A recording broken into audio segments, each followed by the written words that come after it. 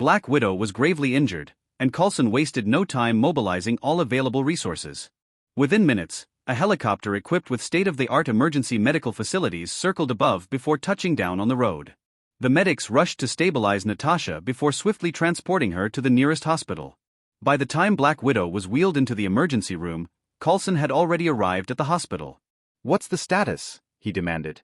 Though many Marvel operatives had a knack for showmanship, when situations turned dire, they were nothing if not reliable. As soon as Qin Xiao's call came through, Coulson had immediately arranged for a professional medical team and an airlift. But that was only the first step. He had also deployed SHIELD agents to secure the area, analyze surveillance footage, and investigate any potential threats. Qin Xiao met Coulson's gaze, his meaning clear. Coulson nodded. 2 teams are in place. One is reviewing the past few days' surveillance, and the other is tracking the movements of both you and Natasha. This was no random attack, it was planned well in advance. They've likely been watching one of you for days. Qin Xiao's eyes narrowed. Then why didn't they follow up after the missile attack? He mentally replayed the moment of impact. During the explosion, I shielded Natasha, taking the full brunt myself. If this had happened before my time in Asgard, I'd have sustained serious injuries. For an ordinary super soldier, it would have been enough to incapacitate them. Coulson processed the information quickly, piecing it together from the attacker's perspective. Then it's likely an intelligence failure. They underestimated your resilience. A direct strike might have killed Natasha, but it would have left the assailant exposed, and you would have made sure they didn't leave alive. Before Qin Xiao could respond, the operating room doors burst open. A doctor rushed out. "Doctor." Qin Xiao stood abruptly, his heart pounding. The patient sustained a severe chest wound. Shrapnel has partially pierced her lungs, causing extensive damage. We need to operate immediately. The problem is, the shrapnel is dangerously close to her heart and major arteries. The procedure is extremely risky. The doctor's words carried a grim implication. The chances of survival were slim. Qin Xiao seized the doctor's shoulders. There must be a way to improve her chances. Better equipment, a more skilled surgeon. Just tell me what you need, and I'll make it happen. The doctor winced from Qin Xiao's grip, and he quickly released him. I'm sorry, I just need her to survive. The doctor hesitated before offering a name. There is one man. The best surgeon in New York, arguably in all of North America. His precision surpasses even the most advanced medical technology. If he performs the surgery, your girlfriend has a real chance. Then call him. The doctor exhaled. It's not that simple. He never takes cases outside his scheduled hours. A billionaire once offered him $10 million for a private operation, and he refused. He only works during his shifts, claiming it's the only way he can operate at his best. Qin Xiao's jaw tightened. What's his name? The doctor hesitated, then finally said it. Stephen Strange. Qin Xiao's breath caught. Doctor Strange. Of course. The moment the doctor had mentioned a surgeon of unparalleled skill, he should have realized it. But thinking about it now was pointless. Before he could speak, Coulson was already issuing orders. Find him. Bring him here. Now. The SHIELD agents moved with efficiency. Within 20 minutes, the future Sorcerer Supreme stood in front of them, his posture radiating arrogance and defiance. I don't take jobs after hours. I don't care who you are, Strange stated flatly. Now, if you'll excuse me. $500 million, Qin Xiao cut in. Perform the surgery, and it's yours. Strange barely blinked. You could stack that money in front of me right now, and it wouldn't change a thing. Money is a necessity, not my purpose. My skills belong in the ore when I choose, not when others demand. Qin Xiao's patience snapped. In a lightning-fast motion, he snatched a pistol from a nearby agent's holster and pressed it against Strange's head. Hey! Coulson and the agents tensed, hands twitching toward their weapons. Qin, take it easy. Coulson warned. But Qin Xiao ignored them, his voice cold. You have 2 options. Walk into that or and save Natasha, or test my resolve. Strange met his gaze without flinching. So what? You shoot me? In a hospital? You're bluffing. Call the cops, Coulson. Your friend here is getting a little unhinged. Qin Xiao tilted the gun toward the ceiling and fired. The loud crack echoed through the corridor. Then, in an even swifter motion, he spun the gun around and pressed it against his own forehead. Bang! Bang! Bang! Bang! He fired repeatedly, empty shots, but enough to make his point. Then, with deliberate slowness, he clenched his fist and drove it into the concrete wall beside him, leaving a deep crack. He turned back to Strange. Christine Palmer. She works in this hospital, doesn't she? If you don't go in, I'll make sure she never operates again. And your hands, those hands of yours, supposedly more precise than machines, I'll make sure they never hold a scalpel again. Do you think anyone can stop me? A heavy silence fell over the hallway. Strange's jaw tightened, but there was a flicker of something in his eyes. Calculation, consideration. A long pause. Then, at last, he exhaled sharply. Fine. I'll do it. But understand this. I'm only agreeing because I refuse to let an innocent woman die because of your insanity. And after this, I'm reporting you. Qin Xiao relaxed slightly, lowering the gun. As long as Natasha survives, you can do whatever you want. Without another word, Strange turned and strode into the operating room, the doors swinging shut behind him. Qin Xiao exhaled, his hands tightening into fists. Now, all they could do was wait. The operation lasted for over 3 hours. Dr. Strange's steady hands lived up to their reputation, and at last, Black Widow was out of danger. Thank you. Truly, thank you. Give me your bank details, and I'll wire you $500 million by tomorrow. Qin Xiao said sincerely. Strange met his gaze, unimpressed. No need to thank me. When I step into the operating room, I give my all. Whether I was dragged here or came voluntarily, the moment I put on my gloves, saving lives is my only concern. That being said, his expression darkened. Your so-called friend claimed to be a government agent. If I call the authorities now, would they even arrest you? You threatened to cut off my hands and harm my girlfriend. Qin Xiao shrugged. Honestly? I don't know. But even if they do arrest me, it won't make a difference. What could they do? Fine me? Beat me up? With Black Widow safe, he allowed himself a rare moment of humor. Strange exhaled sharply. My fists aren't as tough as walls, nor are they faster than bullets. Since neither the police nor money can influence you, consider yourself in my debt. One day when I need something, you'll help me, no questions asked. Qin Xiao chuckled, handing over his number. Fair deal. Strange nodded. The patient needs rest. I sedated her, so wait a few hours before visiting. And by the way, pay for the damage you caused to my hospital. Without waiting for a reply, he turned on his heel and strode away. Strange was a man of precision, and maintaining peak condition was essential for his work. He needed rest, just as much as Black Widow did. When Natasha finally stirred, daylight was filtering through the hospital blinds. She turned her head to see Qin Xiao seated beside her, his elbows resting on his knees, fingers laced together. His head rocked slightly, as though he had been waiting too long and grown bored. A small grin tugged at her lips. For reasons she couldn't explain, she had the sudden urge to kiss his cheek. She reached for the bed rail to pull herself up. Pain flared through her back like fire. Ah, she gasped. Qin Xiao shot up instantly. You're awake. Yeah. She groaned, frustrated that her sneak attack had failed. With his help, she slowly sat up, exhaling sharply against the dull ache in her ribs. On the bedside table, a small bouquet of flowers sat next to a paper-wrapped hot dog. You got this for me? She asked, surprised. Qin Xiao nodded. Last night, you said you were hungry. I tried to find the hot dog vendor, but I think the attack scared him off. So I bought this from the hospital cafeteria. It's still fresh. Want some? Natasha chuckled. Who eats hot dogs first thing after waking up from surgery? If you don't want it, I'll get you something else. Just say the word. She smiled, warmth flooding her chest. No, I'll eat it. Just as she was about to take a bite. Whoa, whoa, whoa. A familiar voice rang through the room. Tony Stark leaned against the doorway, arms crossed, a smirk playing at his lips. Did we come at a bad time? I bet if we had walked in a little later, you two would have been all over each other. Hospital scandal, front page news. Behind him, Clint Barton shook his head with a laugh. I was on vacation with my kids, but when Laura heard you were injured, she insisted I come check on you. These are from her. He held up a bouquet of hand-picked wildflowers. Natasha's heart softened. Tell her thank you. I'll come by for dinner soon. The room filled with conversation and warmth as Coulson arrived soon after.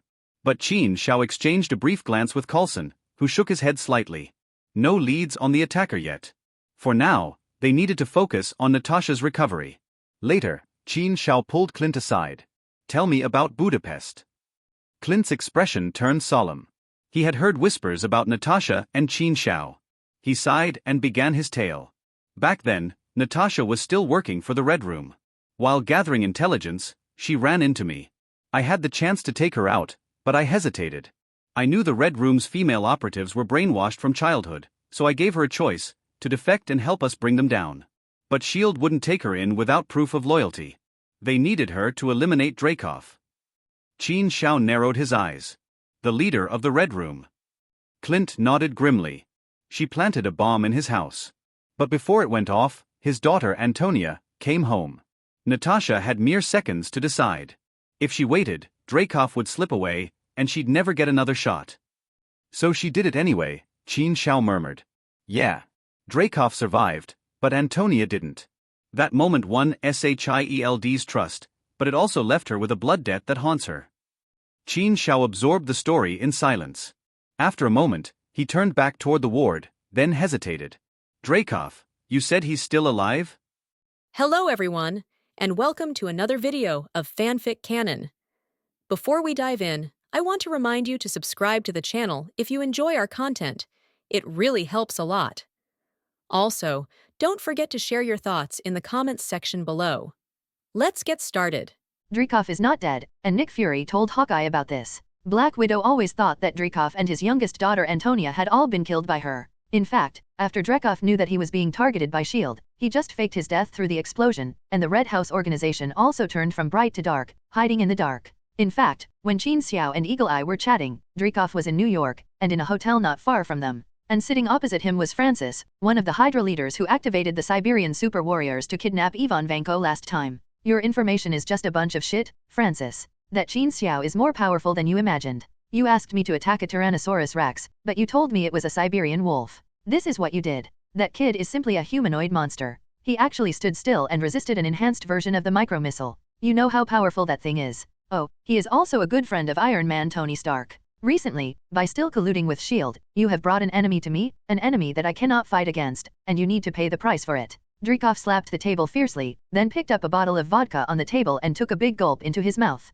You have nothing to lose, my friend. If you are referring to the missile that injured the S.H.I.E.L.D. agent and the travel expenses of your widows, I can compensate you 10 times, but apart from these, you have nothing. Loss. Your men didn't even show up, they just launched a missile from the rooftop. No one knew it was you, but what about our harvest, my friend? An enhanced version of a super warrior who is comparable to a god. If we can catch him and study his serum, if only 1/10 of your widows become as powerful as Qin Xiao, you will be able to rule the world? Francis' words did not bring any emotional fluctuations to Dreykov.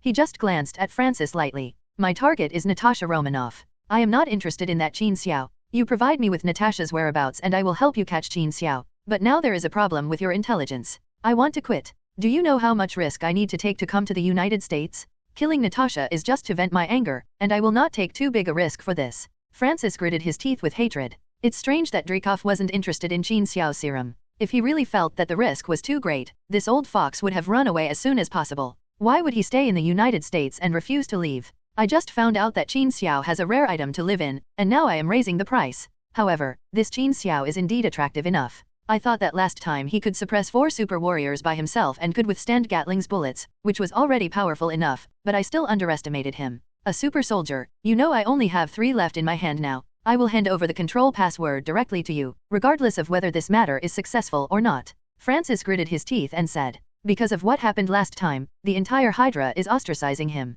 Now he can only seek cooperation with Dreykov. He has no choice at all. 2. Delivery first. Dreykov's eyes lit up and he spoke slowly. Make a deal. Francis' heart is bleeding. Qin, here is a letter from you. When I learned that Black Widow can be discharged from the hospital to rest, she just needs to go to the hospital for a review after a while. Qin Xiao took Black Widow into his home despite her objections. After getting home and settling down for a while, the two decided to go buy something to fill the empty refrigerator at home. As soon as she came downstairs, Black Widow found a letter stuck in the mouth of the mailbox. She didn't know who it was, and the letter was not completely inserted. Is it a tax bill or something? Qin Xiao muttered as he opened the envelope. Inside is a photo that looks very old. Above are 2 little girls, one is almost 10 years old, and the other looks to be only 5 or 6 years old. Qin Xiao was a little strange, maybe he sent it by mistake. Hearing Qin Xiao's voice, the Black Widow subconsciously glanced at Qin Xiao's hand. The next second, her expression changed drastically and she snatched the photo from Qin Xiao's hand. Then he rushed out and looked around anxiously at the door, as if he was looking for someone.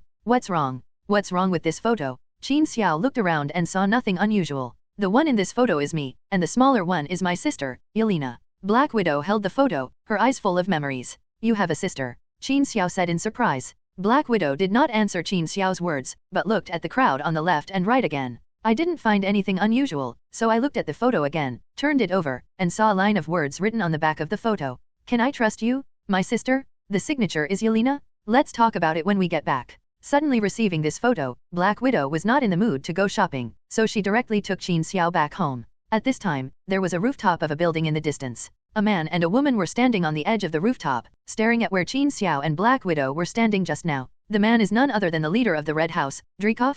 Seeing the Black Widow hurriedly running out and looking around, Dreykov had a smile on his lips. It seems that your sister is thinking about you very much, Yelena. It's up to you this time. Yes, master. Behind Dreykov, Yelena, who was dressed in black and had a slightly round face, said expressionlessly. Qin Xiao returned home and finally heard the Black Widow telling the story of her childhood. Black Widow entered the Red Room for training at the age of 6. When she was 8 years old, she was selected to pretend to form a family with a pair of adult agents and lurk in the United States to steal needed intelligence. And Yelena is the little girl who plays the Black Widow's sister. Yelena was only 3 years old at that time. In this makeshift family of 4, she was the only one who believed that all this was true. Dad, Mom, and sister? It wasn't until Black Widow turned 11 that they were exposed. A family of 4 finally escaped from the United States while being chased and intercepted by SHIELD. What ushered in was the disintegration of this temporary family that had been formed for 3 years. Black Widow knew the cruelty of training in the Red Room, and she didn't want her sister, who was just 6 years old, to go in and suffer inhuman torture like herself.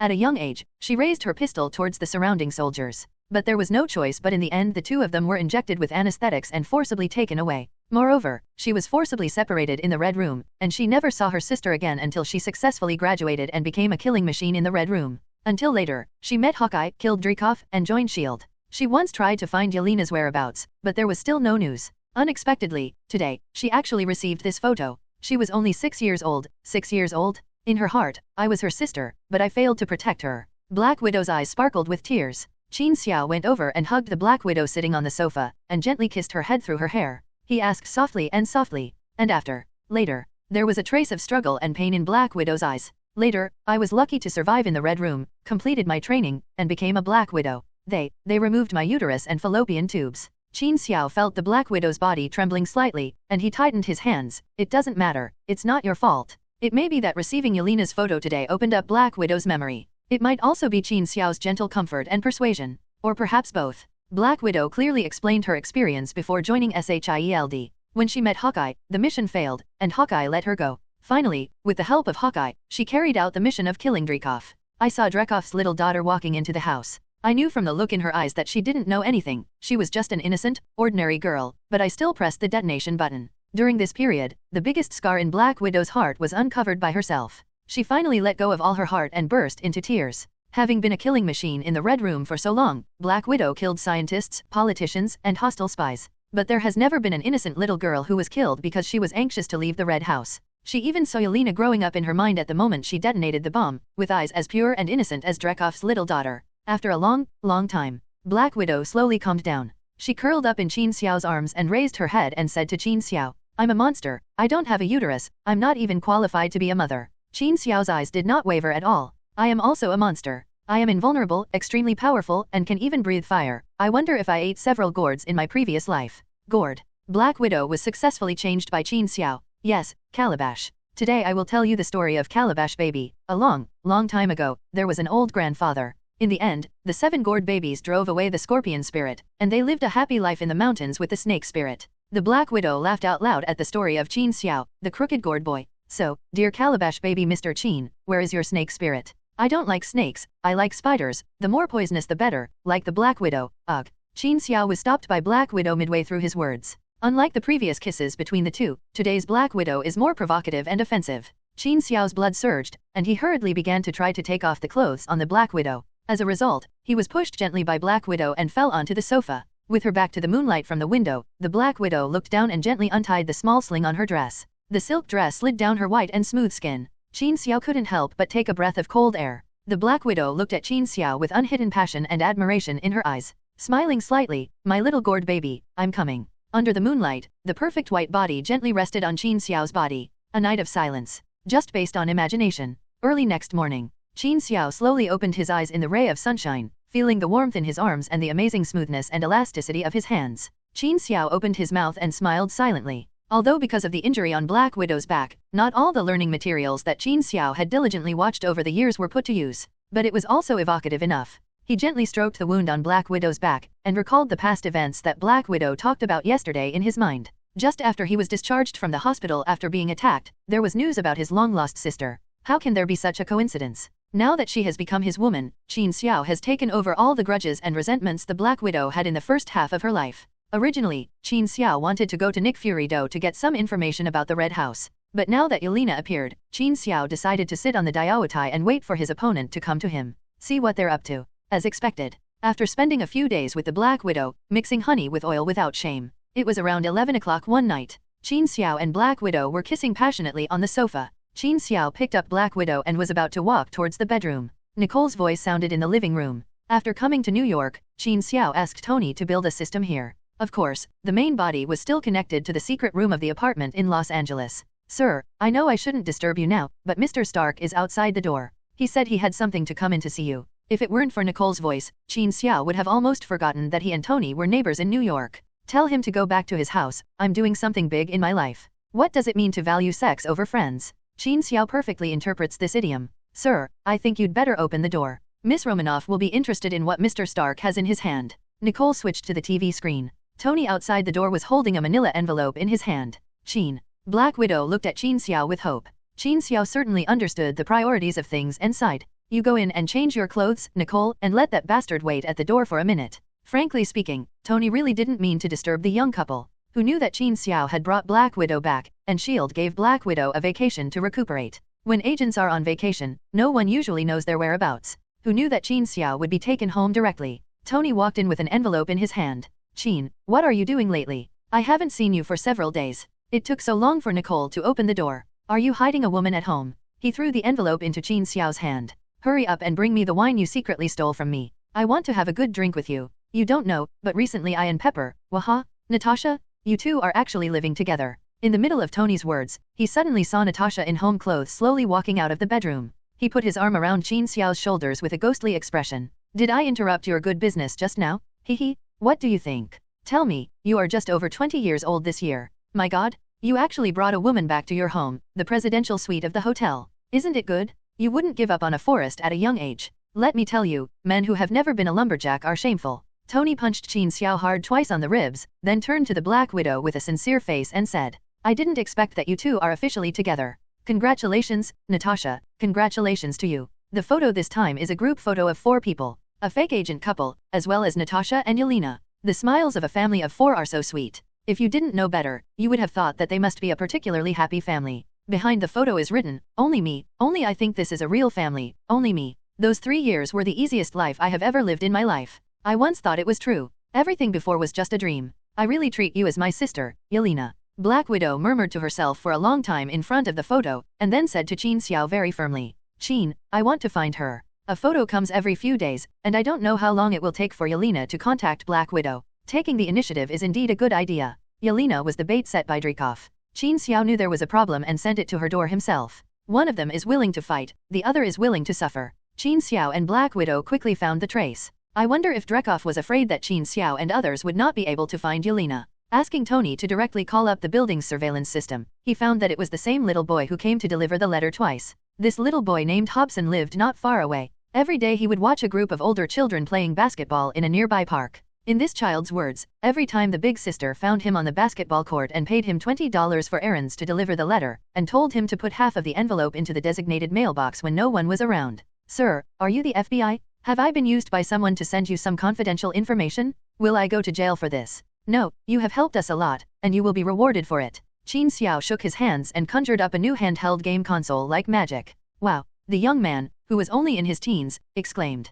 Thank you, sir. Is there anything you need me to do to help you? You just have to come here every day to watch them play basketball, just like usual. I understand, sir. If that sister comes to me again, I will definitely find a way to hold her back so that you can catch her smoothly. Qin Xiao laughed and rubbed the child's head. He was such a smart little kid. I didn't expect you to be quite attentive. Black Widow smiled and said to Qin Xiao, who had just finished talking to the child and walked towards her. Before they found the child after watching the surveillance, Qin Xiao went out to buy a new game console. Of course, I'm an agent of S.H.I.E.L.D. Qin Xiao said proudly. Level 1, Rookie Agent. Black Widow smiled and hit the last shot. Stop talking about this, let's find a place to hide quickly. Elena may be here soon. Qin Xiao quickly changed the topic. Facts have proved that Qin Xiao has been very lucky recently. The two of them stayed all afternoon, watching the street basketball game in the park coming to an end soon. At this moment, a girl's figure suddenly appeared around the corner. Qin, I feel like that is Yelena. Yelena seems to be the weak point of the Black Widow. At this moment, the Black Widow does not have the calmness and rationality of a top agent.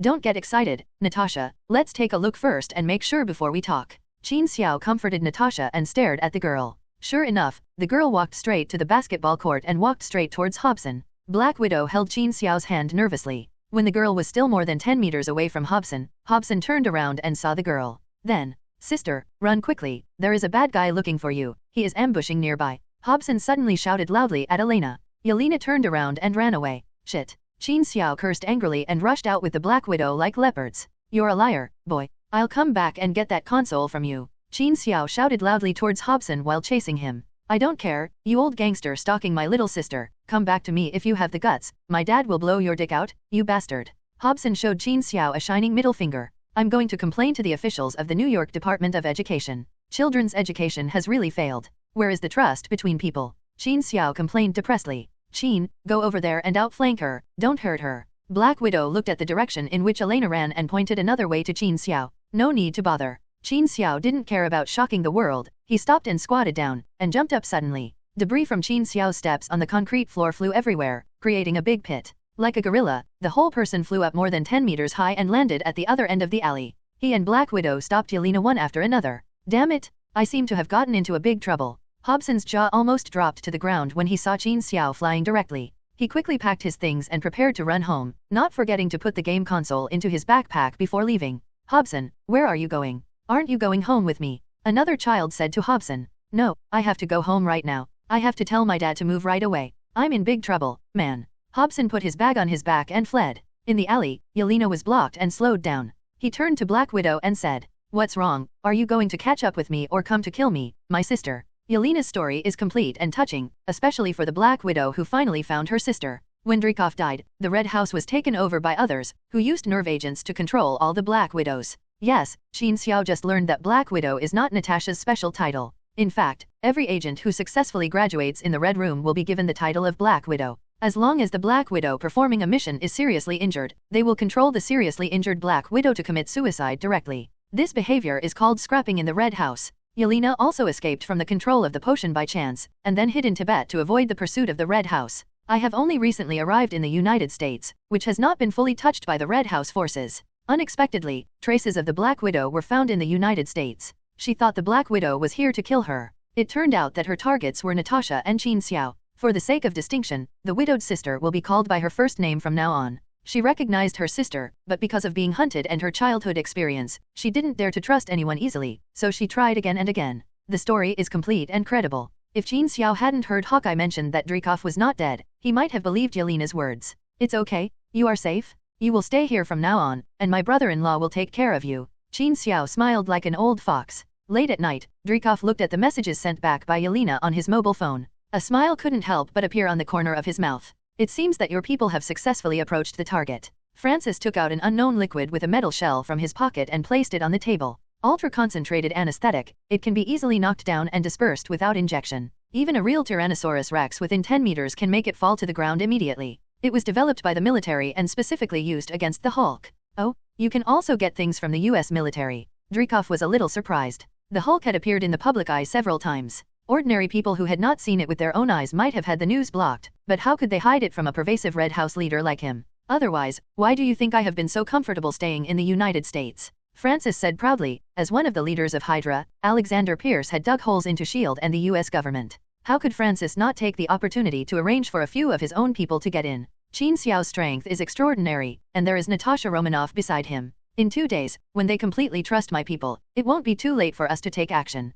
Dreykov has his own Xiaojuju in his heart. Even if he has Qin Xiao in his hands, no one is sure whether he can develop such a powerful super serum. It is better to control Qin Xiao directly and make him cooperate with the serum. Development, you have an extra super weapon on your hands, why not use it? He has ordered the scientists in the Red House to do their best to synthesize a super concentrated nerve agent, striving to directly control Qin Xiao and use it for himself. Once the nerve agent arrives, it's the best time to do it yourself. If that doesn't work, just use the anesthetic given by Francis. After a few days of getting along, Yelena has gradually begun to trust Natasha and Qin Xiao. At least it looked like this on the surface. Not only would he slowly tell Natasha about his experiences over the years, but he would also quietly remove some small devices at the door of the room while sleeping. These changes made Natasha very happy. On the other hand, she also felt sorry for what kind of life Yelena had lived these years. She was so careful even when sleeping at night. Qin Xiao had the attitude of seeing things through but not telling them, and happily watched the two sisters together every day. Finally, on the 8th day after Yelena arrived, Qin Xiao received a call from Tony. The party is ready, you can come over anytime. Okay. Qin Xiao hung up the phone with a smile. Natasha, I need to go to Los Angeles and go to Tony's house. I want you to go with me. Yelena also needs to meet some new friends. She should have her own normal social life. Whenever Tony had any new ideas about armor, reactors, or other new gadgets, he would always go back to his mansion in Marbury, Los Angeles, and dive into his underground garage laboratory. Everyone has become accustomed to this scientific genius disappearing from time to time. So Natasha didn't have any doubts about Tony's sudden return to Los Angeles, but followed Qin Xiao and took Yelena on the plane. Would you like to visit the birthplace of Iron Man? To be precise, the birthplace of iron armor, beauties. Qin Xiao said happily to Natasha and Elena at the door of Tony's house. Jarvis, open the door. Well, I'm sorry, Mr. Qin, your authority has been revoked by Mr. Stark. He said that you all have your own lives now, so it's better to keep a little distance. Mr. Stark agreed to your request to enter, but for some reason, he asked me to open the door in 1 minute. After entering, you can directly enter the basement. Although the door is closed, the basement has not changed. Thank you, Jarvis, please take a picture of my gesture and send it to Tony Stark, right now, Qin Xiao said with his middle finger. Natasha pulled Yelena beside her to explain to her. She knew that Tony was seeking revenge for being blocked by Qin Xiao at the door last time. A group of 3 people entered the basement. Tony is debugging a steel armor. Fingers quickly entered instructions one by one on the keyboard, and followed the execution of these instructions. The armor next to him then made various movements. He even pointed his middle finger towards Qin Xiao. The effect is pretty good. I'm trying to input commands so that Jarvis can independently control the armor to make some actions or fight independently. This is a big project. Natasha, is this your sister? I think about her name, Yelena. Yes, Yelena, congratulations on finding your sister. Tony greeted the two sisters. Qin Xiao said to Yelena like coaxing a child. Want to touch it? It doesn't matter, just go up and try it. Although Yelena is controlled by others, she still has basic curiosity. Of course I wanted to step forward and take a good look at the famous steel armor. He carefully walked around the armor and reached out to touch the material of the armor. Sudden, flames spurted out from the right-hand thruster of the armor, and the armor's right arm swung back and hit Yelena directly in the back of the head. Yelena was caught off guard and fell to the ground with a groan. Hey, what are you doing? Tony. Natasha shouted in concern and walked towards Elena. Qin Xiao grabbed Natasha and made a silencing gesture, but he said it on his lips. Tony, are you crazy? Why did you control the armor to knock Yelena unconscious? This was an accident. As you know, I was debugging its program. Maybe Yelena's actions made it mistakenly think that someone was attacking it. Jarvis, quickly scan what's wrong. Do you understand what I mean? Tony said with a hint of something in his words. Absolutely understand, sir. A red light shone down from the top of the garage, slowly scanning Yelena's body. Although Natasha was a little confused, she still kept silent and watched what they were doing out of trust in Qin Xiao. There is no listening device, sir, but there is a GPS satellite signal locator in Ms. Yelena's thigh. The red light turned into a red spot and stayed in the middle of Yelena's right thigh. The tracker's location is indicated. After hearing that there was no monitoring equipment, Qin Xiao and Tony both breathed a sigh of relief. Natasha also reacted. You have suspected Yelena's purpose from the beginning, and you have been hiding it from me. Don't be angry, my dear. After all, we were just attacked and she came to our door. How could it be such a coincidence? Qin Xiao whistled to Tony. Are you ready? Do not worry. Tony pushed a huge white instrument directly from the middle of a row of cars. It looks a lot like the kind of machine used for CT or MRI in hospitals. What is this? What else are you hiding from me? Natasha said dissatisfied. I have made some changes to the latest brain scanning equipment, which can clearly scan the neuron movement of the entire brain. To put it simply, we can test whether your sister is under the control of others. What if she is controlled by others? Is there a way to recover? Concern leads to chaos, and Natasha was extremely nervous when it came to Yelena. It depends on her luck. There are two ways to control people. One is more stupid, which involves constant brainwashing and hypnosis, plus some specific instructions composed of certain words. This control method is very expensive, but the effect is surprisingly good. It is difficult to completely get rid of the control. There is also a physical level, such as inputting a chip into the brain, or some kind of neural medicine, etc. This is relatively simple. Just remove the chip or develop an antidote. Tony said confidently that as long as it was physical, he could figure out a way to solve it. Qin, move Yelena to the instrument. Damn it, you don't want me to do this. I'm just helping out of friendship. Tony started the instrument and slowly started scanning Yelena's brain. Natasha looked at her sister with a worried look. Qin Xiao, on the other hand, is much more sensible. We just knocked her unconscious. Although the armor that can be pushed to you is out of control, if she wakes up in the middle and we are not sure to help her release the control today, it will affect the subsequent plans. Do not worry, Tony said confidently. I added a little device to that machine that would automatically inject her with a sedative if her brain waves start to become active. Don't worry, it's very safe and won't cause damage to her brain. It will only let her have a good sleep. Tony explained to the black-faced Natasha. Sir, the scan is complete. Jarvis's voice came. Well done. Create a three-dimensional projection. Let's take a good look at what's going on in Sister Natasha's mind. As soon as Tony finished speaking, Jarvis projected a model of the brain on the ground that Tony had modified. Tony walked over and opened his hands violently, and the entire projection suddenly expanded to the size of a room. There are so many stars inside, it looks like a starry sky. Let me take a look. Every neuron display is normal, which shows that they have sufficient thinking ability and behavioral logic, but Tony zoomed in on a certain area, and what was different from before was that every small bright spot like a star here had a layer of mist-like stuff on it. That seems to be the problem. Jarvis, what do you think this looks like? It's like some kind of inhibitor that can control a certain kind of human consciousness. It's like a certain line of code you wrote in my program so that I can always serve you, sir. That's right. Natasha, you're lucky. What's controlling your sister is some kind of nerve agent. I think I have a way to solve it. There are many biologists in Stark Industries. It may not be possible to completely create an antidote to this neurological agent in a short time,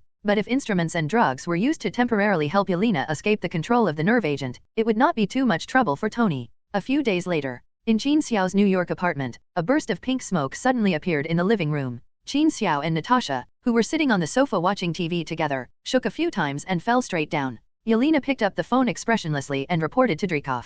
Well done, kid. 2 widows will come up to pick you up in 10 minutes. Leave everything to them. I'm waiting for you to come and meet me. Good. Yelena hung up the phone neatly. Then he walked to a position with his back to the window and blinked at Qin Xiao and Natasha on the ground. On the outskirts of New York, the farm where Francis lives. The farm, which had been empty, was now brightly lit. Not only were 4 or 5 cars parked at the door of the farmhouse, there was also a jet quietly parked next to it. Francis looked at the 2 super soldiers behind Dreykov, as well as several expressionless widows. He said with some jealousy. 2 super soldiers like Captain America, and those poor little widows behind you, General Dreykov, you now look more majestic than the President of the United States. Dreykov laughed. He took Francis' hand and comforted him. Looking forward, my friend, our cooperation has just begun. All this is nothing. In the not-too-distant future, we can join hands to crush the world under our feet, right? Francis was about to say something. There was a roar of cars in the distance, and an inconspicuous black SUV drove towards the farm. The headlights on the car flashed 3 times in succession toward the farm, 1 long and 2 short.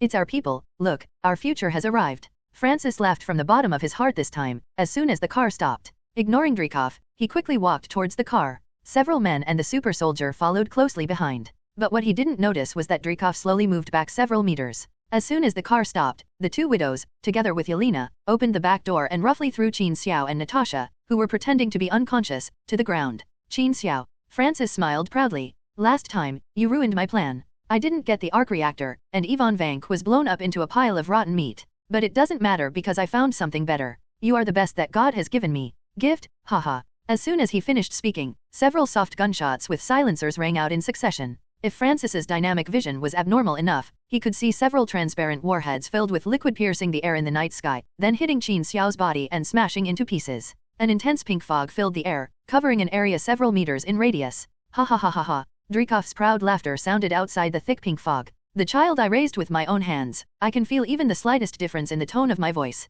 You want to use your tactics to lure me out. Natasha, Yelena, you 2 really underestimate me, the owner of the Red House. Dreykov was so happy that Qin Xiao and Natasha, who had defected, also gained a Hydra leader. It was simply a bumper harvest. From the moment Yelena released her control and started reporting to him for the first time, he knew something was wrong with Yelena. Since the other party wanted to take advantage of his scheme, he would simply play it safe to the end. Several widows were ambushed here early in the morning. As soon as Qin Xiao and the others get out of the car, several snipers will shoot special bullets made of nerve agents. Control everyone present in one fell swoop. This is Dreykov's final shot. The thick pink fog shrouded the place for more than 2 minutes before slowly dissipating under the breeze. Francis and 3 men plus a super soldier. 2 widows sent out by Dreykov. Finally, there are Qin Xiao, Natasha, and Yelena. 10 people in total. After the nerve agent slowly dissipated, 10 figures standing still were revealed. Dreykov was very cautious. Even now, he still waited until the thick fog cleared completely, until he could see clearly that all 10 people inside were standing motionless. There was a hint of confusion in his eyes. Then he waved his hand and asked the 2 super soldiers behind him to step forward. Crush his wrist bones to me. Dreykov pointed at Francis. A super soldier nodded slightly, stepped forward, grabbed Francis's wrist, and clicked it. With a twist and a squeeze, the heartbreaking sound of bone cracking came. Francis snorted, sweat breaking out on his face, but he kept his body upright and still looked ahead in confusion. Dreykov nodded with satisfaction, then pointed at Natasha and Yelena. Kill them too and betray the Red House. They can only be recycled as scraps. After hearing the order, the 2 super soldiers strode towards Natasha and Yelena silently. Halfway through, the 2 of them had already pulled out a dagger, and there was a flash of cold light. The dagger was as fast as lightning and struck towards the 2 sisters. Well, a faint sigh sounded. As soon as the figure flashed, Qin Xiao was already standing in front of the 2 sisters, reaching out and holding the wrists of the 2 super warriors. Kaka. With 2 consecutive sounds, Qin Xiao twisted his hands and directly dislocated the wrists of the 2 super soldiers holding daggers. Then with one kick each of them kicked the 2 super soldiers directly to Dreykov's side. Almost at the same time, Natasha and Yelena pulled out their pistols and pointed them at Dreykov. I thought you would come right away, but I didn't expect you to be so cautious. Qin Xiao sighed and said. She didn't believe Yelena from the beginning, but when she got here, she arranged for someone to ambush her and gave her a special bullet with a god-level potion. Then when the super soldier tested him later, it was no wonder that Dreykov was able to lead the Red House to this day unharmed. He was too careful. It's always right to be careful, otherwise I would have died in Natasha's hands a few years ago. Now I really want to know why my nerve medicine has no effect on you guys. In the current situation, under Qin Xiao's overwhelming combat power, it can be said that Dreykov has no hope of escaping, and he can be regarded as a general. He calmly asked the answer he wanted most. It was precisely because of this that Qin Xiao opened his mouth to answer his question. Tony Stark, he not only has a genius mind, but also has a little bit of obsessive-compulsive disorder. After learning about the existence of this kind of neuropharmaceutical that controls people, he not only developed an antidote, but also joined the a little bit new, you can think of it as an immunochemical-controlled vaccine. Qin Xiao is now secretly applauding Tony in his heart. In tonight's situation, even if the nerve agent does not work on him, once Natasha and Yelena are controlled, he will definitely not be able to keep them after taking a lot of care. Nizhny Dreykov. Iron Man, I almost forgot that you have such a good friend. He is indeed Tony Stark. I like such a person. When doing things, you must know how to buy insurance first. Like me, and I always buy more than one insurance. Insurance. As soon as Dreykov finished speaking, he stretched out his hand and pressed the watch. There were 7 people around Qin Xiao except Natasha and Yelena. They all immediately turned around and rushed towards Qin Xiao and the others. Faced with this situation, Qin Xiao didn't even move. Since Tony had developed the potion, how could he not carry it with him? Several tubes of red glow potion appeared in Natasha's hand, and she hit the ground hard. Red smoke rose up and blended directly into the bodies of the accused from their pores. Almost instantly, clarity returned to their eyes. Dreykov was running towards the plane, and Qin Xiao gang wanted to jump over and take it directly. A chill suddenly rose from Qin Xiao's back, and a dangerous intuition enveloped Qin Xiao's heart. Without hesitation, Qin Xiao flew forward, picked up Natasha and Yelena with one hand and threw them directly to the ground a few meters away. Almost as soon as Qin Xiao flew over, the car next to him exploded.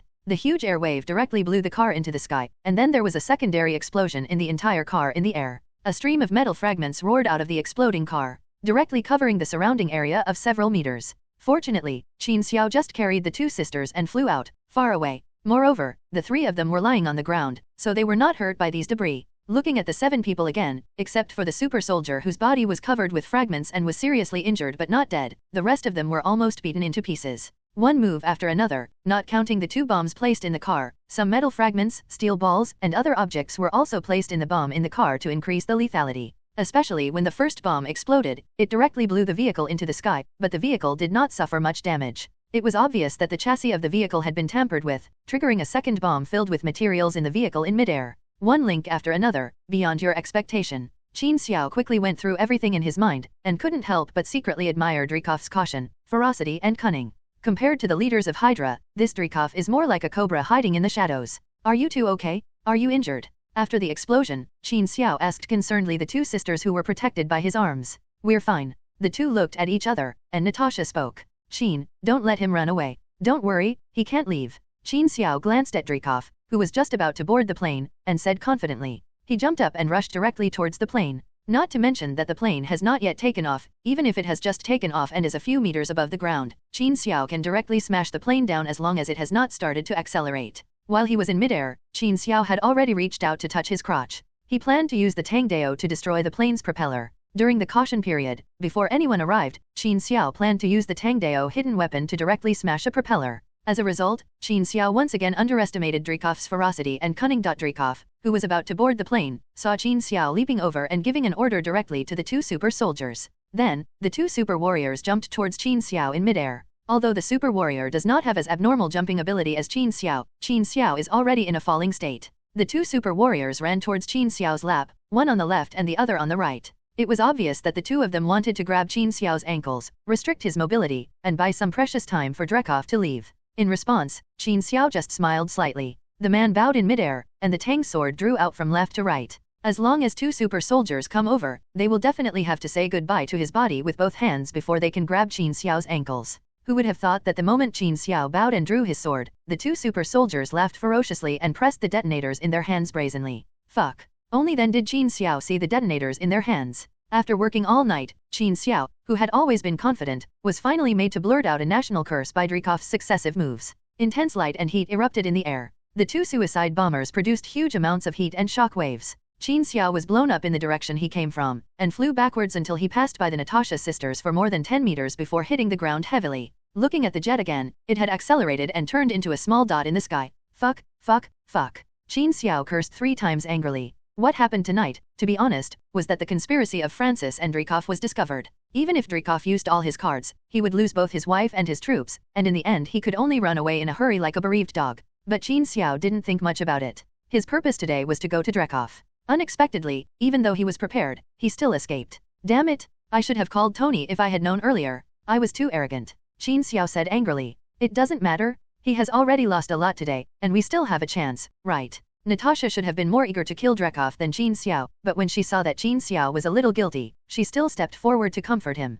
We didn't expect that he would arrange so many backup plans. It's not your fault, Qin. When we first arrived, there were people around who fired special nerve agent bullets at us. They must have been widows trained by the Red House. Let's find them first and help them release their control, right? Yelena changed the topic. Dreykov, who had failed on the plane, opened a tablet with a gloomy look on his face, quickly called out the 3 widows who had just been ambushing in the distance, and started the self-destruction program without hesitation. In Qin Xiao's apartment, the 3 people sat on the balcony glumly, each holding a bottle of beer. Forget about Dreykov leaving. The 3 widows found afterwards had all committed suicide, the 3 young girls who could have been saved by the antidote. It turned into 3 cold corpses, so the 3 people at this time were a little dull and didn't want to talk. Qin Xiao, in particular, was listening to Natasha and Yelena recount some of their experiences in the Red House, especially what Yelena said about the feeling of being controlled. She can know what she has done and what she has done, but she just cannot control her body and behavior. He could only watch helplessly as his bullets and daggers continued to kill innocent or guilty people, but none of them were people he wanted to kill. Even the emotions of sadness and guilt are suppressed and cannot be expressed. They can only be suppressed deep in the soul and constantly bite back on their own conscience and humanity. Qin Xiao put himself in his shoes and thought for a moment, shuddering if he became like this. Qin Xiao is not a saint, and he does not have the so-called superhero consciousness, at least not yet. But if he has the ability to stop this inhumane behavior, I believe every normal person will stop it. It's like watching some bastards who abuse the elderly and children on the news. If the law is ignored, I believe many people will want to beat these scum to death. It was as if he felt Qin Xiao's anger. The system released a new task in a timely manner. Destroy the Red House and rescue all the widows controlled by the nerve agent, and you will be rewarded with 1,000 points. Kill Dreykov and you will be rewarded with accessories, the widow's little sweets. Puff. The dull atmosphere between the 3 of them was broken by Qin Xiao spitting out a sip of beer. The 2 sisters looked at Qin Xiao with unkind eyes. It's okay, I'm thinking about something else. Qin Xiao quickly explained. System, please explain to me what the widow's sweetie is. Are you going to reward me with a donut necklace? How about a bracelet inlaid with strawberries? After the host completes the task, he will naturally know the function of the reward. Please don't just rely on the name to imagine and speculate on your own. That will make the host appear to have no depth. For some reason, Qin Xiao could taste a hint of contempt in the system's lifeless voice every time. I cursed secretly in my heart. Forcefully convince yourself not to interact with a non-intelligent life. He turned to the Natasha sisters and said, didn't you 2 receive training in the Red Room? Don't you know where their base is? No matter how secretly it is hidden, or if you are blindfolded or something, you must know that you are agents, so you can at least determine a general direction. Qin Xiao didn't believe that Dreykov could hide so deeply, and there was no clue at all. After my sister defected to S.H.I.E.L.D., Dreykov moved the base of the Red House. For safety reasons, each of us widows must take a shot of sedative before going in and out when going back to the base. And in the base, there are no windows in the places we have permission to go to, and there is no place where we can see the outside, so we have no idea where the base is. Yelena shrugged and said helplessly. What about that person? Is there anyone working for the Red House, or someone with a higher level than you? Dreykov can't be the only one who knows where the Red House is, right? Qin Xiao asked unwillingly. I do know a person who might know where the Red House is, Natasha suddenly said quietly. Yelena glanced at her sister, and suddenly seemed to understand something. You mean Dad? When Natasha and Yelena were children and lurking in the United States, the makeshift family they formed was the agent Alexei Shostakov who played the role of their father. He was once the only super soldier in the former Soviet Union injected with super serum. Nicknamed Red Guardian, some are also called Captain of the Soviet Union. The person who plays your father has such a big background, a superhero from the former Soviet Union? Captain of the Soviet Union, according to what you said, he may not be able to cooperate with us, and he must not be easy to contact, right? Qin Xiao asked curiously. It's really not easy to access, Natasha said with a shrug. He lives in a Siberian prison. Siberia, in fact, there are still many people living in the east and west of Siberia, especially in the west, which is known as the granary of Russia. The truly bitter and barren land is the northern part of Siberia. It is close to the Arctic Circle, and the average temperature every winter is -70°C. A truly barren land. The prison where Natasha and Yelena's father Alexei is imprisoned is in this place. The prison is located in a natural basin surrounded by high mountains on all sides. The high mountains with snow all year round and no paths at all are natural walls and barriers. The prison was transformed from several large abandoned barracks, and all the surroundings were sealed, leaving only one exit. Outside the exit is a simple steel corridor that is erected high, and together with the wall below, the entrance and exit of the prison are cut into several small paths with different functions. Some go out, some come in, some escort prisoners, and some escort supplies, in an orderly manner. The soldiers on the steel corridor lazily walk back and forth with guns. The surrounding harsh natural environment and weather are the best barriers for the prison. Compared to the ice outside, the prison is warm and full of spring. Many prisoners even sit around the table with their shirts bare and chat loudly. The comfortable temperature in the prison is not only for humanitarianism, but also to prevent jailbreaks. The temperature inside makes the prison provide prisoners with nothing more than a vest and a thin coat. As long as you dare to go out, even if the prison guards don't shoot, you will be frozen to death before you climb the snow-capped mountains on all sides. So although most of the prisoners imprisoned here are extremely vicious, the prison guards are still in a leisurely state. When Alexei was young, he participated in several battles as a super soldier, and then he was thrown into the United States as an undercover spy by Dreykov, who was a general at the time. After returning from the United States after completing his mission, for some unknown reason, Alexei was thrown directly into this prison by Dreykov. More than 10 years have passed. So Alexei, the Red Guard, is not well known outside, but in this prison, everyone knows Alexei, the super soldier. But more often, he is the object of ridicule and teasing by prison guards and criminals after lunch. After all, he has the same superhuman physique as Captain America, the only super soldier in the former Soviet Union, and a war superhero that the country is preparing to create, but he is locked up in this shitty place with a group of scum. His identity is definitely the best psychological comfort for the unsuccessful prison guards and criminals who are destined to stay here for life. Bang. Haha. Come on, next one. After living in prison for more than 10 years, Alexei, who is fat and bearded, broke the wrist of another criminal who looks as strong as a bear directly on the table. This is almost an entertainment activity after lunch every day in this prison, choosing a few strong people to arm wrestle with Alexei. While satisfying Alexei's need to show his own strength, it is more to listen to Alexei bragging about his previous heroic stories. Those stories always revolve around Alexei's personal heroism and are extremely exaggerated. Many people listen to them as jokes. After all, in the boring prison life, listening to Alexei bragging is a good pastime. Bang. Alexei once again defeated an opponent who looked unusually tall. Yeah, I am the invincible Red Guardian. Only Captain America in this world is as powerful as me. In Alexei's heart, he hopes to become a national hero like Captain America, not a criminal in prison, so most of his bragging is related to Captain America. It was in the 1980s, I can't remember the exact year, I met Captain America while on a mission, his shield was facing me. Ha ha ha ha. Captain America was declared dead in 1945. Did you fight a ghost? A new prisoner pointed at Alexei and laughed. As soon as this sentence came out, all the prisoners around him kept silent. The prisoners who have been detained here for a long time know that you can treat Alexei as a fool for fun, but you must not laugh when he brags about his heroic deeds. Otherwise, crack, a crisp bone-breaking sound was heard, and Alexei went over and bent the new prisoner's right arm into a weird angle. Are you questioning my words? Do you suspect that I am bragging? I am the Red Guardian, kid. If it were not for political reasons, I would be more respected than Captain America. Do you feel how powerful I am, rookie? Alexei ignored the wailing of the new prisoner and punched a deep dent in the metal table. Don't question my words. Remember, I am the strongest man in the world, Alexei. No one can be stronger than me, no one. Alexei pounded on the table frantically, roaring that he was the strongest man in the world. As soon as the voice fell, boom, With a loud bang, the wall next to the restaurant, which was 50 centimeters thick and even had a layer of steel plate sandwiched on it, broke. The wall that Alexei had used to vent his anger on, and after a few punches, his blood flowed but he never shook it at all. A large hole with a diameter of 2 to 3 meters suddenly opened with a loud noise. Opposite the big hole stood a young Oriental man. In other words, a man with an outstretched fist. There was still a little bit of debris left on the fist after smashing the wall. The man shook his head and retracted his fist. Just as he was about to take a step forward, he found that there was a protruding steel plate blocking his steps. Pouting with some dissatisfaction, the young Oriental man stepped over without raising his legs. Instead, he kicked the steel plate with a seemingly gentle kick. The protruding small piece of steel plate was directly cracked by the kick, and then passed by Alexei's side with the sound of howling wind, and fell directly into the ground. Is embedded in the opposite wall. Who is Alexei Shostakov? It's time for you to be released from prison. Come with me. The prisoners around Alexei all took steps towards both sides. Alexei was left standing there naked, looking at Qin Xiao and looking at him. Alexei swallowed a mouthful of saliva. Can I stay in this place? In fact, being in jail is good. I really don't want to get out. Maybe Qin Xiao himself didn't realize that as his friendship with Tony, Natasha and others deepened day by day, with contact with the Ancient One and Asgard, his own strength and influence in this world are growing day by day. Qin Xiao's acting style gradually became more high profile. If it were before, no matter what, you would have to come in secretly to save people. It's not like now, where you just bump into the wall without any hesitation. Behind him were sirens blaring wildly and soldiers lining up in the distance, preparing to charge. Natasha and Yelena asked me to rescue you. It's up to you whether you can leave or not. Qin Xiao stretched out his hand and wiped it on his crotch, and a photo appeared on Qin Xiao's hand. It was a family photo of Alexei and his family of 4. Natasha, Yelena, my daughters. Alexei took the photo tremblingly. Then you are.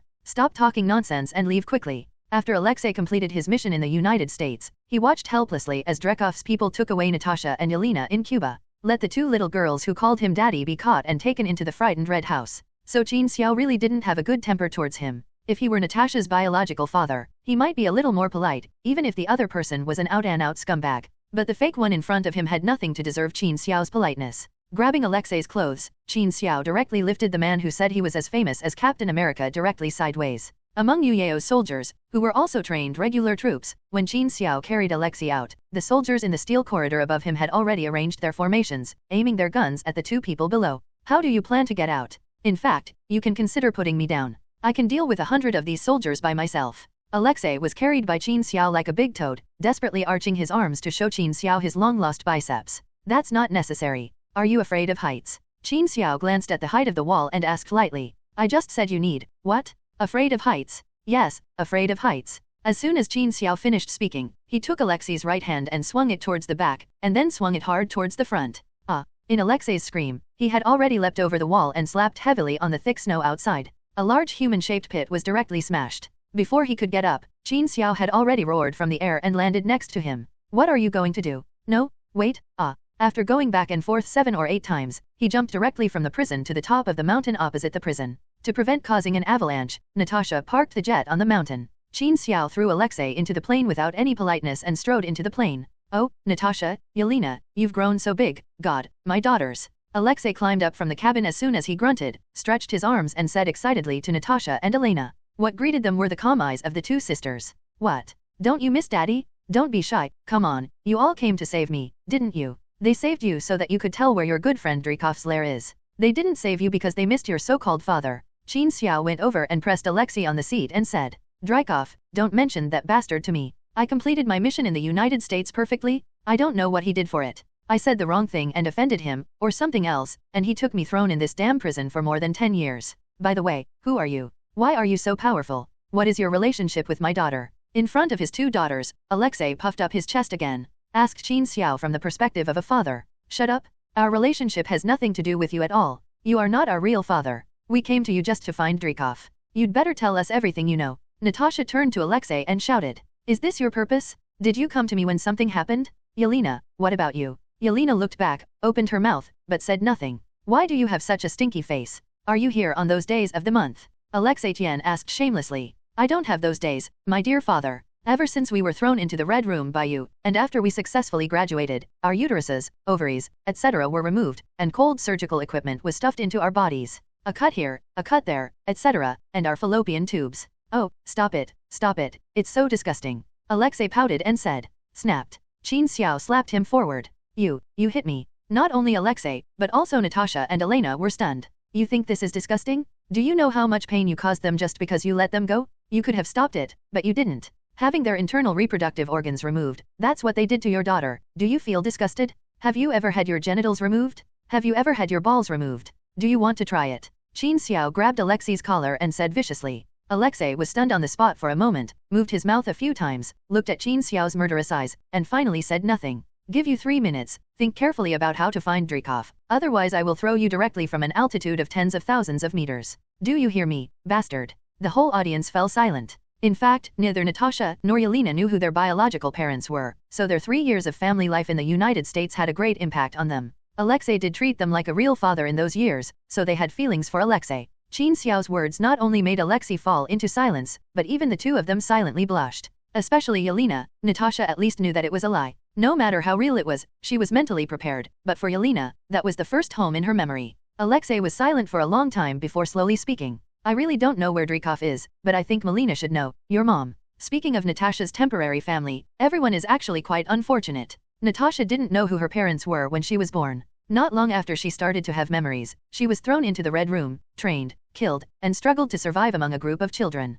She finally survived, but she ushered in her graduation. A crueler life. It is said that Yelena was called the most talented child killer when she was a child. God knows what she has experienced. Alexei, this man with the aura of a super soldier, wants to become a national superhero and be like Captain America. As a result, I finally completed an undercover mission in the United States. I originally thought I could put on my own uniform and become my own superhero, but I was thrown into prison and spent more than 10 years bragging about it with the prisoners. Melina, the mother in this family, was also a widow in the Red House when she was young, but luckily than others, she had the mind of a scientist. That's why he and Alexei went undercover at the Northern Research Institute in Ohio, USA, stole other people's research materials, and burned the rest of the backups. This information was the nerve agent that controlled people. After the mission in the United States, she was sent to a farm outside St. Petersburg to raise pigs. In fact, it was a further improvement experiment on the nerve agent on pigs. She had a share of the credit for the super-concentrated nerve agent that Dreykov used to ambush Qin Xiao some time ago. In fact, all 4 of them had their lives destroyed by the Red Room, or Dreykov.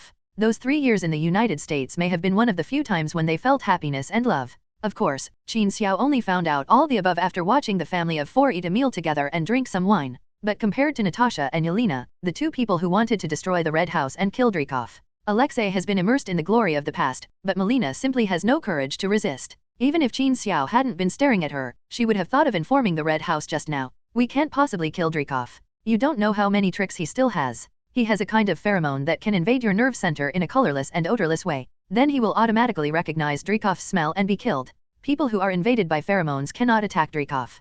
Can't you hold your breath? Natasha asked. No, unless you cut off your own olfactory nerves. Melina pointed to her nose. Then this kind of pheromone can be killed or destroyed directly with high temperature. Do you understand what I mean? Qin Xiao suddenly interrupted and asked. Melina glanced at Qin Xiao in surprise. Yes, you can, but it requires at least a high temperature of over 800 degrees Celsius. If you have been invaded, 80 degrees is enough to roast you directly, so you can only, buy it. Before Melina finished speaking, Qin Xiao stood up, with blazing fire coming out of his body. The temperature is 1500 degrees. You can smell it to see if it's cooked by me. The pheromones must be cooked. Qin Xiao snapped his fingers, and the fire on his body was extinguished instantly, leaving only a small flame on his fingers. Then he habitually slowly pulled out a cigar from his crotch and lit it with the flame in his hand. He took a very pretentious breath. At the other end of the table, Alexei opened his mouth in surprise. Then he looked at the cigar Qin Xiao had just given him in horror, and then looked at Qin Xiao's crotch. He quickly put out the cigar and took a sip of vodka to rinse his mouth.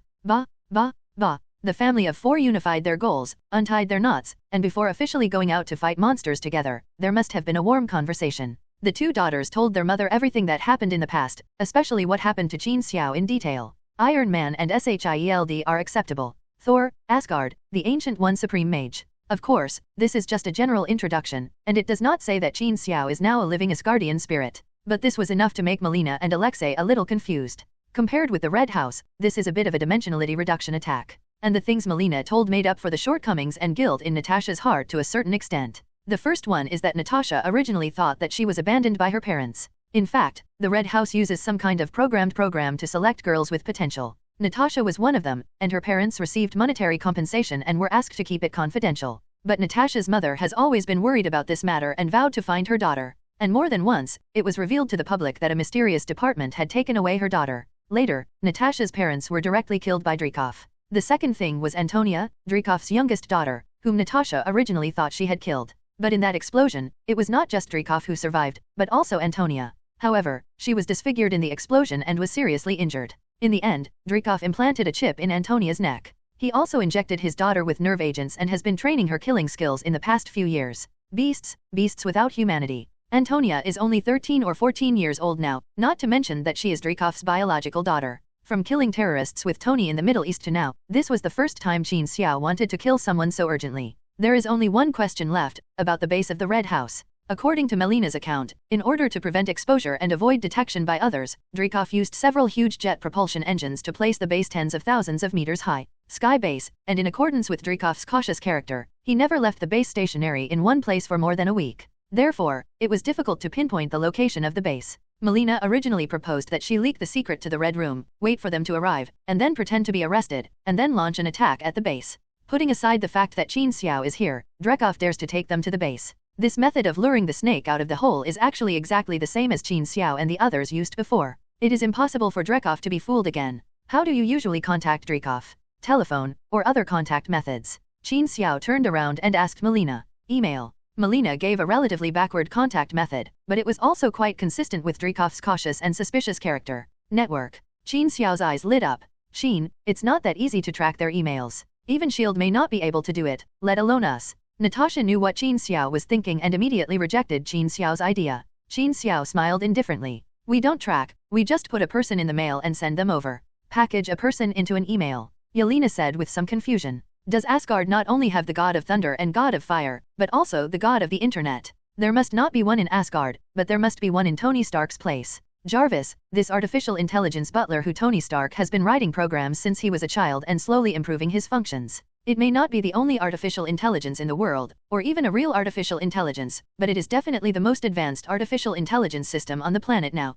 It may not be able to crack the Red House's internal system immediately, but there is still no problem in using a few small experimental files to sneak into the other party's network to expose the address. The trijunction of Belarus, Ukraine, and Russia is 17,000 meters above sea level. A double-layer fan-shaped sky base is floating quietly in this place. The main space of the base is located in the 8 huge fan blades on the upper and lower floors. The entire base is almost completely enclosed. Except for a few entrances and exits for aircraft landing, all other places are closed. The 4 fan blades on the lower floor contain a training base for widows who have not yet graduated, prison cells, and a resting place for soldiers in the Red House. Above are mostly scientists' laboratories and leisure and entertainment areas. The 2 layers of fan blades are connected by a huge metal pillar in the middle. From a distance, it looks like a huge double-layered ceiling fan. Dreykov's office is on the top floor of the metal pillar in the middle. This notorious intelligence chief has used his years of infiltration into all walks of life around the world, and even the girls around various big shots, to secretly control everything. Stocks, oil, and even regime changes in some small countries.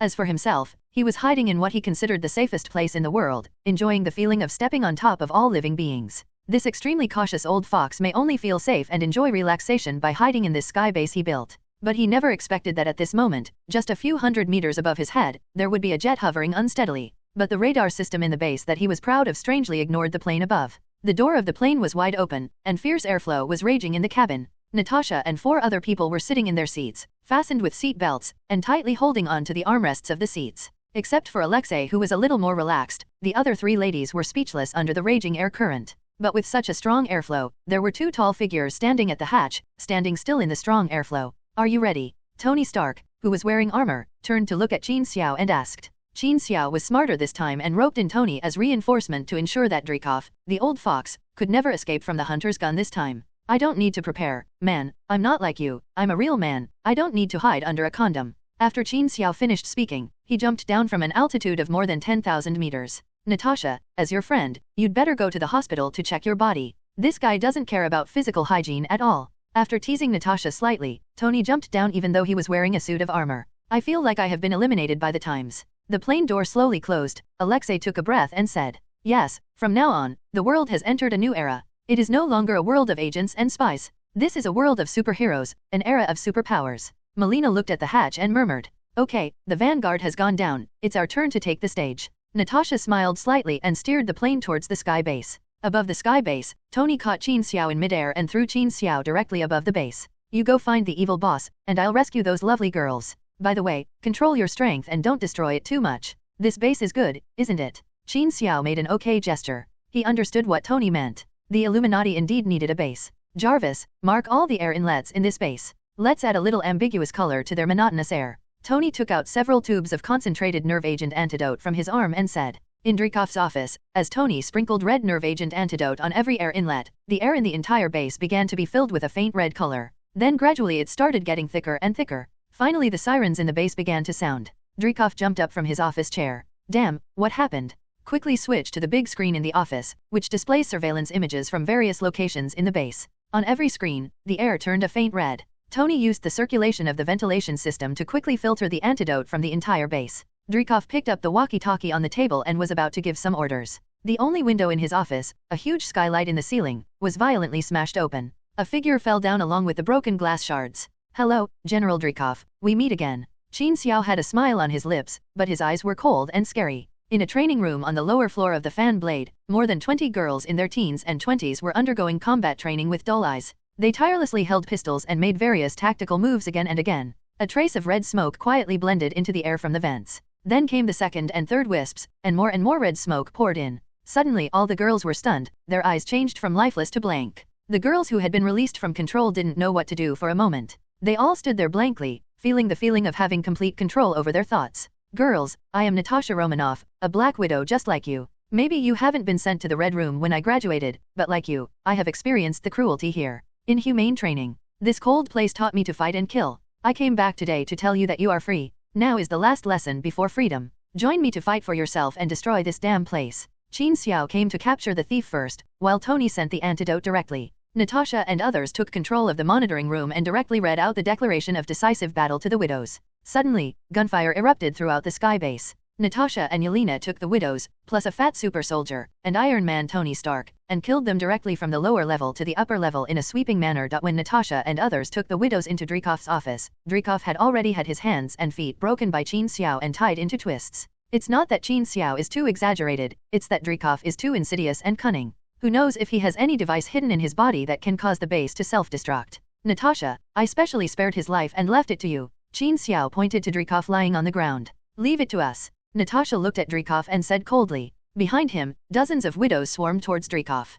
His eyes were full of hatred. Qin Xiao pulled Tony out of the office, letting them vent completely. He also had to leave Natasha time to comfort these widows. I just looked at the information. Since the establishment of this organization, girls have been continuously selected from all over the world. So far, at least more than 200,000 girls under the age of 12 have been brought into the Red Room. Only those who came out alive are more than 6,000 people. Qin Xiao sat down on the ground, sighed and said to Tony, 200,000, not counting those who died in accidents on the way here, and many who were judged to be defective and killed by Dreykov before entering the Red House. Even though there were more than 6,000 people in the end, there are now less than 3,000 people left, including a few widows of the previous generation like Melina. Tony also became rarely serious and said with a serious face, where are they now? There are them all over the world. There are killers who are on standby for a long time, there are mistresses lurking around politicians and businessmen, there are successful female entrepreneurs, and some even hold important positions in some government departments. You see for yourself. Qin Xiao handed over a tablet microcomputer, which was Dreykov's operating device for the entire system of the Red House.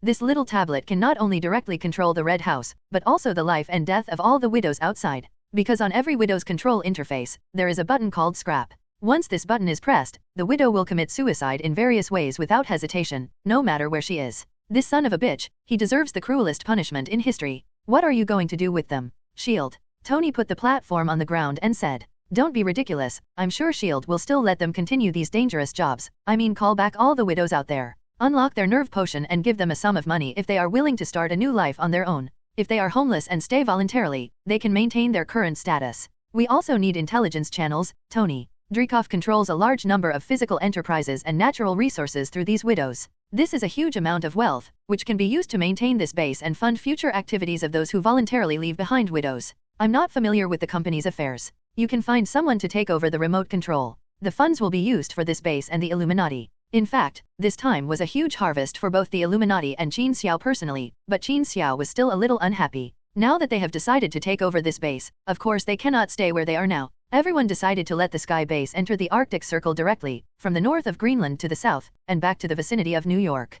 Of course, energy is a big problem.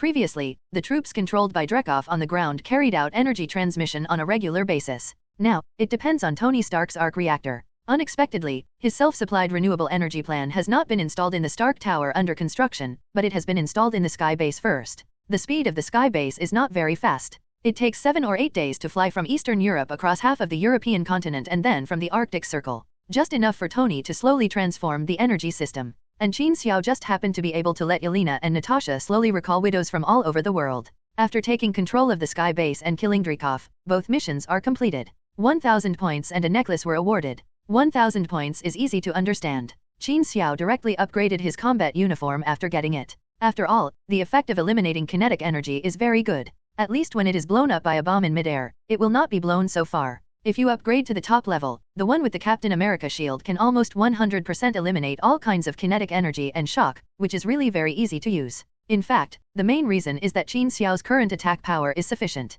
The current enemies are mainly from the Earth, and the thermal weapons encountered account for the vast majority. After upgrading this, there are only 600 points left. If you want to improve your combat skills, you still need 800 points. I can only say it next time and look at that necklace again. Widow's little sweetie. I don't know if the system was designed that way from the beginning, or if Qin Xiao's words inspired it. It's really a black rope with a donut ornament. The yellow bagel is made of crystals similar to topaz, and the chocolate sauce on it is made of unknown black gemstones, or crystals. Qin Xiao is not sure what this is. Although it didn't look ugly, it was obvious at first glance that it was a donut. Qin Xiao, a straight man, was a little hesitant. The back of the donut is also engraved with the English word Black Widow. Black Widow? Wearing this is easy to explain, after all, the relationship with Natasha. But, system, tell me what exactly does this necklace do? See for yourself. The system popped up an explanation interface for Qin Xiao, the little sweetness of widows. It represents the medal that rescued all the widows in the Red House. After wearing it, you can gain the gratitude and allegiance of all the widows.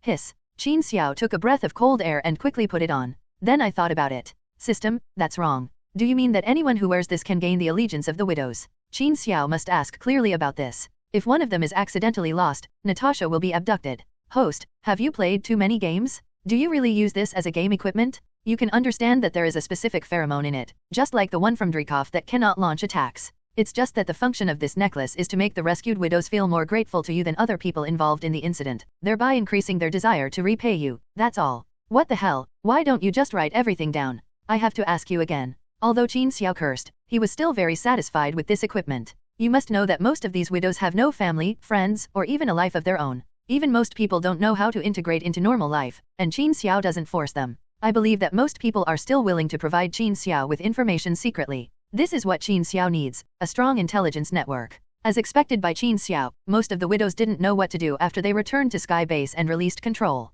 All the training they received in the first half of their lives was about spies and agents. Under the influence of the widow's sweetness, the vast majority of widows are willing to continue to work as spies. It's just that the object of allegiance has changed from Dreykov to Qin Xiao. The key is that the degree of danger has been greatly reduced than before. They are no longer expendable. Take care of the affairs of these widows and hand over their leadership to Natasha. 4 full days have passed, and the location of the Sky Base has changed from Eastern Europe to Northern Greenland. Qin, after the energy transformation is completed, I need to restart the entire power system. I suggest we land first, otherwise there may be some dangers. Tony has been so busy these days, renovating the laboratory, replanning the energy system, connecting the power system, etc. He had to get the missing important materials himself. It's finally done. From now on, Sky Base will no longer need to travel back and forth for energy. Slowly landing in the snow-covered northern Greenland. A few hundred meters away from the Sky Base, a round shield under the ice loomed in the sunlight. There is a bulky energy core here, which is equivalent to an advanced storage battery. It is at least more than 10 years ahead of outside technology.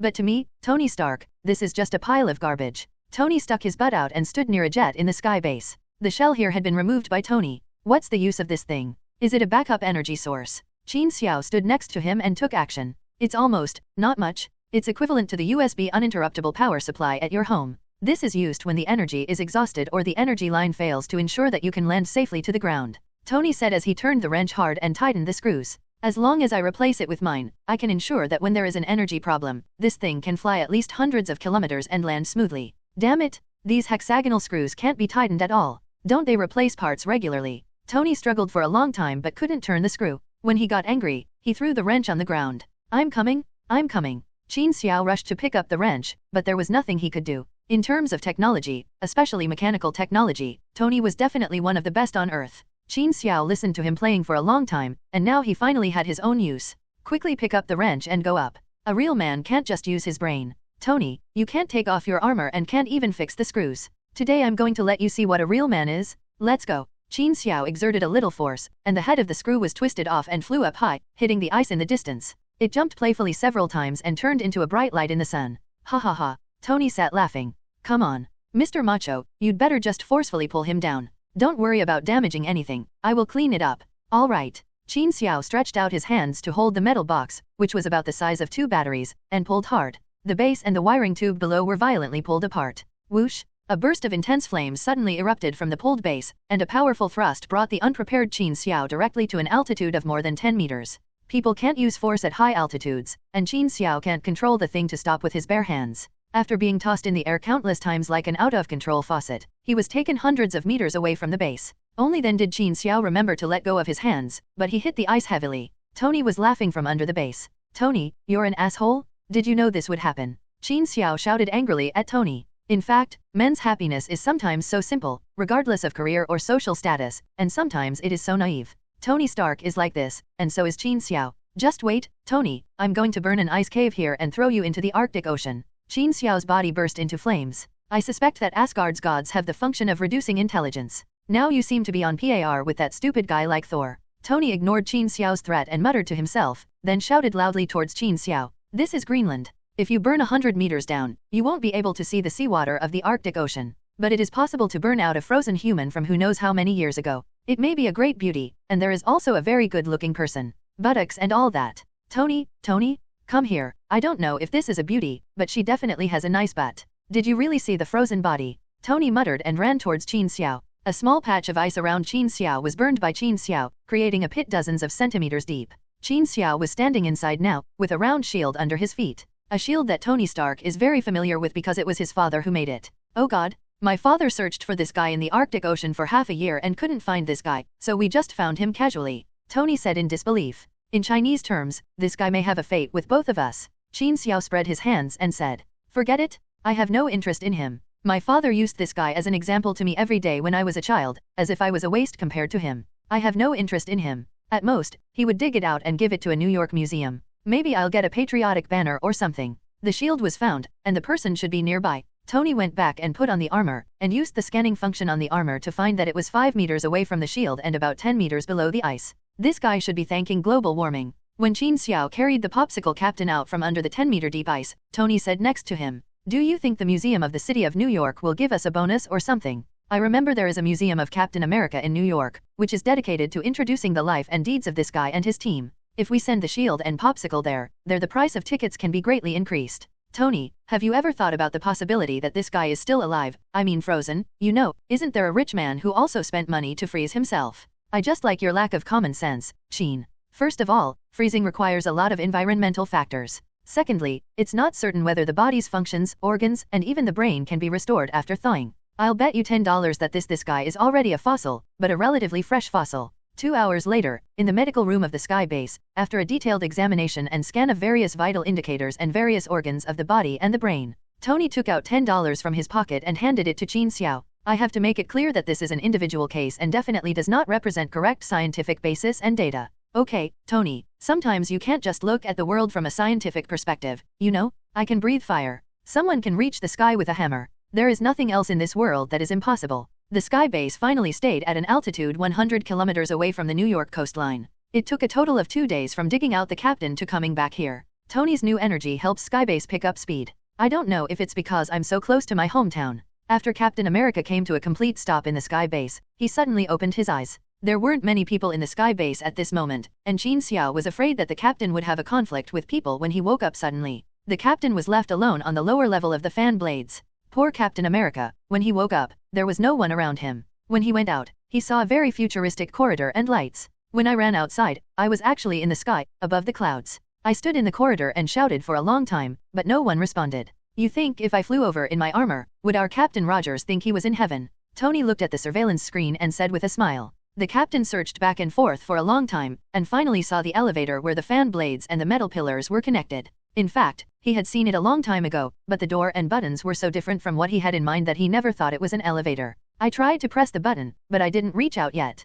With a ding, the elevator door opened automatically. A young man with black hair and black eyes looked at him with a smile. Welcome, Steve Rogers, welcome to heaven, I am your guiding angel, number 1918. Never underestimate others. Qin Xiao has forgotten where he heard this sentence, but it is quite appropriate now. When he woke up and saw these futuristic things outside, and as soon as he went out, he found himself high in the sky. This old antique from more than 60 years ago was not confused by what he saw. After Qin Xiao said welcome to heaven, Captain America just looked at him lightly. Before I was injected with the super serum, I had seen a car that could directly levitate at the Stark Expo. It was invented by my friend Howard.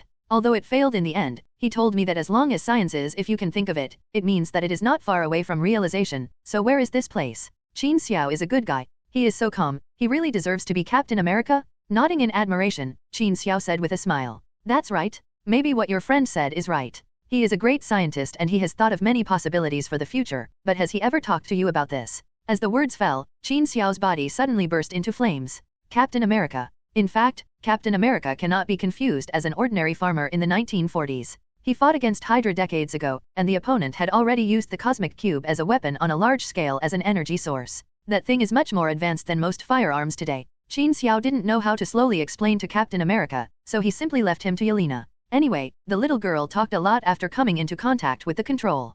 Paired with popular science videos from the internet about the development of human beings on Earth in the past few decades, he should have almost recovered after watching it. After more than an hour, the captain walked out of the room with a dejected look on his face. How's it going? Captain, didn't Yelena explain well? Qin Xiao stretched out his head and asked. No, she spoke very well and even showed me many interesting things, mobile phones, the internet, landing on the moon, etc. Captain America's voice was a little low. I just have a date. Qin Xiao gave Captain America a suggestion to stay in the sky base for a while and slowly understand the world decades from now. When you understand almost everything, go down and have a look, and then decide what you want to do. By the way, let Natasha and others tell him about the outside world, especially about S.H.I.E.L.D., the Red House they destroyed, etc. In fact, it is just bringing in private goods. The central idea is that organizations like S.H.I.E.L.D. have too many political factors and politicians' personal ambitions behind them. If you want to do something right and make the world a better place, you have to think about an unfettered personal organization like Qin Xiao and others. Of course, this is a matter of opinion, not necessarily which one is good or which one is bad. In this kind of superhero world, they all complement each other. But subtly, Qin Xiao believed that Captain America would definitely be on his side. Even if he goes to S.H.I.E.L.D., Qin Xiao doesn't care. As long as Hydra breaks out, he believes that Captain America will make the same choice as in the movie. Regarding Hydra, Qin Xiao actually had his own selfish motives. He wanted to wait until after the Battle of New York for the appearance of the Scarlet Witch. Of course, these are all things that will happen in the future. The thing that is currently in front of Qin Xiao is Nick Fury. Nick Fury couldn't remember how many times he was so angry that Qin Xiao smashed things. Bringing down the Red Room and killing Dreykov was nothing to Nick Fury. But taking over all the power in Dreykov's hands made many people uneasy. Especially this bastard. He actually drove that damn sky base outside of New York with such arrogance. What does this make the politicians in the White House think? This is not the chaotic Eastern Europe. It is also known as it is 100 kilometers away from the New York coastline. In a legal sense, it is the high seas below, and it is not the airspace of any country above. Farkey? Especially when he saw Natasha's resignation letter on his desk, Nick Fury's head hurt even more. Frankly speaking, Nick Fury knows her capable subordinate relatively well, and she will never make this choice because of her personal feelings. It's more because of the thousands of widows in the Red House who are scattered all over the place. Natasha must be protecting them. Well, with a helpless sigh, Nick Fury picked up the phone on his desk. Prepare a plane for me, Agent Hill. I'm going to see the sky base Qin Xiao brought back. S.H.I.E.L.D.'s Quinjet slowly landed on the sky base. Welcome, Director Fury. The sky base had begun to be slowly transformed by Tony, and Jarvis connected the communication on the plane. Oh, Jarvis, it's you. It seems that Stark really paid attention to this base and actually used his own personal butler to manage it. In comparison, the Avengers base in New York is simply shabby. It's fatal. Nick Fury made a sinister sarcasm, got off the plane and walked into the base. To be honest, Qin Xiao and the others went straight to destroy the Red House and seize the base. This made Nick Fury even more certain that his Avengers plan was correct. In today's society, large-scale wars are too costly and involve too many design factors. For example, the Red House, an internationally notorious espionage organization, has never thought of eradicating them completely. But how to eradicate it? Not to mention the Red House's use of widows to control a large number of politicians and wealthy people, and its invisible influence in the world's economy and politics. In terms of combat effectiveness alone, pressing a large army into a situation will obviously cause a lot of unnecessary trouble and is unrealistic. But Team Elite? It's not enough to kill such an influential organization. Qin Xiao and the others are powerful and flexible in combat, and they don't have to worry too much when doing things, which is a benefit. But from another perspective, such an uncontrolled organization is indeed very worrying. This is the main purpose of Nick Fury coming here today. That is incorporation. Standing in a reception room brought to him by a widow, looking at the sky outside through the glass. S.H.I.E.L.D. has recently developed a new type of aircraft carrier that can fly directly into the sky. That thing is good as a temporary base or temporary mobile force, but as a base, this one is more suitable now. Oh, Nick? Why are you in this position every time you wait for someone? You remind me of those damn stupid idol dramas. You raise your head and look at the sky at a 45-degree angle to prevent tears from falling, right? I never watch any TV series, I don't have time, I do this to think better, you know? What I think about every day is how to make this planet with billions of people safer, damn? Can you cause me less trouble in the future, for God's sake? Nick Fury looked back at Qin Xiao and said angrily, relax, my friend, where's all the trouble? You see, since we met, I've taken out drug lords and killed a few terrorists, not to mention Obadiah and Ivan Vank. This time I completely eradicated the Red House. Qin Xiao spread his hands with a puzzled expression. Not everything I do makes the world better and safer, and there is no need to consider too many political factors, international disputes, or even your command. You have taken advantage of it, isn't it? You are changing the concept, Qin. Do you know what I am referring to? I formed the Avengers to stand up when the world needs it, rather than to fight crimes and terrorists as I please. Yes, this is more it's flexible and convenient, but it will cause uneasiness to the international community and the public. Nick Fury speaks righteously, but in his position, it is actually quite uncomfortable. After all, S.H.I.E.L.D.'s independence is only superficial. The international community and the people? You mean the politicians hiding behind S.H.I.E.L.D. and the World Security Council? Those politicians who only ask to fight terrorists who will not infringe on their interests. Qin Xiao showed some disdain. Not to mention that Alexander Pierce, that Hydra, was the president of the Security Council. Even if he was not, Qin Xiao would not believe those hypocritical Western politicians. I don't want to argue with you about this anymore. The Red House organization cannot be in the hands of individuals, and neither you nor Tony. It is too dangerous. Someone must supervise, and the power must be supervised by someone, otherwise it may change from protecting people to hurt people, you know. Nick Fury relaxed his tone and seriously began to reason with Qin Xiao. Seeing him like this, Qin Xiao also put away his disdain, sat up straight and said seriously, I absolutely agree with you, Nick. But the people who supervise us should be the people who need protection when walking on the road, the people who cannot protect themselves when war and killing come, not the World Security Council. Maybe the World Security Council is not ideal or perfect, but it was established by many countries in the world. We have organizations and procedures, just like a lawnmower. It may not be able to take care of everyone like a sickle. Tiny corners, but it's stable and efficient, isn't it? Nick Fury made a vivid analogy. But we still need a scythe, don't we?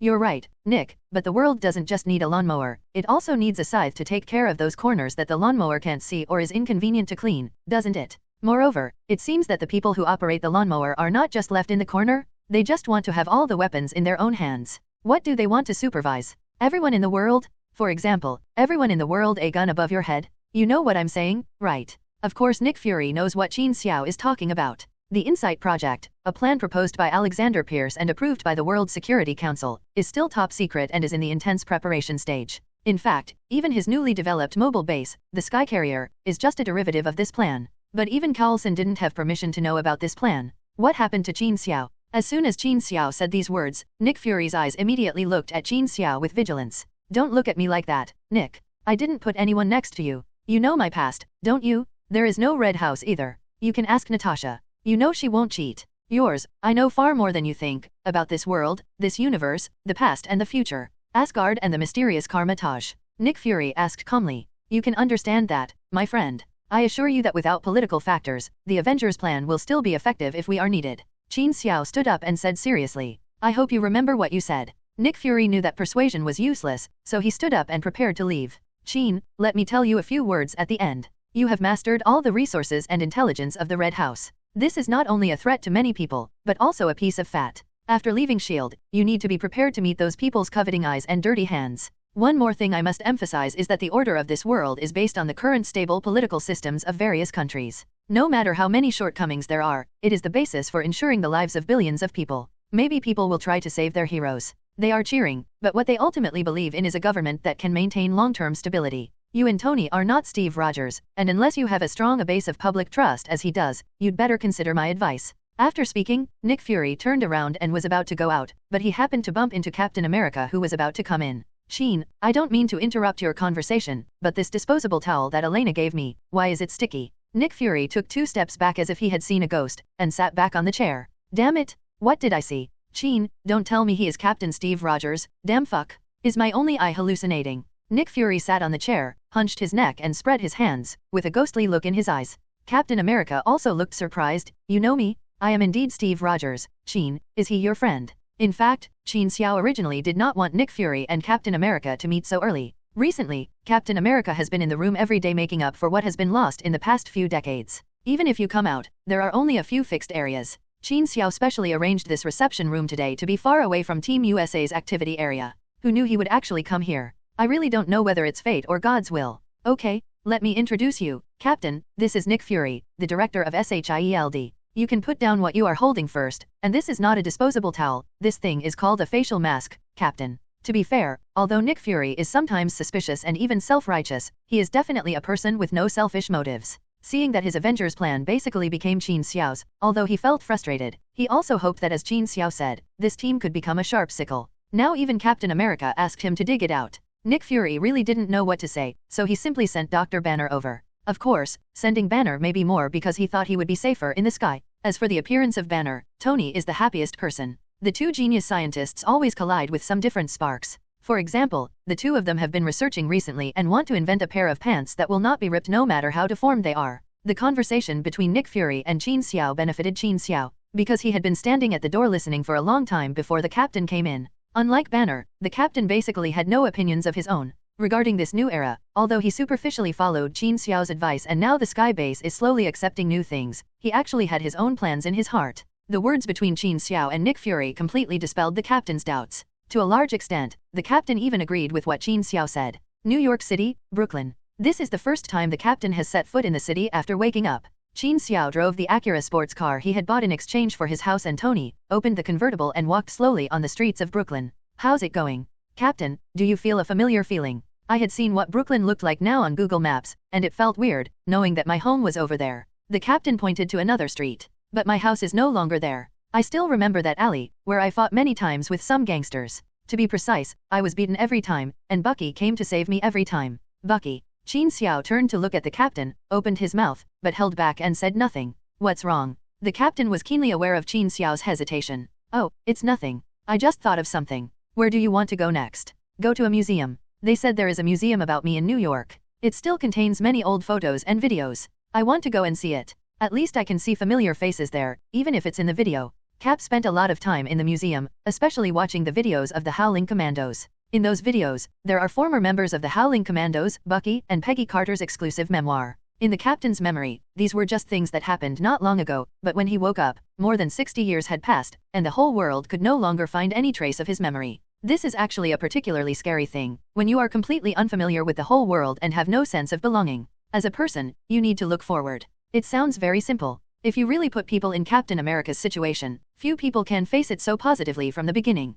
You're strong, Captain, stronger than I thought. After leaving the museum, Qin Xiao said sincerely. My health was very poor when I was a child, so I could only choose to make my heart stronger. Okay, I'm done with this bowl of chicken soup. Qin Xiao said secretly in his heart. In the future, I should learn to be more mentally strong, and at least look more mature and steady. He nodded and was about to get in the car. Suddenly, I noticed that there was a bright white color on the windshield of the car. Oh, shit, some blind policeman posted this on me, but I parked in a standard parking space. Qin Xiao cursed angrily and stepped forward to realize that this was not a ticket, but a summons letter. A summons letter from the Senate asked Qin Xiao, Tony, and Natasha to attend a hearing held by the Senate. The content was about the sky base outside New York City and the Red House organization. As Nick Fury said, this is not only a threat to some people, but also a piece of fat. It seems that he is being remembered. In the past, this would have been considered a big trouble. At least Qin Xiao couldn't directly turn against the government and start a war. But now, Qin Xiao looked at Captain America next to him and showed a knowing smile. After Captain America disappeared, the government and military praised Captain America.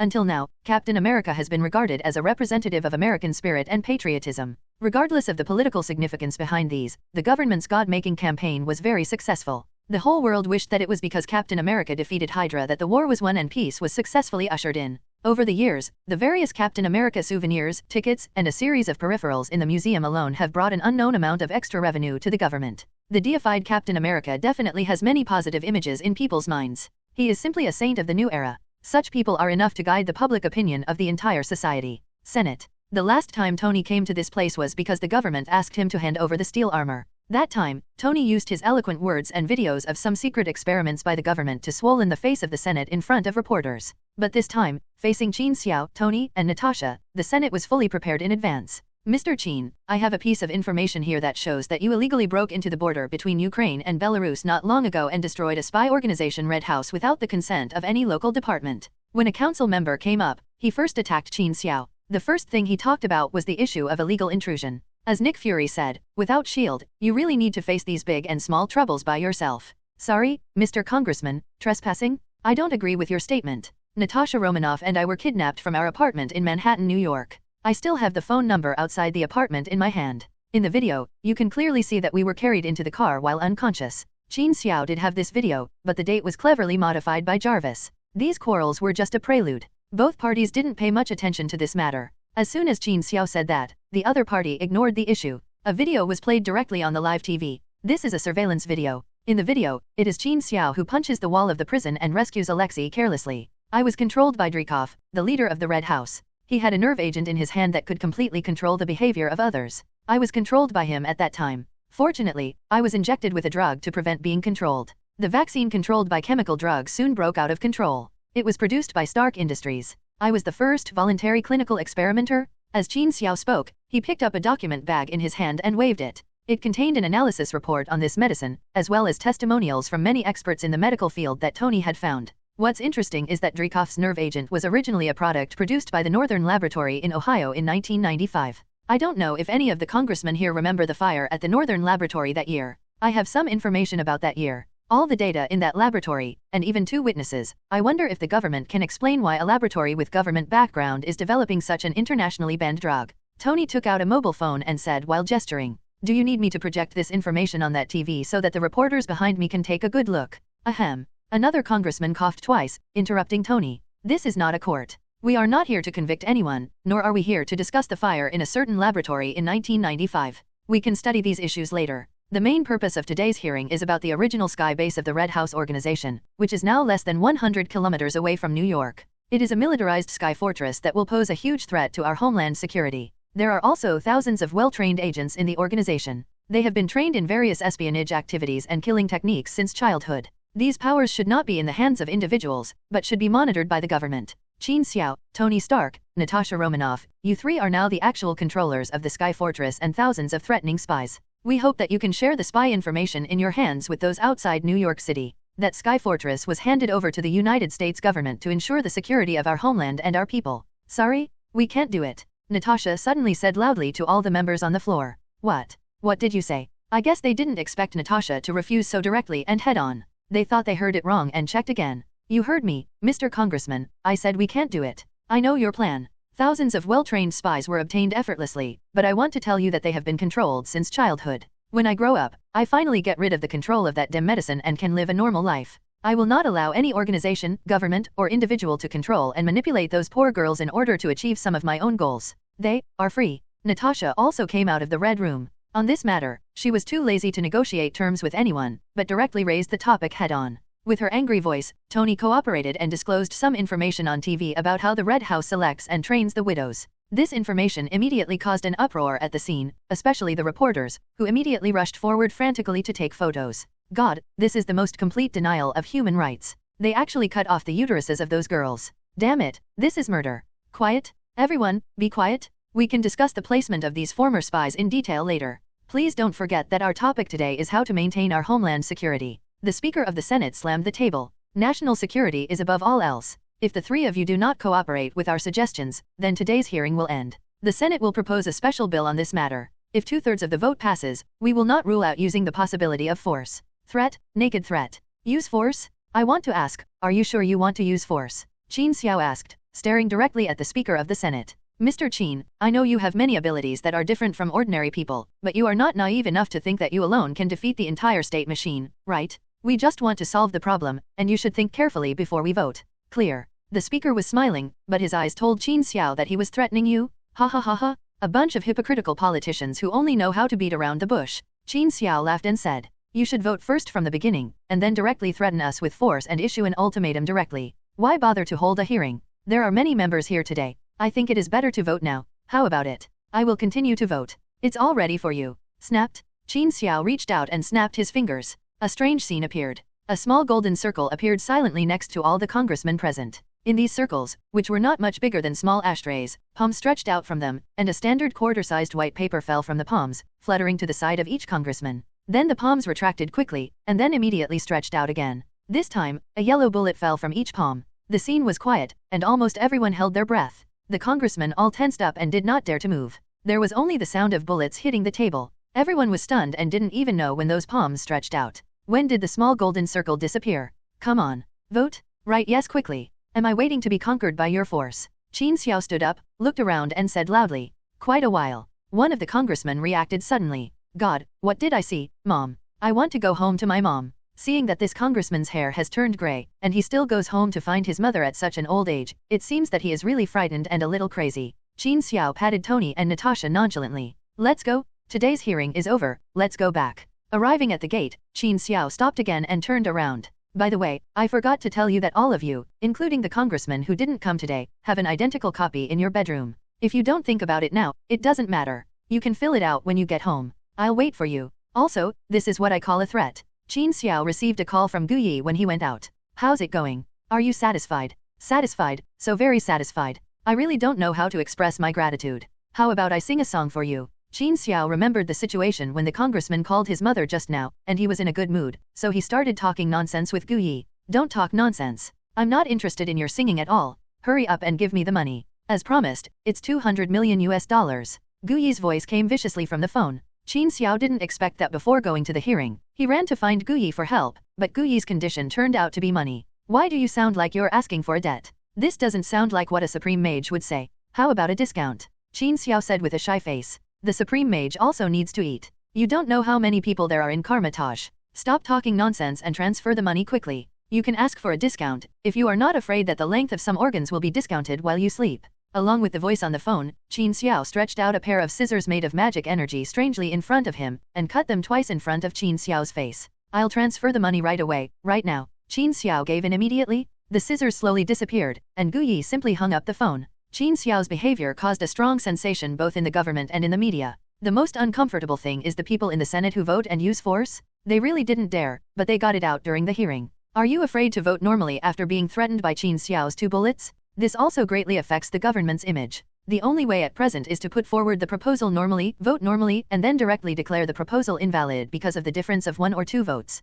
Although everyone knows what's going on, it's still a fig leaf after all, isn't it? When the Senate was in trouble, Qin Xiao did something that made them instantly relaxed. Qin Xiao still understands the principle of keeping a thin line in life. After the hearing, Qin Xiao directly pushed Captain America out. Directly announced to the outside world that the Sky Base will be owned by Captain America. Who is Captain America and how could he endanger national security? It's okay not to accept that proposal. Another point is that Captain America was rescued from the ice and was still alive. This thing made absolute headlines and no one cared about the proposal. What Sky Fortress? All everyone cares about is that their hero is back. Yes, Captain America's appeal is so terrifying.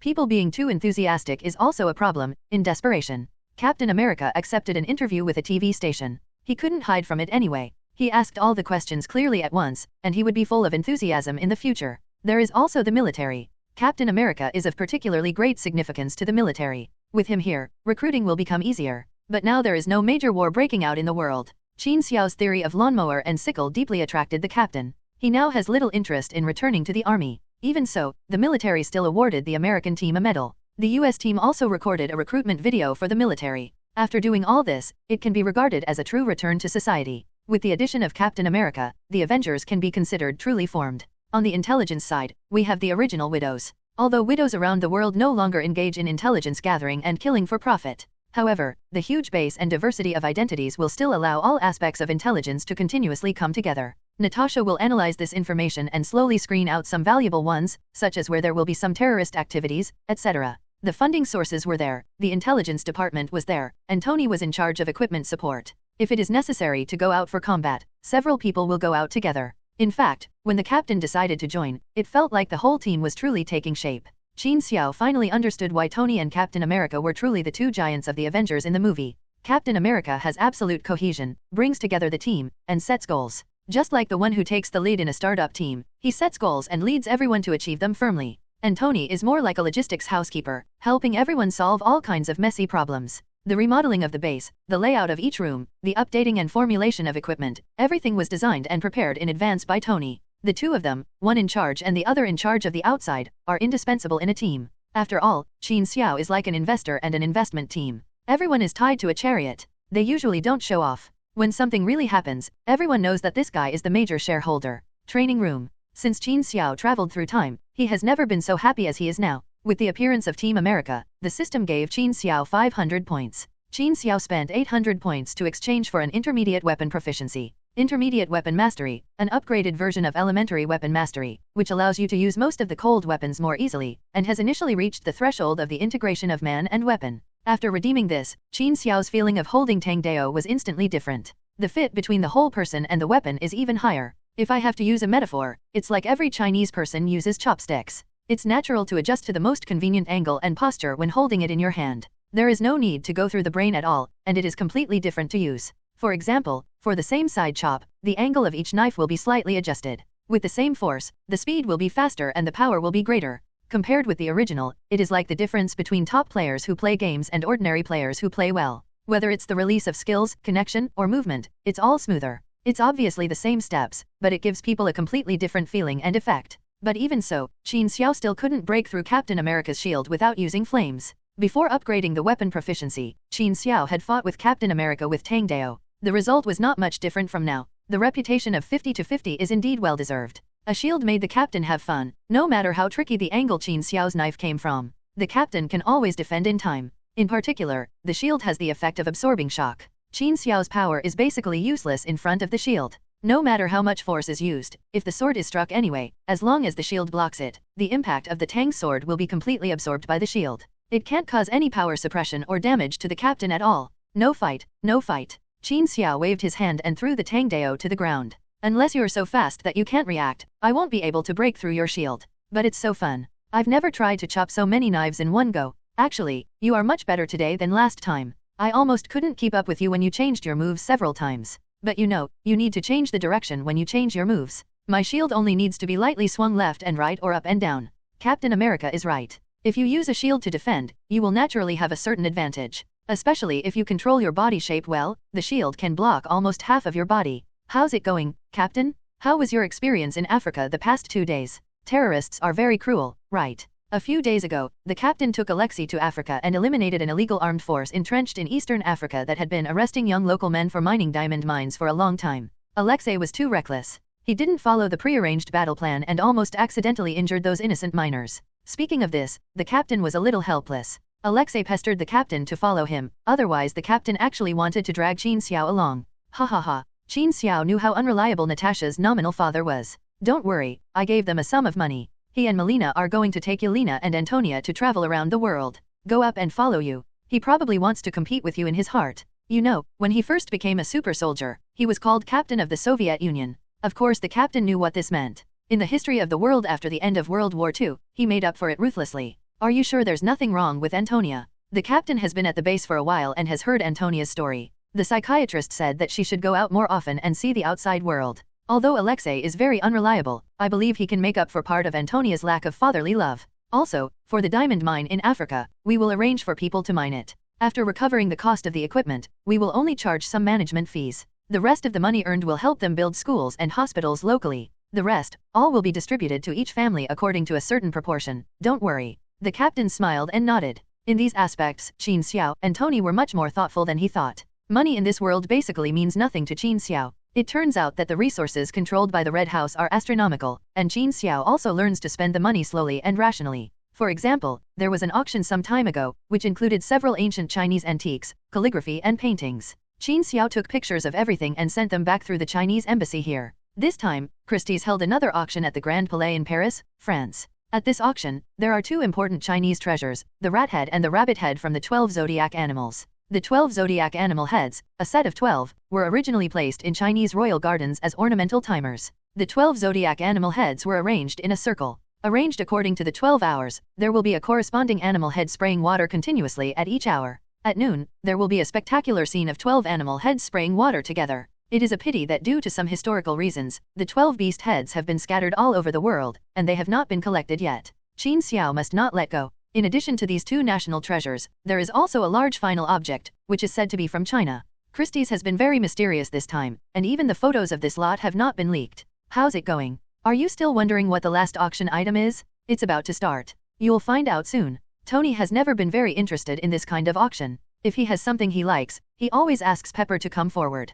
So this time Natasha came with Qin Xiao. I don't know. I feel weird today. I feel panicked. I don't know if it's my period. Qin Xiao lowered his head and muttered. Natasha smiled and pinched Qin Xiao. Then go back and tell me what it feels like. I haven't been here yet. As the two chatted without a word, the auction officially began. Qin Xiao is not very interested in celebrity calligraphy and painting, or antiques. He kept holding Natasha and chatting quietly, until the 12 zodiac bronze heads were carried up. The first item to be auctioned was a rat head. The auction item below originated from the mysterious China. It was designed by the Italian painter Castiglione more than 200 years ago, supervised by Frenchmen, and made by the royal craftsmen of China. Although everyone knows the origin of the 12 zodiac animal heads, the auctioneer still gave a detailed introduction on the stage. The starting price for this lot is 3 million euros, and each bid increase must not be less than 200,000 euros. Start now, the auctioneer said as he dropped the hammer to announce the start of the rat head auction. 3 million? Number 121 bids 3 million first. At the beginning of the auction, Qin Xiao was not in a hurry to bid, but waited for the price to slowly increase before leaving a few real competitors. Soon, the price of the rat head was raised to a high price of 8 million euros. The number of people participating in the meeting gradually began to decrease, and Qin Xiao raised his placard. 10 million. With a price increase of 2 million, Qin Xiao gave people the feeling that he was bound to win as soon as he made the move. The auctioneer below also exclaimed, 10 million, number 66 bid 10 million, and increased the price by 2 million in one go. It seems that Mr. Qin is determined to win this lot. Recently, Mr. Qin has frequently taken action at major auctions and recovered many cultural relics from China. I personally admire Mr. Qin's national sentiments very much, but the auction must continue. Is there anyone who bids higher than Mr. Qin? The auctioneer babbled a lot, all of which were to arouse anger, slow down the hammer drop, and try to raise the price as much as possible. In response, Qin Xiao just frowned slightly and said nothing. I'll pay 11 million euros. Sure enough, after the auctioneer talked a lot of nonsense, a bidder with number 146 raised his placard. Qin Xiao glanced at the bidder. Like himself, he had black hair and dark skin. Are they Chinese? He is Japanese. His name is Hishijichi Yasuhei. He is the eldest son of Hishijichi Shunsuk, the major shareholder of Hishijichi Heavy Industries in Japan. Their family has an extremely deep background in the Japanese military and the underworld, which is equivalent to Stark Industries in the United States. Status. Natasha knew what Qin Xiao was thinking and quickly explained softly in his ear. If it was a Chinese, Qin Xiao wanted to go up and say hello, and the two parties could discuss it. As long as the cultural relics were brought back, it didn't matter who took the photos. But the Japanese. $1,500. Qin Xiao lazily raised the sign. At this time, Yasuhei Hizuguki also looked towards Qin Xiao, with a hint of provocation in his eyes. 18 million. Hishijichi Kahei also raised his placard again. Is there something wrong with this kid? Just bid if you bid. What does that look mean? He doesn't recognize me. Qin Xiao said to Natasha a little surprised. Qin Xiao's behavior in the US Senate some time ago, coupled with the destruction of the Red Room organization in one fell swoop, and Captain America's several actions under the banner of the Avengers to destroy terrorists. Many people around the world have noticed the name Qin Xiao, although it is not as well known as the Avengers after the Battle of New York in the movie. The strange incident in the Senate was also suppressed by the government. But there is no airtight wall. Ordinary people don't know it, but some top dignitaries still know it. Single-handedly threatening all members of the US Senate, Qin Xiao's name is now recognized around the world as one of the people who should not be messed with. So Qin Xiao was also wondering, is this Hizuguki Yasuhei crazy? 25 million. Qin Xiao raised his card again. 30 million.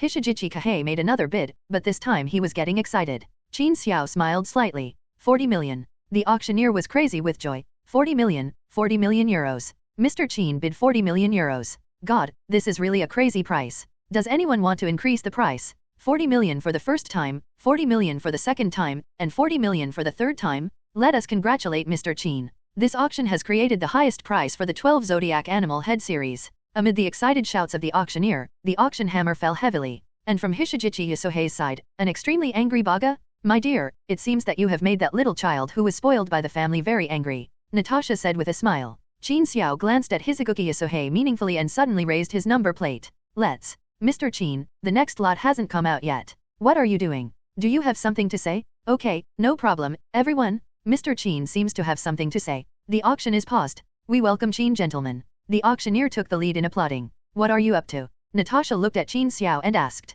I won. I'm going to read out my acceptance speech, my dear. Qin Xiao smiled slightly, stood up, and went directly to the stage. Many people know that I am Chinese, and the 12 zodiac animal heads are our national treasures. I am very grateful to you for being merciful and not competing with me in the auction just now. Qin Xiao was very flattering to everyone present. In fact, even those who knew Qin Xiao stopped when they saw his bid. His price, without considering ethnic factors, was far beyond the normal price. These people here are not fools. As a Chinese, I naturally hope that every national treasure can be returned to China. Today there is also a rabbit head and a mysterious auction item, which are said to be from China. I hope you will continue to show mercy. For my sake, let our historical relics return to our motherland. Thank you all. Qin Xiao bowed slightly, and everyone present was very considerate, and many people gave Qin Xiao warm applause. Logically speaking, that's about it. But Qin Xiao waited for the applause to fall and showed a strange smile. Then he pointed directly in the direction of Hishijichi Yasuhei and said, "Of course, what I just said does not include bidder number 146. Oh, it is Mr. Hishijichi Yasuhei who has been raising the price with me just now.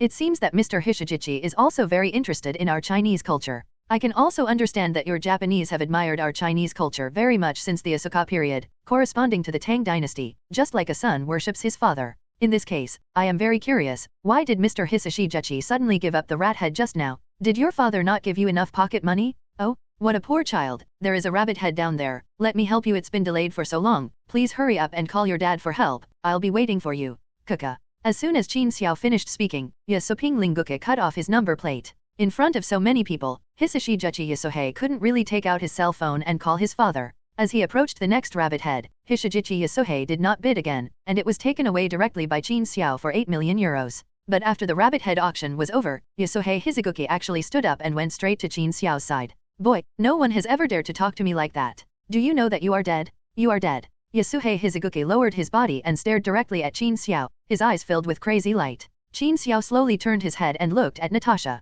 Has this child lost his mind? Qin Xiao was even more puzzled. Is the prince of Lingkao heavy industry so virtuous? In fact, Qin Xiao didn't know that the life of Hishijichi Yasuhei was a tragedy. He was the illegitimate son of Hishijichi Shunsuk, and his mother died early in the morning. Hishijichi Yasuhei had a son before, but he had no choice but to lose his son in old age. Later, I found Hishijichi Yasuhei by chance. Unfortunately, at that time, Hishijichi Yasuhei had been wandering in the society for many years, basically doing nothing serious, taking drugs, fighting, gambling, and all kinds of bad habits. It's about the little punks at the bottom. Suddenly he fell in love with such a father, and Hishijichi Shunsuk was out of compensatory psychology. One can imagine how bad Hishijichi Yasuhei's character was. Qin Xiao laughed angrily, and said to Yasuhei Hizuguki with a smile, "Are you threatening me? I suggest you call your dad first and ask. If your dad knows that you are threatening me, he will definitely spank you hard when you get home, kid." Qin Xiao stretched out his hand and gently patted Linguki Yasuhei's face twice. The tone suddenly changed. "Get out of my sight immediately. I'll take what you just said as a fart, otherwise." Qin Xiao didn't say anything else, he just looked at Hizuguki Yasuhei with a dead look. Unexpectedly, Hishijichi Yasuhei was still full of energy. Instead of leaving, he grabbed Qin Xiao's collar and said, "How dare you threaten me, damn Chinese." Boom. As soon as the word China came out, Qin Xiao's eyes suddenly changed. The next moment, Hishijichi Yasuhei flew upside down and flew directly from the second to last row of the venue to the front stage. Fortunately, the venue was designed like a theater, with the back high and the front low, otherwise I don't know how many people would have been hit. The auctioneer was concentrating on describing the next auction item when suddenly there was a whooshing sound. A figure flew past him and hit the wall behind him. Then it looked like the whole person had no bones, sliding down from the wall several meters high. If a human life is lost, the auction must not continue. The scene was in chaos, but Qin Xiao was not polite and went directly to the backstage of the auction. In front of many Christie's staff, he directly transferred the money to them and then took away the animal head. As for the remaining mysterious lot, we can only wait until the next time Christie's reopens the auction. After finishing the work, Qin Xiao had to leave quickly. After all, he was not afraid of trouble when killing people, but it was best not to conflict with the police in front of him. It was better to keep these things low-key. But just when Qin Xiao pulled Natasha around and was about to leave, something lying on the ground came into Qin Xiao's sight. In an instant, Qin Xiao's pupils dilated. A gold coffin that was obviously old was lying quietly on the ground. When he came in just now, there was a cart blocked by something else, but Qin Xiao didn't pay attention. But when he transferred the money just now, the staff had already pushed the cart away. A simple coffin without many patterns on it. But the lid of the coffin has 4 protruding corners, which look like the eaves of an ancient Chinese house. Qin Xiao remembered that when he ordered the coffin, he came up with this idea. After all, people were getting married, so it would look more playful. A moment of bad taste. Impossible. Qin Xiao walked towards the coffin step by step, muttering to himself. "Mr. Qin, are you also interested in this piece? We also got this lot after a long time. It is very old. Unfortunately, some of the symbols on the front have been blurred for most of it. Only a very small part of it is left. I don't know. What exactly is it carved on? Otherwise, it could have more archaeological value. Qin Xiao looked along where he said he was talking, and sure enough he found a horizontal line on the front of the coffin, a horizontal line on the back, and only a small diagonal mark on the back. The other parts had been worn away until there was basically nothing left. These are not symbols, they are part of the Chinese language, a century-old box, no typos. Qin Xiao stared at the remains of the font on the golden coffin with great concentration. There was already a storm in my heart. Qin, should we go? What happened? Natasha asked with concern from the side. Just now he killed someone in public without seeing much change in his mood. Now, what happened? Qin Xiao rarely ignored Natasha's words and stood up directly to ask the Christie's staff member. Is this coffin placed here for consignment by others, or is it your own at the auction? This is from our own company, Qin. Mr. Qin, is there any problem? This staff member was a little frightened by Qin Xiao. You know, Qin Xiao had just killed someone in front of him. Where did this thing come from? Tell me. I don't know, Mr. Qin, I have to call the head office to ask about this. Then you fight now. But it's late at night over there, and no one is working at all. Where's the auctioneer? Qin Xiao turned around and found the auctioneer who was still at the scene. You are going to auction this thing today, but you don't know its origin. We only know that this is the owner of an old castle, and he sold it to our auction house. As for where this thing came from, he said that it has been collected in his family since his grandfather's time. How it came about has been told a long time ago. I don't know, that's what the company told me. If you want to know more, Mr. Qin, you can only wait until my colleagues over there get to work. The auctioneer was quite calm. He made his words clear without forgetting to add another sentence. But Mr. Qin, generally our company will not hide the origin from the auctioneer. You know, cultural relics, if there is no story, I would like to make up a story. So if nothing happens, even if we consult the company, I believe you, I hope so too. Huh. Qin Xiao took a deep breath and spit it out. Things were too weird, and he had to adjust his mentality. After a short moment of silence, Qin Xiao directly dialed Gu Yi's phone number. A minute later, a portal opened at the scene, and Qin Xiao directly carried the coffin and walked into the portal with Natasha.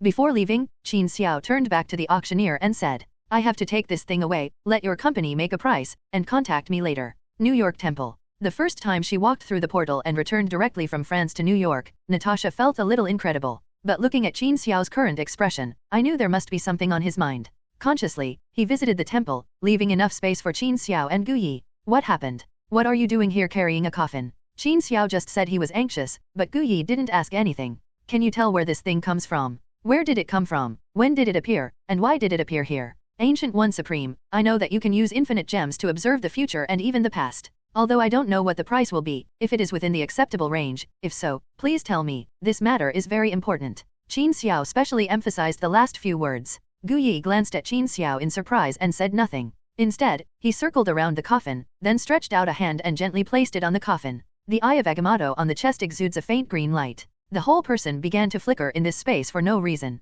Quite a while. Gu Yi groaned and exited that state. How about it? Qin Xiao stepped forward to support Gu Yi and asked quickly. Gu Yi had a strange look on his face and waved his hand towards Qin Xiao to indicate that he was fine. Then, regardless of Qin Xiao's eagerness to know the answer, he held the coffin again, and the green light on his chest lit up again. At about the same time as before, Gu Yi was still groaning and retreated from the previous state. Impossible? This is impossible. The look on Gu Yi's face was even more unbelievable than when Qin Xiao saw the golden coffin. At this moment, he completely ignored Qin Xiao and sat cross-legged on the ground, holding the Eye of Agamotto seal with his hands. Directly entered the browsing time state again. This time it lasted a very, very long time. Natasha came over twice during the process, and walked away again when she saw this situation. Just when Qin Xiao couldn't help but go up and give Gu Yi a kick to see if he could kick Gu Yi out of this state. Gu Yi screamed, spitting out a large mouthful of blood, and then slowly opened his eyes. What exactly did you see? Qin Xiao asked anxiously as he went over to help Gu Yi arrive and sit down. Our timeline has been disconnected. Gu Yi was vomiting blood and getting emotional, but Qin Xiao calmed down. Slowly helping Gu Yi sit down. What does it mean that the timeline is disconnected? Literal meaning. Ancient Yi adjusted and said to each other. Perhaps because he was afraid that Qin Xiao didn't understand it thoroughly enough, Gu Yi stretched out his hand and drew in the void, and an orange-yellow light appeared in the air, extending to unknown places before and after, as if there was no end. This is the timeline of our world. All characters, events, and everything are running on this timeline. I'm sorry, I didn't mean to interrupt, but suddenly this appeared in front of me, so Natasha suddenly appeared, pointing at the timeline simulated by Ancient One and said, It doesn't matter, just come here. In fact, there is nothing to hide. Qin Xiao waved to Natasha. Then he motioned for Ancient One to continue. This line should have no boundaries, past and future, but now, Gu Yi waved his hand towards the long line. The middle line was directly intercepted. This is where we are right now, like this is where we are right now. Gu Yi marked a point casually. I traced the past of this coffin, and it was about 5,000 years ago. It was completely broken and completely blank. Time disappeared in that place. Wait a minute. Qin Xiao waved his hand. You said that more than 5,000 years ago was when this coffin appeared? How did it appear? Gu Yi took a deep look at Qin Xiao. We'll talk about this later. Let's talk about this timeline first. It spans more than 5,000 years in the past and ends 1,000 years in the future. What does it mean to end? Shouldn't time move forward forever? What does it mean to stop? The destruction of the universe. Natasha said, looking at the timeline curiously. The universe is conserved. It may change forms, but it cannot stop. So there is only one answer. Someone has manipulated the timeline and made it a closed loop. Ancient Yi erased that section of the timeline again and drew a circle. Use a small section of black on both sides of the circle to replace the original orange. Time has its own unique laws that cannot be broken. It is impossible to connect a timeline end to end, so the two timelines should be combined end to end to form such a circle. These two places are the past and the future that I see, and they are also the places where the two timelines meet. Gu Yi pointed at the two small pieces of black and said, I don't know what method he used to convert, but it's obvious that I can't break through these two areas. Who is he? Do you know who did all this? Qin Xiao keenly caught the person in Gu Yi's words. Yes, I know, he is the time traveler, Kong the Conqueror. Gu Yi's words caused an uproar in Qin Xiao's heart. Long before he traveled through time, he had seen the trailer of Loki. Some people on the internet analyzed that the boss behind the Time Variation Administration might be Kong the Conqueror. Now it seems to be true. Looks like we should have a good chat about this timeline and Kong the Conqueror, Qin Xiao said quietly. Kong the Conqueror, Gu Yi said with a slight sigh. He comes from the future 1,000 years later. He is the most outstanding scientist of that era and the first time traveler in the entire timeline. He broke the laws of the timeline, and his time travel directly opened the multiverse. As Gu Yi spoke, he once again threw out an orange-red simulated timeline. The original timeline has always existed like this, but Kang's time travel. Ancient Yi grabbed a handful from the front of the timeline and placed a small point of light at the back. Then, the timeline began to diverge. Kong the Conqueror is obsessed with traveling through time. He has reached almost every time point measured in years, and his own appearance and the advanced technology he brings bring a lot of changes to every time point. Gu Yi waved his hand, and dense branches began to appear on the timeline. The emergence of these branches has brought more and more crazy conquerors, Kong. They all wanted to change the future according to their own wishes, or change the past, so eventually a war broke out, between multiple multiverses. Countless multiverses were wiped out. In the end, one of them, Kong, won. He unified the timelines that had not yet been wiped out and established the Time Variation Administration to supervise and control the development of each timeline to avoid the emergence of new ones. Time branches, a new war breaks out again. Gu Yi waved his hand, and countless orange lights appeared, approaching each other to form a new, thick timeline. This timeline that contains many branches of time that have accepted control is the so-called sacred timeline. Qin Xiao glanced at the so-called sacred timeline in confusion. He was also surprised as to why his appearance did not usher in the intervention of the Time Variation Administration. Natasha didn't know this, but was shocked by Gu Yi's story, and asked a question that Qin Xiao also wanted to know the answer to. Why do you know this? Well, Ancient One sighed again, with a hint of memory in his eyes. Because the person who helped him unify and establish the sacred timeline was the first Supreme Mage, Agamotto. Each of our Supreme Mage swore to guard the Eye of Agamotto and the Order of Time. It is precisely because of this that we also guard the Holy Timeline on the side. But Kong the Conqueror deceived us, or he deceived Agamotto, the first Sorcerer Supreme. With a hint of anger, Gu Yi told an unknown story. Agamotto, the first Sorcerer Supreme and the legendary first person to control the Time Stone, was a demigod who lived 1 million years ago in prehistory. He studied magic and created Kamatage, who protects the Earth from beings from other dimensions. After the war in the multiverse broke out, one of the conquerors, Kong, came to 1 million years in prehistory and found Agamotto. He expressed regret that his time travel caused a war in the multiverse, and he hoped to end the war, and establish an organization to prevent more timelines from appearing and avoid larger wars in the future. I don't know what Kong the Conqueror said, but he convinced Agamotto. With Agamotto's help, Kong convinced almost all Agamottos in the timeline. In the end, for the peace of the multiverse and the stability of the timeline, Agamotto sacrificed himself, overdrawn his power, used the Eye of Agamotto to help the Conqueror Kong control, and standardized all timelines, creating the divine timeline. I don't know if Agamotto trusts people too easily, or if Kong the Conqueror took him to see the horrors of war in the multiverse. Anyway, in the end Agamotto chose to sacrifice himself and help Kong the Conqueror establish the sacred timeline, and asked the next guardian of the Eye of Agamotto to promise that they would never disrupt the existence of the timeline. Because the war in the multiverse is so brutal. Later, the Supreme Mage was not a fool. Gradually, he discovered that Kong, the Conqueror, was not for peace at all, but to ensure his own rule. Each branch of the sacred timeline is designed to ultimately avoid the emergence of a new conqueror, Kong. In other words, everything in each timeline now is destined to develop in only one direction. In different timelines, Iron Man may be male or female, and Captain America may be tall or short, but what they have done, everything must be done according to the established script. If something changes in the middle, what awaits them is complete erasure, erasing the characters who caused the branch and erasing the entire timeline branch. Now the logic of everything is clear. Why is the closed loop of the timeline 1000 years later, the timeline of Conqueror Kang's birth, staying in front of him? The timeline of the past thousands of years may have been a specific length required for certain rules of the closed loop of the sacred timeline. Or maybe there were resistors who threatened him before. Anyway, Conqueror Kang created a closed loop, allowing these thousands of years to circulate in the timeline. This conclusion is really scary to think about, especially for Natasha and Guyi. Have you cycled through this timeline thousands of times? Tens of thousands of times? Keep repeating your current life? Wrong.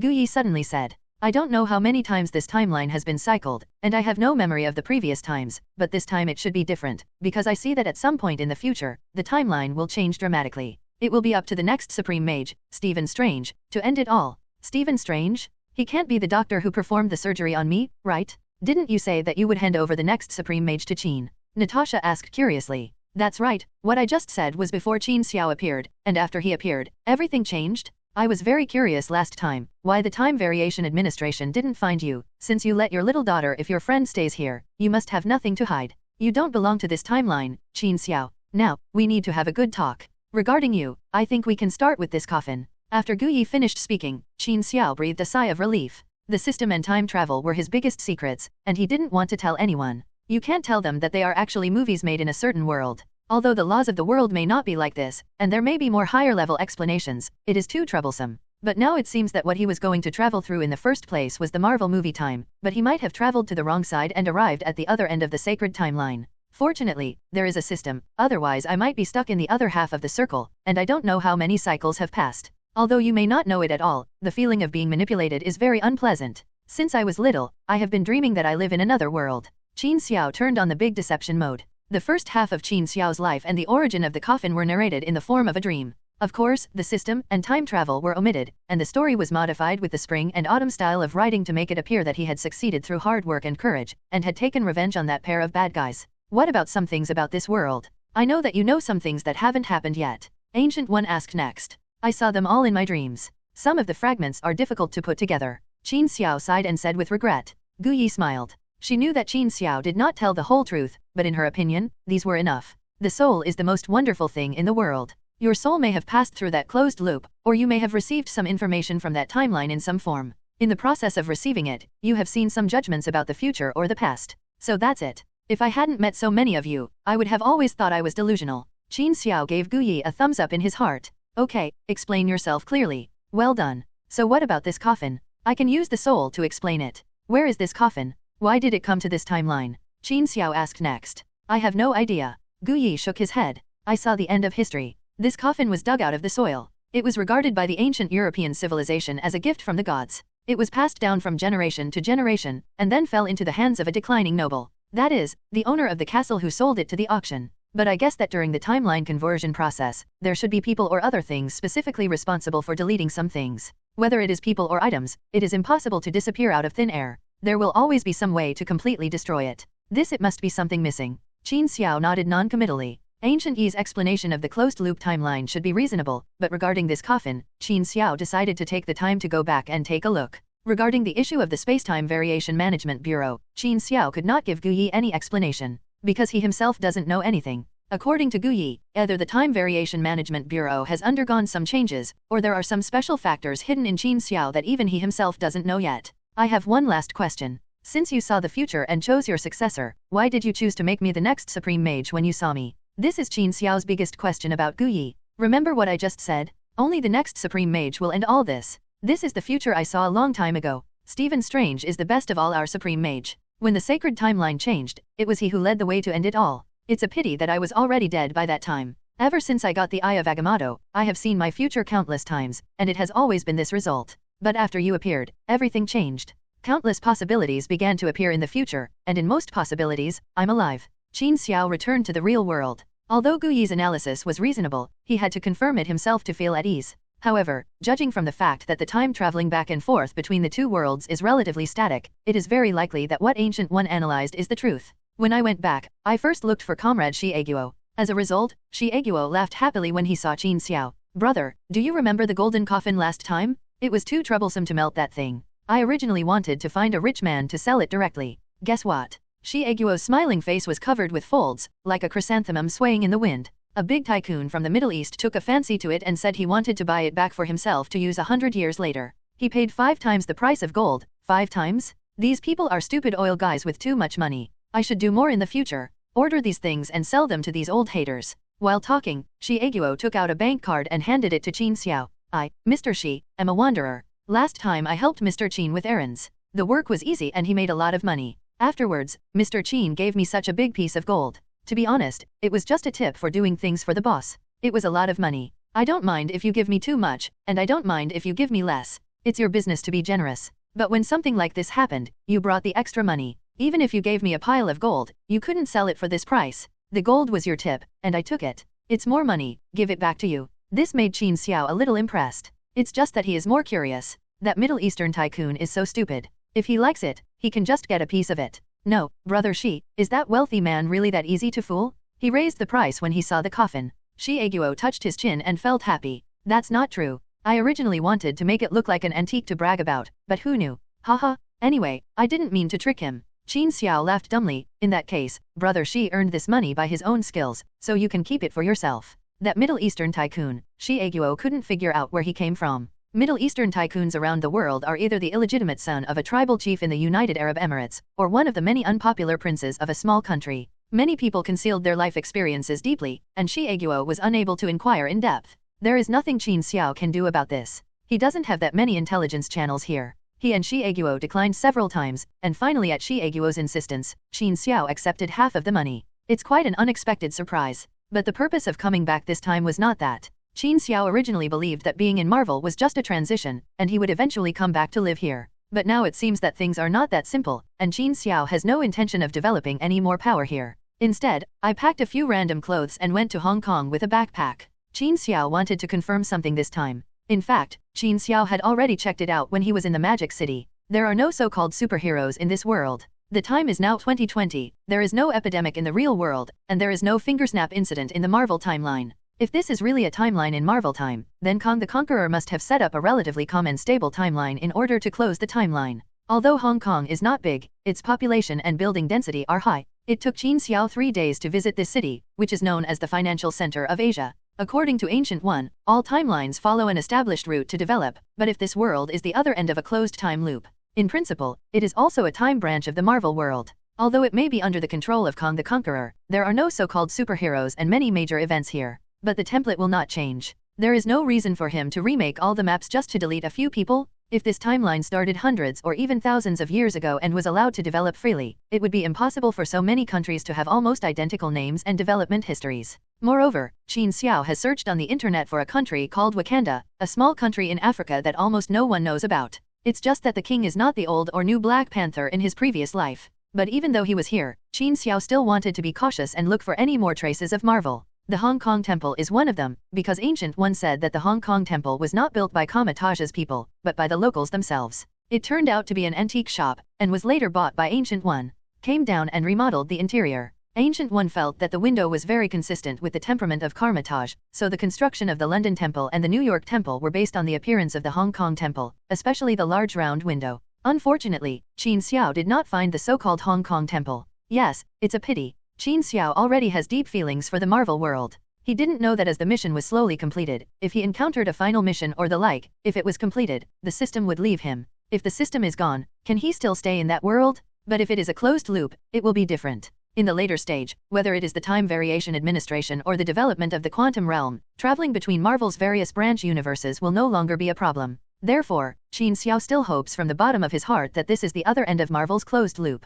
Moreover, it should be the same. When it comes to time travel, there is no chain time travel. Unless a few more worlds are given, this is the basic world, which is reasonable. Qin Xiao actually knew in his heart that this should be the other side of the closed loop. But if I don't find something to supplement my evidence, I always feel uneasy. Depressed, he found a tea restaurant. This was the only place where Qin Xiao felt comforted when he came to Hong Kong. Although the food in many tea restaurants in Hong Kong was simple, the taste was really good. It was close to 10:30 at night, and it was almost time for the tea restaurant to close. A few old neighbors came to the store to chat with the boss, bragging about the past. Qin Xiao finished his meal one bite at a time, paid the bill and stood up to leave. The photo album in the old neighbor's hand caught his eye. It was an old, yellowed photo. Judging from the buildings next to it and the costumes of the characters, I'm afraid it's not Hong Kong in the 1960s and 1970s. A dozen people stood in front of a three-story building on a street corner and took photos. The windows of the small building are exactly the iconic round windows of the temple. The old neighbor chatting in the tea restaurant told Qin Xiao that the small building belonged to a former British baron named Igris.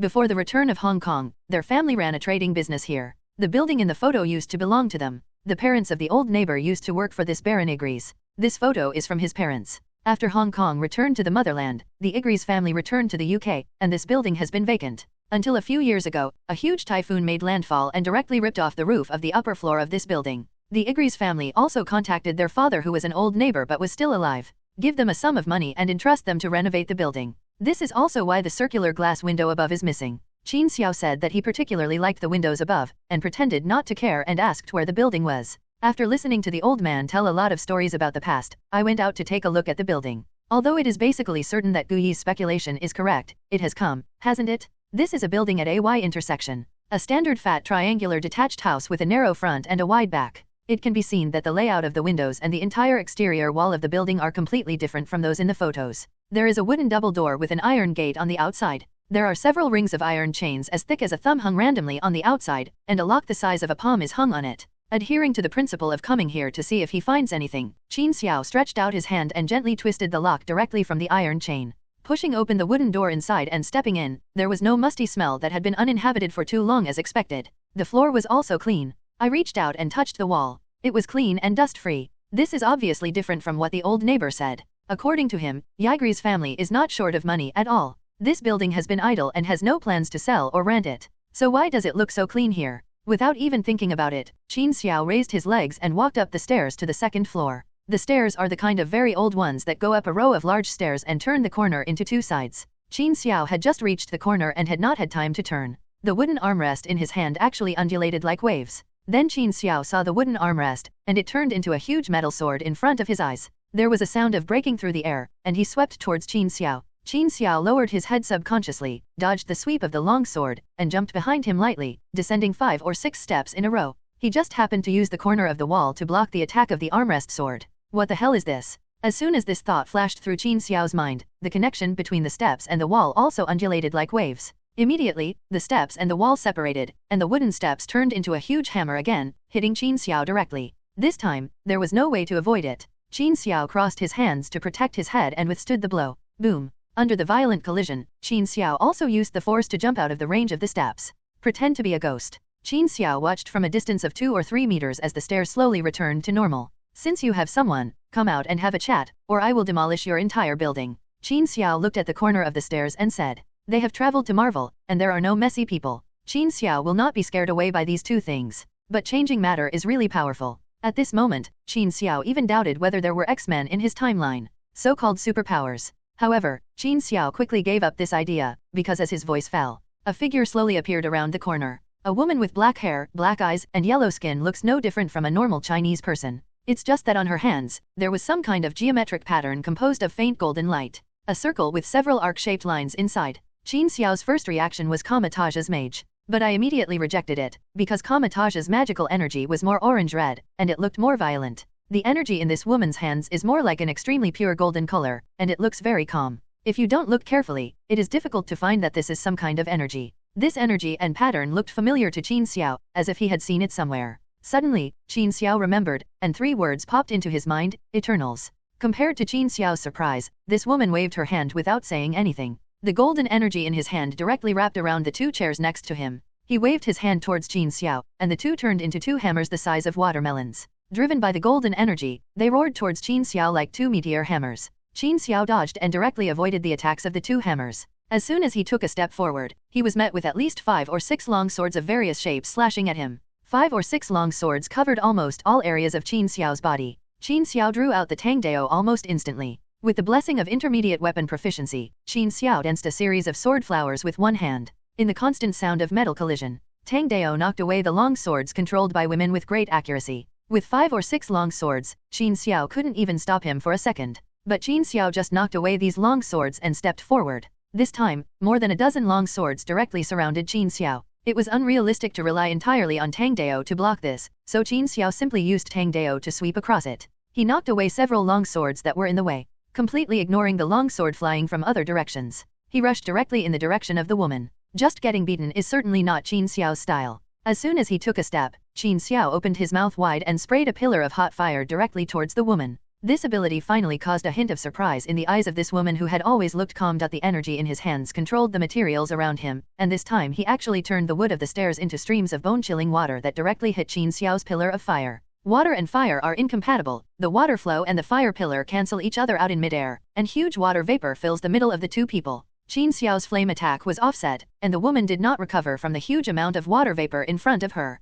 There was a sound of breaking through the air, and Qin Xiao's fist suddenly opened a passage in the water vapor and hit the woman's head directly. With this punch, Qin Xiao retained 50% to 60% of his strength. He was also afraid of killing the person directly with one punch. There were many things that he had not yet clarified. It's a pity that when Qin Xiao traveled through time, the Eternals movie had not yet been released. Otherwise, Qin Xiao would not be so trusting. Qin Xiao's punch, which seemed to be enough to force a large truck to stop, was directly grasped in the palm of the woman's hand. Apart from making a pop impact, this punch had no effect. The woman's straight outstretched arm showed no signs of stress at all, and it seemed as if the punch was insignificant to her. How can this be? Since traveling to Marvel, Qin Xiao has been crushing his current enemies in terms of combat power. For the first time, I met an opponent in terms of strength. Buledin Xingxi roared angrily, and Qin Xiao quickly retracted his fist. He gathered strength and clenched his fist again. This time, he punched the woman with 100% power. And the woman didn't stop him, she just tilted her head as if she was thinking about something. Just when Qin Xiao's fist was about to come, the woman reached out and punched Qin Xiao directly.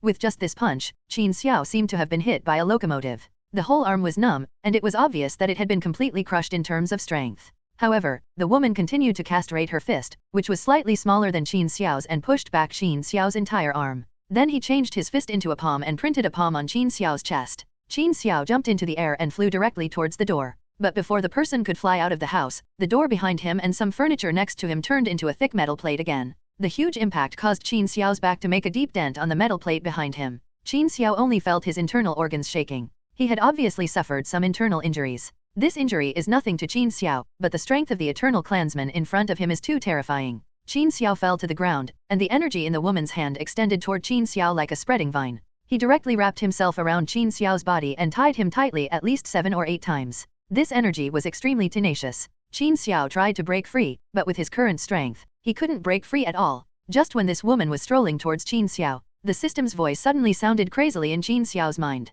Why say crazy? Because that's what it says. Warning, warning, the eternal people in front of you have the strength of a heavenly father. It is recommended that the host leave immediately. Wait until he becomes stronger before challenging again. Can you just wait until I'm dead next time? Qin Xiao said angrily in his mind. I originally thought that there was no high-end combat power in this world, but it turned out that this was a copy of the top-level combat power. Qin Xiao suddenly remembered the analysis of the Eternals by many netizens before time travel. Some say Thanos is also a member of the Eternals. Qin Xiao doesn't know whether this is true or not yet, but in terms of strength, the woman in front of him is definitely Thanos level. Qin Xiao's anger did not have any impact on the system at all. Host, please stay calm. I'm just a system. I'm not the combat power analysis glasses in Dragon Ball. I'm not a see-through plugin in the game. I don't have the ability to directly see through the opponent's strength. Qin Xiao was so angry that he just wanted to scold his mother. But now is not the time to argue with the system. Shouted directly in my head. Didn't you see that I'm tied up? I can't leave. Tell me something useful and stop pushing me. Please pay attention to the wording. This system will start to warn the host the moment it discovers the opponent's combat power. It is the host who has been pushing, otherwise this system would have given a solution long ago. The following is the solution given by this system for emergency situations. Since the host has not stayed in this world for 15 days this time, the system will deduct 200 points from the host for emergency travel. If you agree, please say 1. If you disagree, the host can end this conversation. Fuck you, 1. 1. 1. Qin Xiao really wanted to curse, but this woman had already walked in front of him. Qin Xiao could only shout 1 crazily in his mind. The emergency plan has been launched. Congratulations to the host. This is a wise choice. As the saying goes, it is never too late for a gentleman to take revenge. The host's failure to defeat her is only temporary. With the help of this system, I believe the host can return soon to take revenge. The system hesitated for a while, and finally before the woman squatted down and stretched out her hand towards Qin Xiao turned into a dot of light and disappeared directly in front of his eyes. Returning directly from Hong Kong to New York, it seems that Qin Xiao has traveled halfway across the world, but in fact he has traveled across the entire world. Taking a deep breath, he recalled in his mind what he knew about the Eternals in his previous life. Different from the comic setting, the Eternals in the movie universe were not created by the Celestials who used their own DNA to transform the Earth's humans. Rather, they are a group of civilization guides who came directly from alien planets to the ancient Earth. They helped the ancient people on Earth invent writing, master farming techniques, and so on, playing the role of prophet, guide, god, etc. With eternal life, they have always been hidden in human society and almost never interfere with human development. Another theory is that the Eternals actually have their own old enemies. The Celestials created two races at the beginning, and these Eternals who came to Earth may just be to avoid their enemies. Helping humans was done casually, and they never interfered with human development. Maybe their enemies also came to the Earth later, and they were afraid of being exposed. But no matter what their purpose is, or what conspiracy they have hiding in that timeline, or what agreement they have reached with the Time Variation Administration, it's not important to Qin Xiao now. What's important is to quickly go through the plot, earn points, and continue to become stronger, so that he can have the opportunity to avenge the punch just now, thereby slowly unraveling the real secrets hidden in the two timelines. After facing Dreykov last time, he was taught a lesson by his ruthlessness. This time Qin Xiao was severely taught a lesson in strength by the Eternals. Don't think that you are a time traveler, or that having a system is great. Both your character and your strength need to grow slowly. Finally, we can take pride in the universe in this Marvel world full of magical powers. In Sky Base, when Tony was renovating the base, he directly occupied Dreykov's office as his laboratory. He also opened up the surrounding metal shell and used a lot of glass. The reason is that he can see the outside scenery from all sides, which will help him get inspired when making inventions. Qin Xiao didn't know how much this could inspire Tony. Anyway, so far, the only new invention that could be called a new invention was Banner's undamaged trousers for his transformation. Today, it was finally Qin Xiao's turn. She put on the stockings made of an unknown material that Banner handed over. There is also a pair of long gloves that are also pulled up to the elbows. Whether it's socks or gloves, there are several wires attached to them. Tony stood at the console and tapped the keyboard quickly. Get ready, I'll count to 3. Qin, you put out the flames with all your strength where your hands and feet are covered, do you understand? Good. Qin Xiao nodded honestly and followed Tony's example of taking off, placing his feet together and his palms facing down. 3, 2, 1. As Tony counted down, Qin Xiao controlled the flames in his body to spurt out and cover his arms and calves. No idea what button Tony pressed. The next moment, Qin Xiao's flames all disappeared and were absorbed by the gloves and socks on his body. All the energy is collected and rushes toward the palms and soles of the feet. Qin Xiao instantly felt a reaction force gradually strengthening in his palms and soles of his feet. The whole person felt a little lightheaded. Tony, why do I feel like my strength is too weak and I can't fly? Qin Xiao said a little depressed. That's because your flames are too scattered. To be precise, your fire god's ability is too rubbish, at least for now. But you are lucky because you met me, and of course Banner. He accounts for at least 21% of the credit, and at most 25%. Be prepared, hold on and don't move. On the screen in front of Tony, the flame data of Qin Xiao's jet flashed across the front quickly, including the temperature, the reaction force generated by the jet, the energy conversion rate of the thruster, etc. Okay, now relax your whole body. I'll count to 3 and keep this position. Trust me, you will feel the feeling of flying right away. Qin Xiao nodded excitedly. Then I saw Tony quickly tapping the keyboard a few times and pressing the enter key hard. Whoosh! A powerful force suddenly surged out of his palms and soles of his feet, and Qin Xiao instantly turned into a deflated balloon. With a whooshing sound, a beautiful arc was drawn in the air, directly smashed through the door of the laboratory and flew out. Jarvis, remember to remind me to leave the door open next time. It will be very troublesome to repair. The socks and gloves that Tony provided to Qin Xiao were made of unknown materials, but Tony said that they were disposable items, mainly for collecting flame data on Qin Xiao's body. Strive to maximize Qin Xiao's efforts to use the least amount of effort to turn it into the greatest driving force. So, the second time, the propeller suddenly burst into flames, and the propeller burned out instantly, but Qin Xiao plunged his head into the refrigerator next to him. For the third time, Qin Xiao smashed his head into the toilet water tank and was forced to wash his hair directly in the toilet. Tony was laughing so hard that even the honest Banner had a teasing smile on his face. Seeing Qin Xiao turning his head to look at him, Banner quickly pretended to lower his head and work. Qin Xiao suspected that Tony was intentional, but he had no evidence. Especially when he was about to have a flying armor, Qin Xiao chose to give in. Finally, Qin Xiao plunged his head into the compartment of the laboratory ceiling and hung his whole body on the ceiling, allowing Tony to take several photos. Tony finally got Jarvis to create a finished product. Qin Xiao's armor does not have as many lines and energy systems as Tony's. In addition to the large number of energy converters and several thrusters inside, there isn't any other mess. Therefore, Qin Xiao's armor is lighter and thinner than the existing Mark series. In view of Qin Xiao's own strong defense and the characteristics of his combat suit, Tony almost gave up any function of the suit except energy conversion and flight. The thin layer of gold titanium alloy doesn't have the bloated feeling of Tony's armor at all. It looks closer to the armor of Spidey or Black Panther in the later period. The black full-body battle armor, in accordance with Tony's usual wealthy gold style, was inlaid with a golden border on the corners. On both sides of the shoulders of the armor, there are two small golden seal characters Qin, which adds a little bit of retro feel to the armor. In addition to not having a helmet, the back has 4 more retractable wings than the Mark series. Except for his forearms and legs, if Qin Xiao's body bursts with flames, the 4 wings on his back will automatically pop up, and the flames in other parts of his body will turn into the power of these 4 propellers. This greatly increases the mobility of this armor. Before Tony built this armor, he was studying the automatic tracking, identification and wearing functions of the Mark 7 armor. However, given that the internal parts of Tony's armor are too complicated and are still being studied, it is an advantage for Qin Xiao. After putting on the 2 bracelets, Qin Xiao only needs to take out the armor and open his arms, and the armor will automatically open and put on Qin Xiao's body according to the position of the 2 bracelets. In order to realize this function, Tony also placed an arc reactor on this suit of armor. It is used as a backup energy source for the armor and for identifying and tracking Qin Xiao. It's also quite thoughtful. It's just that Qin Xiao has space to store things. This function should not be used much. It is mostly used for switching when wearing the armor. The maximum speed is 2 Mach. If it is switched to a reactor, the speed should be able to reach Mach 4 in the ultimate case. Qin, this is the fastest set since I made the armor.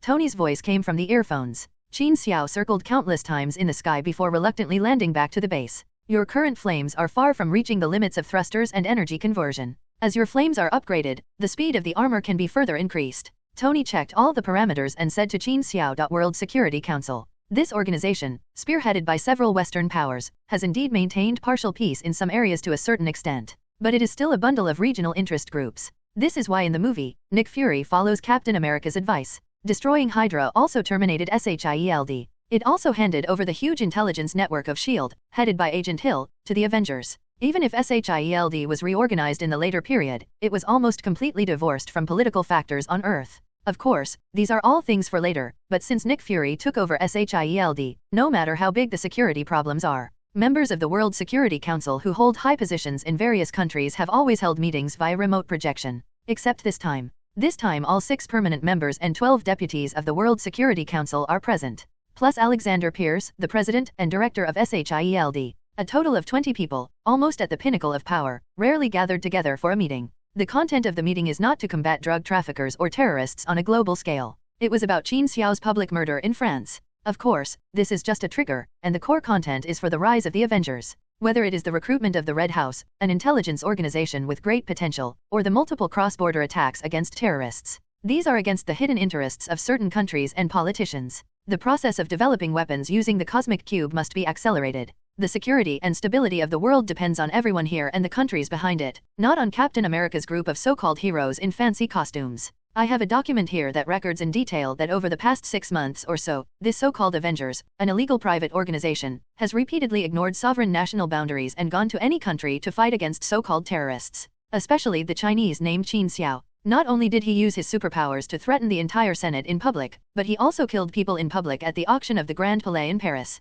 For God's sake, I was about to be killed by that gang recently. The Japanese dwarf is so annoying. Several committee members were excited and talked endlessly about how lawless the Avengers, especially Qin Xiao, were. Only Nick Fury sat aside and watched all of this coldly. Although he did not agree with some of Qin Xiao's behaviors, in comparison, he despised the so-called committee members in front of him who were trying to maintain world security. In their dirty hearts, they only care about public support and their own interests and power. The more people discussed, the more excited they became. They would never tolerate the emergence of an uncontrolled high-end military organization with its own intelligence network and funding sources. Finally, everyone turned their attention to Nick Fury. 1 month, Director Nick Fury, we will give you another month. The weapons developed using the Cosmic Cube must reach mass production and can be given priority to equip the special forces of all countries here. Everyone, I understand how you feel, but with all due respect, whether it is Qin Xiao, Captain Rogers, or Tony Stark, their behavior does cross the line, but to a certain extent, they are indeed trying to protect the world. Peace, isn't it? In fact, the development of Cosmic Cube weapons has achieved certain results, but Nick Fury does not want to hand these technologies into the hands of these people. Director Fury, I remind you to pay attention to your identity. They are essentially a group of criminals who trample on the law. Their actions are not supported by any country. They are disrupting the world. I hope you can keep this in mind. One thing, of course, don't forget our time limit, 1 month. One committee member gave Nick Fury a deep look. The person here is not a human being. How could there not be someone arranged by him in an organization like S.H.I.E.L.D.? Just say that during the battle in New York, they could directly bypass Nick Fury and let the people below launch a nuclear bomb on Manhattan. They knew that he must have the means to counter Nick Fury. California, formerly the Pegasus Project Research Institute, is now a secret base affiliated with SHIELD. Dr. Eric Shavig, who was recruited into SHIELD by Nick Fury, was conducting various data tests around what looked like a large arc reactor. And in the middle, which is similar to the arc reactor, is the square Rubik's Cube of the universe. This shows that S.H.I.E.L.D.'s development of the cosmic cube is still limited to the step of absorbing energy. The weapons created in this way will be slightly more powerful than traditional gunpowder weapons. Ammunition becomes a pure energy consumption, and the power of individual weapons can be adjusted by oneself. It is indeed much more advanced, but due to the material and output power of the weapon itself, its power has not improved in real time. Nick Fury was under a lot of pressure in the meeting today, so his first words when he came in were, "Dr. Shavig, we need to enter the third phase of development as soon as possible. There is no time. The officials above are anxious to use it to create weapons that can fight Iron Man." Dr. Eric Shavig was slightly startled when he heard this. "I must remind you that the energy contained in this thing is beyond your imagination. Overdevelopment without certainty may cause some kind of disaster. Then increase your confidence, Doctor. If you don't hurry up, believe me, those stupid bastards will definitely form a team on their own to develop weapons, and then it will really be a disaster." Nick Fury actually has his own plans, let alone the Captain Marvel and Alien incident in 1995. Even when the God of Thunder came last time, whether it was the silly big guy with a hammer or the fire-breathing magic puppet, they all had the power to destroy the city. As people on Earth, they will not put their hopes of protecting themselves in the bullshit Asgard above. Howard Stark has a saying that Nick Fury agrees with very much. Even peace is in the hands of the person with the biggest stick.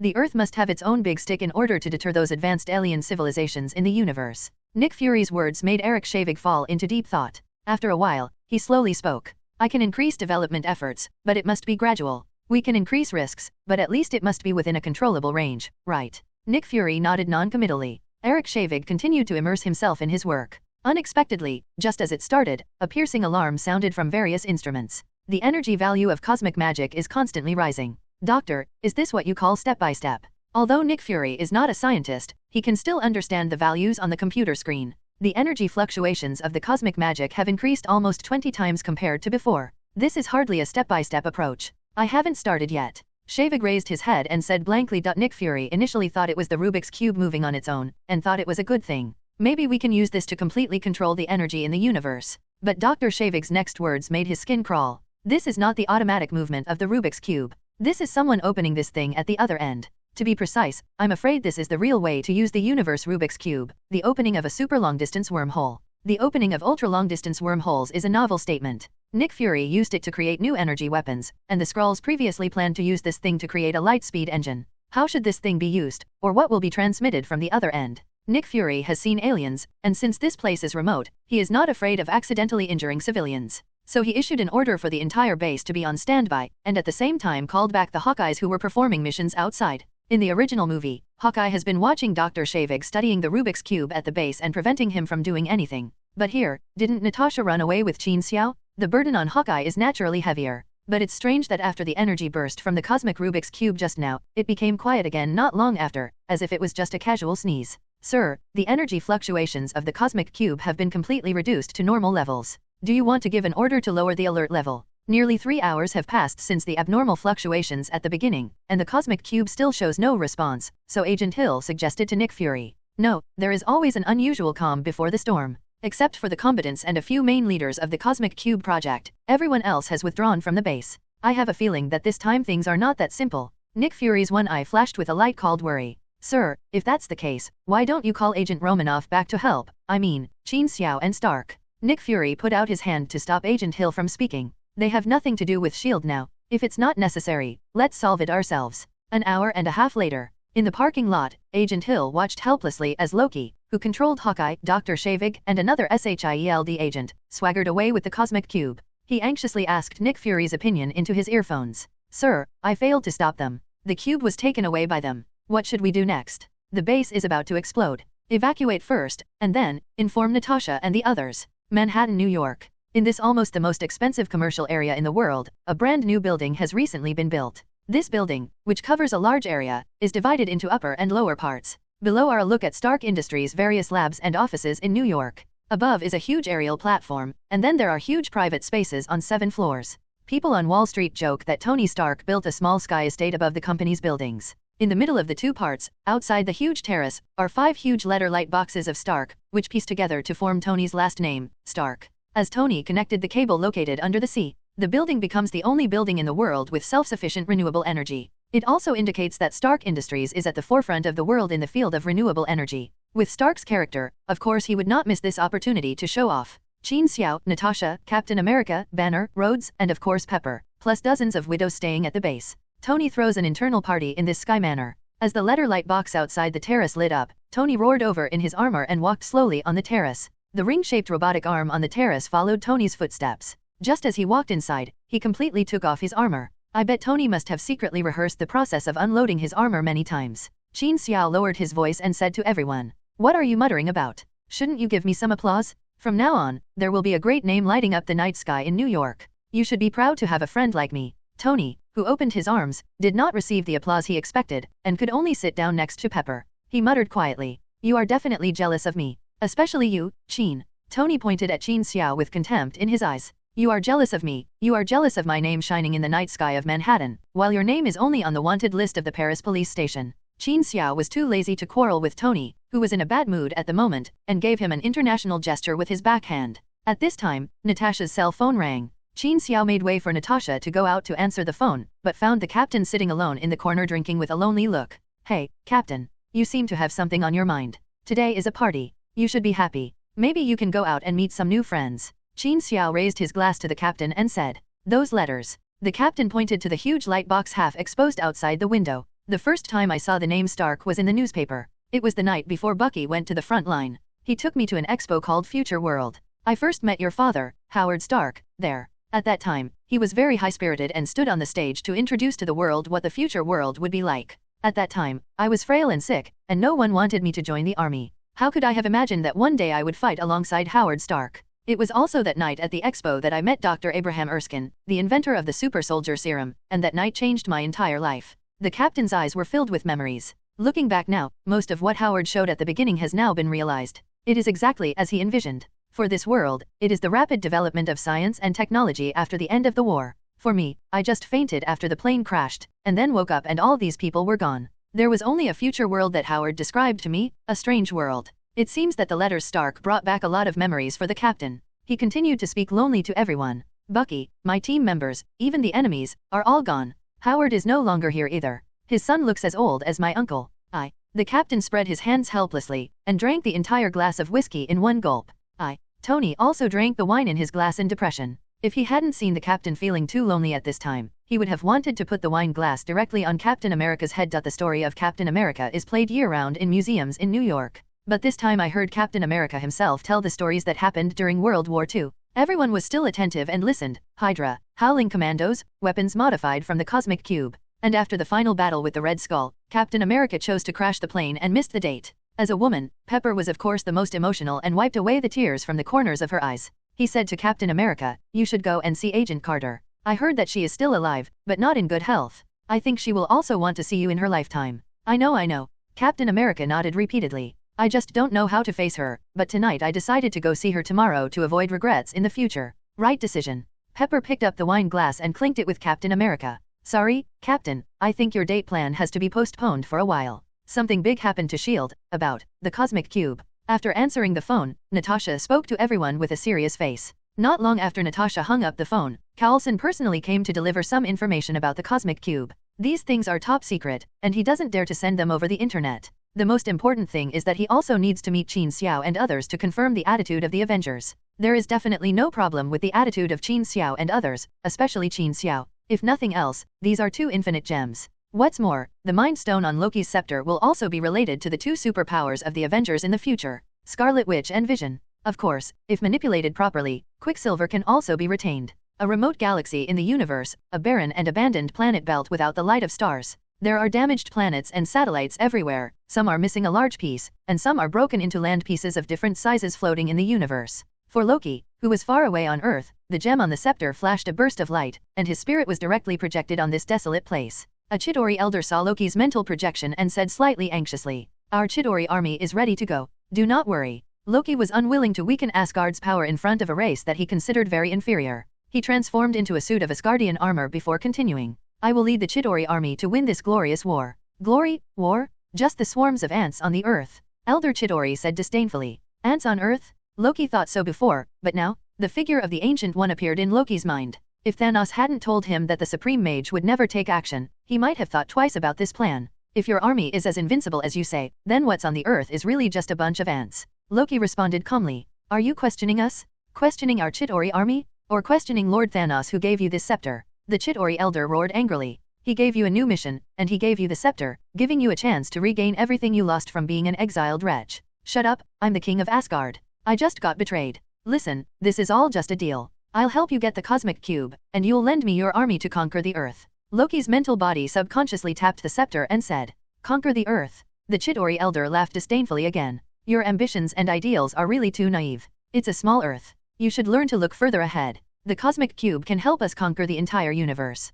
Do you understand? Asgardians. If I remember correctly, the cosmic cube isn't in your hands yet, right? Loki smiled lightly. Are you threatening me? The Chitauri elder stretched out his ugly claws at Loki. I'm just reminding you to prepare your army and make sure to obey my command. I will definitely bring you the cosmic cube, Loki said bitterly. After closing the dialogue with his mental body, Loki cursed fiercely in his heart. Although he is a descendant of frost giants, he has always called himself an Asgardian and is very proud of it. Unexpectedly, the now down and out person would have to listen to a Chitauri threatening him in front of his eyes. This made the already sensitive Loki feel even more uncomfortable. He must conquer the earth, then fight back to Asgard and take back his throne as king. Then find an opportunity to destroy the disgusting Chitauri race. I was secretly feeling cruel in my heart. Dr. Shavig over there has calculated what conditions are needed to completely activate the cosmic cube to form a fixed wormhole, as well as the various elements required. The only thing we are missing now is Yi. This kind of thing is found in ordinary meteorites. Many countries have collected meteorites that fell from the sky. We need you to find a way to get them.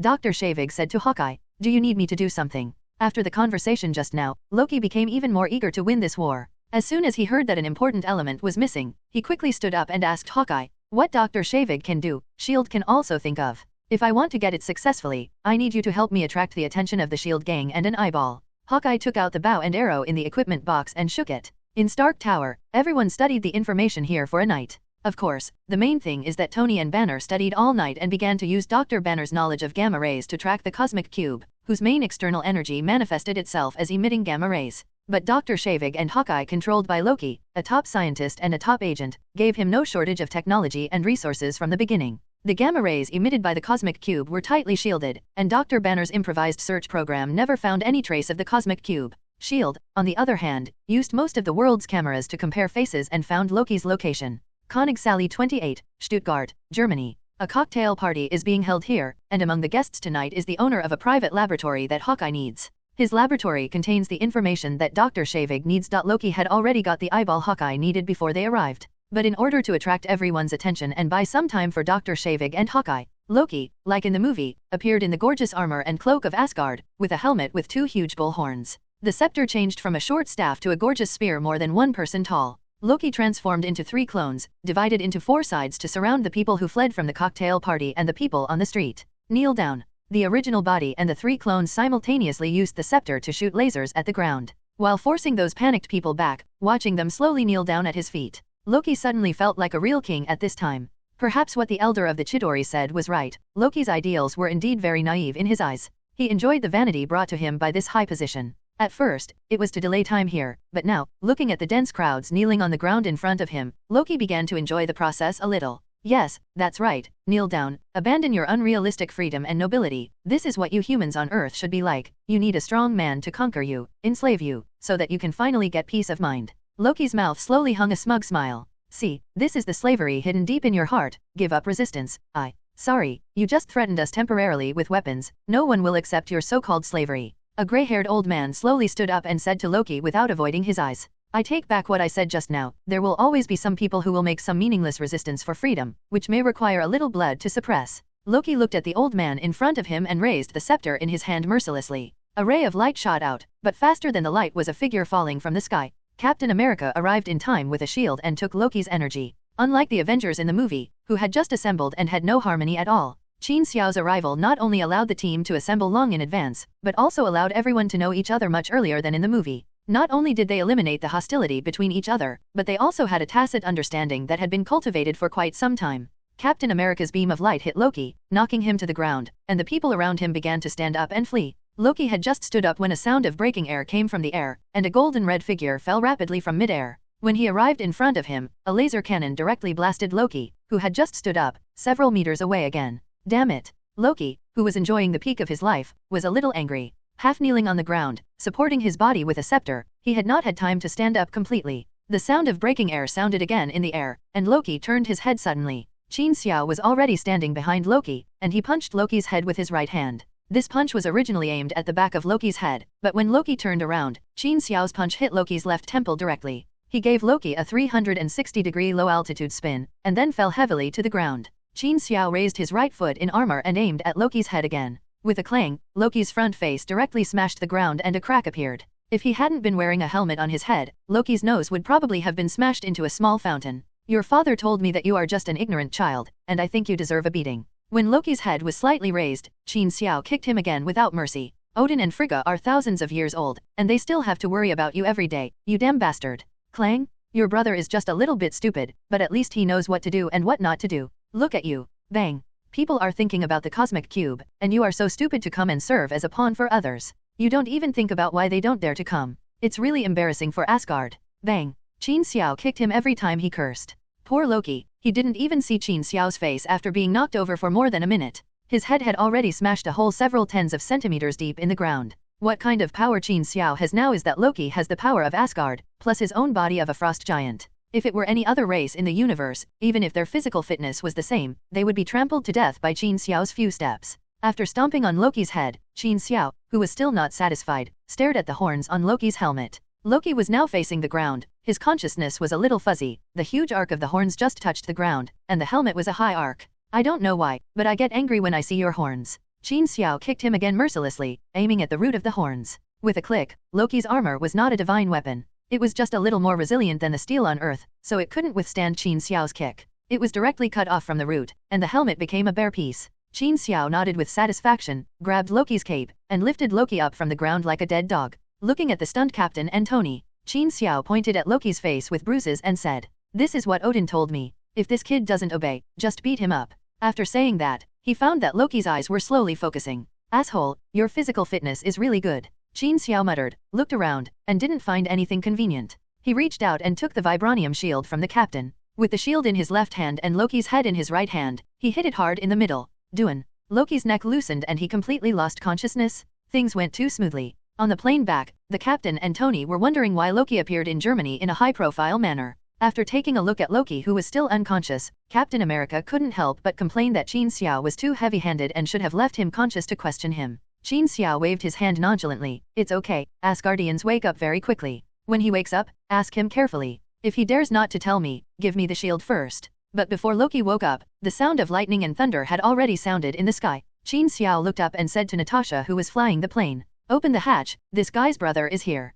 Sure enough, as the hatch slowly opened, Thor flew in with his hammer. He originally wanted to come and take Loki away directly, but he saw Qin Xiao when he entered the plane. Thor's momentum stagnated, and he turned to roar loudly at Loki. "You actually came to Earth to steal the cosmic cube, do you know? Oh my god, are you Loki? Who beat my brother like this? A filial son is born under the stick." This saying passed down by the ancestors of China can definitely be called the truth to a certain extent. Qin Xiao used to have a cousin who was 20 years older than him. When Qin Xiao just went to high school, her cousin's twin children were already 10 years old. These two children were spoiled by their family. Let's say, you are watching TV and watching it intently, come and change the channel for you? When you finally get into the new channel, he will change the channel for you. Hanging clothes, go out to play in the mud, come up and go straight to the clothesline, no matter if it is a towel or clothes, come up and wipe it. Want to go out to play or buy toys, no matter if the adults have something to do, they will leave immediately, otherwise they will smash the door and throw things at home. One summer vacation, Qin Xiao went to his grandmother's house in the countryside for the holiday, and it happened that his cousin came back with her children to play. Qin Xiao, who was irritated by the naughty children, directly pressed the two children to the ground and spanked them hard. Naughty, spanking. If you insist on asking for something, you will be spanked. If you dare to mess with others who are concentrating on something, you will be spanked. If you don't eat well, you will be spanked. In short, it's just one word, spank. After 10 days, the two children were so sensible and polite in front of Qin Xiao. And Loki, in Qin Xiao's eyes, is just a naughty child. Although the harm is much greater, the essence is the same. If you speak in a sarcastic way, you will be kicked. If you don't cooperate well, you will be kicked again. Look, Thor, who originally came down to settle accounts with Loki and planned to beat him up and bring him back to Asgard, can't stand it now. To be honest, I feel a little sorry for my brother. It was not easy to persuade Qin Xiao to give himself some time to persuade Loki. In order to prevent him from escaping, the two squatted on the deck of the sky carrier, braving the biting wind in the sky, the shy Thor, and the bruised Loki next to him. The two brothers just squatted under a fighter plane without saying a word. After a while, Thor sighed and spoke slowly. Alas, you'd better cooperate a little and tell me the whereabouts of the cosmic cube. If you continue like this, you will be beaten to death by Qin Xiao, brother. Thor's mind flashed with what Odin said to him when Qin Xiao left Asgard last time. The Earth will soon usher in a turbulent time, and our contacts will become more and more frequent. If my two children cause you any trouble on Earth, beat them up at will. If they dare to resist, you can call Heimdall at any time, and I will deal with them myself. When Odin said this, his face was smiling like a sunflower. Thor even had a moment of thinking that he was not Odin's biological child. Because before saying this, Odin had instructed that after Thor dealt with the affairs of the 9 realms, he would let him go to Earth to hang out with Qin Xiao. No matter how you look at it, this sentence seems to be said to himself, but he didn't expect Loki to fall into Qin Xiao's hands. So when Thor and Loki said this, it was so sincere, because in front of Qin Xiao, the two of them were on the same side. Shut up? What's wrong with you, my brother? How come you have become so cowardly after coming to Earth for a while? I am a god from Asgard, how can I let in Earth? Bang! With a loud noise, Loki, who was talking, was suddenly grabbed by the back of his head by a hand. He threw himself hard on the deck, and his whole head was pierced into the deck. The concrete on the deck was directly smashed into a hole the size of a human head by Loki's head. I said, don't call me an Asgardian god or an earthling all the time, talk properly, otherwise I will hit your head and make a fart sound. Did you hear that? Qin Xiao, who appeared at some point, grabbed Loki's hair, lifted his head up, and asked viciously. Yeah. Loki nodded blankly with a look of despair. Qin Xiao was satisfied, and reached out to gently pat the dust off Loki's face. That's right, let's have a good chat, I'll come find you later. Alas, Thor sighed again. Give up, my brother? Hand over the cosmic cube and go back to Asgard with me. I will plead for you in front of my father. Put away your hypocritical face, Thor, you make me sick. Facing Thor, the brother who has always been superior to him, Loki didn't have a good face even if he was beaten into a pig's head. After saying this, he looked around nervously and found that Qin Xiao was not in sight. Loki immediately spoke to Thor again fiercely. I am the future king of Asgard. I don't want to go back with you and be a good baby. When I conquer the earth, I will lead people to Asgard. I will let everyone know that Asgard can only move towards greater glory under my rule. Thor put down the hammer and slapped his forehead helplessly. Don't even think about conquering the earth. You can't even conquer Qin Xiao, so how can you conquer the earth? I have an army. Loki stood up straight, holding his head high and saying, once my army arrives, I will sit on the throne and completely destroy everything on this damn earth, including that rude Qin Xiao. You are still dreaming at this time, still fantasizing about conquering the earth and the 9 kingdoms. You will only create war and chaos. Even if you succeed, you will not be a qualified king. Wake up, Loki, come home with me, your mother is still waiting for you in Asgard. Thor stood up and grabbed Loki's front, just a few harsh words, and then turned into a warm persuasion. When he mentioned his mother, Loki's eyes showed a trace of tenderness, but it was soon replaced by fierceness. That's your mother, Thor. I have no father or mother. I am just a frost giant. Odin adopted me to show his love and broad-mindedness. So you quickly put away your hypocritical face. Even if I am beaten to death, I will not hand over the cosmic cube. You just wait for the arrival of the army. Loki looked at Thor, his eyes full of disdain and complacency. He loved Thor's expression that he could do nothing with himself. It's a pity that this proud little look lasted less than a second. Qin Xiao appeared behind Loki again without knowing when. He said with a laugh that made Loki and Thor shudder. You won't tell me the whereabouts of the cosmic cube even if you kill me. Good job, I want to see if you really won't tell me even if you kill me. Before he finished speaking, Qin Xiao had already leaned over and grabbed Loki's ankle with his right hand. He stood up and pulled hard, and Loki fell to the ground first. His head hit the ground again. Oh. Before he could even scream out in pain, Qin Xiao had already grabbed his right foot, swung him up, turned him half a circle on the spot, and then slammed him to the ground. Bang! Bang bang bang bang. Say it or not.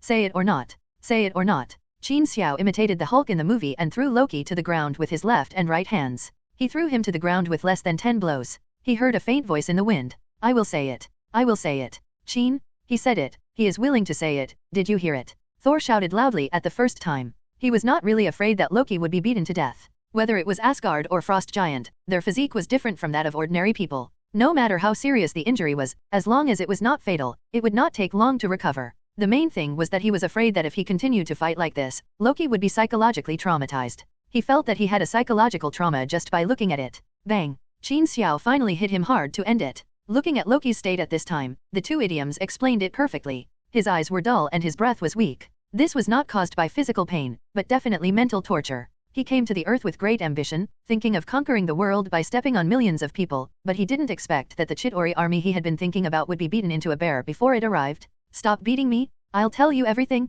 Bore. Loki groaned and said this, and then he opened his mouth and spit out a bubble with blood. This time, the bear kid was completely convinced. What conquering the earth, what the throne of Asgard, those are all external things. The earth is terrible. Qin Xiao is terrible. In Loki's imagination, he should be imprisoned very elegantly, and then use the Mind Scepter to directly break Banner's mental defense. Let this group of so-called superhumans or superheroes fight each other in the nest, and then leave in style, and finally lead the Chitauri army to complete this glorious battle. But Qin Xiao perfectly let Loki know what it means to be beaten by society. Go ahead, tell me, where is the cosmic cube? Qin Xiao sat down next to Loki's head and asked calmly. I don't know about this. What? Bang. It was still the oval conference table in the bridge of the sky carrier. Qin Xiao, Tony, and others sat in a circle with Nick and Hill from S.H.I.E.L.D. Next to the table was Loki, who was lying on the ground half dead, with Thor's hammer pressing on his chest. Just now, Loki said that he didn't know where the cosmic cube was, and was beaten up by Qin Xiao again. But this time, it seemed that what he said was true. With the combination of S.H.I.E.L.D.'s interrogation skills and Qin Xiao's fists, Loki even revealed the pranks he did when he was a child.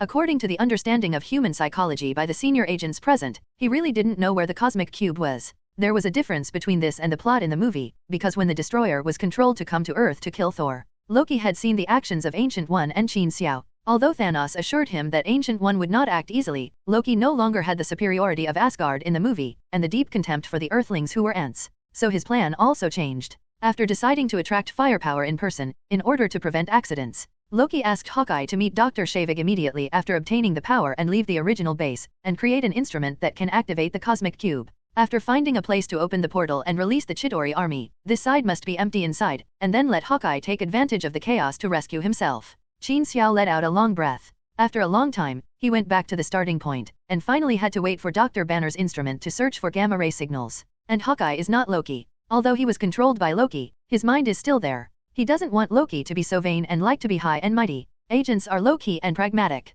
Who knows if Hawkeye will take the cosmic cube to a corner to summon the Chitauri army and then counterattack. That would only cause more trouble. You know, in the movie, the battle started the moment the portal was opened. Although the battle was extremely exciting and intense, the portal only existed for more than 2 hours. Under the full delay and fighting of the Avengers, the Chitauri army was directly bombed by the nuclear warhead before they even left Manhattan. But if Hawkeye chooses to rush his troops in the corner first, the situation will inevitably become uncontrollable. Especially Loki said that the Chitauri army relies on the information of the scepter to determine the command, and Hawkeye controlled by the scepter is also within this scope. It doesn't matter, Dr. Banner's program is still running, and the spectrometers in all laboratories around the world are helping to search for gamma rays. As long as they activate the cosmic cube, they will definitely not be able to escape our surveillance. Qin Xiao clapped his hands and broke the silence. Now all we can do is wait, and by the way, think about what to do with this guy. Qin Xiao pointed to Loki on the ground and said, we should build a special underwater prison and lock this guy up at the bottom of the Pacific Ocean. Coulson said viciously. He didn't know why, but he felt upset and had a dull pain in his chest when he saw Loki.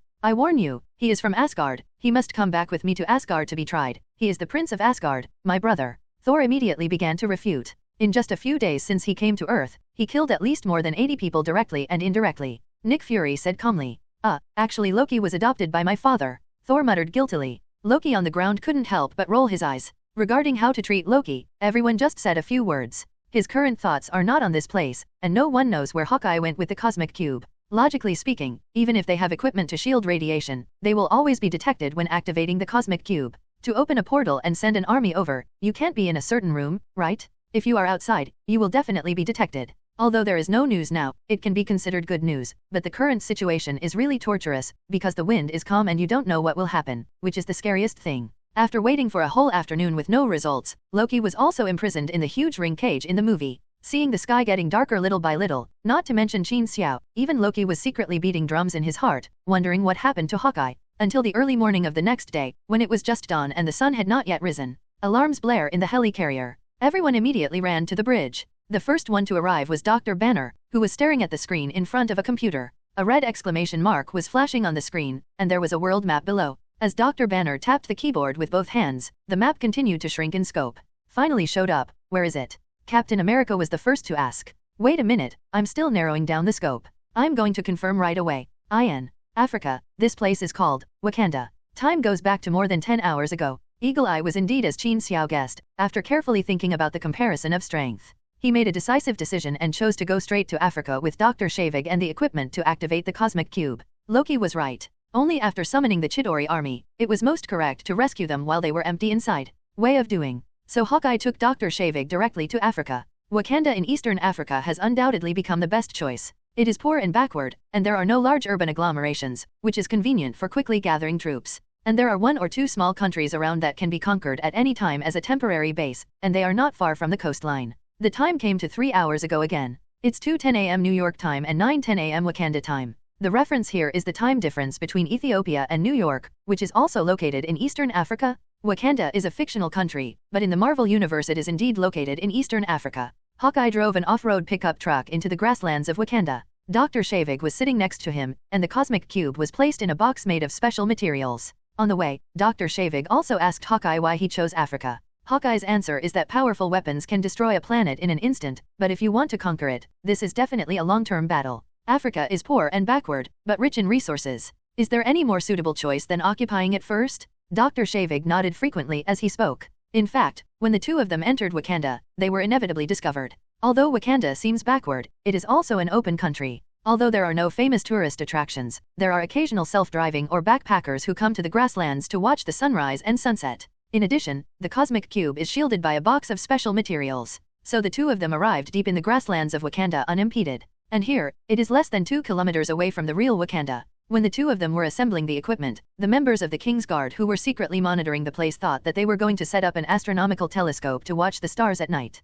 It wasn't until an hour later that the cosmic cube was taken out. The alarm rang wildly in the duty room of the King's Guard. The infinite energy contained in the cosmic cube, from the perspective of Wakanda's detector, is simply an energy source comparable to the sun. Automatic security procedures immediately determined the highest level of crisis. The equipment buried under the grassland began to operate automatically. Blue energy surges between the vibranium devices underground. Soon, an energy protective shield covering a 2-kilometer radius rose into the sky, isolating not only the outside world, but also the grassland and the royal city. After a flash of blue light, the fully formed energy shield began to become looming. As long as you don't attack it, it is almost visually transparent. From tens of meters underground to thousands of meters high in the sky, this area is shrouded in Wakanda's energy shield. What is this and what happened? Is this a high-density energy shield? Are you sure you brought me to Africa? Is this the remains of an alien civilization? Dr. Shavig looked at the energy shield that suddenly rose around him and said in disbelief. Hawkeye's eyes also revealed strong disbelief, but compared to Dr. Shavig, he was much calmer. He was just stunned for a moment, and then immediately spoke. Whatever this is, we better speed it up. In the palace of Wakanda, the old King T'Chaka is talking to his son, the new generation of Black Panther. T'Challa, I am very happy that you can become the most powerful warrior in Wakanda and inherit the title of Black Panther. But if you want to be a good king, the title Black Panther is not enough. The old king is getting older. He is currently preparing to slowly decentralize his power. Under his own supervision, he will train his son for a few more years before letting go completely. So every morning, the old king would ask Black Panther to have breakfast with him, and then have some discussions on Wakanda's affairs. Today was no exception. After chatting about official matters for a while, the old king decided to talk more about the conversation between father and son. Unfortunately, he was interrupted by the captain of the escort team who walked in hastily. Your Majesty, Prince. Okoye, the captain of the escort team, bowed slightly and greeted the two of them. Okoye, it's rare to see that you are not calm. What happened outside? The old king asked with a smile. 2 outsiders entered the Wakanda grassland just now. They were originally thought to be ordinary tourists, but they set up a device and took out an extraordinary energy source. Our detection equipment could not detect the energy source at all. Energy limit. After Okoye finished speaking, he pressed a few beads on a string of vibranium beads in his hand, and a hidden camera surveillance screen was displayed. It's the scene where Hawkeye and Dr. Shavig are installing the cosmic cube. The system automatically judged it to be the highest level security incident, and activated the energy shield on the grassland to isolate that area. Although I don't know what they want to do, but I think we should stop them immediately or kill them on the spot. Okoye said expressionlessly. T'Chaka has been a king all his life and has never seen any big storms. Okoye's words not only did not make him feel nervous, but instead used this incident to test his son. T'Challa, what do you think we should do in the face of this unknown danger? The energy shield has been exposed, there is no need to hide it, but I don't know what the other party wants to do yet. How about I take someone over to capture the person first, and then decide what to do after asking him clearly? Black Panther looked at his father with a questioning tone. The old king nodded and said with satisfaction. That's good, kid. As a king, you can never take other people's lives easily, but you have to remember that the king can't do everything by himself. You are related to the safety of all Wakandans. You must learn to assign reasonable things to the right people to do, no matter what happens, remember. Seeing the Black Panther nodding, the old king turned to look at Okoye again. Bring all the people and things back first, and wait until we can ask questions. Before he finished speaking, he saw the cosmic cube in the picture begin to emit blue energy, and then a blue light pillar rose into the sky. A huge wormhole actually opened hundreds of meters in the air. Okoye very wisely switched to another camera. Under her control, the camera looked vertically at the wormhole in the sky. On the other side of the wormhole is the void of the universe and a group of soldiers controlling single-person aircraft who are ready to move. Alien invasion. The old king was no longer as calm as before. Okoye, call all the soldiers in the army immediately and send them out to see what is going on. T'Challa, you rush to the scene immediately and wait to meet Okoye outside the protective shield. Forget it, I will go with you myself. The old king stood up impatiently. Although Wakanda's social form is still a backward tribal form, their response is quite fast. At the king's order, warriors from each tribe quickly gathered. 3 or 4 minutes after the Old King and Black Panther separated from Okoye, they took a small team of escorts to the outside of the energy shield in an aircraft.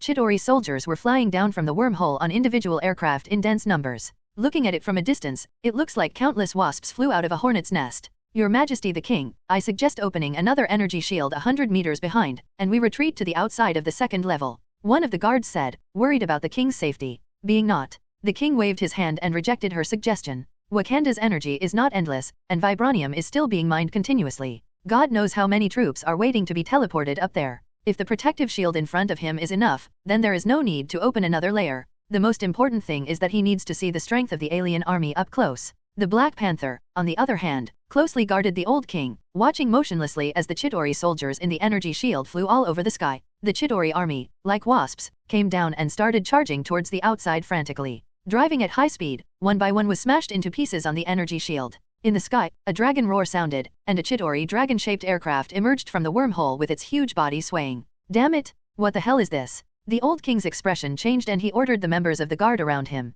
Increase energy output and concentrate all energy in this energy shield. Dad, this is too risky. It's better to open another layer of energy shield. Just go back and take command. Leave this to me. The Black Panther looked at the Old King a little worriedly and said, you can't stop it on one level, and the same goes for 2 levels. It's better to increase the defense here. Behind us is our city. There are a lot of civilians there. No matter what, we must control the battlefield here. Stop trying to persuade me. I'm here to fight with you. As he was talking here, the first dragon-shaped aircraft in the sky had already crashed into the energy shield. The huge dragon head suddenly hit the energy shield, and the translucent energy shield glowed with blue light. The place where the energy shield came into contact with the faucet made a crackling sound like an electric mosquito from a mosquito killer. As the faucet struggled to squeeze the energy shield, the outer shell was slowly corroded by the energy, eventually revealing the soft artificial biological tissue inside. Finally, when the entire dragon aircraft passed halfway, it was cut in half by the energy shield. Although the dragon-shaped aircraft was resisted, the Chitauri soldiers that hit it later were not smashed into pieces as they were just now.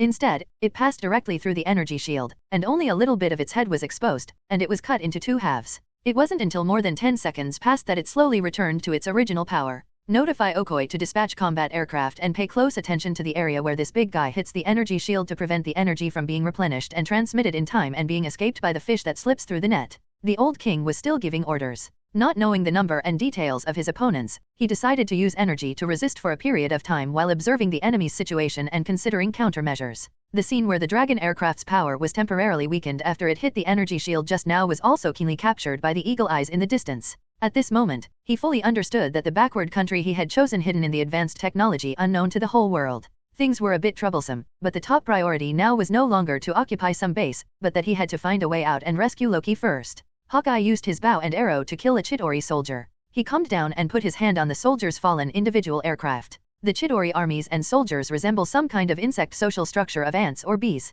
All the equipment or soldiers in the army, and the dragon-shaped aircraft around them are all thinking, or operating systems. Hawkeye can convey his thoughts to the Chitauri soldiers here through a single soldier aircraft. The mark from the Mind Stone on his scepter is his authority to command the army. It has been noted that Wakanda has a large number of troops and armed aircraft. Hawkeye directed several dragon aircraft to launch a suicidal charge directly towards the energy shield from different directions. As for the disorganized Chitauri soldiers, Hawkeye originally wanted them to use the energy weapons in their hands to consume the energy of the energy shield. But what he needs most right now is to go out, and messy fighting can hide himself better. After determining that the dragon-shaped aircraft was enough to attract the attention of the group of people outside, Hawkeye quietly directed dozens of Chitauri soldiers, seemingly scattered, to attack a specific point. More than 20 soldiers in a row were squeezing and tearing at a certain point desperately. The energy of this small energy shield is continuously consumed. It can be seen with the naked eye that each Chitauri soldier persists at this point for longer and longer. After finally paying the lives of 27 Chitauri soldiers, there was a gap of about 1.5 meters in diameter on the energy cover at this point.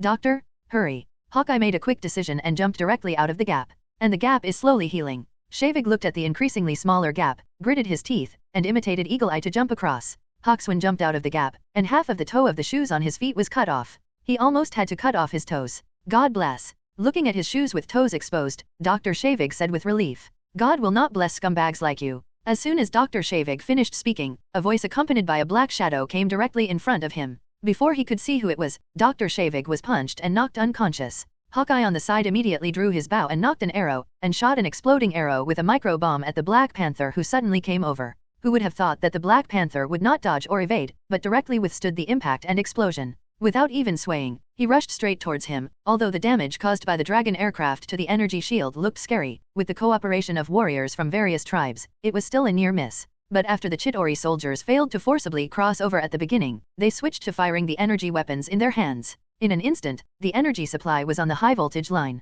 Okoi, get the guards to line up. We need to open an opening to keep the energy shield stable. The old king gave the order. 5 minutes later, the energy shield opened a gap about 2 meters wide. For a moment, Chitauri soldiers swarmed towards the gap like sharks smelling the smell of blood. The king's guards, who were already waiting, blocked the gap. The spears in their hands turned into high-density energy weapons, and they fired continuously towards the gap. Blue energy was densely shot towards the gap, and the Chitauri soldiers who had just approached fell one after another. Viewed from the air, this scene is extremely shocking and decompressing, and it feels like playing a tower defense game. It was this gap that was opened. A few minutes later, Dr. Banner discovered traces of the cosmic cube. Hawkeye shook his head with a splitting headache. The memory fragments of the previously controlled scenes kept coming towards him, but he could not piece together a complete memory. He just felt that his head was hurting more and more. Hawkeye couldn't help but want to reach out and hug his head, but found that his hands were tightly tied to his body and he couldn't move.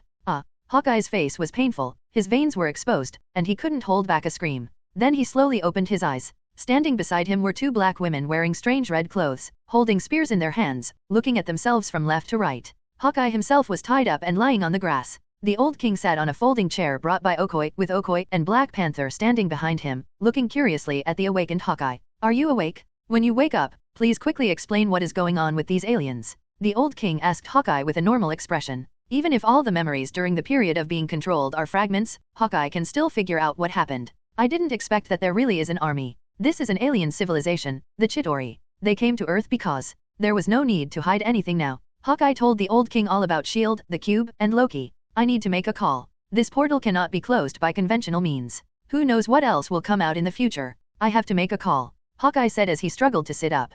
Call on the phone and ask more of your alien accomplices to come to Earth. Okoi said coldly. Just now, she and Black Panther led a group of people to storm in. They also tried to close the universe Rubik's Cube but failed. As a result, 2 of their men died inside. It's weird to be angry with Hawkeye right now. The old king was non-committal and still looked at the Black Panther. The value of the energy shield outside the so-called cosmic Rubik's Cube has reached an unimaginable level. We really have no way to close the wormhole in the sky for the time being. Even if we find a way in the future, who knows how many people will be sacrificed in the process. We have sacrificed several soldiers today. I think we can try to trust him. I think so too. Although I'm not sure about his relationship with those aliens, he didn't lie on some issues, such as his identity as a S.H.I.E.L.D. agent. The speaker was Black Panther's sister, Sarui. She was only 13 or 14 years old at this time, but she already had unparalleled scientific talent at a young age. Within Wakanda, they feel that Shuri is the most talented scientist in the world, not the Tony Stark rumored outside. Sarui, when did you come? The old king said in surprise, but he didn't mean to blame too much. This daughter has been very independent since she was a child. While he was telling those stories, Shurui was holding a tablet, which displayed Hawkeye's personal file information in S.H.I.E.L.D. I just went to take a look at S.H.I.E.L.D.'s database. Sarui took the tablet and took a look at her father, seeing the somewhat incredulous look in Hawkeye's eyes. He turned to Hawkeye and smiled. Actually, your firewall is pretty good, you just met me. Shurui opened not only Hawkeye's information, but also information about the Cosmic Cube and S.H.I.E.L.D's project on the Cosmic Cube. Coupled with what Hawkeye said, and after mutual verification by both parties, it can be basically confirmed that Hawkeye's words are true. You can call, but for the sake of safety, please cooperate temporarily and don't leave our site. Your equipment cannot be returned to you now. Black Panther squatted in front of him holding a mobile phone and said. He easily untied the rope that bound Hawkeye. Thank you, but there is no need to make this call, because they are already here. Hawkeye looked at the sky in the distance and whispered. Someone from S.H.I.E.L.D. Black Panther asked, standing up. No, it's the Avengers. Hawkeye said as he looked at the 2 small black dots in the sky. The 2 small black dots that the Black Panthers could barely see began to approach at an alarming speed. Soon, 2 figures, one red and one black, flashed across the sky, crossed the range of the energy shield, and flew towards Black Panther, Hawkeye, and others from the left and right. Bang! Qin Xiao and Tony rushed down from the sky, and their feet slammed heavily on the grass with the added gravity of landing. Shua! The surrounding king's guards raised their weapons towards the two. The old king waved his hand, signaling everyone to put down their weapons. Qin Xiao, Tony Stark, I didn't expect that our Wakanda would not only usher in the attack of aliens in one day, but also usher in 2 superheroes. Hello, this must be the respected king of Wakanda. First of all, the 2 of us are not superheroes, and there are more than just the 2 of us. The black technology that vibranium brings to Wakanda is more than what is shown in the movie. Qin Xiao watched with his own eyes as the old king of Wakanda had someone bring a metal block about the size of 2 bricks. After lightly clicking on it a few times, the metal block stretched and deformed several times, directly turning into a small house of more than 10 square meters. 4 claws stretched out from under the small house and dug deeply into the soil. My father was deceived back then. The captain's shield was not the only vibranium in the world. They used this thing in a luxury tent in the wild. In fact, this thing has no technological content, it is just thin. Tony said a little unhappily, God knows how much he longs for a set of vibranium armor. And he hated the way most Wakandans here looked at others like they were rednecks. I know what you are thinking. I promise you, sooner or later I will help you get some vibranium to build an invincible suit of armor. Qin Xiao patted Tony on the shoulder and stepped into the house. Everyone already knows what happened, so there's nothing to talk about. Loki also confessed that the portal can be closed with the scepter, and Dr. Shavig also confirmed this when he woke up. What I want to talk about now is how to quickly enter and close the portal. In this outdoor tent made of vibranium, they set up a small conference room with tables and chairs. Everyone sat in a circle, discussing how to better cooperate, enter, and close the portal. With all due respect, I don't think we need to discuss any battle plan. Your energy shield is great. It effectively blocked these aliens and trapped them in such a small place, but now we are here. You just need to do what you did before. Tony said, spreading his hands. This is Wakanda. It's you who caused trouble in our place. All you need to do is hand over the scepter, and we will naturally close the portal. Okoye said with her unique hint of arrogance. I wonder when Wakanda became a queen and ruled. Is this your new king? Tony said to the old king in an extremely exaggerated tone. Do you want to fight? You're a weakling who can only hide in a metal suit. Okoye stood up and said angrily. Are you talking about that guy? Tony said, pointing to the Black Panther sitting next to the king. Also, speaking of cowards who hide behind metal, is there anyone more suitable for this title than you? You hide behind vibranium and develop secretly. If it weren't for these vibranium, I estimate that your Wakanda development in Africa would be can you get into the top 50. There are only about 60 countries and regions in Africa. When it comes to the skill of ridicule, how can Okoye be Tony's opponent? However, as the captain of the King's Guard, Okoye would definitely not push too hard if he could do it. Hearing this, he directly picked up his spear. A fireball the size of a wash basin appeared in Qin Xiao's hand silently, and it was spinning on the table. The hammer in Thor's hand also flashed with lightning. Loki did this. He is from Asgard. If you are not satisfied with this, Asgard can be responsible for it. As he said this, lightning flashed out of the hammer. He seemed to be responsible. Are you responsible for the hammer? Qin Xiao had no intention of becoming an enemy of Wakanda, but he did not like the condescending look of the guard captain. The old king stretched out his hand to stop Okoye. On Qin Xiao's side, Natasha gave the other party a step first and spoke before the old king. Now is not the time to hold people responsible. Alien troops are invading. This is a matter for the entire human race. We are here to solve the problem, Your Majesty the King. That's right. We have to solve the problem first. I won't ask you for the scepter. We will send a team to work with you. Closing the portal is the priority. Let's solve the problem together. The old king's words relaxed the atmosphere, and then he continued. But these Chitauri invaded our planet and consumed so much of our energy. Just closing a portal is a bit cheap for them. The old king motioned to little Shu Rui to take out a tablet. On it was a screenshot taken by a hidden camera on the ground when the Chitauri army first came in. It was taken almost directly facing the wormhole, and most of the pictures are densely packed with Chitauri soldiers.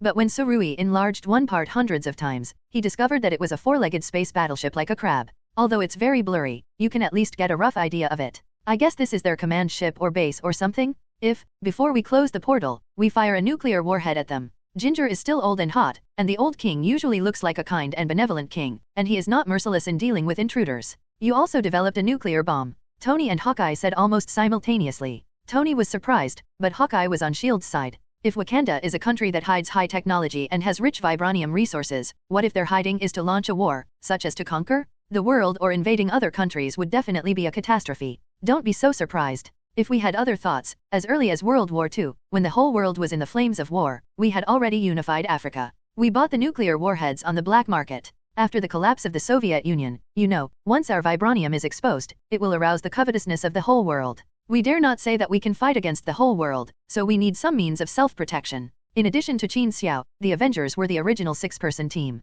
On Wakanda's side, Black Panther and a 10-man escort team headed by Okoye were dispatched. This was the team that finally decided to come out and enter the energy shield. After letting everyone prepare, the old king grabbed Qin Xiao. I would like to apologize to you first for what happened to Okoye. We in Wakanda are isolated from the rest of the world, and our technology is far ahead of the rest of the world. It is inevitable that they will have a little more pride in their hearts. The old king lowered his posture and said to Qin Xiao, I can understand. You don't need to apologize for this. Why did you keep me here? Qin Xiao didn't quite understand. It was normal for the two parties to have some minor frictions in their initial cooperation. Although Okoye looked aloof, to be honest, both the Black Panther and the old king looked approachable. Qin Xiao had a good impression of them. Cooperation? Wakanda cannot remain so closed off. We need to be in contact with the world, but our vibranium can easily attract the attention of the world. We need a suitable opportunity. The old king said calmly. I know what happened to you, especially after you dismantled the Red House. I heard that you threatened all the members in the Senate. Well done, young man, but you and I both know that this is not a long-term solution.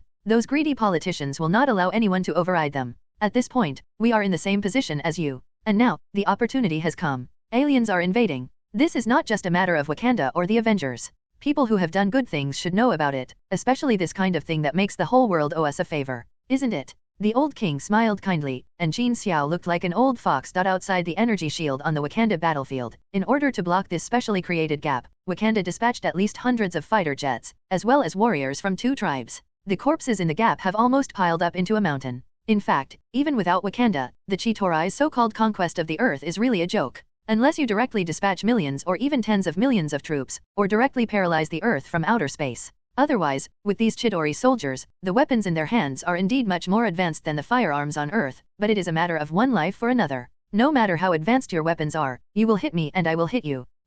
Gunpowder weapons are still effective against them. It's nothing more than using more missiles to blow up the dragon-shaped spaceship. With these messy things in mind, everyone has already gathered. The nuclear warhead that the old king mentioned was currently hanging quietly on a fighter jet, waiting in the distance. As the landowner of Wakanda, the old king stood up and began to make a pre-war declaration to boost morale. These ugly alien races are called Chidori. They colluded with an evil god from Asgard and wanted to conquer the earth. For whatever reason, they put their first stop in Wakanda. What I want to say is yes, these sons of bitches chose the wrong place. Wakanda must win. The Black Panther behind him shouted out this sentence at the right time. Then all the warriors present shouted out Qin Xiao's much-used joke from his previous life, whiter than me, whiter than me. Qin Xiao definitely did not mean racial discrimination, but it was really shocking that so many black people shouted this sentence together. Especially because of the influence of the video from his previous life, Qin Xiao always sounded whiter than me no matter how he heard this sentence. Seeing that everyone was in high spirits, the old king stretched out his hand to signal everyone to quiet down, and then continued.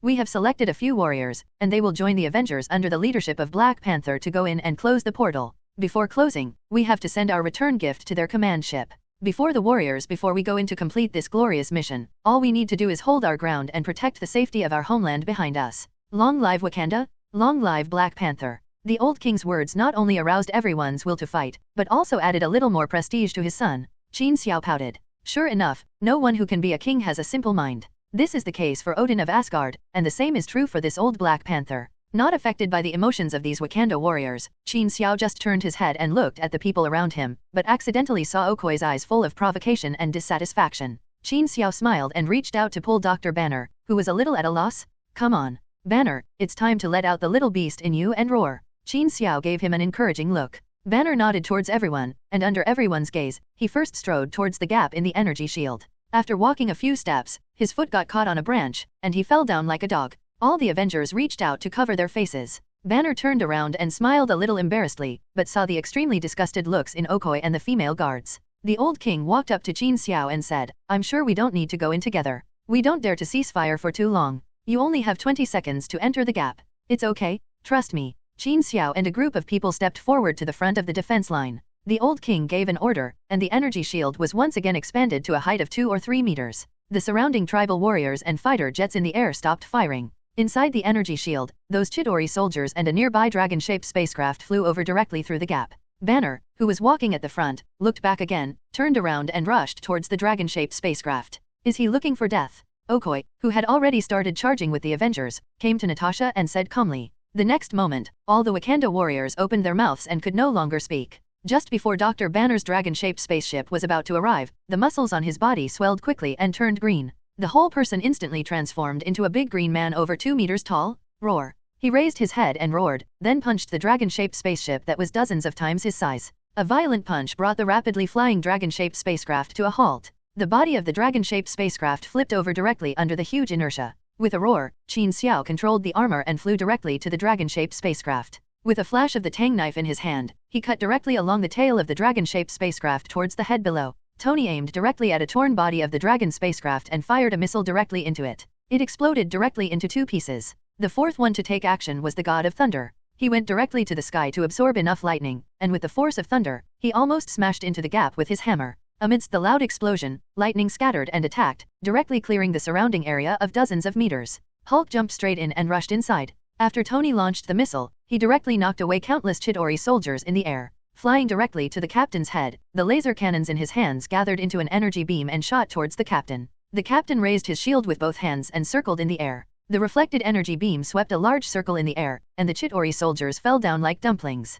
It has only been more than 10 seconds since Dr. Banner transformed into the Hulk and threw his first punch. 5 people went in and directly cleared the enemies hundreds of meters around. And look at this posture. Qin Xiao and Tony ran rampant in the air, and the captain used his shield and Thor to knock down a large number of Chidori soldiers again. As for the big green guy, he was standing on another dragon-shaped spacecraft, peeling off the outer shell of the dragon-shaped spacecraft with his bare hands like peeling an egg. This made the Wakandans dumbfounded, who originally thought that temporarily stopping shooting and widening the gap would allow more enemies to emerge. Why did they mobilize so many people to expand the encirclement at the gap? Are you watching the excitement? If there are no enemies coming out, everything inside has been cleared. Black Panther, Okoye, and others were also following Hawkeye and Natasha, who had just run to the gap. He looked directly at the large empty space in front of him and became stunned. None of these guys are normal, just get used to it. Natasha smiled and patted Okoye on the shoulder, striding into the battle. The corners of Okoye's mouth twitched and he could no longer speak. Not only Okoye and the other warriors from Wakanda's other tribes, but even the well-informed old king opened his mouth in surprise at this moment.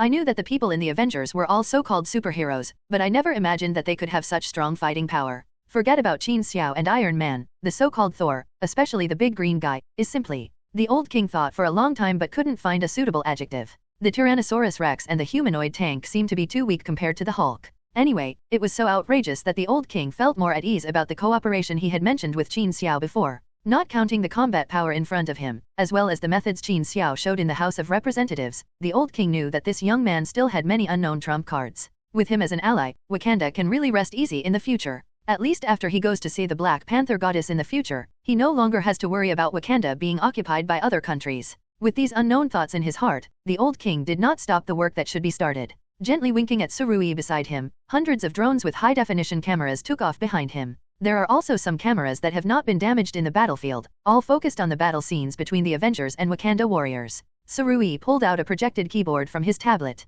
With all 10 fingers dancing like phantoms, he hacked into several satellites silently. A few minutes later, some major TV stations in major countries were hacked one after another, and all TV screens were switched to scenes on the battlefield. Live broadcasts also appeared on major platforms on the internet. The title is all, "Do you think your world is safe enough? These heroes are fighting with their lives in places you can't see." Or another style, "Aliens really exist? How much truth is the government hiding? Can anyone tell me how many alien invasions this is?" In short, in an instant, the whole world exploded. At first, some people may question that these pictures are fake, but regardless of whether the people appearing in them may be fake, the so-called masters are among the people. Soon the authenticity of these video scenes was concluded by some folk gods. On the helicarrier, Agent Hill was talking to Nick Fury about this matter with a tablet, and the battle scenes on it were switching from time to time. Several council members came to us just now. They are doing their best to refute the rumors and block these signals. They asked us to cooperate with their blockade work. They mean that these things will cause panic among the people. It has been half an hour since these scenes appeared.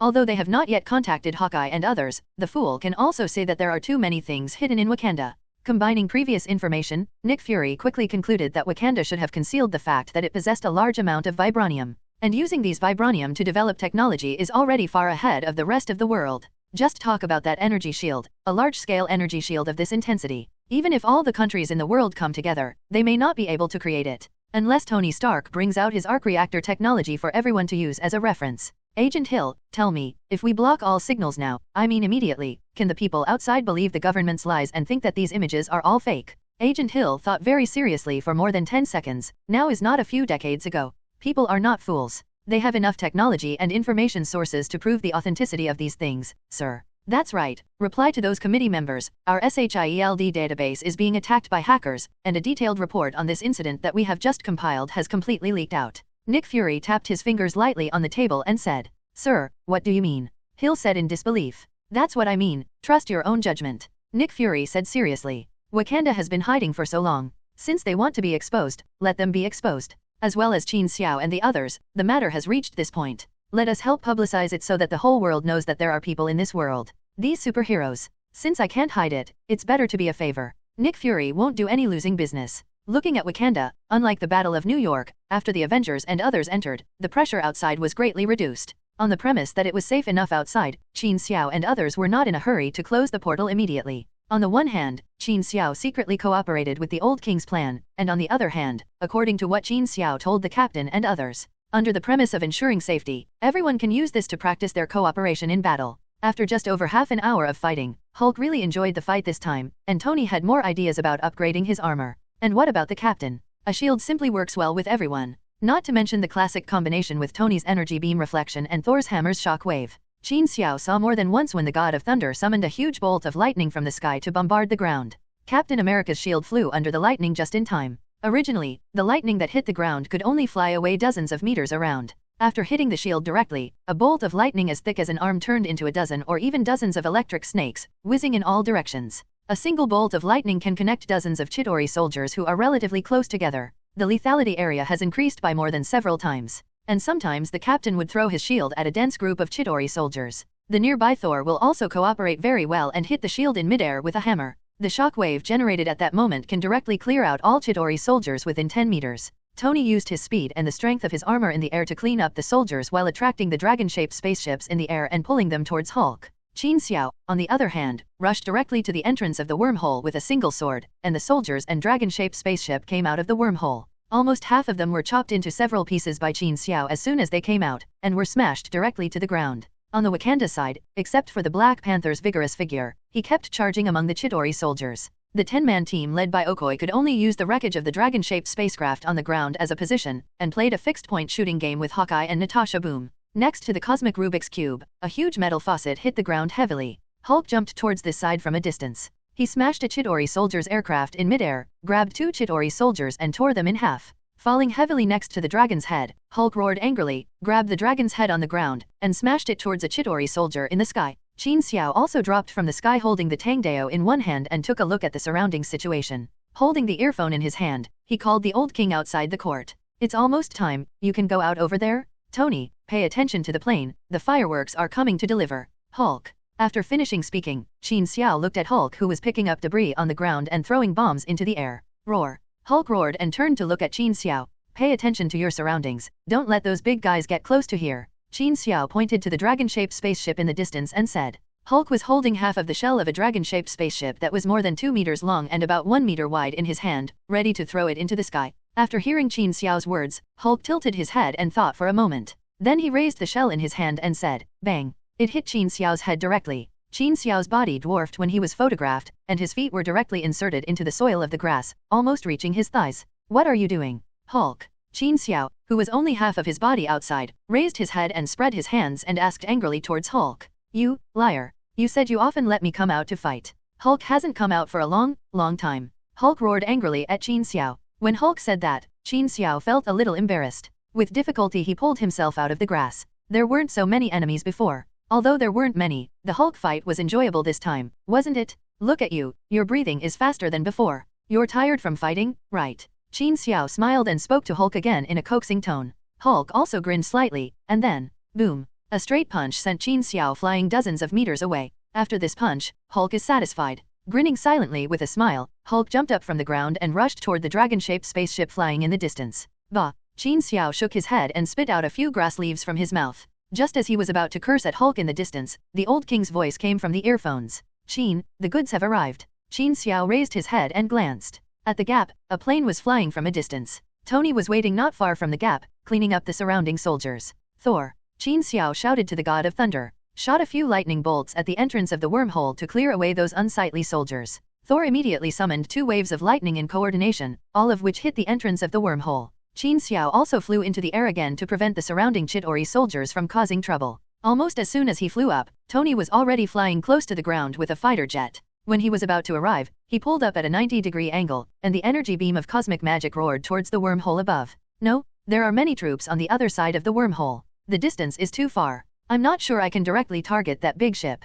Surui's voice came from the earphones. The drone with the nuclear warhead was a drone, and it was little Surui who controlled it. Then increase your confidence and fly up. As soon as Tony finished speaking, he was already one step ahead of the plane and flew towards the wormhole. This is not the Battle of New York, and there are not large numbers of civilians down there facing the threat of nuclear bombs. Tony was not so impulsive and rushed in. Instead, he went up half a height, and then used the one-time powerful laser in his hand to sweep across the army not far from the entrance of the cave. Thor was also condensing a large amount of lightning, followed Tony, and directly smashed the hammer into the wormhole with lightning. Suddenly, a long passage was cleared before the plane entered the wormhole. Unfortunately, there are still a large number of dragon ships and Chidori soldiers waiting in line to enter. It's just that the blank space created by Thor and Tony is enough for the fighter to enter safely. Surui's reaction was fast enough. After entering the wormhole, he turned and avoided the straight path in space. He controlled the fighter jet to realign its direction, and after getting as close as possible to the command ship, he immediately locked onto the target. I'm locked in. Oh ho, come and taste the big dick. Surui pressed the launch button on the simulator with excitement on his face. Qin Xiao took out Loki's scepter without hesitation and threw it towards the cosmic cube before he even landed. As expected of an infinity stone, the scepter inlaid with the mind stone directly broke through the energy shield of the space stone. The scepter had just touched the outer shell of the cosmic cube, and the outer energy shield of the cosmic cube was directly out of control. A shockwave swept out, directly clearing the surrounding area of dozens of meters. The energy beam emitted by the cosmic cube broke off. Qin Xiao ignored the scepter on the ground, but stared at the wormhole above without blinking. Without the energy supply of the cosmic Rubik's cube, the wormhole began to slowly shrink. In the space on the other side of the wormhole, a flame flashed past and disappeared in the direction of the command ship. Boom. Although I didn't hear the sound of the explosion, I saw the huge command ship explode into a flame instantly. Everyone couldn't help but dub it in their hearts. The timing was just right, just when the shock wave was about to approach the wormhole. The wormhole closed the last gap, and space returned to normal. The Chidori soldiers on the ground and the dragon-shaped spaceship seemed to have lost power. They all turned off their engines and fell to the ground. The Wakandan warriors outside the energy shield all cheered. People all over the world watching the picture in front of TVs or computers and mobile phones also let out a cheer. Almost at the same time, Qin Xiao, Thor, and Tony landed next to the cosmic cube. Did you just see me break out of the wormhole? It was definitely the greatest attack in human history. Tony declared his contribution to the two of them. Thor gestured with the hammer in his hand. Your visual effect was very good, but in fact, you didn't kill many people at all, mainly because my hammer and lightning almost cleared out all the troops around the wormhole. Qin Xiao glanced at the two people with disdain. If I hadn't been guarding the wormhole and fighting, you two wouldn't be able to clear out so many people even if you came 2 times, do you understand? Snort. Thor and Tony snorted disdainfully and turned their heads left and right. The 3 people no longer argued, but showed a smile of victory, standing on the grass at a 45-degree angle and looking up at the sky. All around were the remains of the battle. This scene was captured by the camera and spread directly through the signal. The 3 of them, combined with the surrounding battlefield, gave them a bleak and majestic feeling. This is our Earth superhero. Everyone who watched this scene said this silently in their hearts. Suddenly, a black shadow flashed across the screen. Boom. A dragon-shaped spacecraft that lost power slid down from the side and hit the 3 superheroes directly. Just like the moment when the wormhole is completely closed, at this moment, people all over the world are also quiet. Your morning chapter is back. July has passed. On the first day of August, I wish you all a smooth August. Students, have fun in the summer and go crazy. Also, today is Army Day. If you see a PLA soldier, salute. They are the superheroes who carry the burden for us. Qin Xiao felt that he was not destined to become a celebrity. The first time he made headlines, he was severely copied by the media. The photo of him and Tony making a scissor hand gesture still hangs in the bedroom of their Los Angeles apartment. Last time I finally succeeded in showing off in the Senate, but I was suppressed by the government without much coverage in the media. This is the second time. In the photo, Qin Xiao looks embarrassed and gray, with a few grass leaves on his head. Tony on the other side was not much better. He drew back one hand and one leg. Although he did not take off his mask, he perfectly used his movements to interpret what a ghost expression meant. This was all thanks to the old king of Wakanda. Not only did he hack the TV networks around the world, but before the battle ended, he also sent people to bring in many reporters from world-class media from some nearby countries. Qin Xiao was caught off guard. He was directly hit by the dragon-shaped spaceship while he was standing. As soon as he was overturned, he found several reporters taking pictures in front of him. This is how Tony's actions and language came from. In sharp contrast to the two of them is Thor. Although Sol knew what a reporter was and what a camera was, he had no idea about these things. The angry 3 people overturned the dragon-shaped spacecraft together, and suddenly saw the reporter holding a camera. Thor's first reaction was that of an enemy, and he glared angrily with a hammer. Although I reacted immediately, my first reaction was captured on film. Not to mention firmly occupying the C position, he has unruly long hair, perfect muscle lines on his arms, plus the aura of facing the enemy and the coquettish cape fluttering in the wind behind him. The more I looked, the more I felt like there were two clowns standing next to me. Damn old fox, he actually arranged for reporters in advance. How afraid is he that people don't know that Wakanda has done its part to protect the world? Tony threw a newspaper on the table viciously and said,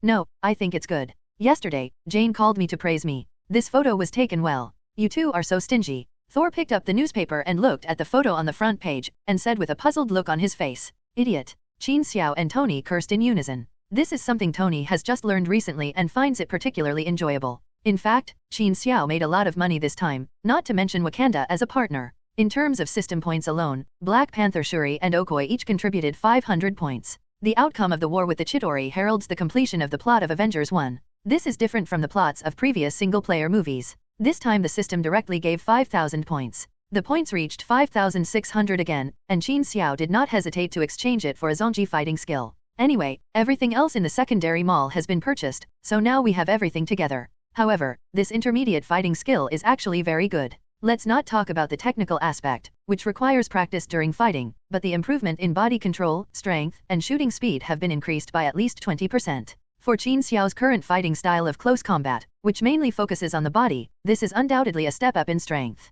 After purchasing everything in the secondary mall, the system started to be upgraded. This upgrade will take a full month. Because the third level mall will open a permission, the redeemed goods can be directly used by others. For example, if Natasha does not use a serum, then her and Qin Xiao's lifespan will be a big problem in the future. Qin Xiao still likes this. While ensuring his strength, he doesn't mind redeeming it for his friends. Otherwise, it would be too uncomfortable to watch the people around him grow old one by one. But these are all things for now. No one knows what will happen after the third level mall is opened. Loki's matter has finally come to an end, and he will be taken directly back to Asgard by Thor. As for the scepter, Qin Xiao didn't fight with S.H.I.E.L.D. He just waited for Hydra to take the scepter. This gem was related to the three superheroes. Qin Xiao didn't know what he would face in this world in the future. Every ounce of combat power is very important, especially those with high combat power like Vision and Scarlet Witch. There are still many things that need to be discussed slowly in cooperation with Wakanda, but Wakanda has just exposed itself to the world, and the old king still has a lot to do recently. We can only wait until later.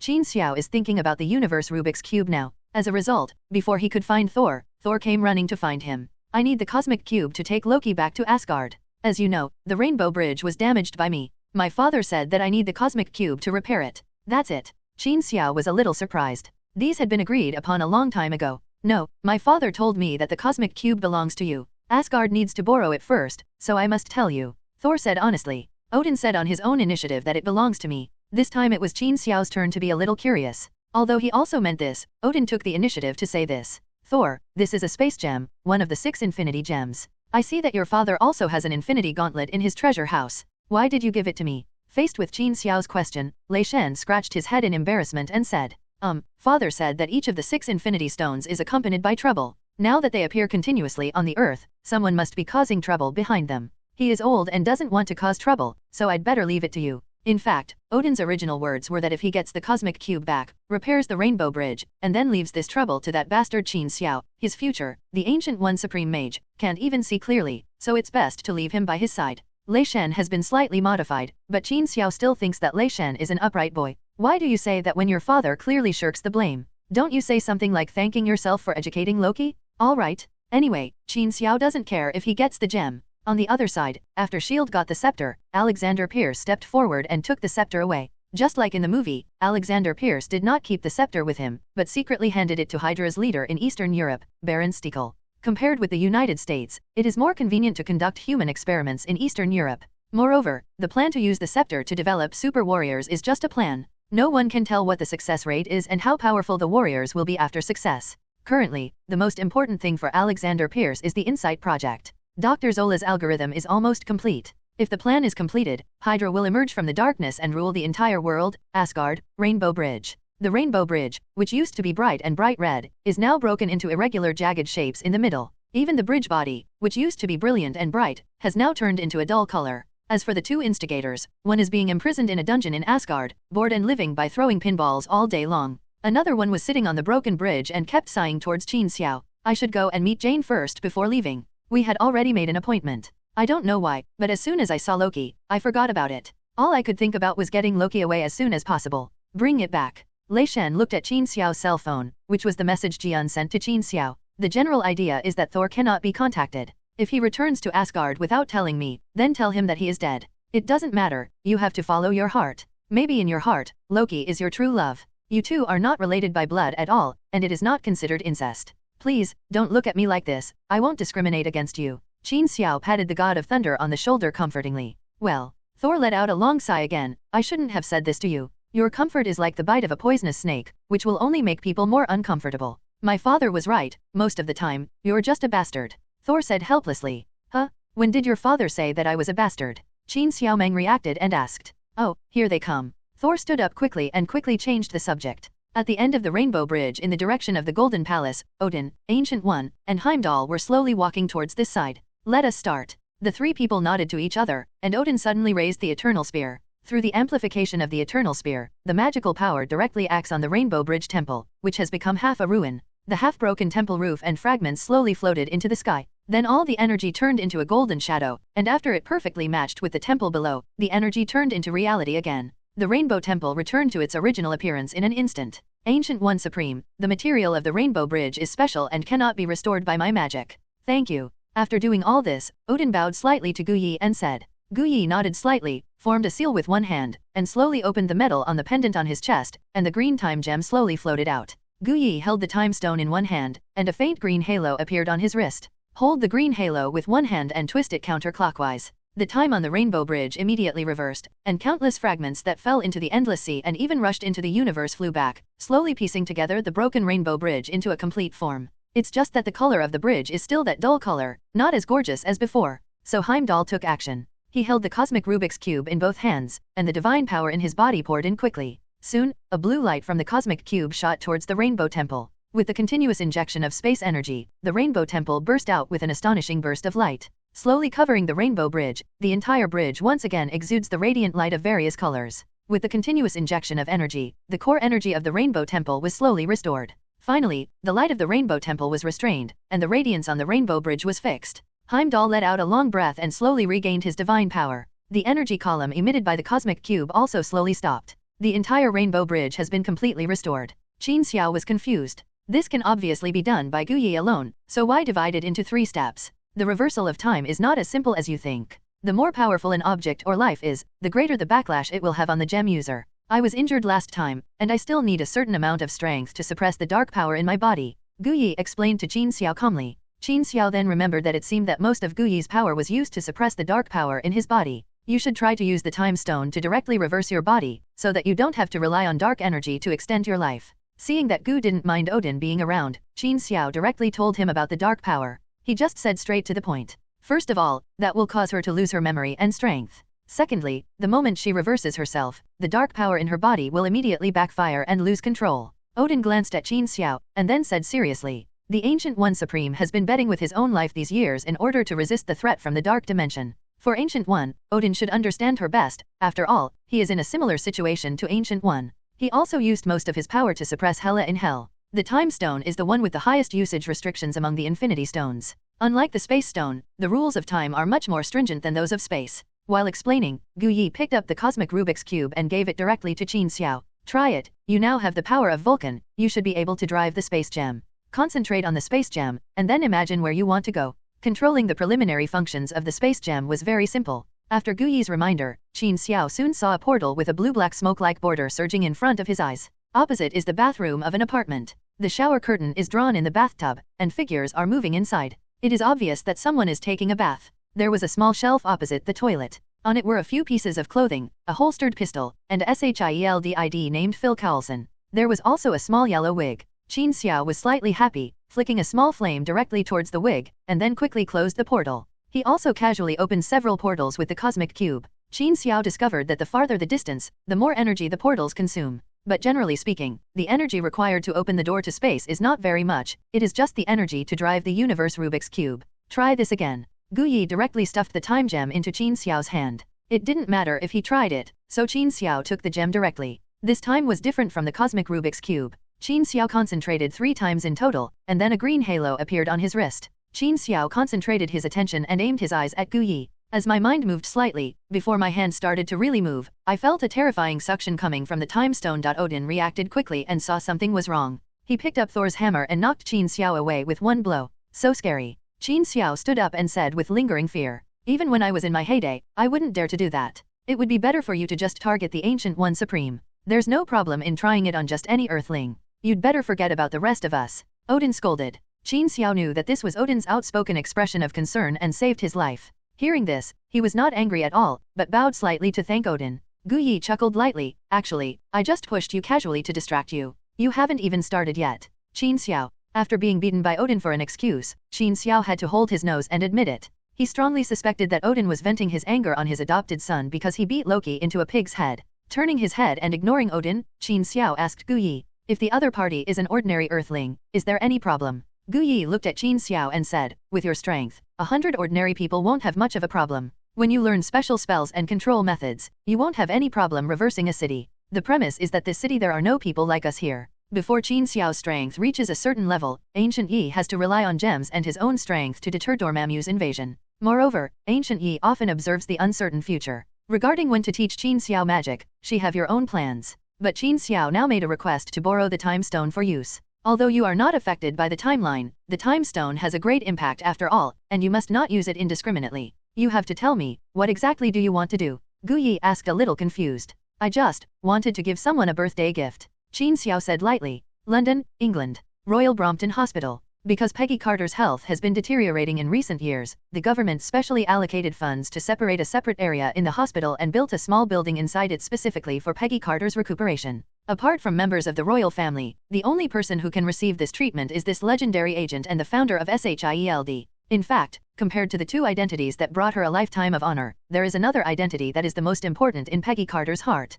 That's Captain America's girlfriend. In fact, during World War II, the combination of Captain America, Peggy Carter, and Howard Stark was already somewhat of a mature superhero organization. Captain America's Howling Commandos, plus Howard who provided logistics and equipment, and Peggy Carter who provided intelligence formed a perfect iron triangle. It can be said that they worked together to destroy Hydra headed by the Red Skull, which led to Germany's defeat and ended the war early. This was an extremely glorious time, and it was also the past event that Peggy Carter recalled the most after lying on the hospital bed. That date back then was not only the captain's lifelong heartache, but also hers. Steve Rogers, I've finally waited for you, you're finally back. It's been too long." The captain finally plucked up the courage to come over and meet Peggy Carter, which made Peggy Carter burst into tears. "Yes, I'm back, Peggy. How can I bear to leave my beautiful girl? I still owe her a dance." The captain let Peggy Carter hold his hand tightly and said.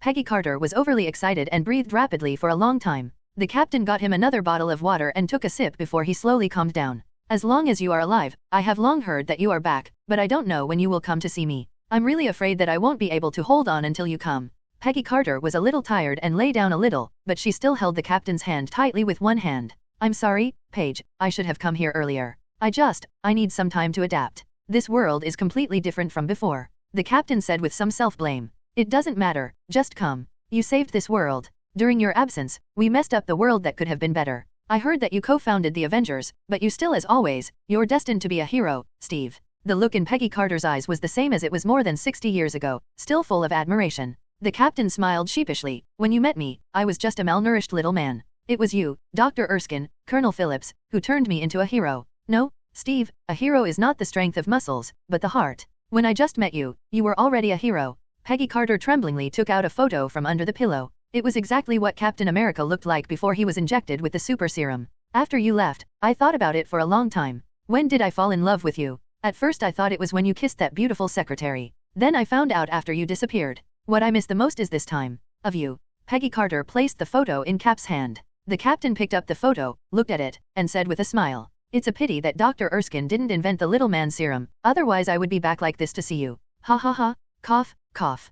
Peggy Carter was made to laugh by Captain America, but she started coughing violently after just a few laughs. Captain America quickly went up to support her body and let her lie down more comfortably. "I'm fine, Steve. Listen to me. It's great to hear you joking. You are more humorous than before. It means you have good friends around you. Enjoy your life. Steve, your life should be more interesting. Be more exciting. Before coming here, I thought about it many times but never had the courage to come and see her." After arriving, the captain discovered that he was actually quite lonely inside. Let's not talk about the relationship between the two lovers, but it was rare to have acquaintances from his own era. Let's talk about the past stories together. I didn't dare to chat for too long, fearing that Paige's body wouldn't be able to hold on, so I made an appointment to see her next time. The captain left Peggy Carter's hospital room with a touch of melancholy. Almost as soon as the captain left the small building, Qin Xiao turned out of the small woods in front of the small building. After looking around and making sure that the captain had gone far, Qin Xiao stepped into the small building. July 4, 2012, is the Independence Day of the United States. But today is also Captain America's birthday. For Steve Rogers, Bucky was the only one who remembered his birthday during the first half of his life since his parents died.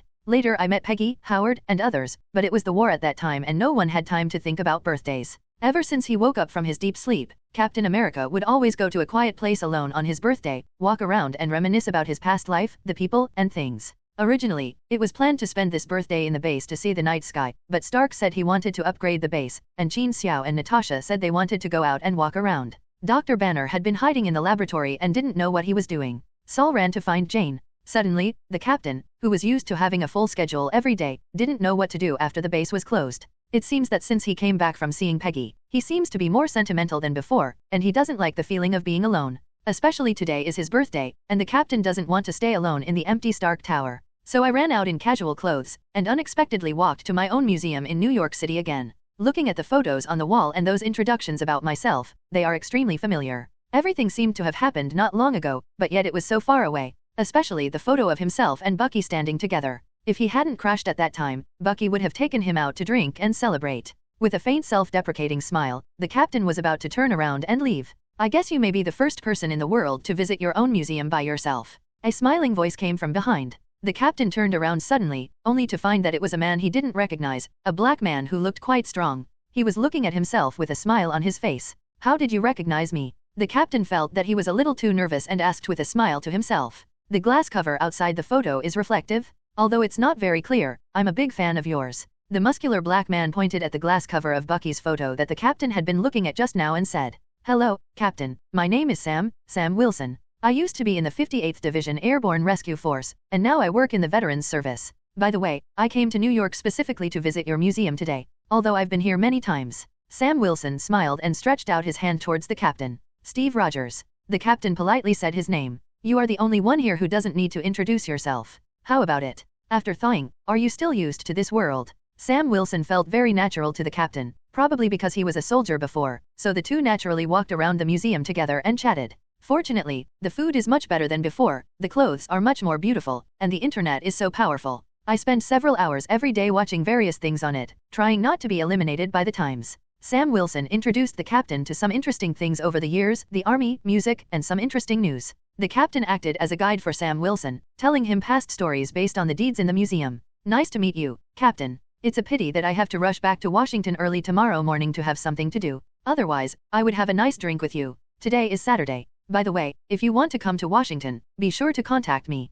Those who want to veterans reintegrating into society, your experience will definitely be of great help to them. Must." The captain and Sam Wilson got along very well and the two exchanged contact information. Just after we parted, the captain suddenly felt a little lonely. It's because Sam Wilson just said today is Saturday. Peggy Carter's original date with him was also a Saturday. The captain remembers clearly when he said sorry to Peggy on the plane that the dance appointment might be delayed. Peggy said to him, "It doesn't matter, next Saturday, the Cheekbird Club. If I had survived and gone to that club, I wonder what my life would be like now, whether I would still be alive, and whether my name would be hanging on the wall of the founder of S.H.I.E.L.D. As he was thinking about it, someone suddenly called him. Sir, I'm really having a bad day today. I made an appointment with my girlfriend to go dancing in the club, but I have something to do and I can't go. I have to leave New York right away, but I can't get through her phone. Can you please tell her for me, otherwise she will definitely leave me, please, sir." Club? Dancing? Saturday? God, did I get crazy today? The captain lowered his head and muttered a few words, then raised his head and said to the little boy who looked to be only about 20 years old,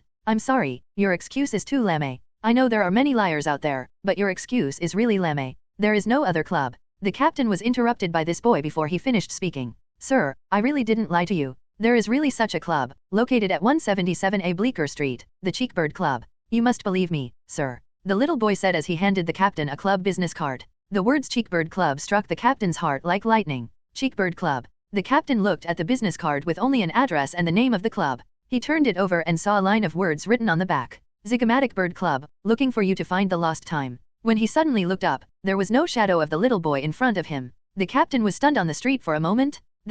Suddenly, the captain realized that something must be wrong. I took out my mobile phone and searched for the address. It showed that this was an old-fashioned antique furniture store. The captain immediately wanted to throw away the business card, but the words on it seemed to have some kind of magic power, attracting the captain's eyes. Okay, just go and take a look. If it's a trap, just use it as your birthday to do something good for yourself. With this idea in mind, the captain went directly to the location of the New York temple. This building looks very much in line with the antique furniture store I searched for on my phone, with that retro style. I looked and there were lights on inside, but I couldn't see anything clearly outside. The captain calmed down and reached out to push the door open. The moment the door opened, a din directly overwhelmed the captain's entire senses. The old-fashioned bar counter, old-fashioned wooden tables, and chairs were all wearing the uniforms of the Allied forces in World War II, and everyone's face was beaming with joy. They held various kinds of wine in their hands, raised their glasses high and clinked glasses with each other, and sang loudly to the music with their tone-deaf voices. The band on stage is playing a very upbeat song, Star Spangled Man. The captain is very familiar with this song. When he first became Captain America, he danced to this song on stage with a group of long-legged girls countless times. Fundraise for those soldiers fighting on the front lines. What brought more familiarity to the captain than the song was the temperament of these soldiers, their clothes, and everything around them, as if they had returned to more than 60 years ago. The entire club of hundreds of square meters, shrouded in dim lights, had an extra layer of dreamy color for no reason. So much so that the captain didn't even notice that the moment he entered the door, the blue-black color around him kept surging, and it didn't look like a solid door frame at all. As soon as I entered, the door at the back had disappeared and was replaced by an ordinary wooden door, which was very in line with the era of this club. It's a pity that the captain didn't notice this. He just walked towards the bar with a little doubt and confusion. The waiter who was wiping his cup looked up and saw the captain. His face lit up. Hey, look who's here, Captain Rogers, our hero. Congratulations on killing the leader of Hydra, John Schmidt. Hydra, it's completely over. I don't think the war will last more than a few days. After saying this, the captain seemed even more confused. Now he completely lost the ability to distinguish, and just subconsciously spoke to the waiter. I'm here to find a girl. She should be here alone. She should be waiting for someone. The waiter just thought for a moment and pointed to the opposite corner near the stage. There is only one single girl tonight. How could such a good-looking girl come here alone? It turns out she is waiting for you, Captain. This is really enviable. The captain looked in the direction of the waiter's finger, only to see a figure wearing a well-fitting military uniform and short hair. It was hard to see clearly in the dim light, but the figure, dress, and hair were all the same as the woman who haunted him. Paige. The captain murmured the name. He didn't hear the waiter yelling excitedly behind him that he wanted to buy him a drink later. At the other end of the stage, in a corner, Qin Xiao, Tony, Banner, and even Rhodes sat in a circle. What is different from usual is that they are all wearing military uniforms from World War II. Damn, that waiter has too many dramas. Where did you find him, Rod? Tony lowered his voice and said to Rhodes. Rhodes glanced at the waiter who was still excitedly waving his arms at the captain's back. That's the bartender in our Air Force club. Those pilots don't know how to bartend.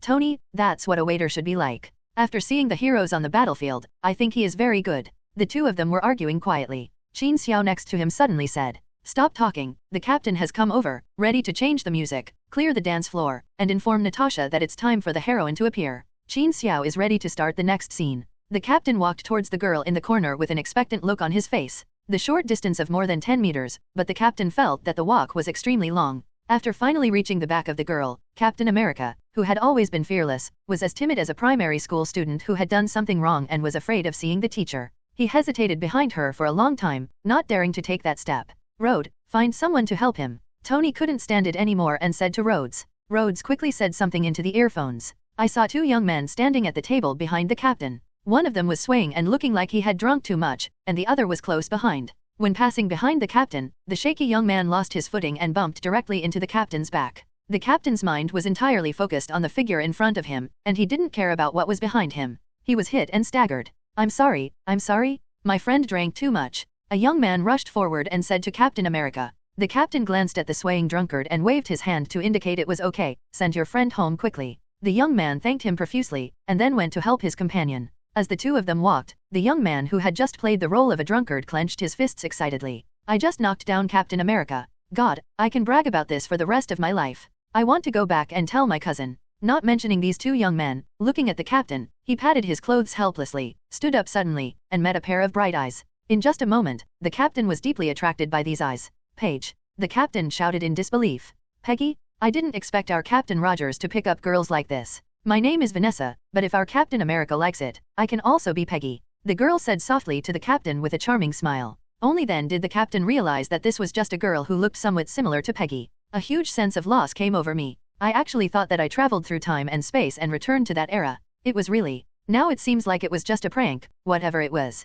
The captain is not in the mood to play now, nor does he have the intention to pursue it. He just wants to leave this place and find a quiet corner to be alone for a while. Just as he was about to leave, the lights suddenly dimmed. The band on stage also suddenly stopped playing. All the cheerful songs and noisy voices suddenly stopped. It was replaced by a dead silence. But it only lasted less than 2 seconds. Suddenly a saxophone sound came over, playing a very lyrical and slow music. Immediately, the lights on the ceiling flashed, and a chasing light hit the middle of the club. I don't know when, but the tables and chairs in the middle have been removed. There is only one person under the chasing light, wearing a red evening dress, which looks so conspicuous compared to the darker colors around him. A head of slightly curly short hair, the captain's extremely familiar face and eyes. Who else is Peggy Carter? I've been waiting for this dance for 67 years, so what are you waiting for? My little boy. Peggy Carter's voice sounded faintly, and at this moment, the captain abandoned all worries. Regardless of whether this is all an illusion or a conspiracy of the enemy, nothing is as important as this dance in front of me. The captain let out a tearful chuckle. I remember I told you that I can't dance. I seem to have told you that I will teach you, it doesn't matter. Click. Another chasing light lit up on the captain's head, and as the two approached, the two lights slowly converged together. Just like Captain America and Peggy Carter, the two slowly hugged each other, and nothing could separate them from now on. The song ends. After a long time, the two people who kissed each other deeply slowly separated. Ka-ka-ka. The sound of the spotlight turning on kept ringing. Suddenly the whole club was as bright as day. A group of people in military uniforms cheered and rushed towards the two of them. Only then did the captain notice that the group of people rushing in front, Qin Xiao, Tony, Banner. They are all people he is familiar with, and some are widows who have been stationed in the Sky City for a long time. Those people just now no longer know where they went. What the hell happened? The captain's hand was still tightly holding Peggy Carter's waist. He was extremely sure that the Peggy in front of him was real. Whether it was the appearance, temperament, or the smell of her body, it was the Peggy Carter that he had longed for, the one from back then. Peggy Carter. But Qin Xiao and Tony in front of them. What do you want to know? Today is your birthday, Captain. Before cutting the birthday cake, there is a video that will explain to you what happened. Qin Xiao reached out and snapped his fingers, and a three-dimensional projection video suddenly appeared on the stage. In the video, it is Peggy Carter lying on the hospital bed. Let's start. That's it. The first thing that appeared was Qin Xiao's voice, and then Peggy Carter nodded in the direction of the camera. Start telling slowly. I never believed that I would see you again in my lifetime, Steve. Thank you so much for coming to see me today and bringing a perfect ending to my life. The doctor told me that I have to lie in this hospital bed every day and receive care from a medical team at any time to survive another 4 to 5 years. This is a torture for me. I often think that instead of wasting resources on useless old ladies like me, it would be better for them to go out and help those in need. But I always thought that you would come back one day, and today I finally got there. I originally wanted to go back to my manor and wait for God's call, but I didn't expect that just after you left today, your friends came. He told me that he could let me choose my life again and return my body to 1945. I thought he was a liar, but in front of me he turned a freshly bitten apple core into a whole apple.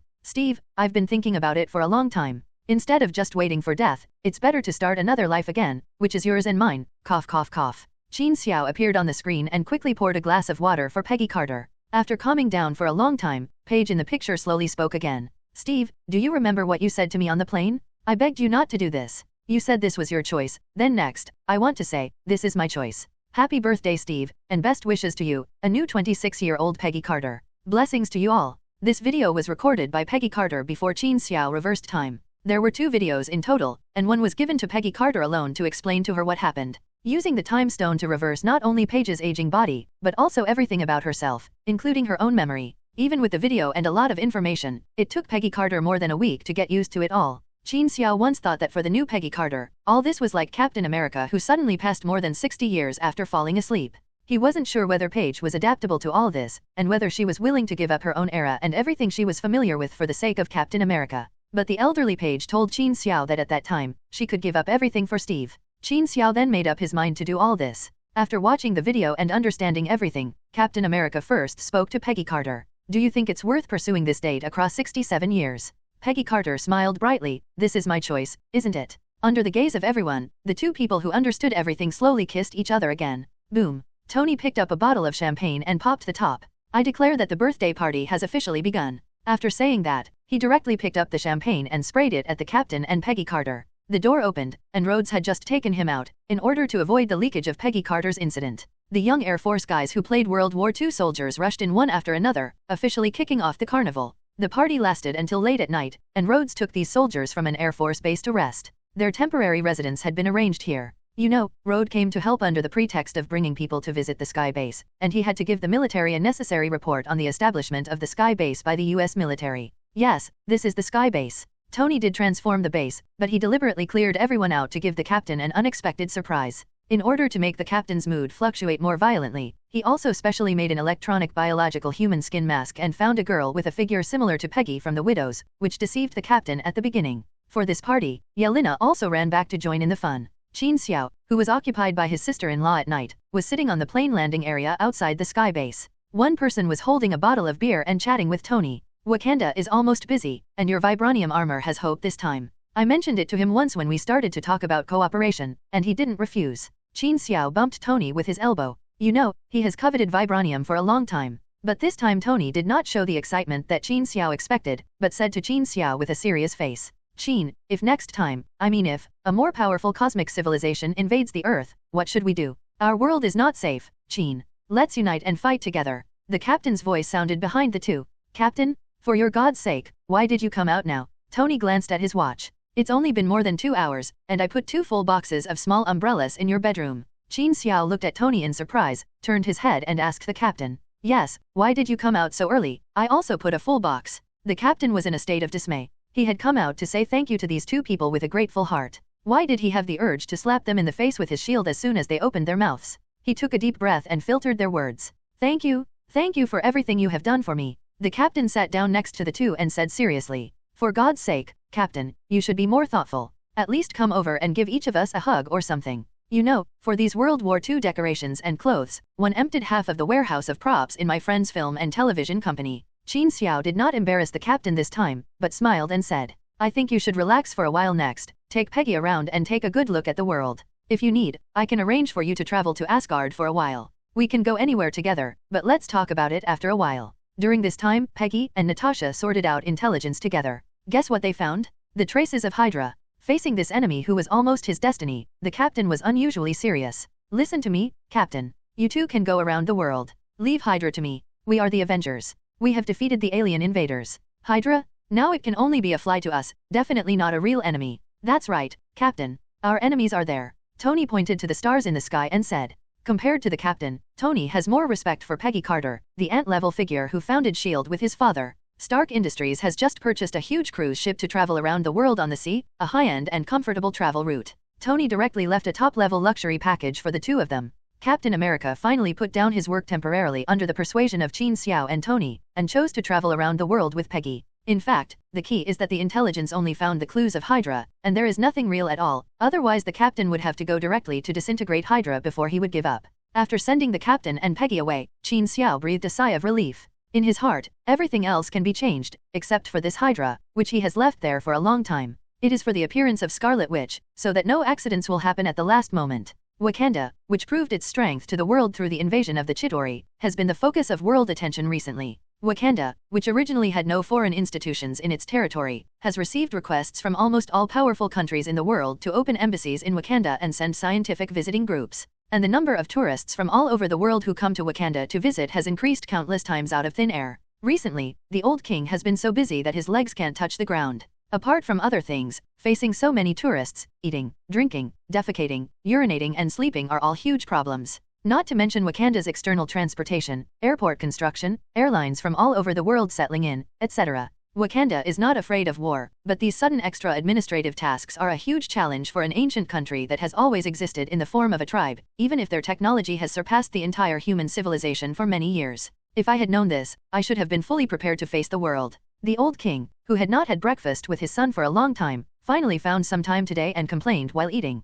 Black Panther smiled slightly. For him, who was still young, it was his dream to open Wakanda to communicate with the world. But opportunities are fleeting, aren't they? While the whole world owes us a favor, we should consolidate our relations with some big countries and give all parties some technological benefits appropriately, so that we can balance the forces of all parties, right? T'Challa, you have to remember that these are just necessary political means. The real guarantee is the Avengers, or that guy Qin Xiao, who has a terrifying power behind him that can fight against the whole world. So, this ally is what you need to pay most attention to in the future. You can rely on each other. Qin Xiao and the others will come over in a few days. You should prepare yourself. I want you to join the Avengers. Black Panther was ecstatic. Compared with being a king who honestly handles various affairs, he still prefers to be a free warrior. But he didn't dare to express it on his face, but asked lightly, "What about domestic affairs? Didn't you ask me to learn how to deal with these affairs? It's different now, kid. Now we are open to the world, we need all kinds of talents, administratively. While I am still healthy, I will send some reliable children to learn some management experience, to ensure that there are professional and loyal people to help you manage everything in the future.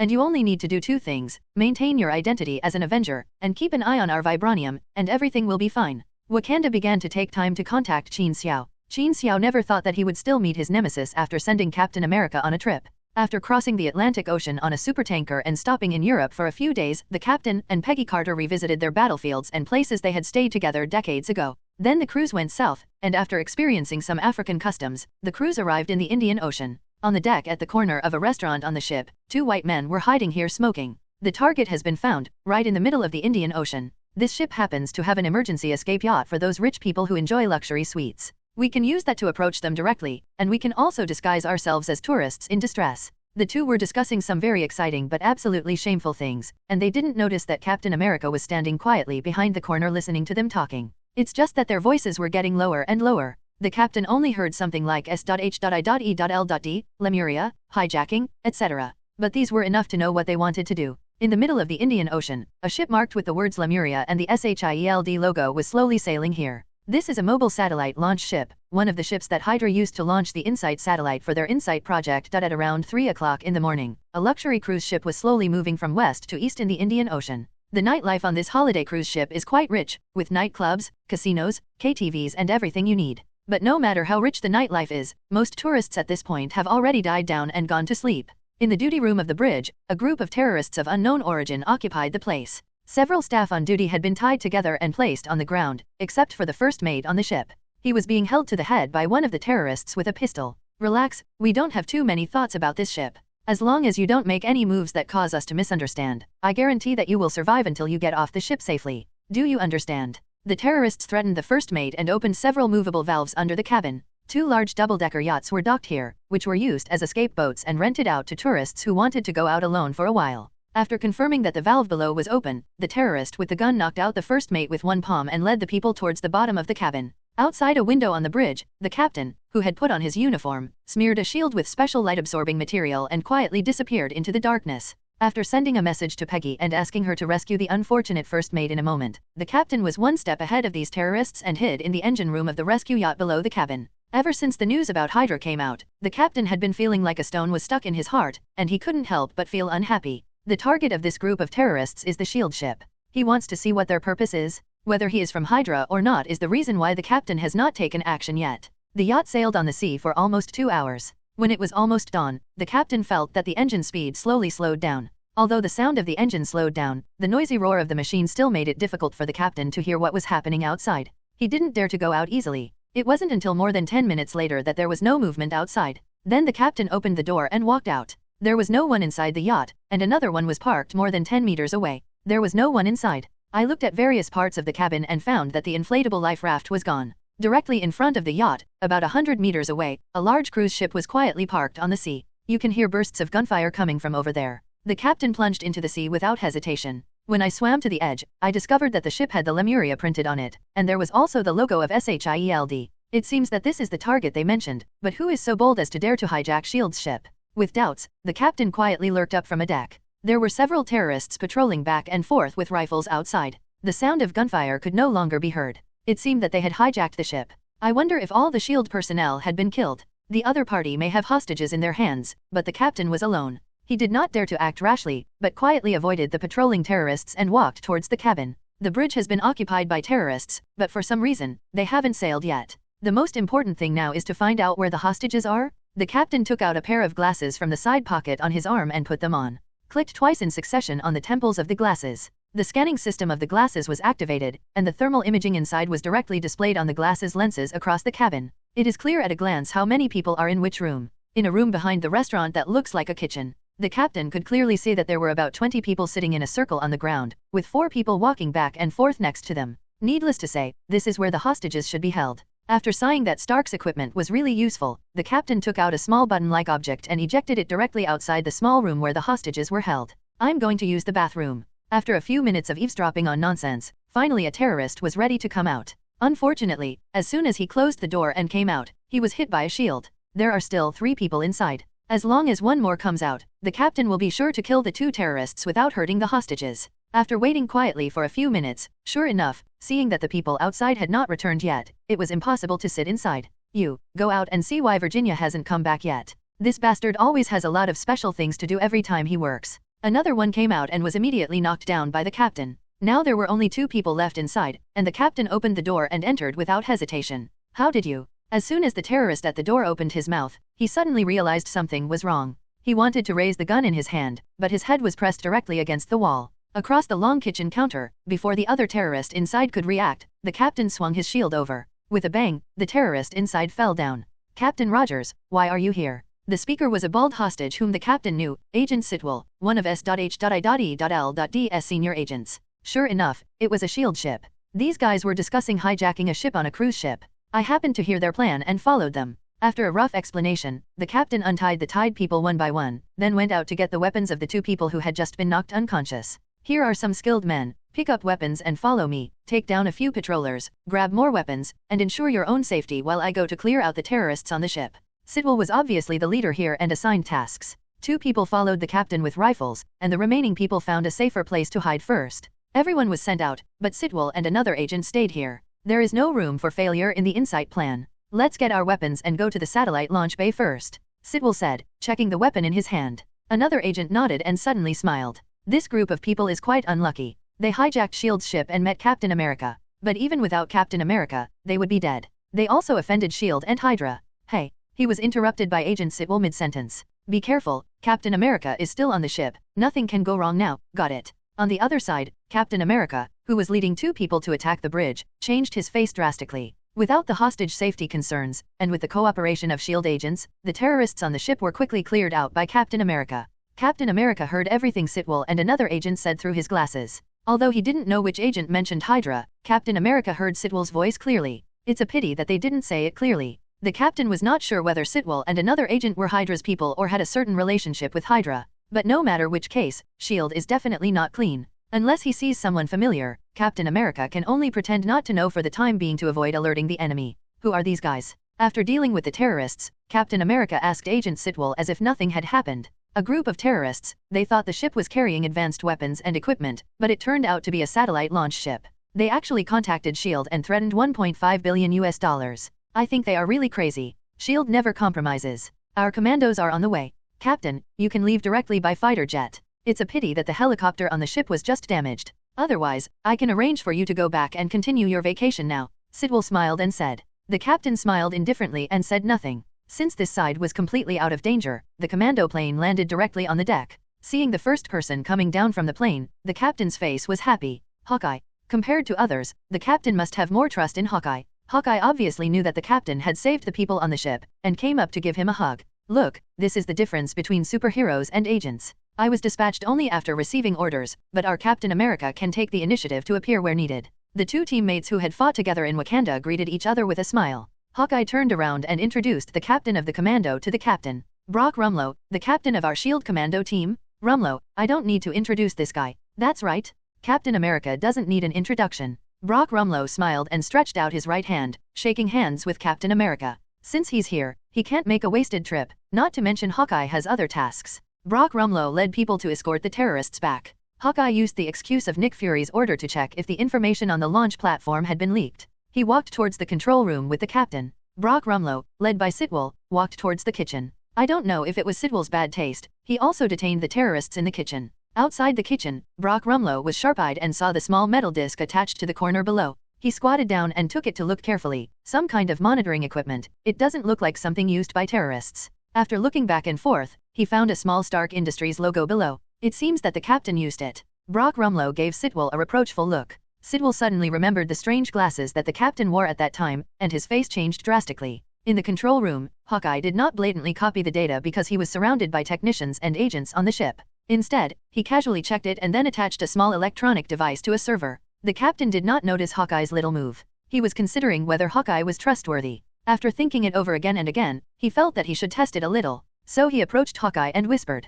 "When I came to rescue people, I heard something about Hydra. Halfway through the words, 2 whooshes, 2 micro-electric shock pulse bombs directly hit the necks of the 2 people. Hawkeye twitched directly and fell down. The captain's neck was blue with veins, and he clenched his fists tightly, enduring the paralysis of his whole body. This small paralysis device can restore the ability to move as long as it withstands a few seconds of current. Unfortunately, Brock Rumlow behind did not give the captain such an opportunity. He took out a syringe and stabbed it into the captain's neck. As the medicine in the syringe was injected, the captain's eyes rolled and he fainted. Such a sudden change made the entire control room quiet, and all the technicians looked over here in confusion. Sidwell drew his gun without hesitation and fired 2 shots, killing 2 technicians directly. The rest are our people. It doesn't matter. Their deaths are pushed to the terrorists. An hour later, a jet took off from the deck with the broken small helicopter. Arriving at an uninhabited sea area, the fighter lowered its altitude, the hatch slowly opened, and Brock Rumlow aimed a rocket launcher at the helicopter below. Boom! The helicopter exploded into pieces on the sea, and the fighter turned in a direction in the air and whizzed away.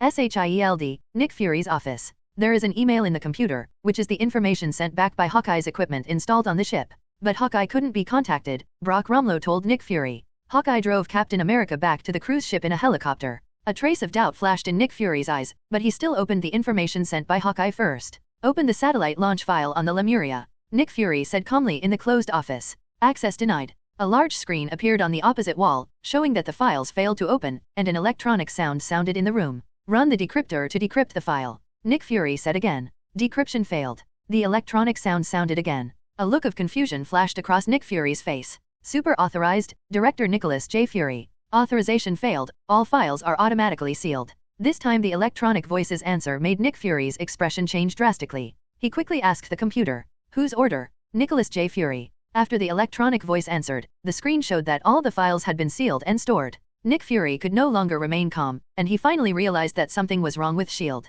I was already suspicious of the Insight project, and specifically asked Eagle Eye to get the satellite launch data for this purpose. Who would have thought that the seriousness of the problem was far beyond my imagination? Opening the window of his office and looking at the dark night sky outside, Nick Fury fell into deep thought. Washington, Smithsonian Museum. Sam Wilson recently enjoyed running around here in the morning. The museum here also has an exhibition area for Captain America and the Howling Commandos. It's just that there is not as complete information as in New York. Since I met Captain America last time in a museum in New York, maybe out of a fan mentality, Sam Wilson's morning jogging location was placed here. It was just dawn, and Sam Wilson had just finished his second lap around the museum when he saw 2 off-road vehicles speeding past on the road to his left. Sam Wilson glanced subconsciously, but found Captain America's shield flashing past on the partition above the trunk. This is not the square shield in the museum, but the same round vibranium shield that the captain is using now. He didn't know if the piece in the car was vibranium, but it was definitely the same as Captain America's shield. The car turned a corner and entered the museum. Sam Wilson followed curiously, wanting to see if there were any new exhibits about Captain America added to the museum.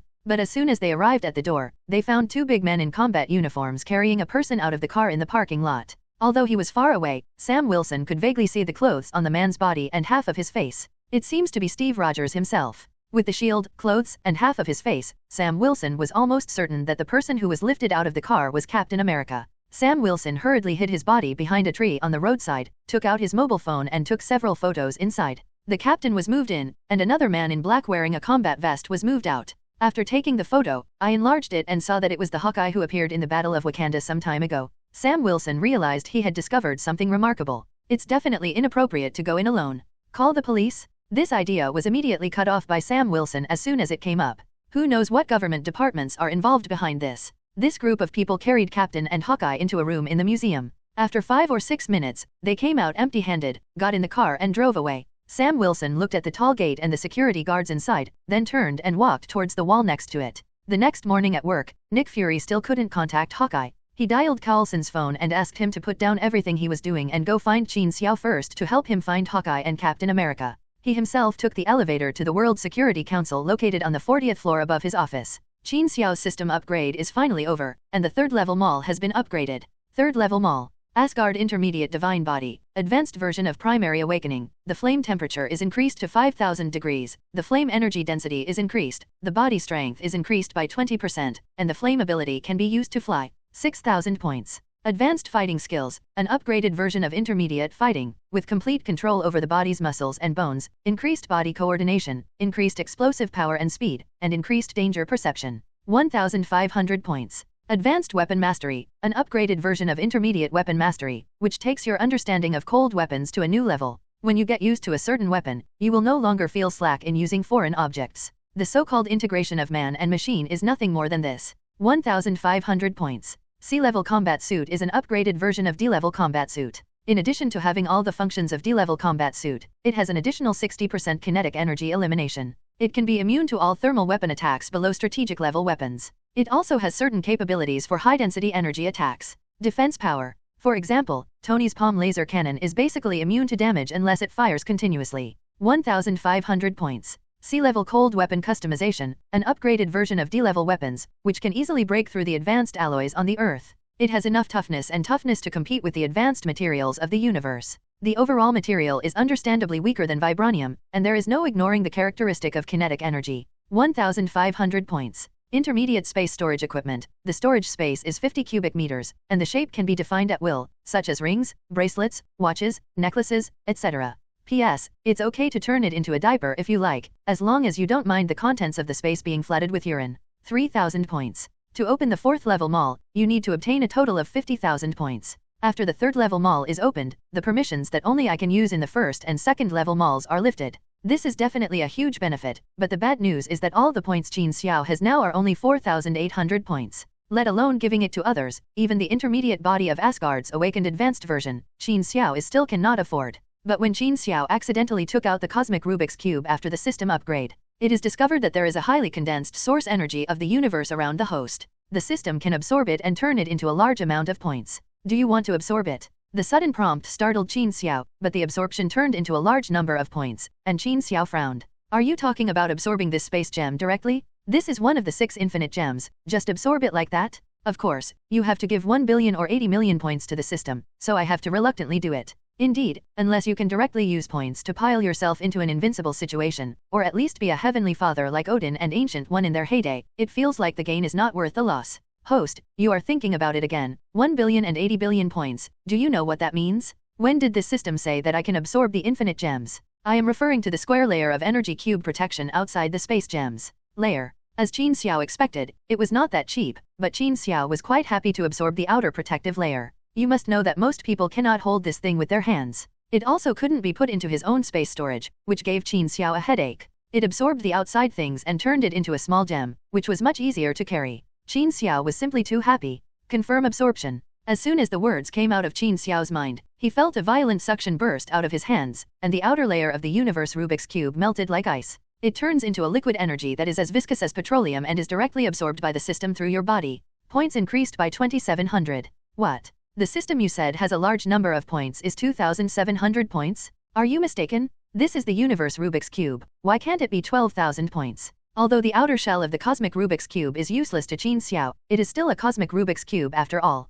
If it is less than 3,000 points, Qin Xiao always feels that he is at a loss. This system will definitely add points to the host based on the total energy. If the host feels dissatisfied, you can choose not to do so. Yes? You are awesome. Qin Xiao gave the system a thumbs up against his will, and then, fearing that the system would regret it, he directly exchanged the 7,500 points he currently had for an intermediate divine body and advanced fighting skills. The outer shell of the cosmic cube was absorbed, in order to carry the space gem more conveniently. Qin Xiao turned his space storage device into a bracelet. As for the 2 bracelets used for positioning the armor on his hand, they were received in the space and could be taken out when needed. A groove appeared in the middle of the control bracelet, and Qin Xiao put the space gem in it. As soon as it was put on, the system prompt sounded immediately. The space storage device was detected to be in contact with the space gem. Affected by the space law on the gem, the storage space expanded 1,000 times, stimulating the second attribute of the gem, energy shield. Oh, there is also a surprise. System, you have known that the space gem is in my hand for a long time. Why didn't you remind me earlier that it can be used to upgrade the storage device?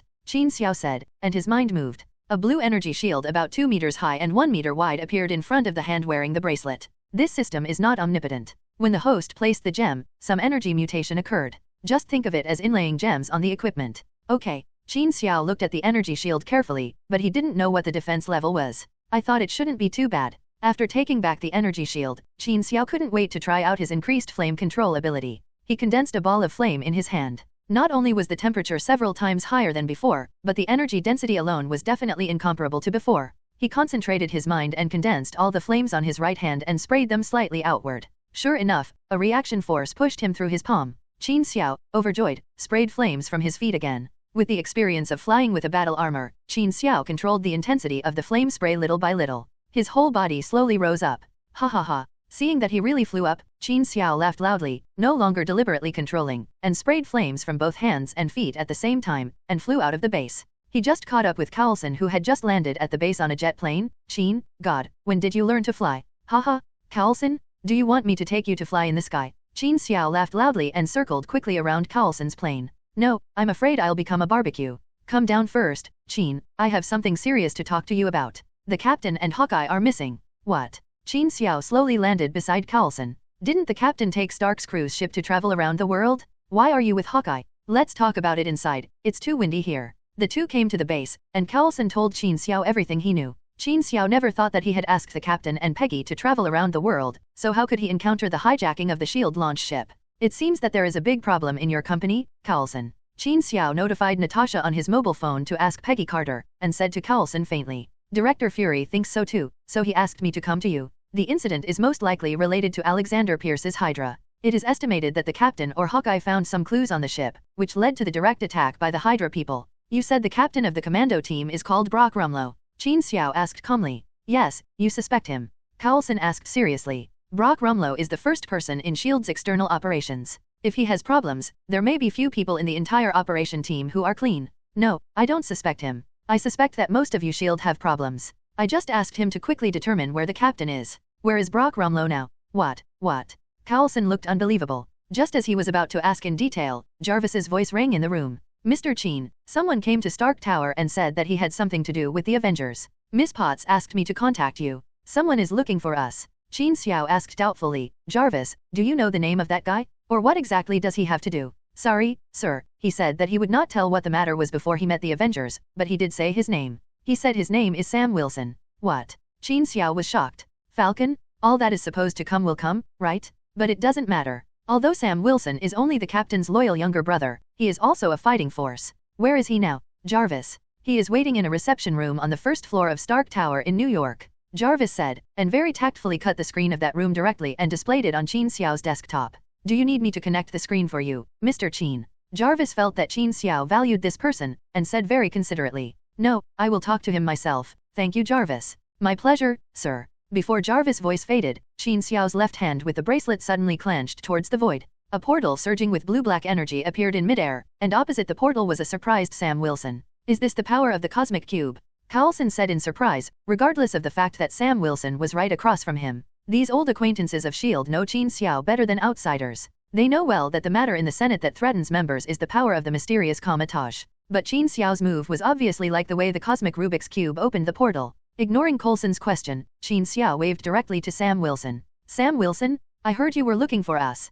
Falcon swore that since he was a child, he had seen as many strange things as he did today. First, while running, he ran into Captain America and Hawkeye, who had been captured. When he ran to Stark Tower for rescue, he actually saw someone crossing space and opening a portal out of thin air. This is simply amazing. Is this the legendary Sky Base? After Sam Wilson walked in, he looked around for a while, then went to the window to look and marvel. Is this magic? Can you go in and out of the world at any time? In fact, I can appear anywhere you can imagine at any time, as long as I know where it is, so if you don't get down to business right away, I will send you to the moon. Qin Xiao closed the portal and said, The thing is like this. Falcon quickly told the story from beginning to end. You're saying that after they left, you went in to check and there was a secret room there that you couldn't open, right?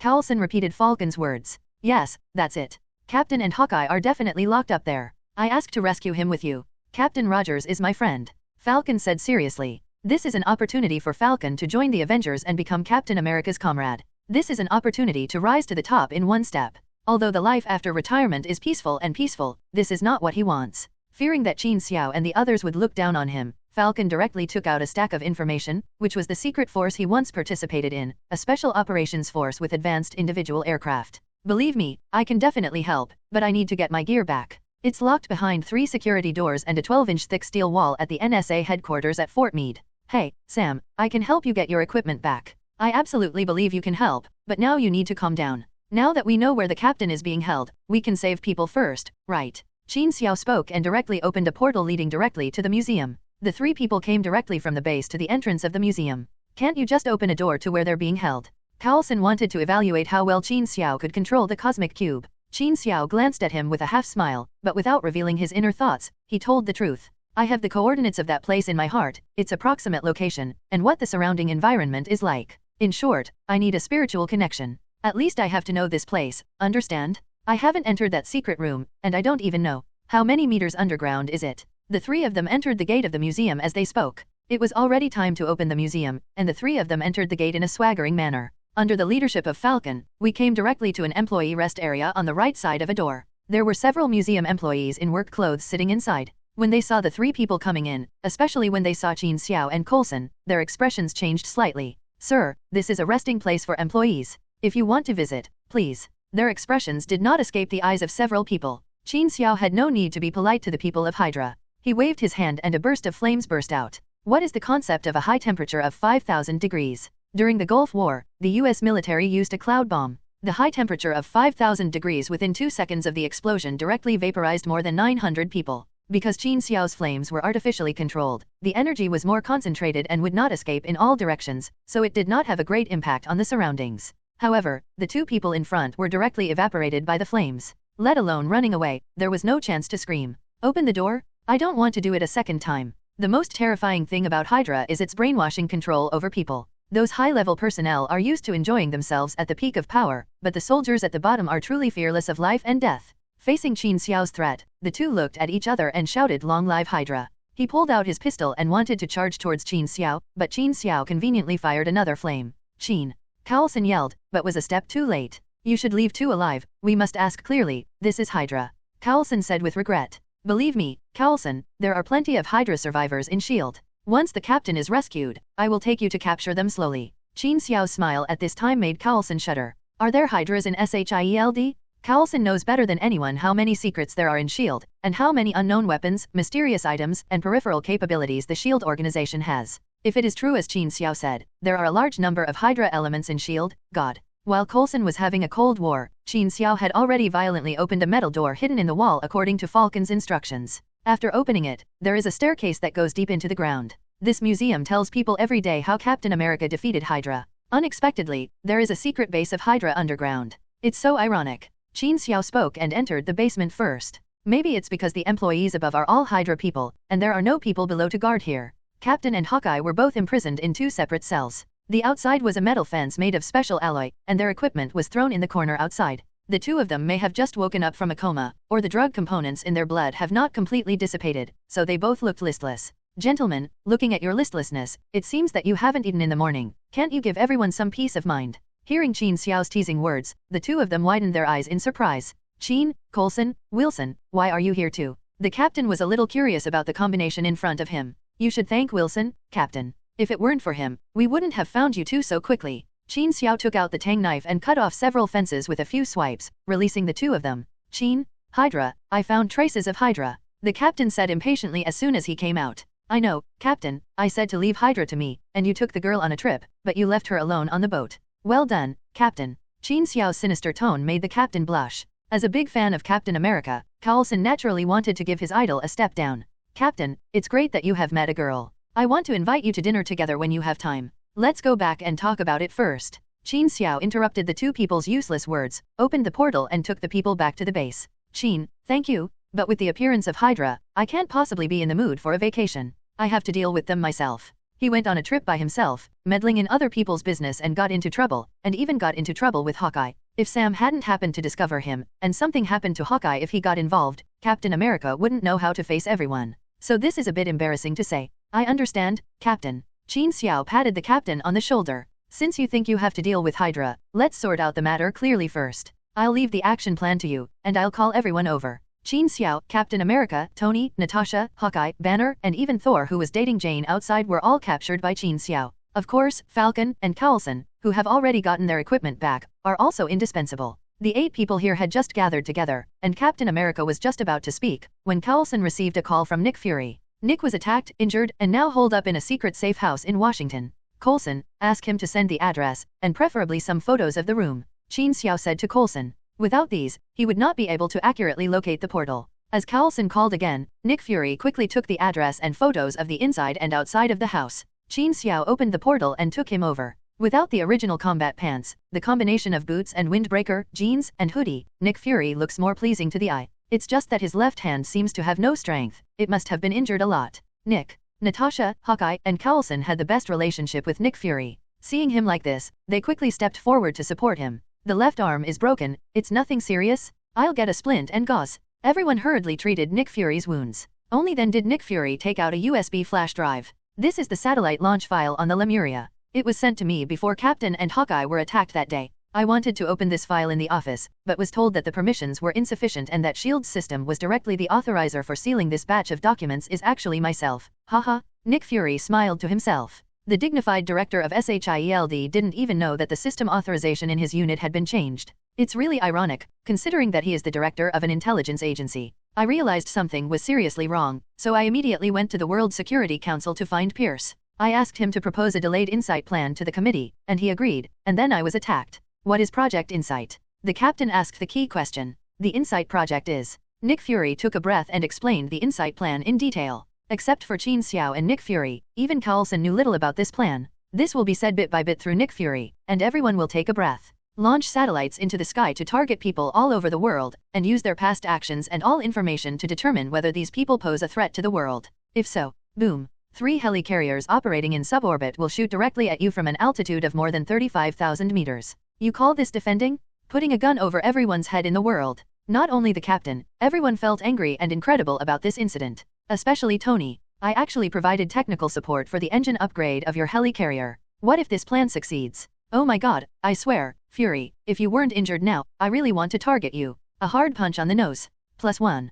+1. +1. +1.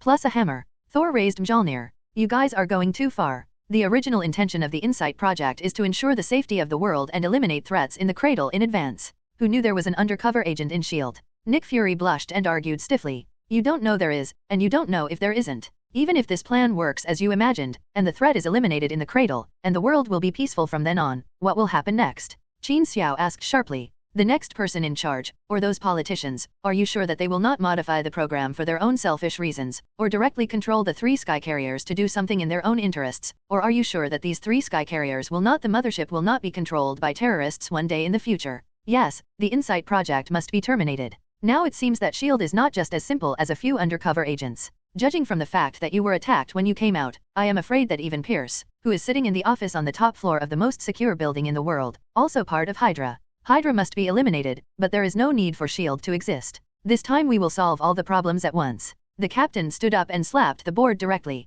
Hey, S.H.I.E.L.D. is different from Hydra, we just got sneaked in. Nick Fury looked at Qin Xiao and Tony. He didn't find any support for him from them, and then looked at Thor. After thinking about it, he shook his head and looked at Natasha, Hawkeye, and his old subordinates waiting for him. This time even Coulson shook his head firmly. The captain is right, Director. It seems I no longer have the final say here. Nick Fury said resignedly. Trust me, Nick, you never had the final say. Qin Xiao patted Nick Fury on the shoulder. Meanwhile, Alexander Pierce's office. The people in the museum were forcibly broken through by Qin Xiao, and the news that the captain and Hawkeye were taken away has spread here. The Avengers, this is a big problem, they just don't know how much they know now. Alexander Pierce is thinking of ways to launch the Insight project as soon as possible. Brock Rumlow knocked on the door and came in. Our winter soldier, Barnes, has not found the whereabouts of Nick Fury. Our intelligence cannot be wrong. He must have been rescued in some magical way. Brock Rumlow stretched out his hand and drew a circle in the air. The meaning was obvious. It must have been Qin Xiao who took action. Damn it! Nick Fury decrypted the satellite launch files in the system before, and then came to me to ask for the delay of the Insight plan.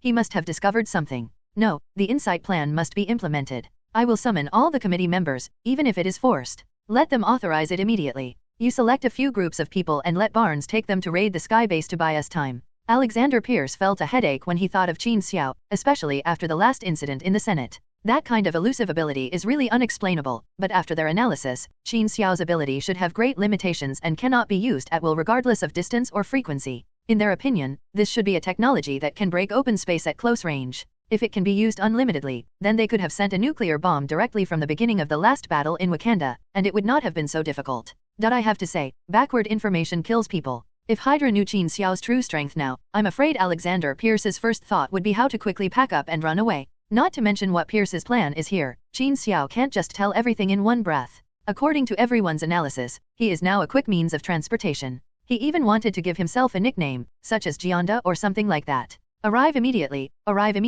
wherever you go, arrive immediately. Start with Agent Sitwell? Okay, arriving soon. Just like in the movie, Sitwell and the others, who were greedy for life and feared death, immediately kicked everything out of the sky base, including the origin of Zola's algorithm, and the list of most of the Hydras in SHIELD. Why the vast majority? It's not that Sitwell doesn't want to explain, it's just that there are too many, and he can't know everyone. He's only talking about some high-level figures, such as Alexander Pierce, Brock Rumlow, and a few congressmen and middle managers in different government departments and so on. These people span almost all administrative departments and even the military in the United States. Even if there is no insight plan, once this group of people suddenly activates together, it will definitely be a shocking disaster. Even Qin Xiao couldn't help but gasped when he saw the list. The movie only focused on the part related to S.H.I.E.L.D. After seeing this list, Qin Xiao knew the meaning of Hydra's words. Cut off one head and two will grow back. It has to be said that Dr. Zola did an incredible job back then. He took advantage of S.H.I.E.L.D.'s development and growth and desperately absorbed the nutrients of S.H.I.E.L.D. Not only does this organization tightly entangle itself with S.H.I.E.L.D. to suck blood, but it also develops horizontally throughout the Americas, including almost all important departments and even all walks of life.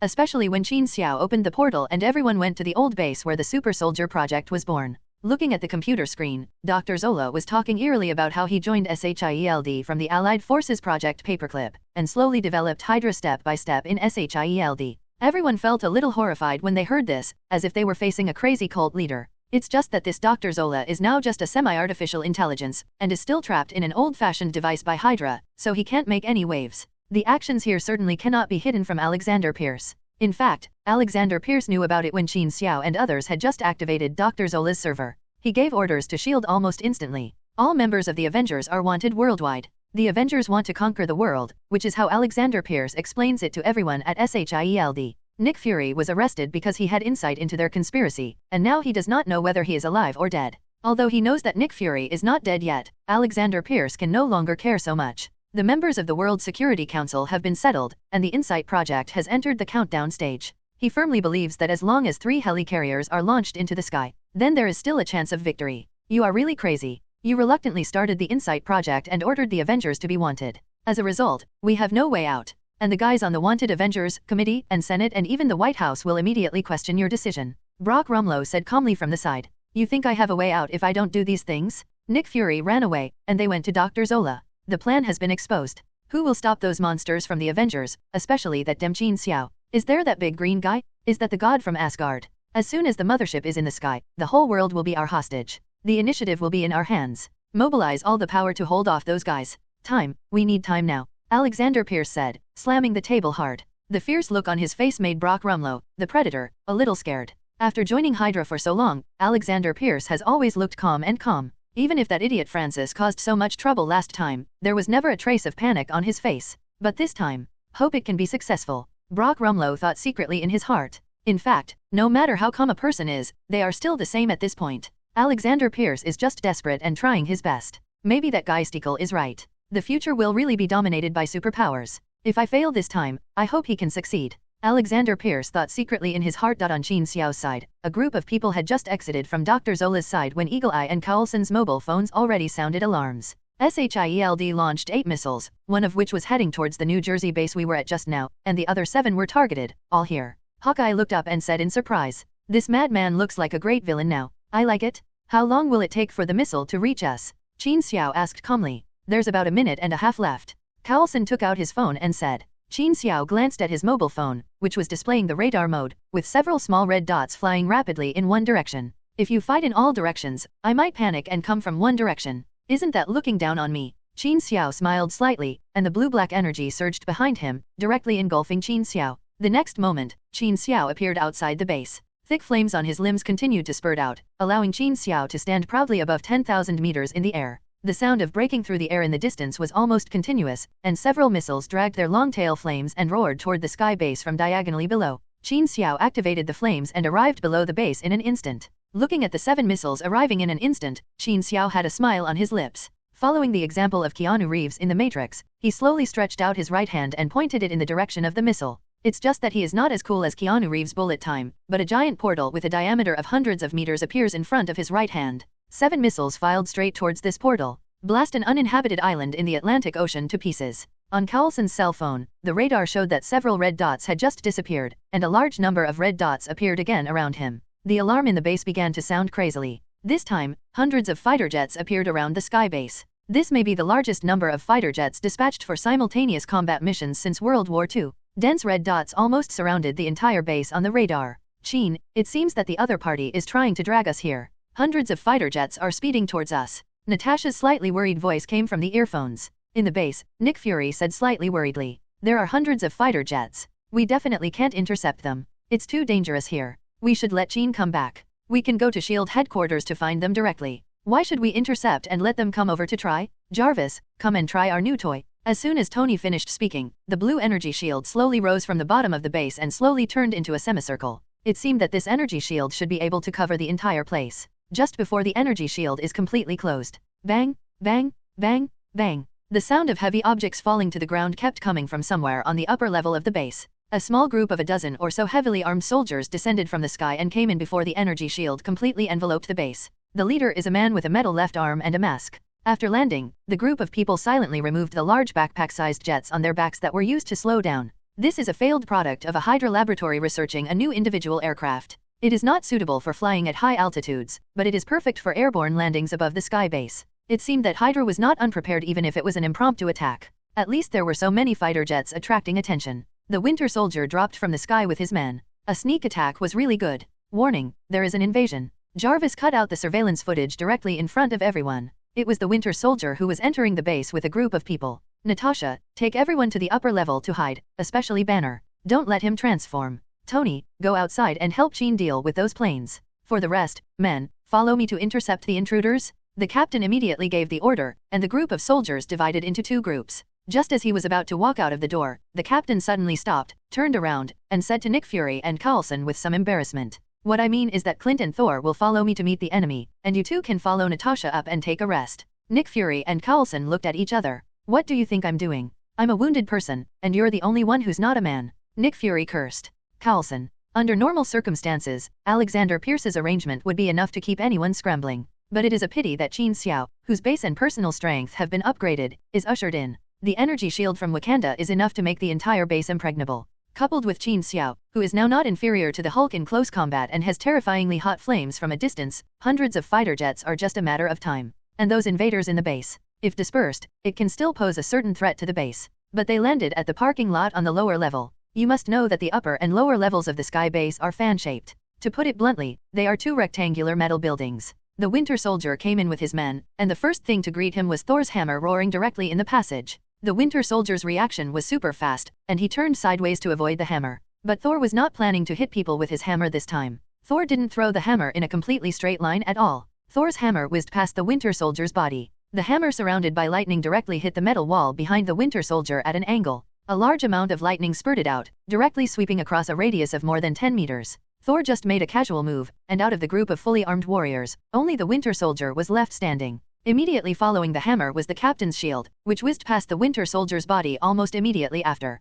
Then Thor reached out and summoned, slamming his hammer straight into the shield. A shock wave swept away, knocking the Winter Soldier to the ground. The shield and hammer flew back into the hands of the two men in an unscientific manner. The Winter Soldier struggled to get up, and what greeted him was a bolt of lightning as thick as an arm falling from the sky. He slammed him back to the ground, tilted his head, and fainted. The mask on his face also fell aside. Bucky, the captain exclaimed when he saw his appearance clearly at S.H.I.E.L.D. headquarters. Alexander Pierce's anxious mood finally calmed down. Because the underwater floodgates next to the headquarters have been opened, and the 4 huge propellers of the 3 helicarriers that can control the destiny of all mankind have spouted flames. The 3 sky carriers are slowly starting to take off. Perfect plan, what a beautiful flying fortress. Alexander Pierce stood in front of the floor-to-ceiling window with a solemn face, looking at the helicarrier still below him, and gave them a special Hydra salute. Long live Hydra. On the other side, Qin Xiao and Tony had just finished dealing with the fighter jets outside. Although the captain wanted to find out what happened to Bucky, but Agent Hill, who is still ambushing outside,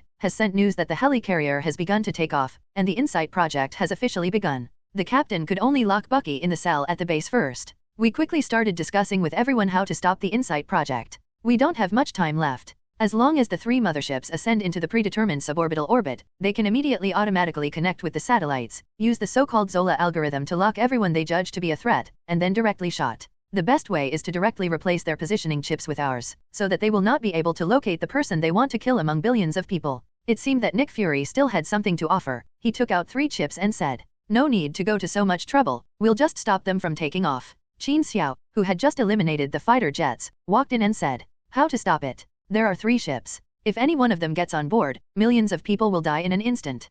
Nick Fury said with a serious face, "Are you getting nervous now? We're going to run into each other." Qin Xiao said lightly, "Crash into it? How? Are you driving this incredibly slow sky base of yours?" Nick Fury asked the question everyone wanted to ask. "That's a good question." Qin Xiao snapped his fingers. "Next, it's time to witness the miracle." At the SHIELD headquarters, as the gate opened, 3 helicarriers slowly rose into the sky, taking out all the Hydras lurking in SHIELD. They all looked at the 3 behemoths with a kind of pilgrimage. To others, this was massacre. But for the people of Hydra, this is their ideal liftoff. Unfortunately, this ideal is destined to die young. The 3 motherships were too large and accelerated extremely slowly, even when their height was almost parallel to SHIELD's headquarters building. A ball of blue-black energy suddenly appeared in the sky. It was like a living cloud billowing above the 3 motherships. After a few seconds, the blue-black energy suddenly dispersed, and a huge portal appeared directly in midair. A huge shadow shrouded the sky above the 3 helicarriers. These people had only seen it in videos or pictures. The Avengers sky base appeared from the portal. The huge base is also wrapped in a light blue energy shield.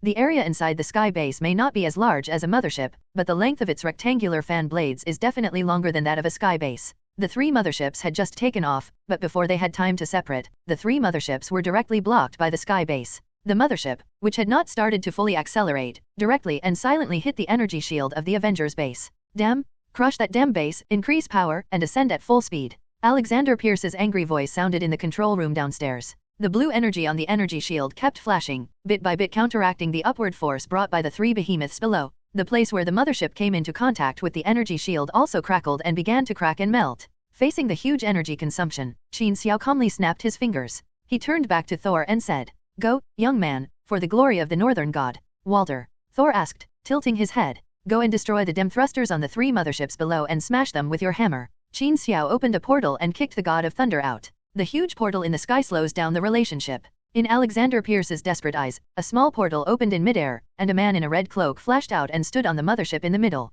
The hammer in his hand was casually thrown towards the propeller. The propeller, which was made of various alloys and high-end materials, and the high-temperature energy beam inside it, were no different from a burning broken board in front of the hammer. The hammer moved back and forth among the 4 propellers several times with great flexibility. The propulsion of the mothership in the middle suddenly disappeared, and it fell straight down. "It's over, everything is over." Alexander Pierce didn't even have time to utter a curse word. Nick Fury's voice rang out from every corner of the building. "Alexander Pierce is a member of Hydra. There are a large number of Hydras in this building now. Now, I need you to calm down, pay attention to your colleagues around you, and wait quietly for us to screen who is the Hydra." "I know you are now." Nick Fury was rudely interrupted by another voice in the middle of his words. "You all heard what your director said just now. No matter you are from Hydra or SHIELD, now you are surrounded by me. Giving up resistance is the greatest cooperation for us. If anyone dares to take the opportunity to cause trouble, no matter who you are camp, I swear I'll put him in a room with Hulk. I repeat, no matter what you are." Qin Xiao ignored the murderous gaze of Nick Fury beside him and repeated it directly.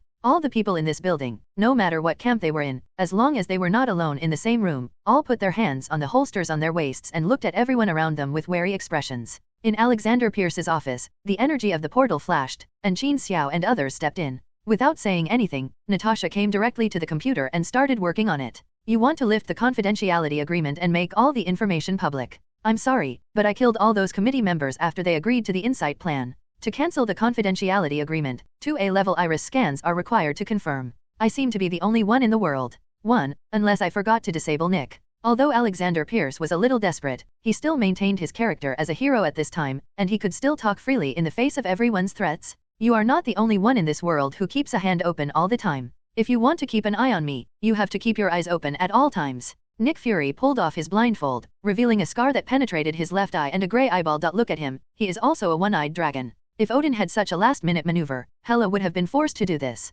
Nick, we don't have to do this. What I want to do is the same as you, and you, the Avengers. Everything you do is to make the world safer, and now, you only need to sacrifice one person. A small number of people, this world." Alexander Pierce's words were rudely interrupted by Qin Xiao. Qin Xiao just waved his hand gently as if to ward off mosquitoes, and Pierce flew 2 or 3 meters away from the slap. If this old guy hadn't taken good care of himself and was in good health, he might have been slapped to death by Qin Xiao. Shit, if I listen to these theories of yours, why don't I find a dog to teach me how to repair those propellers that were smashed off by a hammer? Of course, I don't mean to insult you, Tony. I am just a small person. I have always been. I am no different from those otakus who come home from work and play games all day long. The things I do are all pushed by many accidental superpositions to get me here step by step. To be honest, I hate your lofty theories. No matter what bullshit Hydra or SHIELD, this world may not be perfect or safe, and we should try our best to protect it when we have enough ability. There can be emergency plans and action teams to stand up when disaster strikes, but it is definitely not these calculations and sacrifices under the pretext of peace.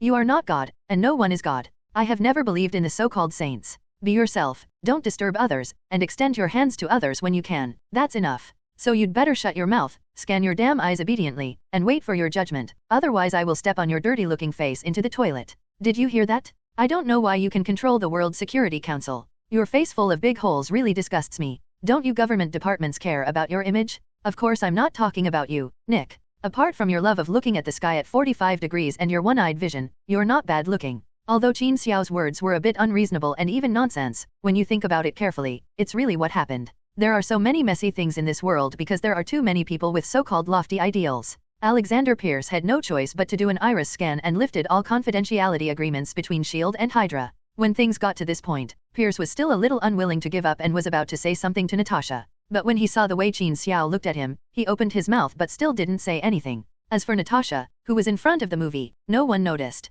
When no one was paying attention, Natasha copied a few files, deleted them directly, and posted the rest on the internet. This is equivalent to publishing all the information about S.H.I.E.L.D. and Hydra, as well as the many messy and unseen things they have done over the years, all on the internet. There is a saying that one stone stirs up 1,000 waves, and what the Avengers did was equivalent to dropping several heavyweight nuclear warheads directly on the Pacific Ocean. The biggest one among them is, of course, the Insight Project. Even if the conspiracy of Hydra is eliminated, this practice of pointing guns at all mankind in the sky has aroused opposition from almost everyone in the world. The Independent, I can't believe that our country still has a seat on the World Security Council that agreed to this plan. If they call this protection, I think they should first bury several tons of C4 explosives under the Prime Minister's office to ensure their safety. Ellie moaned, the Insight Project is definitely the greatest threat to mankind in history. Regardless of whether the final implementer is Hydra or SHIELD, they actually call this protection? God, what's going on in the minds of those on the World Security Council? I'm not sure about people from other countries, but the people from our country must have foie gras in their heads.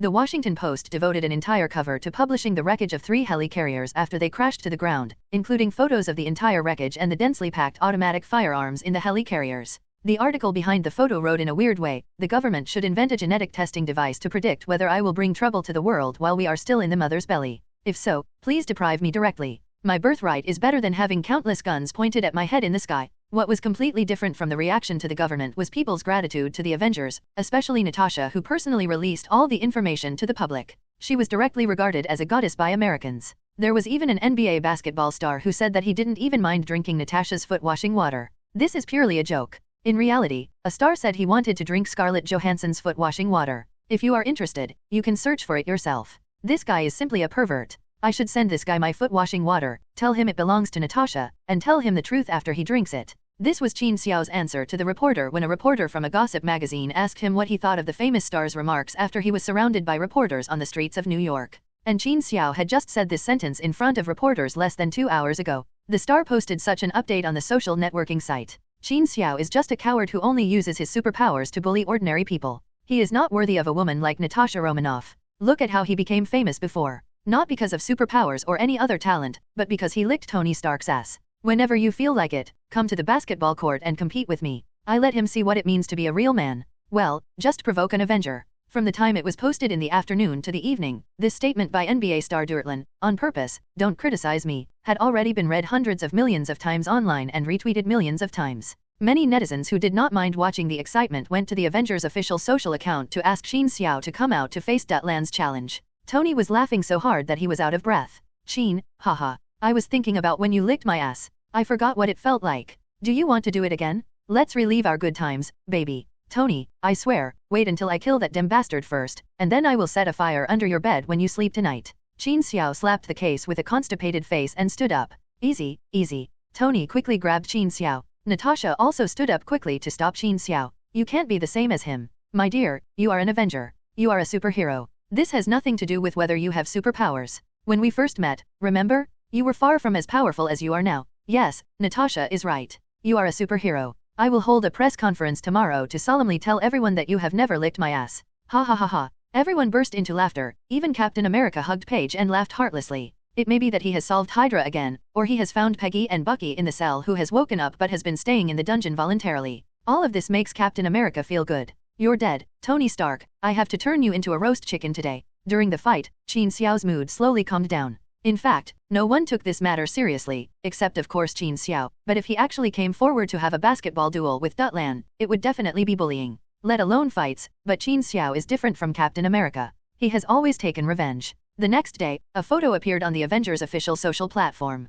The photo shows a toilet that doesn't look very new. The toilet is a very ordinary toilet, but Dutland's name is engraved on the toilet. The year, month, and day are also written on it, as well as what Dutland has done to make people laugh. Angry things. Next to these carvings is a photo of Deuteron, which is fixed to the toilet with a lump of plasticine kneaded into a cake shape. Qin Xiao didn't have a social account of his own, so he could only use the one shared by everyone, but this news came out. Netizens almost laughed out loud. Isn't it obvious that Dutland was written down in a notebook, but the toilet was used as a notebook? This Qin Xiao is so talented. A superhero who comes to social media to chat with people is definitely a favorite for many netizens. These netizens flocked to Durant's account again. Hello, Qin Xiao has recorded you in his notebook. Congratulations, you have successfully been remembered by an Avenger. Dutland, Qin Xiao carved your name on the toilet and took your photo with him. Hurry up and duel him like a man. Most netizens have a mocking mentality. After all, the Avengers are no longer creatures of the same dimension in the minds of ordinary people. In a duel with Qin Xiao, Dutland would do this after being kicked in the head by a donkey. Faced with ridicule from netizens, Dutland just posted a photo of himself dunking and a photo of his hand wearing a championship ring, and wrote, "Take off your superpower coat and you are nothing. This is the glory that an ordinary person can earn through hard work. I am waiting for you on the court." Regardless of what Dutland's psychology was, whether he was following the Avengers' popularity or really liked Natasha, Qin Xiao was so upset. In short, Dutland received enough benefits from this incident. He actually received an endorsement advertisement for the little blue pill based on the popularity of this incident. This is what the advertisement says. Restore your manliness and give you the power to fight against the Avengers? P.S. Just half a pill each time? It is said that Dutland received at least 8 figures in endorsement fees this time. No matter what the outside world said about him, he made money anyway. Looking at Qin Xiao, since he posted a photo of the toilet using his Killian account, he has not spoken to Dutland at all. This made Dutland feel a little smug, especially since Qin Xiao didn't respond for a long time, which made Dutland slowly feel a little elated. He even drank too much and declared openly that Qin Xiao was not a man at all. If there was fair competition, Natasha would definitely fall in love with him, and so on. Of course, there are relatively sober friends around me. They told Dutland that he was an Avenger. He probably just didn't want to be acquainted with you. You should restrain yourself. But Dutland, who was already drifting, couldn't listen at all. Some friends also said to Dutland that if Qin Xiao really played basketball with you, regardless of his technical skills, he would kill you with just one collision. I'm afraid you haven't watched the video of the Battle of Wakanda. In fact, no matter what kind of person, they all guessed Qin Xiao wrong. It's not Qin Xiao's style to really play basketball with Dutland based on his superpower, but let's just forget about it, and it's not Qin Xiao's style. Soon, Dutland accepted an invitation from a university to play a friendly match with the school's children. After the game, under the strong request of the organizer, he performed a difficult dunk on the spot. This guy's popularity has skyrocketed recently. He proudly waved to the college students around him, preparing to use the 360-degree turn and double crotch dunk that he had secretly practiced for a long time today. Holding his breath and concentrating, he looked up at the basket, suddenly dribbled the ball and started to run faster. The moment Dutland suddenly took off, a small blue-black portal appeared between his legs.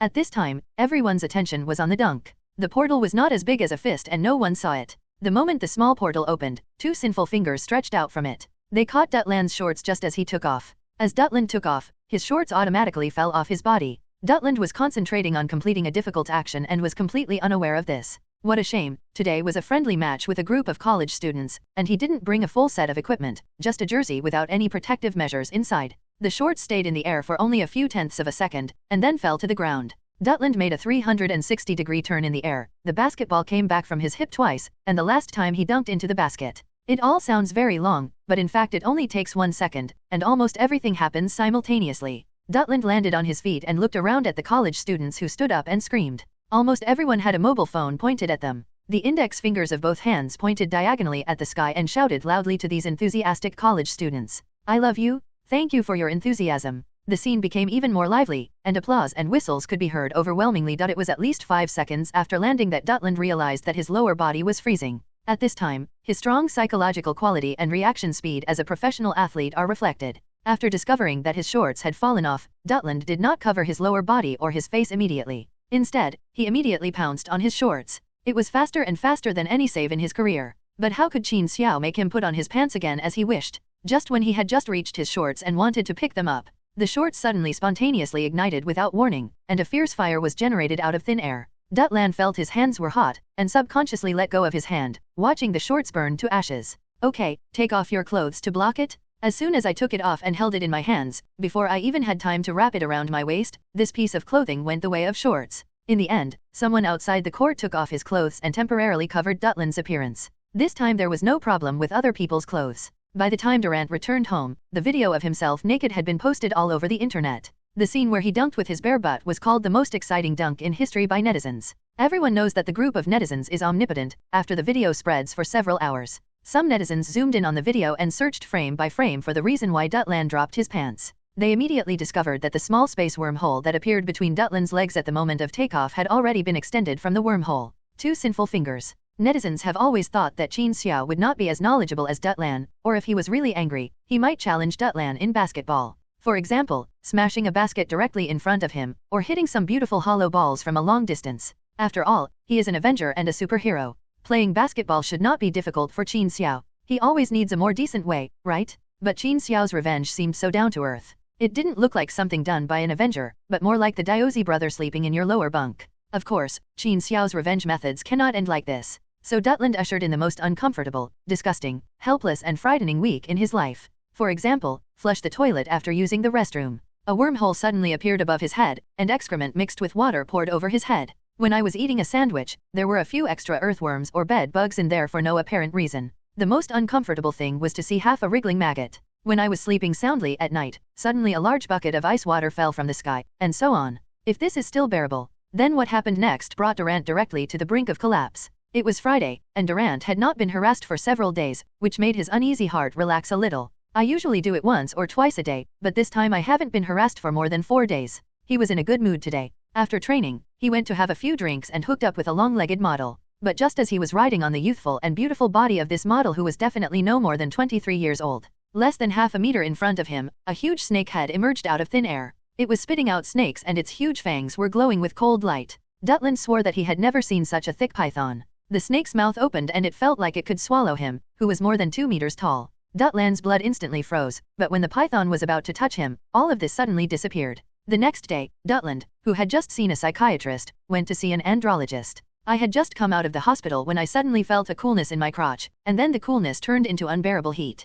The frightened Dutland quickly opened his pants, and an extremely pungent smell came out. Americans have never smelled the smell of fenjujing, so they quickly covered their lower bodies and turned around and returned to the hospital. After coming out of the hospital this time, the 2-meter-tall basketball star completely collapsed. This time he uploaded a video on social media, in which he cried and collapsed like a distressed big child. With tears and runny noses, he twitchingly told how ignorant he was, how he shouldn't have provoked a hero who had saved the world, and so on. In the sky base, Qin Xiao was watching the video of Dutland crying and apologizing with a smile, and Tony pushed the door open and came in. What on earth did you do to this guy? I heard from the boss of the little blue pill that this guy went to their company to get a new product and used 5 times the dosage, but he still couldn't bring himself to be a man. It has nothing to do with me, Tony. I just teased him a few times. It's because of his poor mental quality. Qin Xiao crossed his legs and said slowly to Tony, "You should pay more attention to your own problems. I'm referring to you and Pepper. You put her in the position of president. This is great. Pepper is also very capable, but she is too slow.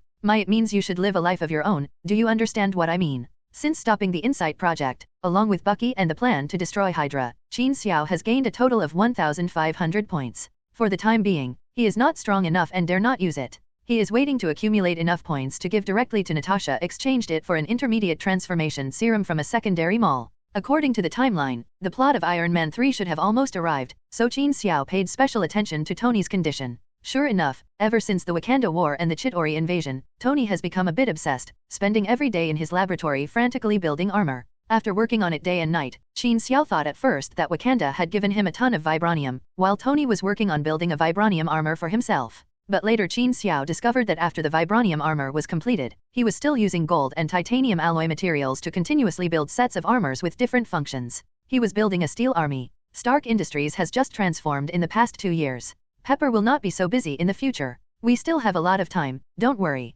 Tony walked to the coffee machine as he spoke, poured a full cup of espresso, and drank it in one breath like drinking water. It's you I'm worried about, Tony. Qin Xiao looked at Tony's bloodshot eyes. How long has it been since you slept, Tony? How long? More than 70 hours? It must have been less than 4 days anyway. I just found some new fun recently. You know, I like to stay in my studio.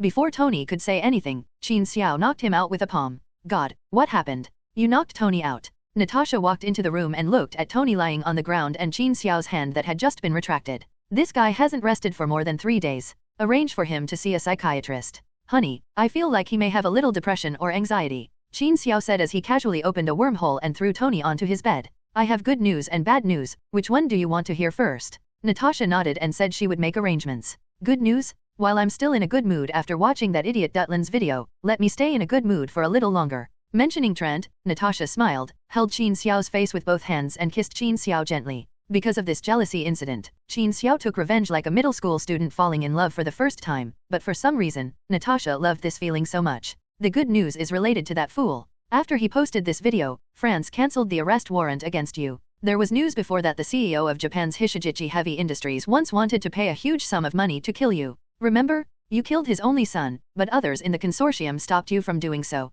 It sounds very good. The French police won't arrest me anymore, and those damn Japanese won't bother me anymore, but I don't care about these things at all. You know, to me, this doesn't pose any threat, but this and what does that video have to do with what I did to Durant that scared the French police? Qin Xiao couldn't figure out what this had to do with Dutland's video. The Durant incident has changed all the intelligence agencies' evaluation of you again. Now in the minds of all government departments and intelligence agencies, you are a lunatic. You are super powerful but don't act according to normal rules. All of them conventional means will have no effect on you. To put it simply, after having a conflict with you, you will not negotiate with them like a big shot with status, exchange interests, or worry about the impact of your status. They think you will take action directly, kill people, or organize others. They are insane or making a fool of themselves in public. Nothing is acceptable to those well-dressed big shots. After the SHIELD incident, the US government originally wanted to arrange a hearing to embarrass us because we destroyed one of the largest intelligence agencies in Western countries, but now, they scared. Qin Xiao had no idea that he had pranked Dutland and frightened so many people. In fact, the most important thing is not my own mentality, but that as a native Chinese, I have no sense of belonging to the Western world or the US government. If this happens in China, Qin Xiao will definitely try to solve the problem within the scope allowed by the law, provided that no one specifically targets him. However, although this news sounds good, Qin Xiao doesn't really care. Okay, it's good news, so bad news. I think as long as you don't tell me that you have a different relationship, everything else will be easy to talk about. Qin Xiao smiled, hugged Natasha and sat on his lap and said, the bad news is related to Tony and Captain. You can see for yourself. This is a piece of information in the Hydra database. I found it when I was decrypting it. I kept a copy and deleted it. Natasha handed the folder in her hand to Qin Xiao. In fact, as soon as Natasha said it, Qin Xiao understood what was going on. When I opened it, it turned out to be about Bucky the Winter Soldier. It introduces in detail how to control Bucky's mind, and includes various missions that Bucky has performed. Everything else is okay, but the key is the mission report on December 26, 1991. The Winter Soldier caused a car accident, killed Tony's parents, and stole 5 copies of the Super Soldier Serum from Howard Stark's car. This is what Qin Xiao met at the beginning, the 5 super soldiers who were activated by Francis and existed in the secret base in Siberia. I have thought about completely destroying these materials before, but this would be too unfair to Tony. But from a rational point of view, we all know that Barnes is innocent and the murderer is Hydra. I understand. The pain of being controlled. Natasha turned around and sat face to face with Qin Xiao. I remember Peggy told me that before he became Captain America, both Captain's parents died and he only had Barnes in his life. I didn't know what to do. This would divide our team. Natasha hesitated for a long time, but no matter what she did, this matter seemed extremely difficult to solve. I know that leaving this matter to you will make it even more difficult for you, but I really don't know what to do. Natasha hugged Qin Xiao's neck and murmured. As Qin Xiao's woman, he knew how close Qin Xiao and Tony were to each other, but she also deeply understood the helplessness of having her hands stained with blood when someone controlled her. After the Winter Soldier woke up and asked to be locked in a cell, we knew that he was very difficult to accept what he had done, and he was also afraid that he would hurt others again if he went out. In fact, if it were to change to the previous Natasha, she might have destroyed the information as soon as possible, or handed it to Tony directly, or hidden it in her heart. Anyway, she would never leave the problem to others. Maybe it was Qin Xiao's appearance that gradually gave Natasha the mentality of a little woman. Qin Xiao saw this change in his eyes. As a somewhat macho man, Qin Xiao was quite happy. No matter how difficult it was, he could not put this matter on Natasha's shoulders. Don't worry, leave it to me, I will take care of it. Qin Xiao rubbed Natasha's hair and sighed quietly. Late at night, New York World War II Victory Museum. Ever since Captain America thawed out, especially since the Wakanda War had severely brushed his face in front of the public, the museum has experienced unprecedented popularity, especially during the summer vacation. From the moment it opens in the morning to after get off work in the evening, there is an endless flow of people. The museum was seriously short of manpower and had to ask the security guards who had already worked 6 hours during the day to work at night. He took 2 vicious bites of the burger, and then drained the Coke in the cup like a vent, until the cup with only ice cubes left made a twitching sound of air mixed with moisture. Only then did he burp with satisfaction, and then he began to curse and greet his supervisor, complaining that the overtime pay for overtime work is never enough. The museum duty room at night is actually a very easy job. There are not many valuable things inside, and the security facilities are quite complete. If you have nothing to do, check the surveillance, and occasionally be lazy and sleep. As long as nothing happens, no one will take care of it. After finishing the remaining half of the burger in a few bites, he adjusted his sitting position and was about to get a good night's sleep.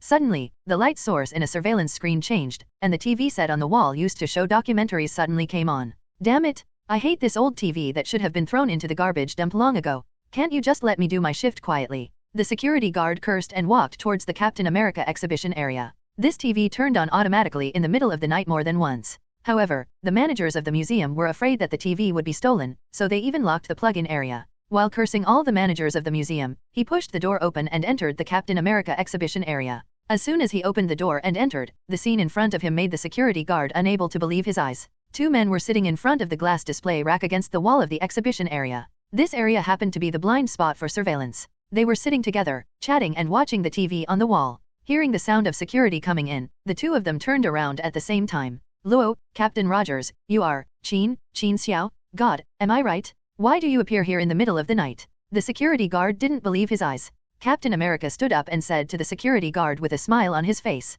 "We're just here to chat and reminisce about my past. I promise I won't break anything here, okay? Of course.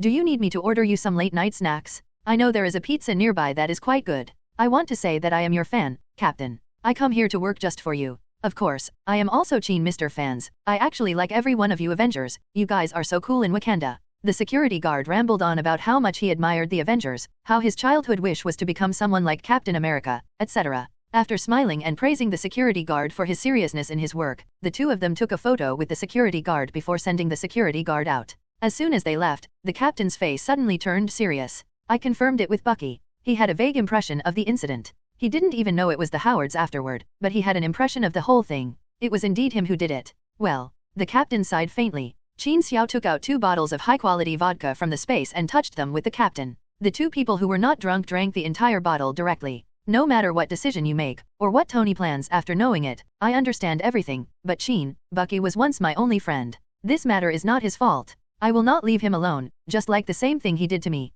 Give Tony some time, Captain, he will slowly let go. After all, Bucky is just a knife, isn't he? He is not the real murderer, but they are Tony's parents after all. No one can guarantee whether Tony will finally let go one day, but Tony's mental condition has been problematic recently. I'm afraid he won't be able to accept this stimulation. I want to wait until he gets better before I tell him. During this period, I will ask Natasha to find Pepper and let her stay with Tony as much as possible. Barnes's mental state still has some problems. I suggest finding a quiet place for him to recuperate. For example, Wakanda or Asgard are both good. I'm just suggesting. I won't set up a connection for you. You go find T'Challa or Thor yourself. I don't know anything. There is only so much that Qin Xiao can do. If Tony insists, Qin Xiao can only let it go. Of course, it must be guaranteed that Tony is safe. Thank you, Qin. The captain understood very well that this matter was mainly for himself. If he were not caught in the middle, Qin Xiao would never mind Bucky's life or death. You don't have to be so polite, Captain, I just don't want to see the team split. Besides, you are an old man. I respect the old and care for the young, right? Qin Xiao smiled and patted the captain on the shoulder. Let's go back. After temporarily delaying the team split crisis caused by the Winter Soldier, Qin Xiao began to take Tony's mental problems seriously. After being told by Natasha, Pepper temporarily put down the work at hand and returned to Tony. But according to Pepper Potts, Tony's mental condition is even worse than imagined. Even when he was sleeping or going to the toilet, he would have his armor stand by to provide all-round vigilance. He even had a nightmare one night when he went to bed. Tony suddenly summoned the armor and almost hit Pepper with a laser cannon. The mental hospital prescribed some medicine to Tony, but it could only guarantee that he could barely fall asleep after taking the medicine. As for the quality of his sleep, only God knew. But just by looking at Tony's bloodshot eyeballs every day, anyone could tell that something was seriously wrong with him. Extremely insecure, Tony wouldn't even want to take off his armor if the sky base wasn't already secure enough. He even designed a small automatic sewage system in the armor for this purpose, which allowed him to excrete directly in the armor. This is a bit exaggerated. After Pepper came back and stayed for a few days, Tony's mental condition did not improve much. On the contrary, it made Pepper feel a little mentally weak. In desperation, Qin Xiao asked Natasha to accompany Xiao Laojiao out shopping and watching movies to relieve Xiao Laojiao's nervousness. Unexpectedly, two women were just out shopping and watching a movie, but something unexpected happened. Los Angeles, China Theater? There will be a mess at the entrance of the bustling theater. The ground seems to have been watered by high-temperature magma. It is pitch black. The surroundings are filled with the remains of human bodies and various items burned to ashes by the high temperature of the explosion. When the explosion occurred, Natasha and Pepper had just come out of the theater. They were far away from the center of the explosion, but more than half of their skin was still burned by the high temperature. At this time, they were unconscious at the entrance of the theater with their life and death unknown. Happy, who was waiting for the two of them at the door, was luckier. He was just separated from the center of the explosion by an all-metal snack cart. Fortunately, this food truck blocked most of the impact and high temperature. Even so, Happy was seriously injured and lay motionless on the ground. With only a little bit of consciousness left, he persisted in trying to see if the two ladies he was protecting were still okay, so he didn't pass out immediately. Just as Happy tried his best to turn his head to see where Pepper and Natasha were, suddenly, a pair of lava-covered feet appeared in front of Happy. The soles of these feet, which did not look like human beings at all, were slowly restored to integrity in the state of magma. The magma began to cool at a speed visible to the naked eye and turned black. Eventually it turned into a pair of normal human feet. Happy wanted to look up and see what kind of monster this was, but unfortunately he had trouble even blinking now. But Happy was lucky. The man seemed to be looking for something. He leaned down a few meters away from Happy and found a mobile phone from a relatively complete body. The moment he took the phone, Happy's pupils suddenly dilated. He had seen this person before in Stark Industries. He was a bodyguard like Happy. At that time, his boss went to Stark Industries to find Pepper. He specifically told Tony about this at the time because he felt that the man was a threat to his boss, especially the way he looked at Pepper. Something happened at the Chinese theater, but there was an unexpected gain. You must not have thought that among the people injured at the scene, there was Pepper Potts, the woman from Iron Man, and an Avenger, Natasha Roman. Nofu seems to be that Qin Xiao's girlfriend. This man's voice was filled with a trace of disdain, as if he had no regard for the so-called Avengers. He doesn't know what the person on the other side of the phone said to him. The man began to walk toward the entrance of the theater. Happy spent all his energy to move his head, but saw the man leaning down to pull Pepper and Natasha, who were seriously injured and didn't know whether they were alive or dead. Hello. Seeing the man dragging the two of them further and further away effortlessly, Happy tried his best to shout, but the sound he made couldn't even be heard clearly. Until the footsteps were getting farther and farther, Happy could hardly hear them. With his facial muscles twisted in worry, Happy finally took out his mobile phone from his pants pocket. Relying on his memory, he dialed the phone and shouted loudly, "At the China Theater, Pepper and Romanoff were." This incomplete sentence consumed all Happy's energy and consciousness. After shouting, he tilted his head and fainted on the spot. Jarvis answered the call, and a few seconds later, Happy's last voice sounded in the hall where Qin Xiao and others were. Jarvis now looked like a complete artificial intelligence. Knowing that the matter was urgent, he didn't say any other nonsense and directly played Happy's voice. The matter was related to the safety of Natasha and Pepper, and the most nervous people present were of course Qin Xiao and Tony. But before Qin Xiao could react in time, Tony, who had been tense all day long, made a fist-inward movement with both hands. Immediately, there were constant clanking sounds nearby, and several sounds broke through the air. Tony's latest vibranium armor was divided into more than 10 parts. Each one was driven individually by a propeller, spraying flames and flying towards Tony in the hall. More than a dozen parts flew over. Except for Qin Xiao, the captain, and Thor were knocked away by several armor parts at the same time, and they fell to the ground with clatter. Qin Xiao helplessly reached out and grabbed the helmet that was hitting him, and hit Tony on the head. He opened a space wormhole without saying a word with a cold face. At the entrance of the ruined Huaxia Theater, a blue-black energy surged, and a wormhole opened. Qin Xiao, Tony, Thor, and Captain America, the four most powerful Avengers, stepped forward. The sound of sirens and fire engines could be heard faintly all around. Tony immediately noticed Happy lying next to the wreckage of a food truck. Jarvis, scan vital signs. The vital signs are weak, many bones are broken, and the internal organs are intact. It is recommended not to move at will and wait for the ambulance to arrive. Jarvis's voice made Tony sigh in relief. The ambulance crew will arrive in a moment, and I will send Happy to the hospital directly. You'd better take a full look at the nearby streets. If Natasha and Pepper were really taken away, I believe they haven't gone far yet. As soon as Qin Xiao finished speaking, Tony controlled the armor and flew into the sky. At the same time, firefighters and ambulance personnel also rushed into the scene. They were stunned when they saw Team Qin Xiaomei and others present, and then started their work very professionally. Qin Xiao watched the medical staff check Happy and then carefully lifted Happy onto the stretcher. Qin Xiao had a brief conversation with several medical staff. Asking them to contact the hospital to prepare, Qin Xiao directly opened a wormhole to the hospital so that the injured at the scene could reach the emergency room as quickly as possible. In a few minutes, almost all the injured at the scene were sent to the hospital. Thor and the captain cooperated with the fire department to see if there were any injured trapped by collapsed billboards and other things around. In a few minutes, Tony's armor fell from the sky. I looked at all the streets nearby and even scanned every passing vehicle as much as possible, but the traffic volume was too large during this period, and I don't know if there were any omissions. Tony's tone revealed a strong sense of worry. Of course, Qin Xiao is not much better now, but he is better than Tony because he knows clearly who did it. For the time being, Natasha and the others should be safe. Natasha is not here, our intelligence is broken, and Peggy doesn't fully understand current technology. We need support. The captain said as he called Hawkeye, the White House, the Oval Office. Previously, the Avengers dismantled SHIELD and Hydra, and members of the Senate, the military and even officials from various states were implicated to varying degrees. Now the president is actively discussing with his team how to win these vacated seats for his party. Suddenly, the phone vibrated and buzzed. The vice president who was standing aside took out his phone, looked at the phone number, his expression changed, he made an embarrassed gesture to the president and others present, and went straight outside to answer the phone. You shouldn't have called me at this time. I'm in a meeting with the president at the White House. Damn it, do you know how much risk I'm taking by answering your call? The vice president walked to the door, away from the Secret Service bodyguards at the door, and then answered the phone and said nervously, "Don't be nervous, my Mr. Vice President, don't forget our agreement.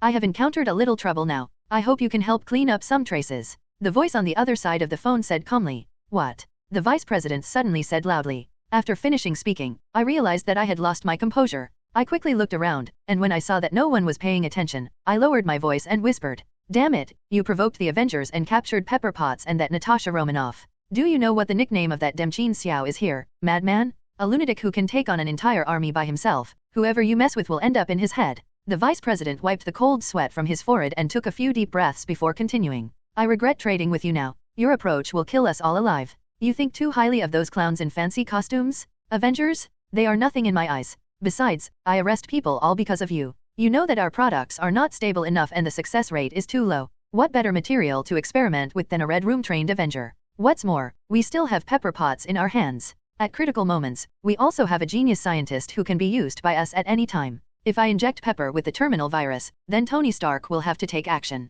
Help us solve that damn runaway heat problem. My dear Vice President, you don't want your little princess to suddenly explode while playing with the puppy in the garden after getting a pair of healthy legs, right? To be honest, if it weren't for this critical moment, I would have waited for those clowns to come and find us." At the mention of his daughter, the Vice President became silent. The other party was not in a hurry, just waiting for him to speak. After half a minute passed, the Vice President carefully asked what happened and then hung up the phone. After hanging up the phone, the Vice President made 2 more calls, then straightened his clothes and expression, and stepped into the Oval Office again. "We took the Huaxia Grand Theater as the center and directly investigated all the surveillance equipment on more than 30 surrounding streets. But what is interesting is that regarding the surveillance content within 1 hour after today's explosion, nearly half of the surveillance room equipment was in this. The time period is blank. I don't believe there can be such a coincidence. The only explanation is that someone wiped out all traces and didn't want us to find them. Also, bosses, I need the widows to share intelligence and have certain command rights. I should always keep an eye on every move outside and try to discover the traces of Natasha and Miss Potts as early as possible." Agent Hill, who was pulled over by Hawkeye, simply joined the Avengers directly at Hawkeye's suggestion and automatically took on the intelligence work. "Although there is no news about them yet, there is good news," Agent Hill said as he pulled out a tablet and played a video. The video shows a Middle Eastern man with a long beard who looks Muslim at first glance, claiming responsibility for the bombing of the Huaxia Grand Theater. The editing of the video is very confusing. There are scenes of him praying for some Islamic children, and there are scenes of him shooting a rifle directly through the photo of the President of the United States. At the end of the picture, there is a close-up of the man, who speaks provocatively to the camera. "Qin Xiao, Tony Stark, Avengers, superheroes, you claim to have saved the world. This time, see if you too can save your beloved woman. Damn bastard." Tony punched the table and then looked at Qin Xiao. "Don't look at me, the picture is too messy, and there is no specific address, otherwise I would have opened a wormhole to get there." Qin Xiao's face was full of displeasure. He was telling the truth. Although he knew it was Killian's fault from the beginning, he didn't know his specific location at all. Just when Qin Xiao and a group of others were helpless in the sky base, the hospital called and found that Happy woke up. Although he was seriously injured, he was finally out of danger. Tony immediately took Qin Xiao to the hospital. There were a large number of reporters surrounding the entrance of the hospital. Qin Xiao and Tony were surrounded by dense reporters almost as soon as they appeared. "Mr. Qin, Mr. Stark, do you have anything to say about this terrorist attack on the Mandarin? Are you confident that you can save your girlfriend? The Mandarin has announced several explosions before. Will the Avengers launch a full-scale war against him? If they use hostages to force you to kill some innocent people or plan some terrorist incidents, will you compromise? Countless microphones were almost inserted into their mouths. Just as Tony was about to have a fit, Qin Xiao snatched the microphone extended by an unknown reporter and crushed it to pieces in front of everyone. I'm in a very bad mood right now, very bad. I really don't know if I will compromise, but I know that if I lose control because of my anger and accidentally kill a few reporters, will you, the police station, wanted me? Qin Xiao's eyes turned cold, and the reporters around him took several steps back. We will definitely rescue him. I want to warn the terrorists who did this. You are a group of cowards, trash, and cowards who only know how to capture women.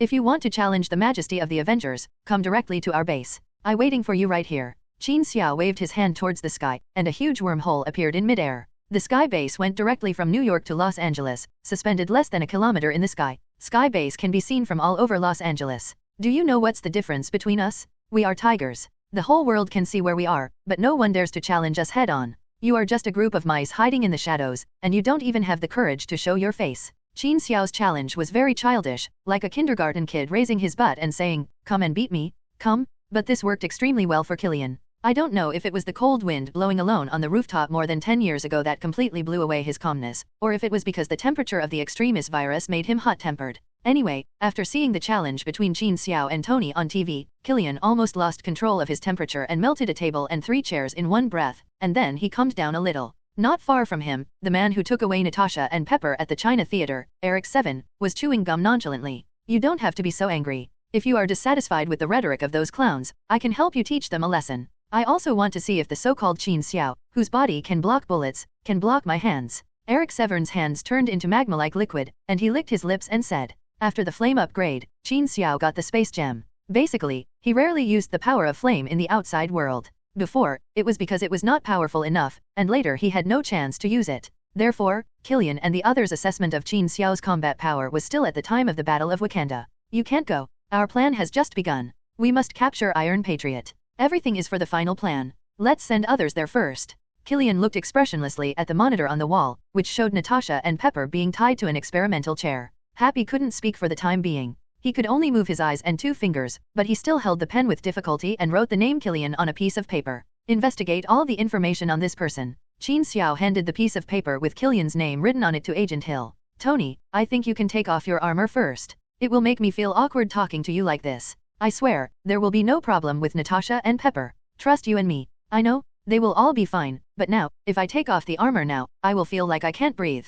Qin Xiao glanced at Tony, who was tightly wrapped in armor. Although I know your air circulation system is very good, but if you think it would be easier to breathe in the armor, give up arguing with you on this issue. Qin Xiao was about to calm down Tony's emotions when Jarvis's voice sounded. Mr. Stark, someone went to the company to look for you. As you know, Happy and Miss Potts were not here, so the company's executives activated the emergency button. I saw it, and it was a girl. According to your aesthetics, she looks good. Not bad. I'm not in the mood to meet any girl right now. Jarvis, let her go. If she doesn't want to, ask the company's security to take her out. We can arrange a car for her. In view of Tony's impressive record in the past, Stark Industries actually welcomes women who have had a one-night stand to come to Tony from time to time. Some said they were Tony's girlfriend, and some even claimed that they were pregnant with Tony's child.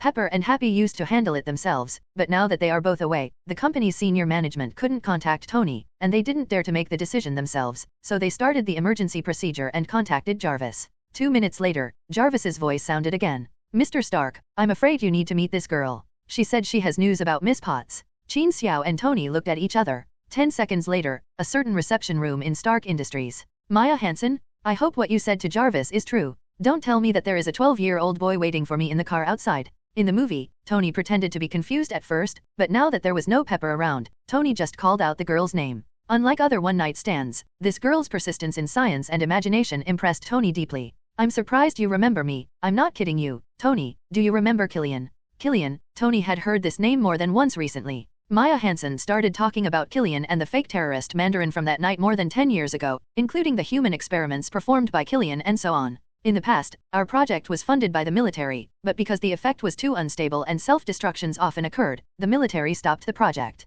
Killian once approached Miss Potts about the investment, but she gave it up refused. So this is an act of revenge because Pepper rejected his investment request. Tony said in disbelief. No, it's actually because the extremis virus is too unstable. Do you remember that plant that exploded back then? From plants to the human body, just because you wrote me a formula casually, so. Maya Hansen pointed to Tony's head and made a helpless expression. So they thought I could solve the instability and kidnapped Pepper. Tony suddenly felt like a beeping dog. It turned out that the initiator of all this was because of himself. The so-called terrorist is the poor scientist whom he forgot on the rooftop back then, and their core technology and weapons are also due to a formula he wrote casually. Yes, but what happened at the Huaxia theater was an accident. A retired soldier who underwent our human experiments blew himself up there. Your girlfriends happened to appear there, so we took them away naturally. Maya Hansen spoke faster and faster, seeming a little anxious. Last question, why should I trust you? You work for Killian. You have worked together on a project for more than 10 years. Why do you choose to tell me all this now? Tony asked confused.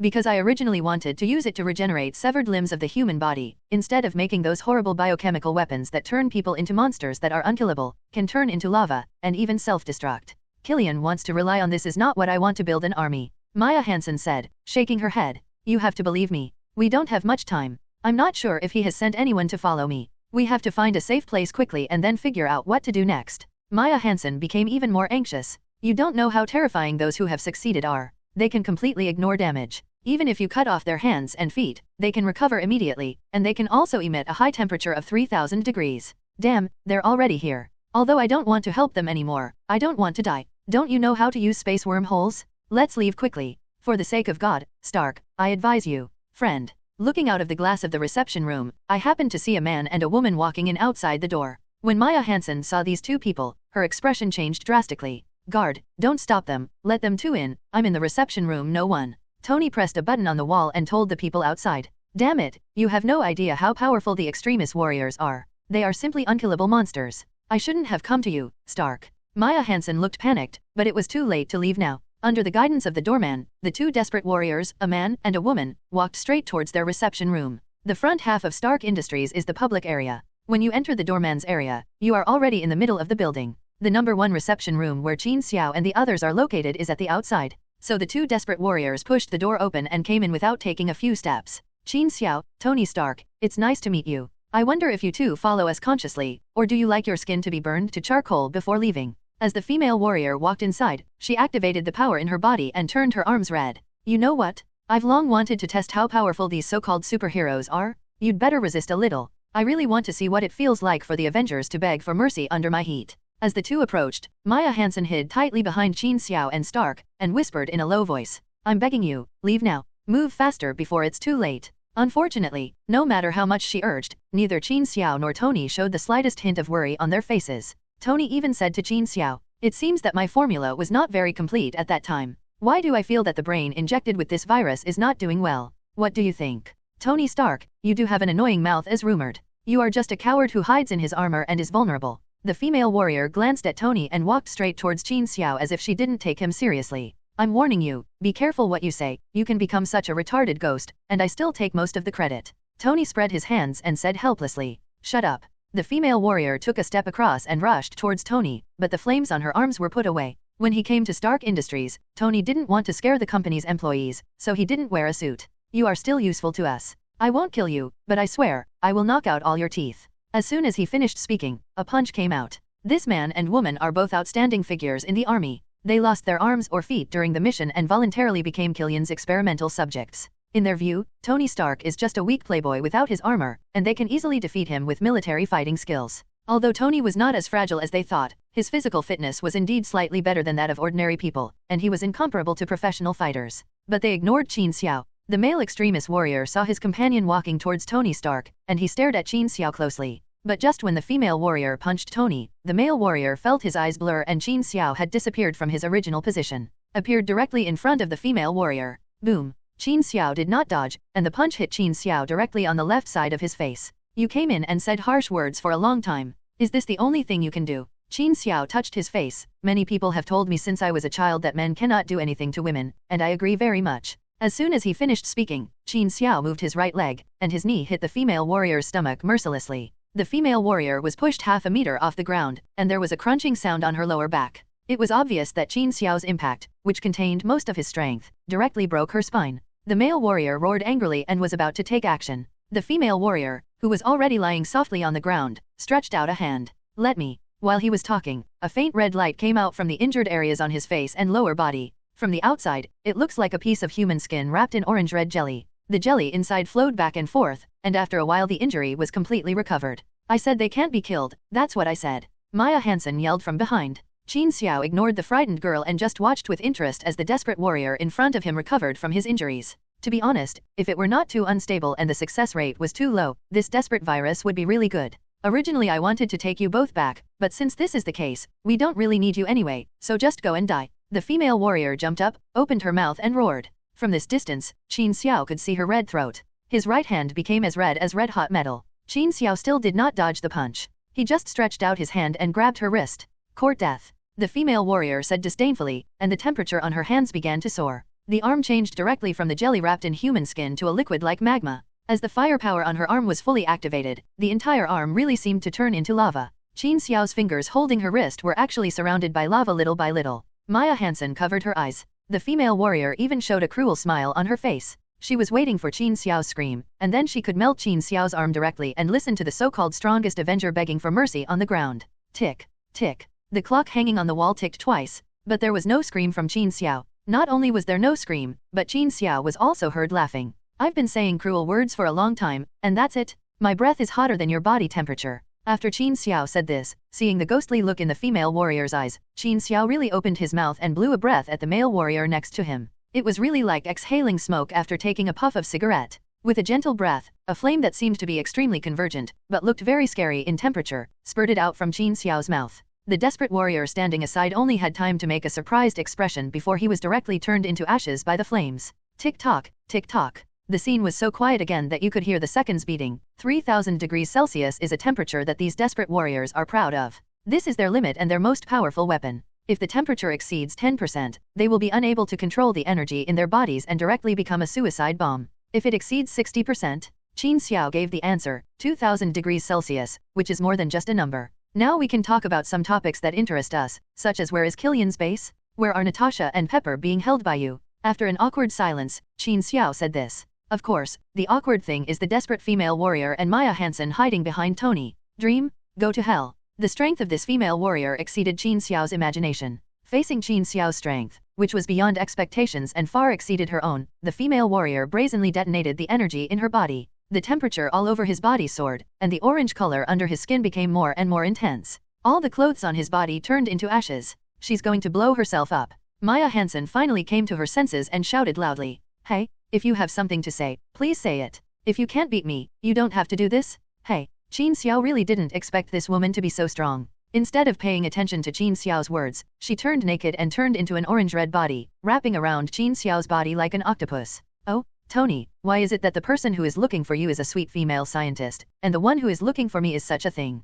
Qin Xiao felt that the energy in the female warrior's body was getting more and more violent, and sighed helplessly. Immediately, a portal appeared under the feet of Qin and Xiao, and they both fell down at the same time with a whoosh. A few seconds later, a loud rumble came from the wormhole. Maya Hansen stretched out her little head curiously and looked into the wormhole. She saw a field of ice and snow on the opposite side, and the wormhole opened hundreds of meters high in the sky. Qin Xiao was sitting in an ice pit that was blasted below. Maya Hansen was curious and wanted to stretch out her fingers and try what it would feel like to walk through a wormhole. The wormhole closed slowly, and then another wormhole the size of a room door appeared next to him. Qin Xiao stepped out of it with a look of helplessness. I should have kept that man just now. Damn it, are these bastards so hot-tempered? Qin Xiao sat down on the sofa angrily, and made a cigarette clamping motion with his right hand. A cigar appeared out of thin air between Qin Xiao's fingers. He lit the flame in his hand, blew out a puff of smoke and said, They are all soldiers who lost certain limbs on the battlefield. Society abandoned them. It was Killian's project that gave them hope. They are full of hatred for society and the government.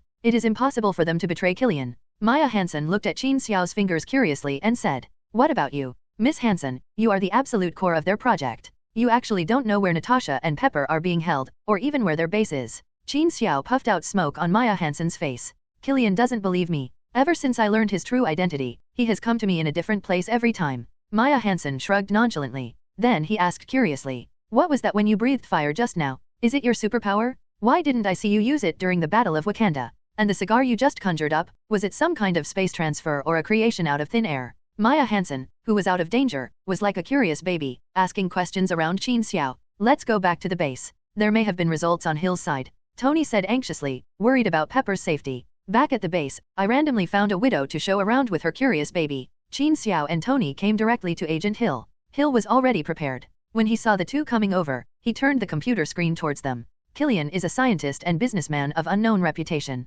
He has many technology companies under his name. The most influential one is called AIM. This company has carried out many secret projects with the military. Rhodes' suit of armor is an operating system redesigned by this company. The network here does not have the authority of S.H.I.E.L.D. These military information are top secret. I am trying to find a way to invade, but it will take a little time. Agent Hill said quickly. No. Tony waved Hill to stop the intrusion, took out his cell phone and dialed Rhodes' number directly. Somewhere in Pakistan, Rhodes was attracted by the signal sent by Killian about the hiding place of the Mandarin. When he came here, he found that they were just some illegal workers making clothes. Rhodes, who was raising his arms to signal these people not to move, received Tony's call. Tony, I'm visiting to chat with someone. If you have something to say, you'd better tell me quickly. Rhodes glanced at the workers in front of him and felt that there should be no problem, but he still did not lower his arms. I'm looking for some important information and need your military network account number and password. The account is still the same as before, War Machine 68, but I have changed the password. You hack my database every time, Tony. I won't know it next time.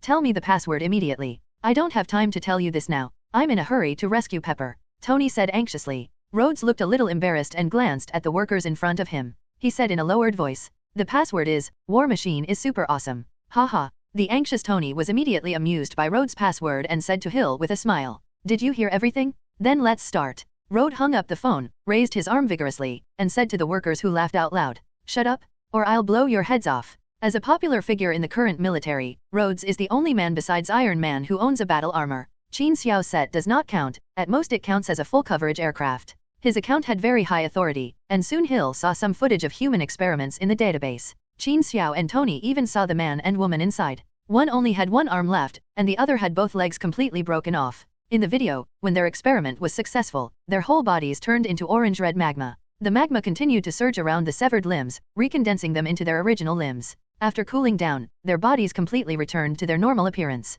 As for those failed products, their whole bodies expanded and exploded, directly exploding into nothingness. We have to find these bastards ASAP. Tony punched the table hard. He couldn't accept what would happen if Pepper couldn't bear it after being injected with the extremis virus, and then exploded. How are you? Agent Hill said looking at Tony. He's fine, Hill, he's just too nervous about Pepper. Qin Xiao stepped forward and gently hugged Tony's shoulders and said, I'm not worried that something will happen to him now, I'm worried about whether he can finish watching this video, Hill said while looking directly at the computer screen. In the picture, Natasha and Pepper were tied to a metal single bed. Their consciousness was a little blurry, but they could vaguely see orange-red light swimming under their skins. At the same time, a voiceover sounded. This is phase 1, and in 3 days, I'm going to give them both phase 2 injections, and by the way, the success rate of phase 2 is 15%, so if you don't want these two lovely ladies to go bang if you blow it up, you have 3 days, Tony Stark. I know Maya Hansen is with you. She has all the information about the extremis virus, enough for you to calculate the most stable plan. Remember, you only have 3 days. Tony Stark. Tony turned around and left without saying a word. He had to get Maya Hansen back immediately and start his work. Qin Xiao was a little worried. Just as he was about to follow, the captain came over at some point. You are needed here. If you find these scumbags, you can go there as soon as possible. I will watch Tony. Don't worry. The captain turned and left. Qin Xiao turned back and looked directly at Natasha in the video without saying a word. How are you? After a long while, Hill asked quietly from the side. In fact, since Natasha was captured, Qin Xiao's first reaction was whether she would be injected with the extremis virus. If so, it would not be a bad thing for Natasha. If Natasha dies because she cannot resist the extremis virus, Qin Xiao will definitely reverse time again and save her. So Qin Xiao just followed Killian's traces normally and never showed too much anxiety. But after seeing the video, Qin Xiao became a little anxious. When watching the movie, the scene about Pepper injecting the virus was just a scene. But after reading the information on human experiments before, Qin Xiao knew that this process was definitely not a pleasant one. In addition, looking at Natasha on the screen, Qin Xiao began to feel distressed and angry.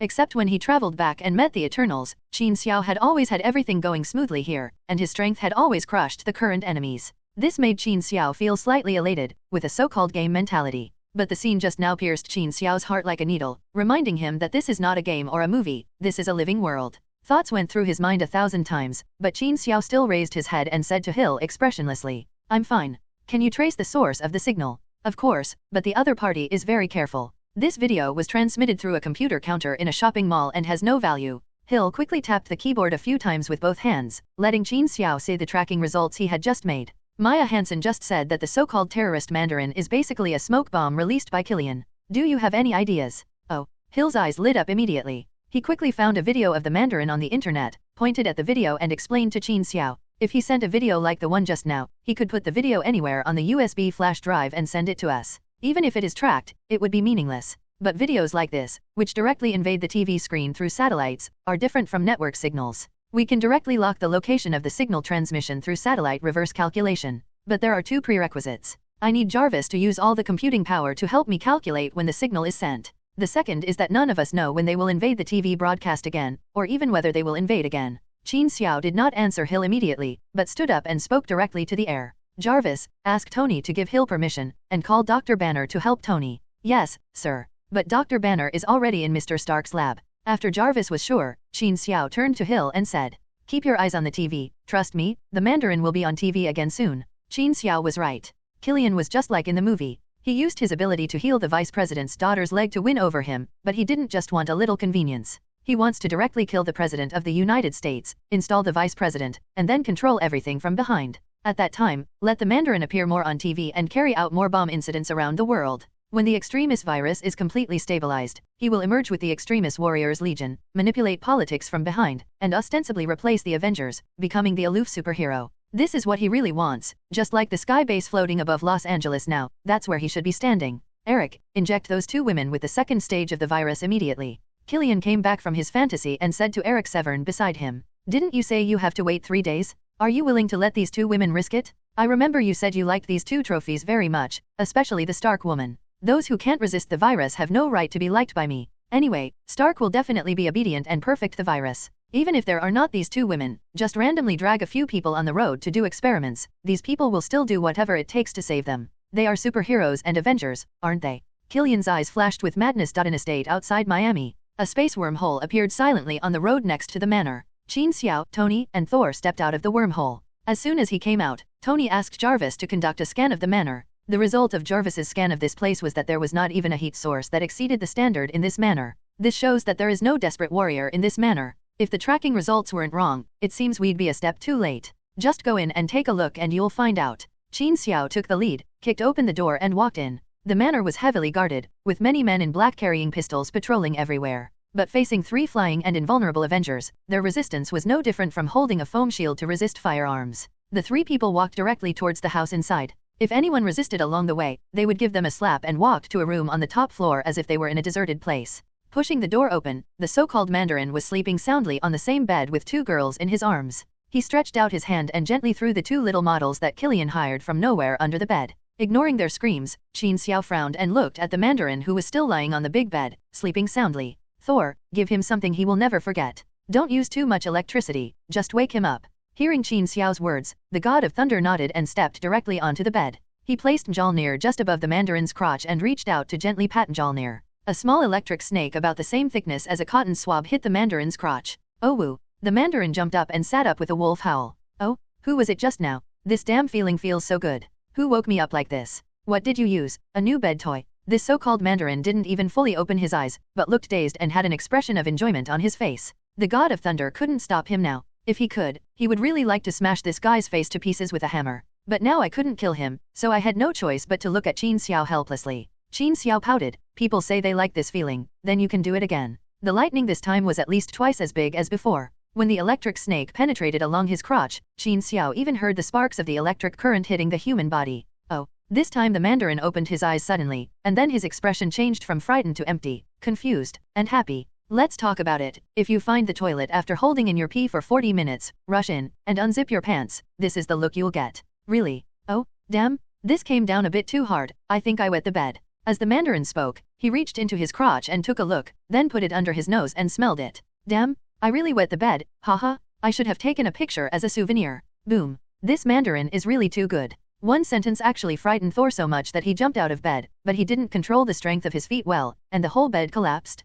Until the whole person fell to the ground along with the mattress. Only then did the man regain his energy and look around. Huh? I don't think I've seen you before. Where are my girls? Are you also actors? Bang. Tony fired a palm shot directly at less than 10 centimeters below his crotch. A small hole was blown out of the mattress, revealing the red-hot spring underneath. If you don't want me to come on your cock then. I surrender? I surrender? I'm just an actor. Whatever you want to ask, I can tell you. I was just invited to act. I didn't do anything bad. They forced me to do it. Faced with Tony's threat, the Mandarin raised his hands directly without waiting for Tony to finish speaking. At this time, footsteps sounded at the door. The three of them turned around and saw that it was Rhodes. You are here. Why did those guards just run away? They took away my armor. The president may be in danger now. I have to. Mandarin. In the middle of speaking, Rhodes discovered the Mandarin on the bed. He didn't know that it was just a puppet. Colonel Rhodes, who was worried about the president's safety, immediately showed his military qualities when he saw this mastermind. He went up and kicked the Mandarin down from behind. Then he put his knees on his back, forced the Mandarin's arms away with both hands, picked up the sheet, and used his mouth to help tear out a strip of cloth. He quickly tied the Mandarin's hands behind his back, then picked up a pistol and put it on the back of the Mandarin's head and said coldly, "Tell me your plan." The whole process took less than 2 seconds. As his words fell, Qin Xiao and Tony Lishan all took 2 steps back, keeping a distance of more than 2 meters from these two people. What are you doing? The Mandarin did not answer the question, but kept wailing. Rhodes noticed the strange behavior of the three people and asked in confusion. I just gave him a small electric shock twice, and he seemed to have peed directly. Yes, on this bed. He also has it on his hand. He even touched a handful just now. Did you grab his hand just now? Check to see if the sheet you tore is a little damp. Qin Xiao and the other three said one sentence each. After listening to their words, Rhodes' expression instantly became dull. Both eyes were widened. He looked down at his hands in disbelief, then carefully reached out and pinched the strip of cloth binding the Mandarin.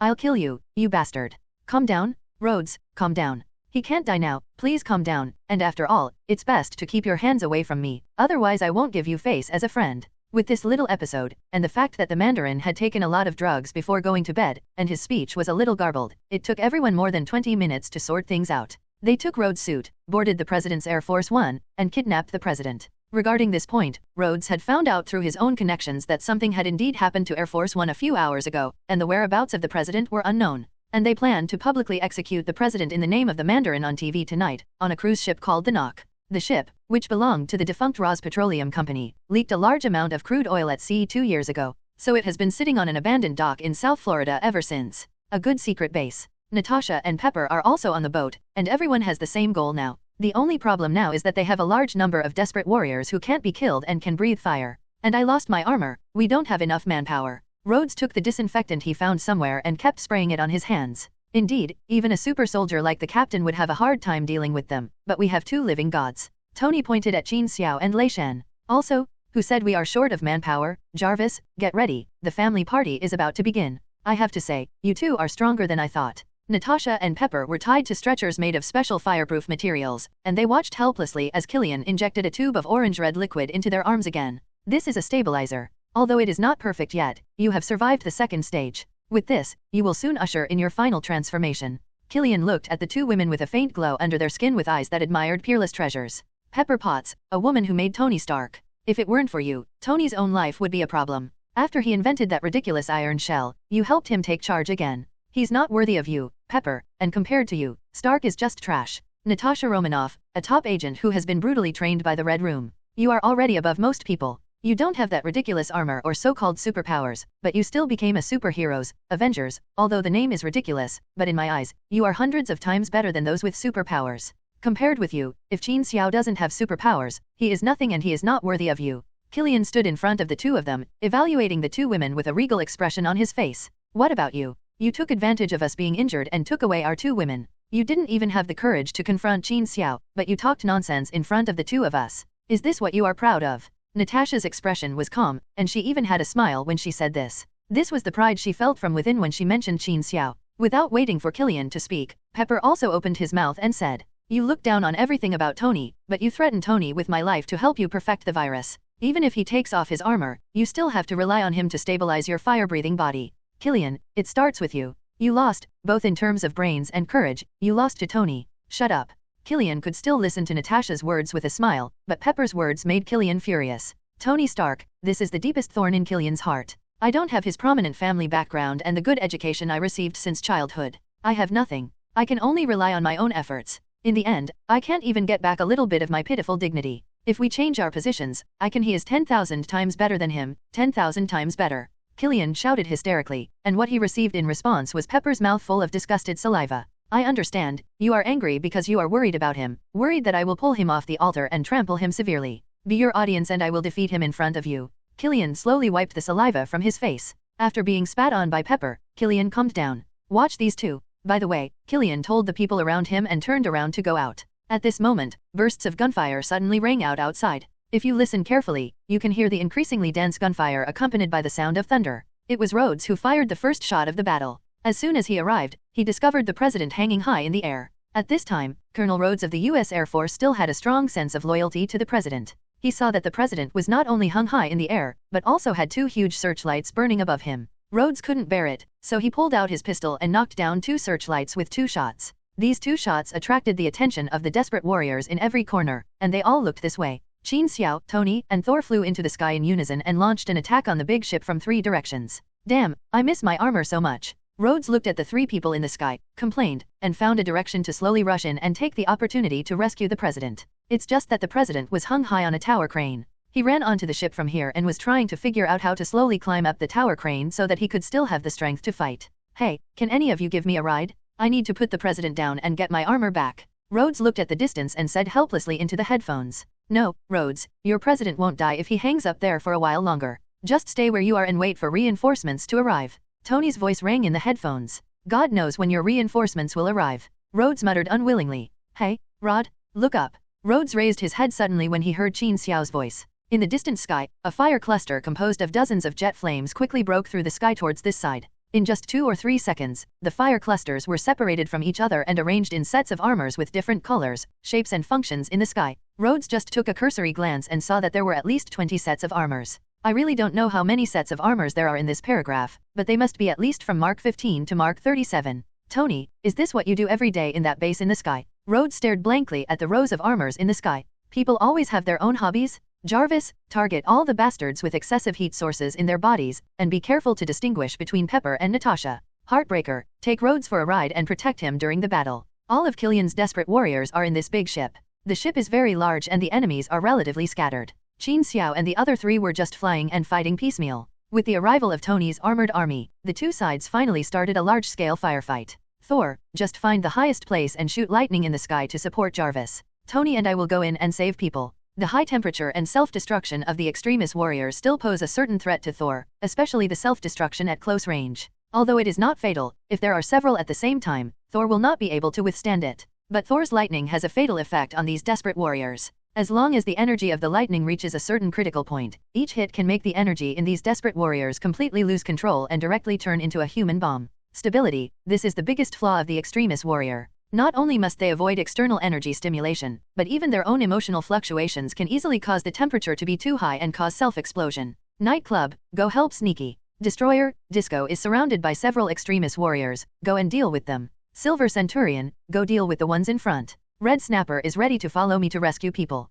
Tony commanded and Jarvis controlled. Those armors were all made of expensive gold and titanium alloys. At a temperature of 3000 degrees, the material would not melt at all for a while. In addition, these armors were agile and could leave immediately after being beaten. Not to mention the occasional lightning support from Thor at high altitude, which allowed Qin Xiao and Tony to escape from the battlefield perfectly. Qin, I think I found their location. You saw those containers above. They have been modified inside. They should be inside. Qin Xiao, who had just wandered around the bottom cabin and found nothing, flew up from the other side of the cruise ship. You should pay more attention to details when watching movies in the future. Qin Xiao muttered, and then he and Tony broke through the shell and rushed into the container on the top in one direction. This temporary laboratory was transformed from several shipping containers. There are only 4 people inside now. Except for Natasha and Pepper, who were still tied to the stretcher, there were only Killian and his number 1 subordinate, Eric Severn. Oh, 2 superheroes came to save their women. It's so touching. Killian stood between Natasha and Pepper, while Eric Severn stood behind him, still chewing gum with disdain on his face.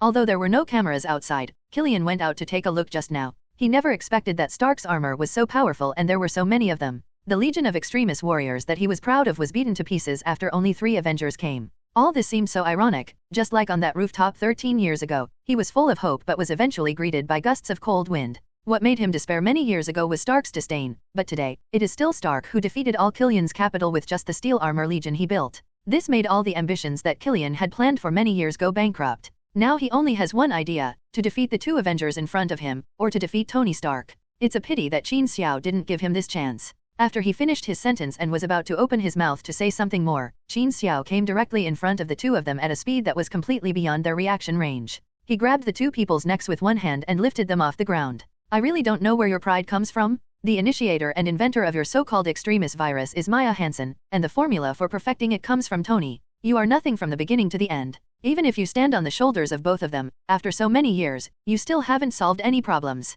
In the end, you still want to threaten Tony to solve the problem for you. It's really ridiculous. Now tell me, you are so unruly. What is the source of your tame expression? Who gave you such strong confidence? When Qin Xiao pinched the two of them, they immediately activated the energy in their bodies and grabbed Qin Xiao's arms and body directly. But to their despair, they pushed the temperature to the extreme, and not a single hair on Qin Xiao's arms was singed. What's even more desperate is that Qin Xiao's clothes can actually withstand their high temperature. This is completely beyond their comprehension. But Qin Xiao didn't seem to have any intention of solving their doubts. In Killian's shocked eyes, blue flames spurted out from his left hand, turning Eric Saiwen into ashes. Yes, in just a few seconds, Eric Severn didn't even have a chance to self-destruct, and was evaporated directly on the spot. Did you know? There is an idiom in China that perfectly explains your expression. It's called sitting in a well and looking at the sky. A frog at the bottom of a well has such an expression when he suddenly leaves the mouth of the well and sees the sky outside. Now, kneel down for me. Qin Xiao's powerful force directly knelt down in the direction where Killian was aiming at Tony. 13 years ago, you failed to rescue this man.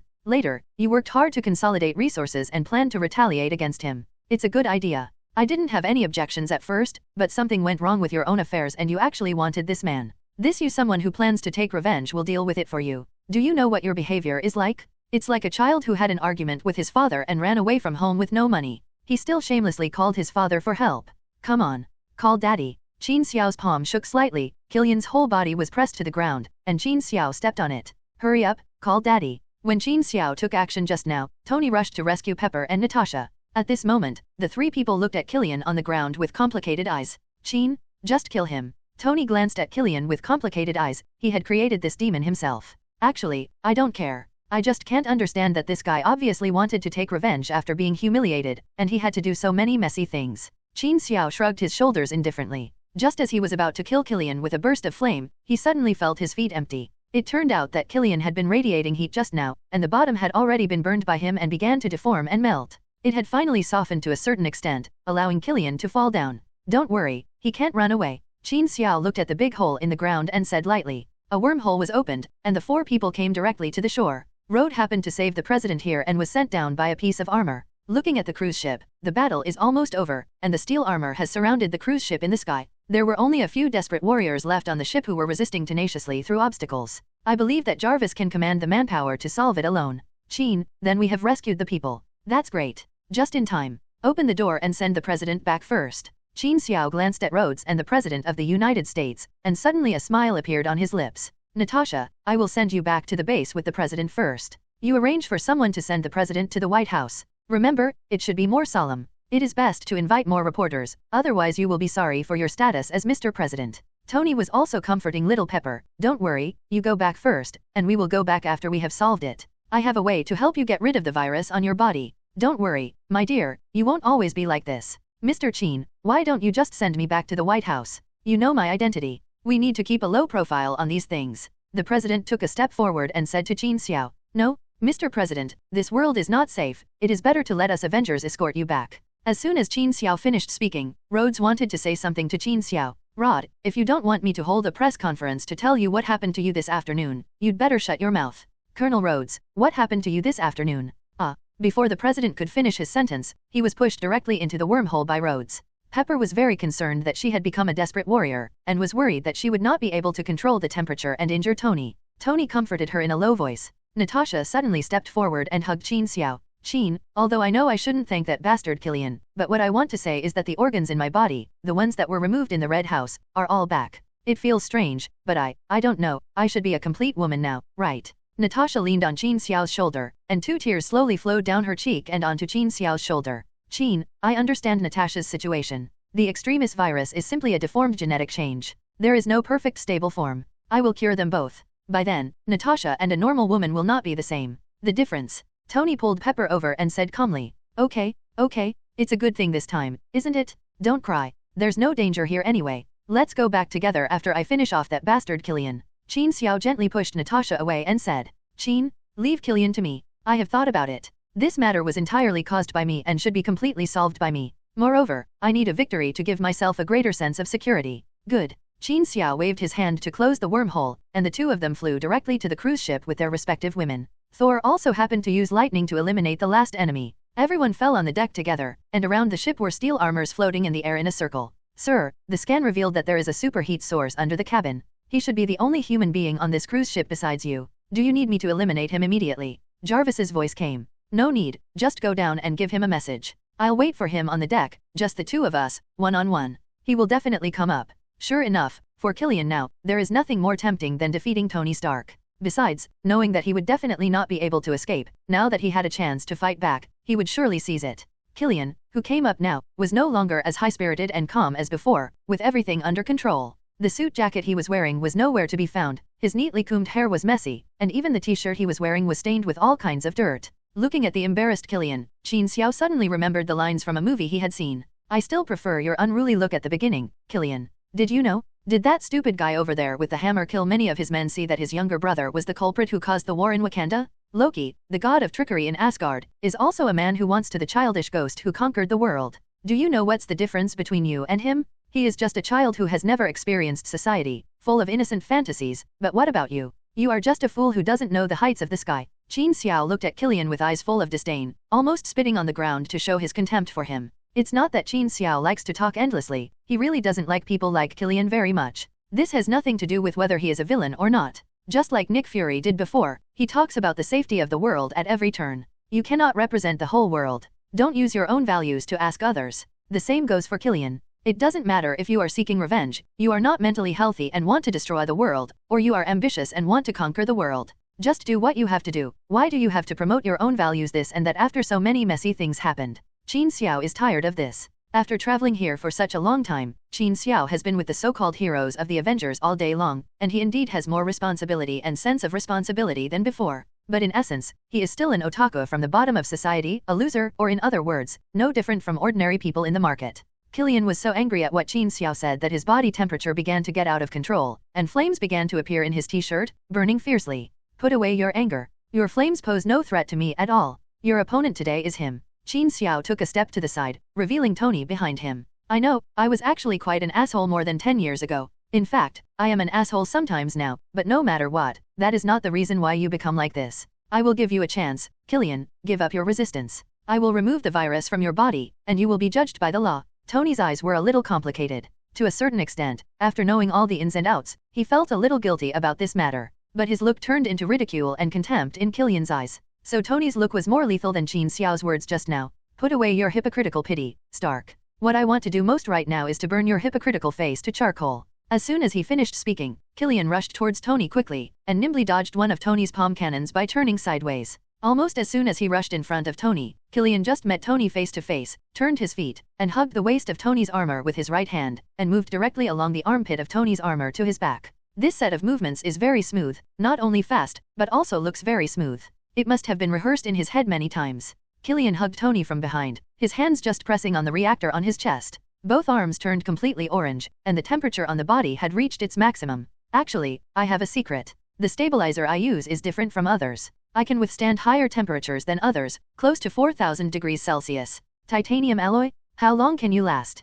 Killian's hands glowed brightly, and his 10 fingers were tightly clasped around the reactor, hoping to destroy the armor's energy system as soon as it melted. I should have told you earlier. The armor I am wearing is made of vibranium. To melt it, a temperature of at least 6,000 degrees is required, not to mention that I also added 2 layers of heat-insulating paint. As Tony's extremely calm voice sounded, 2 vibranium daggers more than 10 centimeters long and only a few millimeters thick popped out of the armor's arms. Effortlessly, both of Killian's arms were cut off. Killian's arms were cut off directly above the elbows, and he naturally loosened his hold on Tony without waiting for him to react. On Tony's suit, flames spurted out from the propeller on one hand, and the entire suit turned sideways in a circle. The other metal arm followed the rotation of the body and directly knocked Killian away far away. Instead of pursuing the victory, Tony raised an arm, and a micro-missile stretched out from the armor's arm and aimed at Killian, who was knocked away near Qin Xiao and others. Last chance? Killian. Ha ha ha ha. Lying on the ground, Killian laughed wildly as the magma surged wildly around his broken arm and a new arm was forming. The laughter coupled with his face, which was dented by Tony's arm and was constantly repairing itself, looked particularly ferocious.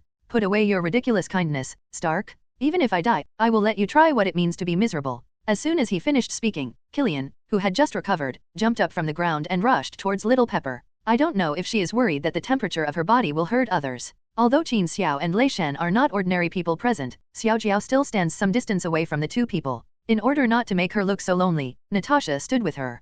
Killian's move was indeed very sudden, so sudden that Qin Xiao and Lei Shen had no time to rescue him. But Killian seems to have forgotten that Natasha is not an ordinary person. Facing Killian's sudden attack, Natasha didn't even show a look of surprise. The body strengthened by the extremis virus rushed in front of Killian faster than before. The moment the two were about to come into contact, Natasha suddenly dodged to Killian's left. He grabbed Killian's wrist with his left hand, rotated his body, grabbed his hair with his right hand, and suddenly pulled him back, his knee directly pressed against his back. The attack was swift and fierce, but the only drawback was that she seemed a little uncomfortable with her current strength. A knee that would normally make people lose their resistance directly blasted Killian more than 3 meters into the air. Following closely behind was Little Pepper, running under Killian in a few steps. His right arm was as red as a piece of red-hot iron. He jumped upwards, aimed at Killian who fell down, and punched him in the chest. After landing, he threw Killian from his arm like trash. "This is to thank you for taking care of us these days, bastard." After speaking, Pepper kicked Killian again, sending him flying towards Tony. "Jarvis, remember the Christmas fireworks I told you about? Let's get started and take him up with us." Tony pointed at Killian, and Jarvis directed armor to fly over. The armor automatically split into more than a dozen parts and put them on Killian. A suit of armor tightly wrapped around Killian's body, and then flames from the 4 thrusters suddenly spurted out, and the armor soared into the sky. Followed closely were the armors surrounding the sky. Each set flew to the deck under the command of Jarvis, circled around everyone, and then flew towards the sky. One after another, the whizzing sound was endless, and the last one had not yet flown past everyone. There are already armors in the sky that have begun to self-destruct. Then came the second one, the third one. One after another, the battle armors exploded in the sky of the cruise ship, really exploding into a gorgeous scene like fireworks. After blowing up so many sets, it looks like your anxiety disorder is gone. Qin Xiao said to Tony with a smile. "Actually not yet, but it's gotten a lot better. I talked to the captain several times a few days ago and I feel a lot better. Today, I have completely figured it out. It's enough for me to have this set of armor." Tony's smile became more confident. "What about your Iron Legion plan?" "Tony, I remember you said you wanted to build an Iron Legion to defend the Earth from the next alien invasion." Qin Xiao felt that Tony would not give up on that plan. "That's different. These are 2 parts. These armors are built for me when I face different situations. The Iron Legion is the Iron Legion. It's different, Qin." Qin Xiao pointed at the armors in the sky that were still lining up to self-destruct. "They can also be commanded by Jarvis, and the materials they use are top-notch. They can also be used as your backup at any time. Why not keep them and modify them?" "Forget it, it's too much trouble. Besides, the Iron Legion project hasn't started yet and needs to be redesigned. The most important thing is, I just want to watch a fireworks show right now. Damn it, you really can't have the same mindset as these hateful capitalists after you get rich." Qin Xiao closed his mouth and cursed secretly in his heart as he looked at Tony's calm appearance. After wiping out Killian and all the desperate warriors, the system once again gave Qin Xiao 1,000 points. He already has 2,500 points, which is only 500 points away from the Asgard divine body that Qin Xiao wants to exchange for Natasha. After checking the points, Qin Xiao mentally quit communicating with the system. Before everyone left, they checked the ship and found that there were still more than 10 copies of the extremis virus remaining here. "Since you said that this terminal virus cannot completely stabilize the human body, then there should be no need for these things to exist." Qin Xiao raised his right hand as he spoke, preparing to burn these desperate viruses directly with flames. Unexpectedly, Tony stretched out his hand to stop Qin Xiao. "Although Maya Hansen's information is complete, if you want to cure them both, it's better to keep a sample for research." Tony checked the terminal viruses, which were divided into 2 stages, 1 and 2, and took away a large amount of stabilizers. Then, while Qin Xiao sent out flames to burn the virus, he directly picked up the first stage of the desperate virus. He injected an injection directly into his arm. "What's wrong with the pronunciation of Walter Ao? Tony, are you crazy?" Qin Xiao and Xiao Jiao reached out their hands to stop Tony almost at the same time, but it was too sudden. "I study the genes modified by the extremis virus. The stability of this thing is really poor. Even if you are injected with a stabilizer, as long as your emotions fluctuate strongly, there is still a chance that you will explode at any time. Injecting this thing will allow me to deeply understand every change in it. This will speed up my research on the antidote. This will not only ensure the safety of the 2 of them to the greatest extent." And Tony looked at Qin Xiao with a smirk. "You 2 had better not get too intimate recently, otherwise if your heart beats too fast, it's very likely to go bang." Tony's reason made Qin Xiao roll his eyes. "It couldn't be that you were anxious and applauded for love with Little Pepper. Why did you push me on the head?" "Tony, the success rate of this thing is horribly low, you will be in danger." Pepper took Tony's hand and said, "Don't worry, I'm absolutely sure. Besides, you have forgotten that Qin can directly reverse time with the time stone, Peggy Carter, remember? So there is no way my life is really in danger." "But Tony, I haven't borrowed the time stone yet. There were many factors that came together last time. Just to save you, she might not be willing to lend it to me." "Tony, facts have proved that the characters in the plot still have the so-called luck protection. Tony, like Pepper and Natasha, directly relied on their own body and will to carry it through. Qin Xiao watched as Tony's whole body turned orange, and then his chest squirmed, slowly filling the big hole after the reactor was disassembled, and pushed out a bunch of very small, red-hot shrapnel. "You're disgusting, Tony, you look like you're excreting from your chest," Qin Xiao said with a look of disgust. "I refused to remove the shrapnel and treat my injuries before. I thought the reactor inserted in my body was a symbol of Iron Man. I relied on the armor for a while. Later Steve told me that this was not the reason why I became Iron Man." Tony held the dismantled reactor and said while looking at it. "But here." Tony pointed to the location of his heart. "So I was thinking, after I created the armor, repaired and upgraded the armor, it was also time to repair myself." In the past few days when Tony was developing the antidote, Qin Xiao realized why there were so many powerful scientists and so many black technologies in the Marvel world. Why is Tony Stark the most brilliant genius? It's because of his erudition, and playing with machinery is what interests him most. When he was in Avengers 1, in order to track down the Rubik's Cube, he could turn himself into an outstanding astrophysicist by looking at the data for one night. In recent days, he has transformed into a top biologist. In fact, Qin Xiao was very curious. If possible, retaining the extremis virus while ensuring safety might not be a good way for everyone to increase their combat power. But Tony directly refuted it. Complete stability is not impossible, but it will completely change one's form and even personality. Originally, Qin Xiao used himself as an example. The flame energy he controlled was far greater than that of those desperate warriors. But in Tony's words, Qin Xiao is no longer human at the genetic level. At least he is not a human on Earth. He can strengthen others according to Qin Xiao's genetic blueprint, but among 100 million people, not one person may survive. Others either die immediately from genetic collapse or become monsters. This reminded Qin Xiao of the Green Goblin and Dr. Lizard in the Spider-Man universe. One of them has changed his character, and the other has completely changed his character and body. Even based on personality mutation, a new personality may be born and become a madman with split personality. So this thing really depends on luck, or luck. Some people become Spider-Man after being bitten by a spider, others may be directly poisoned to death, and some people become Captain Marvel after being impacted by the energy explosion of the cosmic cube. If it had been anyone else, he would probably have been killed directly. So fate, or fate, is a very magical thing. Although Qin Xiao's arrival in this world has changed a lot of things, some things, or the fate of some people, are still following the original trajectory. There may be some changes in time and place, but the end result may be similar, such as the encounter between Captain America and Falcon. For another example, the two people in front of me look very much like a father and son. Tony, Maya Hansen didn't really give birth to a child for you back then. Qin Xiao looked at the 11 or 12-year-old child next to Tony and said, "You know, the thing I can't accept the most is not someone handing me something, but an ex-girlfriend or one-night stand suddenly telling me that they had a child of mine many years ago. I can't accept it at all. But if it is this child, I think I can barely accept it, but unfortunately, he is not. Come to Peter and say hello to Qin." "Hello, Mr. Qin, my name is Peter Parker, nice to meet you, Walter." Qin Xiao suddenly jumped up from his chair. "Damn it, what are you doing? You're scaring the kid." Tony pulled little Parker over and said, "It's okay, what did you say your name was just now?" Qin Xiao adjusted his expression, squatted down and said to the child, "Peter Parker, sir." Although little Parker is young, he speaks very politely, without being slow or hasty, and he is very popular with others. Qin Xiao looked at the child in front of him seriously. Although it is not the same as in the previous movie, there is no doubt that there is a little spider between the eyebrows. "Hello, Peter Parker." After confirming that this was the little spider, Qin Xiao warmly rubbed his little head. This kid is a genius. Stark Industries has launched a competition for children under high school to engage in some scientific experiments and inventions. The top ones can get Stark Industries public welfare education funds. This kid optimized me when I was 6 years old. The V8 engine that was assembled at that time. Can you imagine? He is only 11 years old. He is definitely a genius. Tony introduced little spider to Qin Xiao. "It's indeed amazing, but Tony, why do I feel that you are praising yourself in a different way? Although saying this is also suspected of self-praise, I still have to say, don't compare me with others. I graduated from MIT at the age of 17 with the highest honors. In fact, if it weren't for my elder dad, in order to make my student career look normal, I can complete this matter 3 years in advance," Tony said with a shrug. But this child is definitely at the level of a genius high school student. He has just graduated from elementary school. It was obvious that Tony really liked Spider-Man.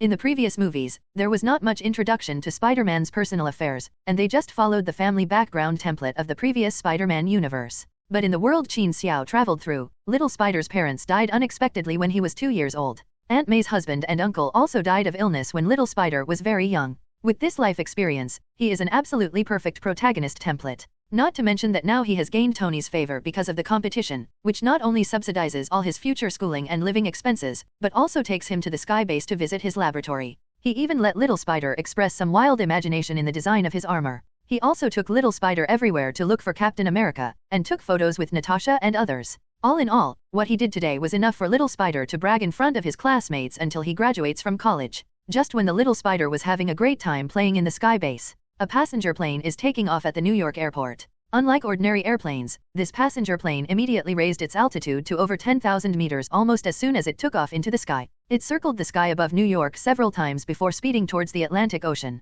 But the strange thing is that on the radar of the tower, this super-large A380 business jet manufactured by the European Airbus company is still flying steadily westward at an altitude of 4,000 meters, and is rising slowly. There are strict regulations on the flying altitude of general aircraft. Aircraft flying short distances are between 7,000 and 9,600 meters, and long-distance passenger aircraft are between 8,000 and 12,600 meters. Only a very small number of business jets can fly above this altitude, but the highest altitude generally does not exceed 15,000 meters. Since the Battle of Wakanda, the dismantling of SHIELD, and the last operation to rescue the president that was deliberately exposed by Qin Xiao, the Avengers' prestige can be said to have surpassed most governments in the world. So Qin Xiao simply moved the sky base close to the New York coastline. The height has also become about 10,000 meters in the air. The US government also turned a blind eye to this. Although it is close to New York, generally when planes rise to this altitude, they are basically far away from New York City, and there are no north-south passing routes here. Therefore, the location of the sky base will definitely not conflict with some civil aviation flight routes.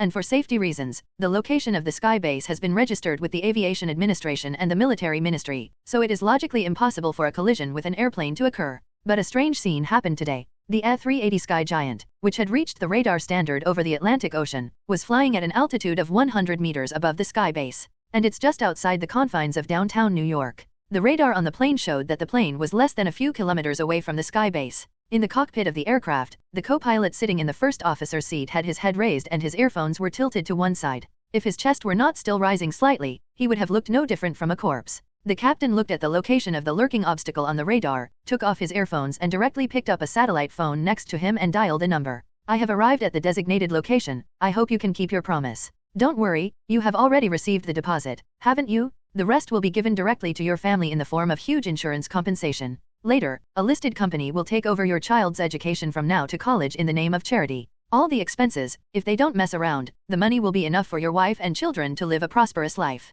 A cold voice came from the phone. The captain didn't say anything after hearing this. Instead, he glanced at the first officer beside him, then turned to look in the direction of the cabin behind him, and sighed slightly. He muttered an apology quietly. Then he looked at the Avengers base that was very close on the radar. Suddenly, the plane dived sharply and headed straight towards the base. As the base of the former Red House, which was inhumanely modified by Tony Stark, this sky base also has its own radar scanning system. But today, when the plane was almost 1 kilometer close to the base, it was discovered by the base's radar scan. It was discovered that the A380 Airbus is rapidly approaching our direction above us to the east. It's 927 meters away from us and it's still accelerating. Initiate defensive measures immediately, initiate defensive measures immediately, and the base enters level 1 alert. If everyone could still remain calm about the first sentence of Jarvis's report. Then as the second sentence approached, everyone went into a state of confusion. More than 900 meters? How can it be? Everyone was slightly stunned, but as Jarvis's third sentence sounded, almost at the same time, everyone's expressions changed.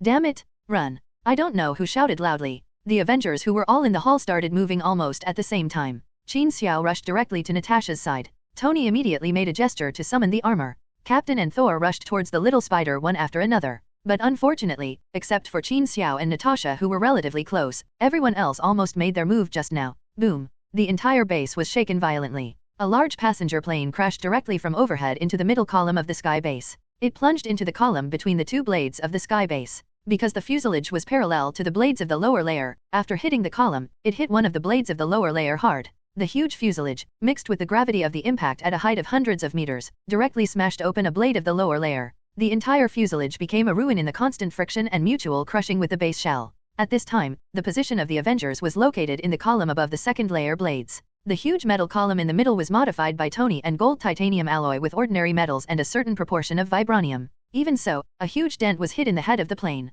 But fortunately, it was modified by Tony. As the core of the entire sky base, it only had a dent, at least it did not cause irreversible damage to the base. Although the damage was not great, the entire base was still knocked away from its original position by thousands of meters. The central hall where everyone was shaken so much that even Qin Xiao couldn't stand. After finally stabilizing, there was another violent explosion below. The fuselage of the plane exploded directly on the base. Qin Xiao protected Natasha and his body hit the iron door of the hall. Dr. Banner, Hawkeye, and Falcon were originally sitting on the sofa chatting, so the three of them hugged the sofa fixed to the ground tightly after the collision. The violent collision just threw the three people off the sofa in the end. It seems that the damage is not great, and Banner didn't even start to transform. Tony and the captain and others also fell down, but they didn't suffer any serious injuries. The main reason is that almost all the furniture here is tightly fixed to the ground. Except for the fallen solid wood bookshelf, there is almost no major damage in this hall. Bookshelf? Damn it, Peter. It was Tony who shouted, but the first one to rush to the bookshelf was the captain who was closest. The bookshelf was more than 3 meters high, made of solid wood and filled with all kinds of books. An 11-year-old child was pressed underneath. As Tony screamed, everyone's heart jumped to their throats. But just when the captain reached the bookshelf and was about to lower his head to lift it up, the entire bookshelf had slowly stood up, and under the bookshelf was a small and delicate child's hand. Just when everyone was worried whether the little spider would be injured by the bookshelf, a small hand propped up a solid wood bookshelf that weighed at least several hundred kilograms. Then I saw the little hand's arm was slightly bent, and I didn't see how to use force, just pushed it. The entire bookshelf flew 2 to 3 meters high in the air and hit directly on the heads of the captain and Thor, who had stopped halfway ahead. Thor and Captain certainly wouldn't be hurt by a bookshelf. In fact, the captain didn't take any action. Thor lightly threw the hammer and smashed the entire bookshelf into pieces all over the sky. It's just that the little spider's behavior was too shocking, and everyone looked at the little spider curiously with big eyes. The understatement just now shows that this child has at least tons of strength in one hand, otherwise he would not be able to do it so easily. I'm sorry, I didn't mean it. I don't know what happened. It exploded with a bang. I don't know why it flew away as soon as I opened the bookshelf. It might have been a bubble, right? Well, obviously it's not. Boom. While the little spider was explaining incessantly, there was another explosion below. Everyone's expressions froze. Qin Xiao waved his hand and opened a portal first. You'd better explain it to me later. For now, come here to help. Tony turned back to the little spider and said this. The little spider was stunned for a moment, and quickly followed Tony, who had already put on the armor. He said sorry to Thor and the captain again, and then stepped through the portal. From the top floor we came to the area below where the plane hit. A mess. One of the 2 fan-shaped areas on the lower floor has been completely blown to pieces. A huge hole was also blown out of the base. Fortunately, there was no engine underneath. Fortunately, Tony covered all the engine areas with a new alloy added with vibranium, including the energy lines. Otherwise, an explosion at the back would at least destroy the engine next to it, and the sky base would have to make an emergency landing. This thing is weird. Let's not talk about why the plane hit. Let's just say that after the collision, if the first explosion was the fuel in the plane, then the second explosion was purely man-made. But let's not mention these for now. The most important thing is to clean up the ruins in front of us. Among the crowd there were genetic mutations, super warriors, and Qin Xiao and Lei Shen, 2 superpowers that could not be remembered. They scrambled to clean up the ruins and threw away some debris. Only a small space of the fan blades was exposed. The number of people was counted. Fortunately, there are relatively few people in the base, compared to the hundreds or thousands of people when the Red House was in use. There are only dozens of widows here besides the people from the reunion. They usually work on the upper floors, but the dormitory of the widows was bombed. 2 of them happened to be resting in the dormitory. Now they can no longer be found. I don't know whether they were killed by the collision or the explosion behind them. The remaining fragments and the like will be processed by the robotic arm. I have sent the data to Stark Industries for the lost parts of the base. Once the order is completed, they can be pulled up and assembled directly. So before we officially start the investigation, let's talk about it first. Tell me your questions, little one. Tony looked at the little spider beside him. Qin Xiao carefully recalled that the timeline of Captain America, Civil War should be in 2016, when Spider-Man was 13 years old. And when Tony found Spidey, it was obvious that he had been a vigilante in Queens for some time. So, it makes sense for little spider to say that his body mutated after he was bitten by a spider not long ago. After all, I just graduated from elementary school and didn't have much time for myself. After 2 or 3 years of development, I gradually firmed up my ideas and started my career as a street vigilante. You mean you got this ability after being bitten by a spider, and then you hid it yourself and didn't tell anyone, including your good friends in school and your Aunt May? Yes. The little spider nodded awkwardly. Why? If it were me, I would definitely make a big splash in school and beat up the guys I usually don't like. Tony asked, spreading his hands somewhat exaggeratedly. I don't know why I accidentally gained this power, but I know that God didn't choose me to use this ability to bully others. I should help more people. It's a pity that I'm too young now. I think when I get older and have more time, I should make a uniform to stop some unfair things happening on the street. So I chose to hide it. I didn't want Aunt May to worry, and I didn't want to put her in danger because of me. But since I have the ability, I should help more people. Otherwise, when a tragedy happens, it will be my responsibility. Gentlemen. Spider-Man looked at Tony seriously and replied. To be honest, Qin Xiao was shocked. When watching the movie, although Little Spider was said to be only 13 years old when he appeared, after all, Holland was already nearly 20 years old at that time. No matter how tender-faced she is, she can't portray the feeling of being 12 or 13 years old. Not to mention that the little spider in front of me is only 11 years old, and he still has a babyish voice when he speaks. A boy at such a young age unexpectedly gained superhuman strength without telling anyone, nor did he bully others in school or use it to make a spectacle of himself. Instead, he hid it silently, waiting for him to grow up in a few years and go out to help others. With such a surprisingly upright outlook on life and a rare non-show-off character among young people, the so-called superheroes here probably cannot do it except for Captain America, who still has to put a question mark on it. Who is young and not frivolous. Even Banner, an honest man, had several fights with others in school before college. Wait a few years, I mean when you are a little older and a little taller, if you still have this idea, you can consider joining the Avengers. Of course, you are just an intern, and you still need a little bit of time. It's time to grow up. Tony's words made Spider-Man overjoyed. Are you serious, Mr. Stark? You are saying that I have a chance to join the Avengers. Are you sure it is the Avengers? Little Spider looked expectantly at all the Avengers present. When he saw everyone nodding seriously at him with expectant eyes, Little Spider could no longer maintain his polite and gentle look. With a cheer, he jumped 2 or 3 meters high and did a high-altitude backflip. Then his expression turned gloomy and he said, I didn't mean it. I know bad things happened here. I heard people died because of it. I'm just so excited to be an Avenger. I mean I'm sorry, guys. Who said you can become an Avenger? I said I would give you a reserve spot in a few years. You are still far away from becoming a real Avenger. Now go home and study hard, and come back with all A's in the final exam. See me. While Tony was talking, Qin Xiao opened a portal very cooperatively, and Tony directly sent the little spider back. As soon as Little Spider was sent away, Hill hurried in with a few people. It's almost certain that it's not an accident. Hill was holding a tablet in his hand and directly projected the files on the computer into the air as he spoke. This is a record from the New York airport. According to the record in this document, before this plane hit us, it should have been more than 100 kilometers east of us. This document shows no trace of modification. Someone probably invaded the airport's system and artificially affected the radar scanning records. Have you tracked the intruder? The captain asked after glancing at the document a few times. Some captains, Agent Hill immediately notified the tracking information of the intruder. When I started tracking, he was cleaning up the traces of his intrusion. The network signal jumped through routers around the world, and finally locked on an apartment in Boston. In the hotel, Jarvis took the words and directly projected 2 video images. One was in the hotel lobby and the other was on the road outside the hotel. You can see a man carrying a backpack and a peaked cap coming out of the elevator and walking straight out of the hotel. Then the second scene appeared at the entrance of the hotel, but before the man could walk a few steps away, he suddenly fell into a pool of blood. Although there is no sound, judging from the reactions of pedestrians on the road in the picture, it should be the sound of gunfire. The shooting occurred 10 minutes ago. The Boston police have arrived at the scene. It was initially determined that the bullet came from 2 blocks away. I called all the surveillance cameras in the surrounding 10 blocks and found no suspicious people. Following Jarvis's voice, Hill helplessly spread her hands. She checked, but still found nothing. But then her expression changed. There are some gains in other aspects. This flight is a private business charter flight, flying directly from New York to Berlin. But the interesting thing is that there are no passengers boarding the plane at the airport. I don't know why, but the crew chose to take off. So I investigated everyone on the flight crew and found that the captain, Blau Jack, was diagnosed with terminal liver cancer 2 months ago. He had previously informed the company of his physical condition, but strangely, a month later, the airline tell him to go to work again. As Hill spoke, he retrieved Blau Jack's cell phone text message records with his friends 2 months ago and 1 month ago. The above is the record of Blau Jack complaining to his friends when he was just diagnosed with terminal liver cancer, and the record of the company asking him to return to work a month later. At that time, his friend asked him curiously why, and he said he didn't know. But after he returned to work, his friend asked him again, but he refused to say anything. After he returned to work, the records of his late-stage liver cancer completely disappeared, and all the people handled by the airline died of various accidents one after another. Interestingly, just half an hour ago, there was a bus explosion outside the New York airport. Everyone in the car was an airport employee, and they were all security personnel who had just returned from duty. They all died in this car accident. Hill clicked on the news about the car accident again. No need to explain, everyone understood why this civil aviation plane carried a large amount of explosives.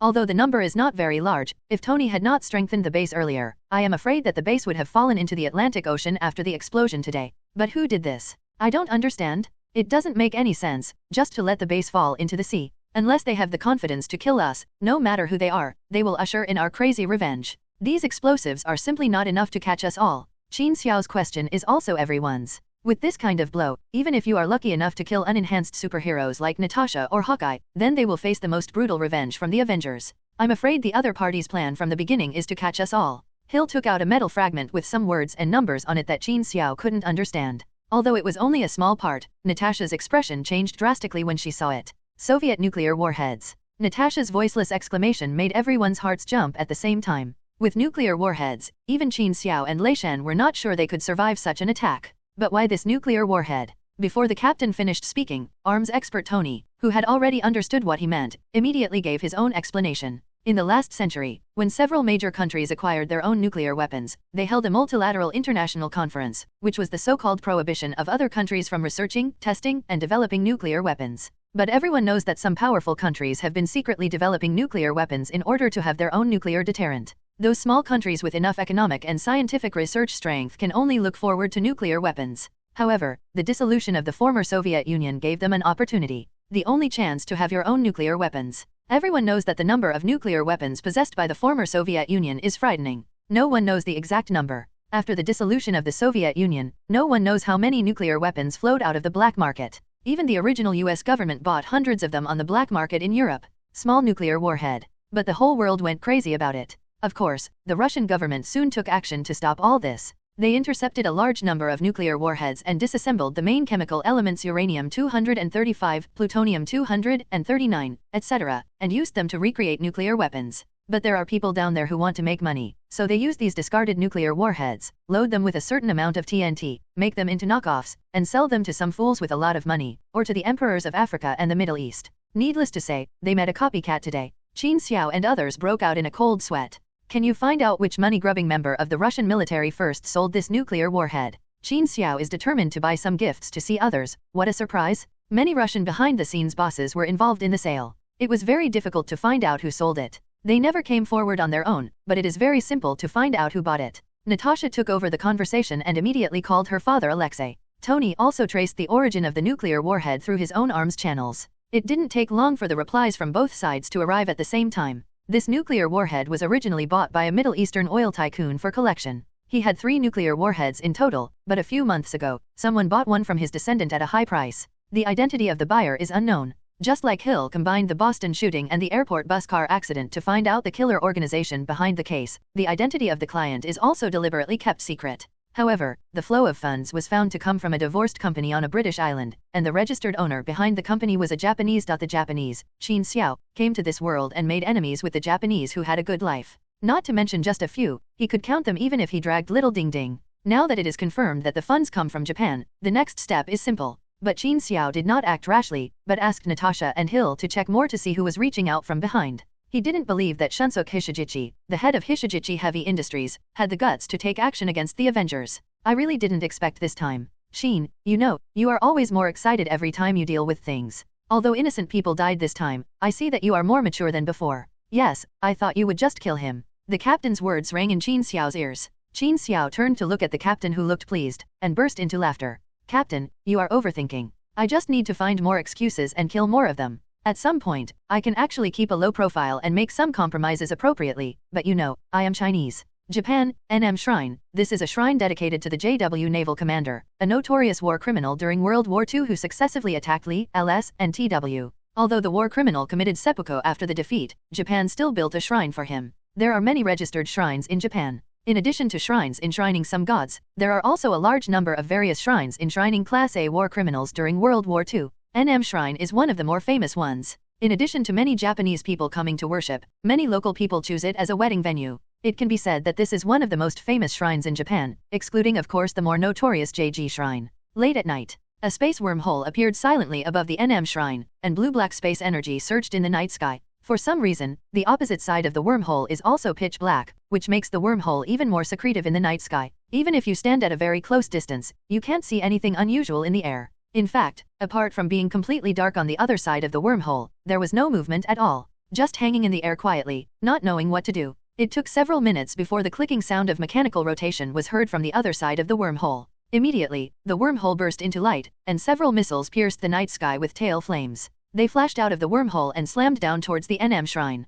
Although they were launched from the wormhole at the same time, several missiles moved forward, backward, left and right, and were clearly calculated to cover all areas of the NM Shrine. Boom boom boom boom boom. Explosions sounded one after another, and the entire NM Shrine was directly covered by artillery fire, instantly becoming a ruin. Logically speaking, this kind of precise strike is quite in place, and it should be almost the same. But then hundreds of small missiles were shot out of the wormhole, trailing long tail flames that directly lit up the entire night sky. There was another continuous explosion, and the entire NM shrine no longer looked the same as before. It was carefully cleaned up under full firepower, and the original appearance was no longer visible, and nothing remotely related to the original could be found in the ruins. After that, the wormhole slowly closed. After more than 10 seconds, the wormhole above the ruins slowly opened again. The difference from last time is that the wormhole last time was erected in midair, but this time it was laid flat above the ruins. As the wormhole opened, a large amount of unknown liquid poured down inside, mixed with some smelly unknown objects. I don't know where Qin Xiao used the wormhole to connect. A large amount of sewage and excrement continued to fall from the air, as if a huge waterfall had opened.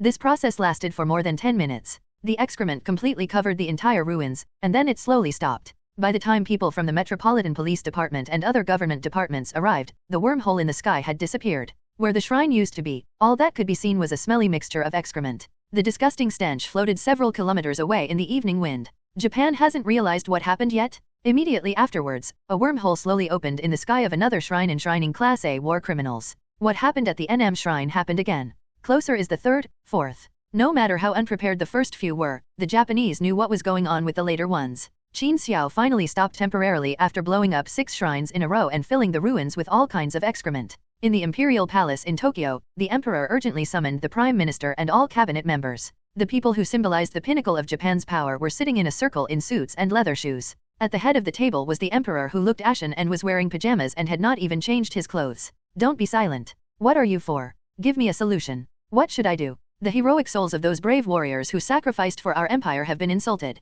Then the waiter next to him brought the tea. The Emperor broke the silence, smashed the cup on the table and said. All the cabinet ministers bowed their heads. The Prime Minister looked around and sighed slightly in his heart. You know, the Emperor is usually just a spiritual symbol. He basically has no right to interfere in Japan's affairs. However, the shrine involves the level of faith and spirit, which is just within the scope of the Emperor's questioning. The incident was caused by the Hishijichi family. It seems that there are still many people in our company who can't recognize the situation. They directly attacked the base of the Avengers with a plane carrying a nuclear warhead. It would be fine if they could kill them all. The key is that the nuclear warhead is a knockoff, which is simply a disgrace to us. I know that the incidents of several shrines made His Majesty the Emperor very dissatisfied, but people are under the eaves. In fact, I don't want to tear those Avengers, especially Qin Xiao, into pieces, but no matter from the perspective of strength or international public opinion, we are not sure of victory. The master spoke to the point. The Prime Minister did not say it clearly, but everyone present knew what these shrines in Japan meant to the vast majority of people in the world. In addition to the notorious Hydra and the German Nazis during World War II,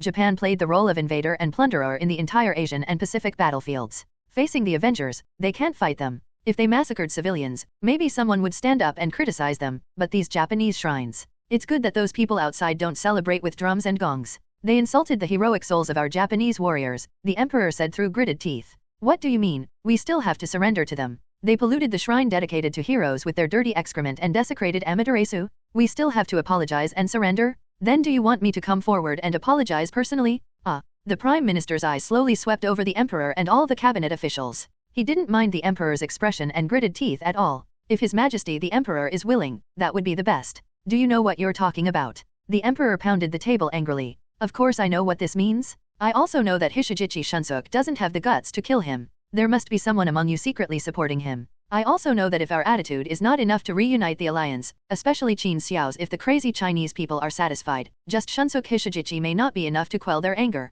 I know what some of you are thinking. Are you still immersed in the supreme glory of the Japanese Empire sweeping across Asia? You think I don't want to restore that supreme glory? You think I enjoy nodding and bowing to those bastard Americans and people from various Western countries every day, Baga? The Prime Minister suddenly spit out something sweet, and then slapped the table hard. The Emperor was shocked. I don't know which one of you is behind it, but I tell you, we can't afford to offend the Avengers, and we can't afford to offend Qin Xiao as a whole. If we want to restore our previous glory, we need time and we need to slowly accumulate strength. Want to ask me a solution? Make friends, apologize, and compensate if necessary, but if you are still immersed in your sweet dreams, I'm sorry, I can't accompany you. Before standing up, the Japanese Prime Minister turned back to the Emperor and said, Your Majesty, it is up to you to decide how to resolve this matter, but I would like to advise you not to think that the issue of face has delayed the development of the entire Yamato nation. By the way, based on my understanding of Qin Xiao, this matter has just begun. The real main dish hasn't been served yet. The Japanese Prime Minister was right. Qin Xiao's methods had indeed just begun.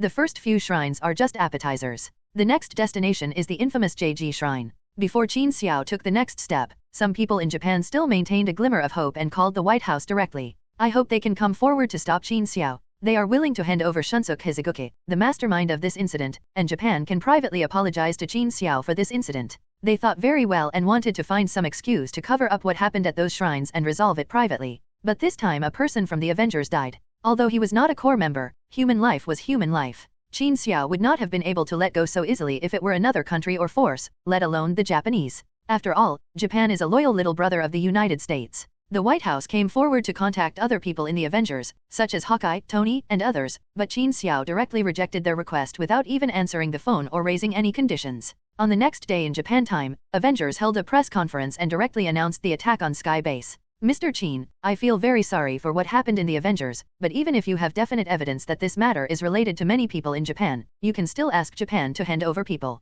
The shrine last night was the incident too overbearing. Qin Xiao turned around and glanced at the reporter who asked the question. Sure enough, he was a Japanese reporter. First of all, yesterday's shrine incident was my personal behavior and has nothing to do with the Avengers incident. And I have just started to claim the debt from our Avengers. After saying that, Qin Xiao smiled evilly, and in front of many reporters, he directly tore open a space wormhole, right in front of the gate of Japan's JG Shrine. Qin Xiao did not hide from everyone, and took the lead towards the wormhole. The reporters behind saw that Qin Xiao had no intention of closing the wormhole. They all grabbed the photographer and followed Qin Xiao to the gate of JG Shrine. I told you very clearly just now that in order to attack us, they dispatched a nuclear warhead. Unfortunately, it was 4 knockoffs. Since they like nuclear warheads so much, I am here to give them a real one. As Qin Xiao spoke, in front of a large number of reporters, he directly pulled out a small nuclear warhead as tall as a person from the air with his bare hands. Although it was not large, its power was enough to blow up 3 people, let alone the JG Shrine. One part of Tokyo City. Qin Xiao's sudden behavior almost shocked these reporters. After a while, a reporter who was a little braver walked cautiously in front of Qin Xiao. Mr. Qin, although their sneak attack on the Sky Base is very disgusting, is it too much for you to just come out with a nuclear warhead? As the reporter spoke, he glanced at the nuclear warhead next to Qin Xiao and couldn't help but swallow his saliva. Don't worry, we Avengers are killing innocent people indiscriminately. 5 hours, I give them 5 hours, which is enough for the people in this city to escape. Qin Xiao smiled slightly, shouted to the Japanese government from a distance in front of the camera, and put forward his request. 1. The Emperor and all cabinet members of the government come forward to acknowledge and apologize for the crimes Japan has committed against other countries in history. 2. Cancel all domestic shrines dedicated to war criminals. Qin Xiao can do it for you. 3. Hand over everyone involved in the attack on the Avengers base to the Avengers. 5. Build a World War II theme park, which lists in detail the crimes committed by internationally recognized Class A war criminals, casts statues of them kneeling and admitting their mistakes, and makes it open to tourists from all over the world for free. The Emperor and various cabinet members still stayed in the palace to discuss how to deal with this matter, but now a large TV appeared in their room. On the TV, it was Qin Xiao holding a nuclear warhead in his hand and stating his demands one by one. At the end of the picture, the photographer gave Qin Xiao a close-up. Qin Xiao said to the camera with a smile on his face, "Actually, I'm easy to talk to. As long as I meet the above requirements, this matter will be over. Otherwise, you'd better evacuate the citizens of Tokyo City as soon as possible, and of course other citizens near the shrine. After all, I have prepared more than just 1 nuclear warhead." Qin Xiao followed the demonstration and took out 10 nuclear warheads and lined them up in front of the JG Shrine. By the way, I gave these little cuties a unified name, Old Boy. Does it sound familiar? In fact, generally in this kind of confrontation between private organizations or individuals and the government, especially the political power of a country, if the country bows its head, this is actually a challenge or humiliation to some extent to countries all over the world. Especially Qin Xiao's approach of arrogantly knocking on the door and directly insulting the beliefs of some people in Japan. In fact, the US government has bowed its head to Qin Xiao or the Avengers several times before, but it was actually relatively private. Although Qin Xiao told reporters openly about the time when the president was kidnapped by Killian, after all, the confrontation with the president was private. No matter how much he hated him, he would smile and say thank you in front of reporters. Reunion. But this time it was really different. Qin Xiao was full of tricks in private. After taking advantage, he went to the door so directly and put forward several harsh conditions to the other party. You know, after World War II, Japan revised its history in front of its domestic people, greatly beautifying the actions of Japanese militarism during World War II. Of course, this is the same for the United States, but instead of revising history, it directly anesthetizes the people, hypnotizes itself, and interferes in other countries under the banner of democracy and freedom. Obviously it is much more advanced, but whether it is a later modification or a sneaky change of the concept, this kind of thing is like a star's character design. Once it starts, it cannot collapse, otherwise it will be a huge blow to the prestige of the government and those in power. A heavy blow. Even though many people know what is going on, this last layer of fig leaf cannot be completely torn off. This is the last bottom line in politics. Just like in a certain city where you are, there is a KTV or a bathing center or other entertainment venues. Everyone in this city knows that there are girls there, but the GA department has been reluctant to raid them. Every city has it, and every leader knows it, but they can't point it out. It has nothing to do with whether to collect black money or not. This is a kind of political wisdom. Going a step further, talking about the current situation in Japan, Qin Xiao has never been a political figure, and he does not need to follow too many unspoken rules. If you mess with me, I will hurt you in a way that makes you most uncomfortable. Way to pay back the past. Facts have proved that Qin Xiao's approach is extremely effective. Whether it is the so-called emperor or the officials in the cabinet, they are all in a dilemma. Obeying Qin Xiao's conditions was undoubtedly a slap in the face in front of the whole world. Whether it is acknowledging the crimes of World War II or the emperor coming forward to apologize to all countries in the world, this is a layer of pride wrapped around the humble bones of the Japanese nation that has been severely trampled to the ground.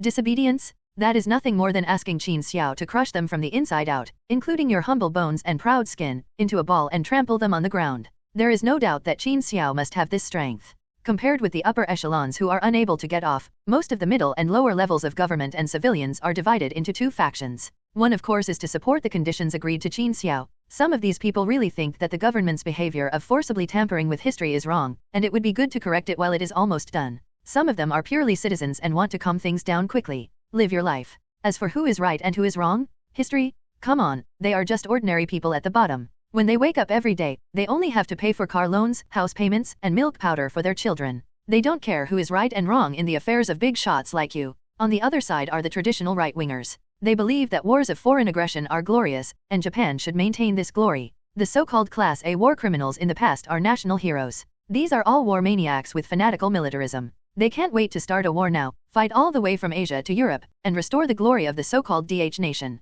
These people are spread across various industries in Japan, including military personnel, business leaders, and high-level government and military leaders. These people are full of fanatical ideas and are full of the chauvinism of the so-called DH nation. They think they are the best nation in the world. These people are indispensable behind this attack on the sky base. In fact, these people are also the group that caused the Japanese government the most headache in this incident, after Qin Xiao openly threatened the Japanese government. A large number of such fanatics gathered in front of the Prime Minister's office and the royal palace. They put on military uniforms from World War II and held samurai swords in their hands. They gathered like a cult and threatened the government with seppuku, and the emperor ordered an attack on the Avengers. All-out war. As for the few nuclear warheads Qin Xiao took out, they shouted the slogan that the DH nation was at the point of life and death and would not be established until it was destroyed. In fact, in addition to the entrance to the palace and the Prime Minister's office, when the scene of Qin Xiao standing at the entrance of the JG shrine appeared on TV, this group of people had already organized to fight Qin Xiao to the death. If the Japanese Prime Minister hadn't been sober and calm, and immediately mobilized a large number of police and gendarmerie to blockade the surrounding area, I'm afraid a man would have been killed at the entrance of the JG shrine and a river of blood would flow.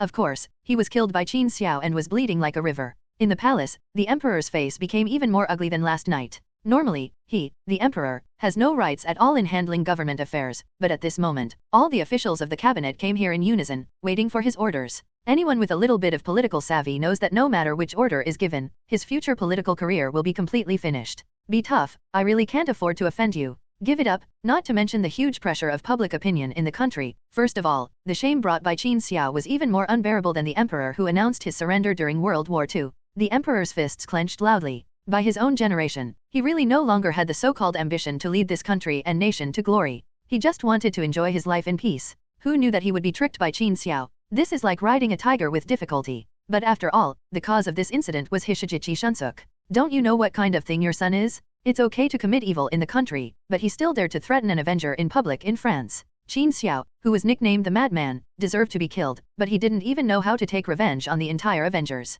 Your Majesty the Emperor, you'd better make a decision quickly. This is not the way to go. That Qin Xiao always does what he says. A cabinet minister reminded in a low voice from the side. The emperor did not answer directly, but the minister was very patient and kept looking at the emperor quietly, waiting for him to speak. After a while, the emperor seemed to have made up his mind. He sighed deeply, and then his whole body was shaken. The largest and most influential order ever issued at one time was issued. It is true that Hishijichi Shunsuk attacked the Avengers. We were wrong in this matter first. We need to find someone to take Hishijichi Shunsuk and all related people to the Avengers for handling. As for Qin Xiao's conditions, issue an order to the gendarmerie and the Metropolitan Police Department to evacuate all right-wing elements who dare to cause trouble and threaten the government and the emperor. Kill them. Come here, prepare your clothes and fleet. I want to meet this Qin Xiao in person. Mr. Qin Xiao, I used to be a fan of the Avengers. I didn't expect that our first meeting would be under such circumstances. At the entrance of JG Shrine, all the reporters have been driven away from a distance. Only the Emperor stayed here alone to talk to Qin Xiao. Although he was forced to the point of almost despair by Qin Xiao, the Emperor's first words were still polite. Speak Chinese. The Emperor was slightly stunned. He originally wanted to seize the last chance to relax and speak in English. Unexpectedly, Qin Xiao's first sentence was this. As an emperor, Chinese culture and language were compulsory courses in his basic education when he was a child. No matter how arrogant they appear on the surface, they feel inferior in their hearts. In fact, all senior leaders understand that their own written language, and even various civilizations are based on learning Chinese culture. I'm sorry, Mr. Qin, I read the information that you grew up in the United States, and I thought you were an out-and-out Westerner. Qin Xiao waved his hand and didn't explain too much. There's no need to say more polite words. Agree to my terms and I'll leave, or I'll do it myself and destroy 1/3 of your Tokyo city. In addition to a few members of the Hizakawa family who attacked the Avengers, there were also several right-wing elements in the military who discussed the plan together. I have brought them to you. As for the conditions you mentioned, we can agree to them. But we need to give us some time to complete it slowly within a few years. You know, there are many fanatics in our country, and we need a little time to deal with it, please. The Emperor bowed 90 degrees towards Qin Xiao and addressed him with honorifics. That's your problem. I've given you enough time. If it's not for killing innocent people indiscriminately, I can open a portal directly in your big city, for example, leading to a certain starry sky. To be honest, your attitude is good, and I have a good impression of you, but some things cannot be solved with a correct attitude, and some mistakes should be corrected. You have to pay some price, right? The Emperor wanted to open his mouth to say something, but Qin Xiao waved his hand and sent him out. 2 hours left. This was the last voice Qin Xiao left for the Emperor. An hour and a half later, except for the JG Shrine where Qin Xiao was located, all the shrines in Japan dedicated to war criminals who launched aggression during World War II were blown up. Naturally, it was not Qin Xiao who did it. Later, Hill sent Qin Xiao a video. The video contains the last words left by the Emperor. It probably means that all the shrines have been blown up. The JG Shrine is completely handled by Qin Xiao. As for personally apologizing, it is a spiritual symbol of Japan. Once such a thing is done, the dignity of the royal family will inevitably be ruined, but he has already talked with the Prime Minister and will revise the teaching materials in the next few years to slowly correct all this. Please, Mr. Qin. At the end of the video, the Emperor stood up and bowed slowly to Qin Xiao. Then he picked up a white towel and slowly wrapped it around a katana. In fact, committing seppuku is a very cumbersome process, almost perverted. The person who asked for seppuku would first make a slash from the upper abdomen, and then immediately turn the blade to slash upward and horizontally across the right chest. Finally, he cut open his left chest with a knife and cut out his heart. Before committing seppuku, you not only need to take off your shoes, but you also need to spread a blanket on the ground to avoid soiling the ground. After the last blow, you need to save your breath, put the knife next to you, and lie down on the ground with your chest and abdomen to die. It is also necessary to avoid unsightly exposure of internal organs after death, and to prevent blood from flowing onto the floor. Also, light sandalwood next to it before starting to avoid too much blood smell in the room, etc. There are many rules about serious Japanese seppuku. If you are interested, you can find the information on your own. Anyway, here, Qin Xiao watched the Emperor in the video complete every process, with a serious look on his face, and executed the entire process meticulously. Sighing secretly, the Emperor wanted to use his own life to keep the Japanese royal family, or the last fig leaf of the government. Is it confirmed? Qin Xiao asked Hill on the other side of the phone. It's confirmed. You have been at the entrance of the shrine. There are reporters outside. They dare not look for you. The Japanese government has temporarily blocked the news. They promised to complete what the Emperor said. They are now waiting for your answer. Actually, I think it's almost over. After all, he committed seppuku and committed suicide. This matter is finally over. Hill watched the video and couldn't help but say something. I know, after watching the video, I was shocked. If it were anything else, I might have compromised. He was sincere and even gave his own life. But Hill, do you know how many people were massacred by officers and soldiers during World War II? Those people are war criminals and executioners, and now, they have been worshipped in the shrine behind me for decades and are regarded as war heroes. Maybe you can understand it better if I change my perspective. If Germany now has and what do you think of a museum like New York's that praises Hydra and the Nazis and calls them heroes? Tell them, 1 week. 1 week is enough for them to be prepared to prevent the fanatics from counterattacking? Let them express their gratitude to the Emperor who committed seppuku. At the critical moment, he defended the dignity of his Emperor and did not embarrass the country. Finally, Qin Xiao turned around and left amid the explosion at the JG Shrine. 3 days later, the government announced the Emperor's death due to illness. 5 days later, the Japanese government admitted its various massacres during World War II. Let's not talk about how big a stir this incident caused in the international community. In Japan, a large number of right-wing elements began to take to the streets, which really caused Japan to be in chaos for a long time. These right-wingers included many bigwigs from various industries and the military, and their energy was definitely not comparable to that of ordinary people. When they broke out together, even though the Prime Minister was well prepared, it also severely damaged the vitality of the entire Japan. These all happened slowly later and have nothing to do with Qin Xiao. For Qin Xiao, through this incident, he can make up for some regrets from his previous life. In fact, I wrote this section in several chapters, but finally gave up due to some reasons. The recent updates are not very powerful. I went back to my hometown twice to resolve personal matters, so I had to go to the bank to apply for a mortgage extension with the materials. 1 month, if it doesn't work next month, you have to make up again. Once again, as a negative teaching material, you don't need to lend your account to others to make transactions in the future. It is risky, troublesome, and huge trouble. I don't understand why the small Earth has so many countries and so many complicated politics. You humans on Earth are so complicated. The other 8 kingdoms combined don't have as many things as you. The news broadcasts many recent events in Japan, and their impact on Japanese politics and economy, as well as on the international community. Thor's head is a bit big when he looks at it. In Asgard, the politics of other worlds are very simple. War, defeating the rebels, peace, it's that simple. In comparison, the Earth was so complicated that it made his head hurt. In fact, not only the 9 kingdoms corresponding to Asgard, but also the political form of the Earth and the complexity of the many countries are among the best in the entire universe. Maybe this is one of the reasons why Odin asked you to come to Earth, to learn the social structure of Earth and the wisdom of Earth's humans, especially geniuses like me. Tony lazily poured himself a glass of wine. In his opinion, Asgard's social structure was too backward. Although magical energy was very magical, a place called the God Realm didn't even have a refrigerator or a phone. It really didn't meet Tony's standards of development. My father asked me to come to Earth to help you, and to teach me how to be an ordinary person. Thor grabbed Tony's glass of wine, retorted and drank it in one gulp like a demonstration. Oh, if you learn to be an ordinary person, then you should learn to go to adult websites by yourself, instead of asking Jarvis to help you every time. Tony said with a smile. Damn it, Jarvis, you promised me not to tell. Thor's face turned red and he crushed the wine bottle in his hand. I didn't tell anyone that you browsed adult websites every night before going to bed, Lord Thor. Jarvis's voice sounded, and everyone laughed. Thor, didn't you know that Tony had access to all of Jarvis's databases? Qin Xiao smiled and patted the thunder god on the shoulder. But then again, Jane has been in Europe for just over a week, why are you so horny? Qin Xiao joked with a smile, wondering if he should find a place to release Hulk to practice fighting with Thor, so that he would have nowhere to vent his energy. The god of thunder lowered his head and cursed a few words, ignoring Qin Xiao's words. But Tony stood up directly from the sofa.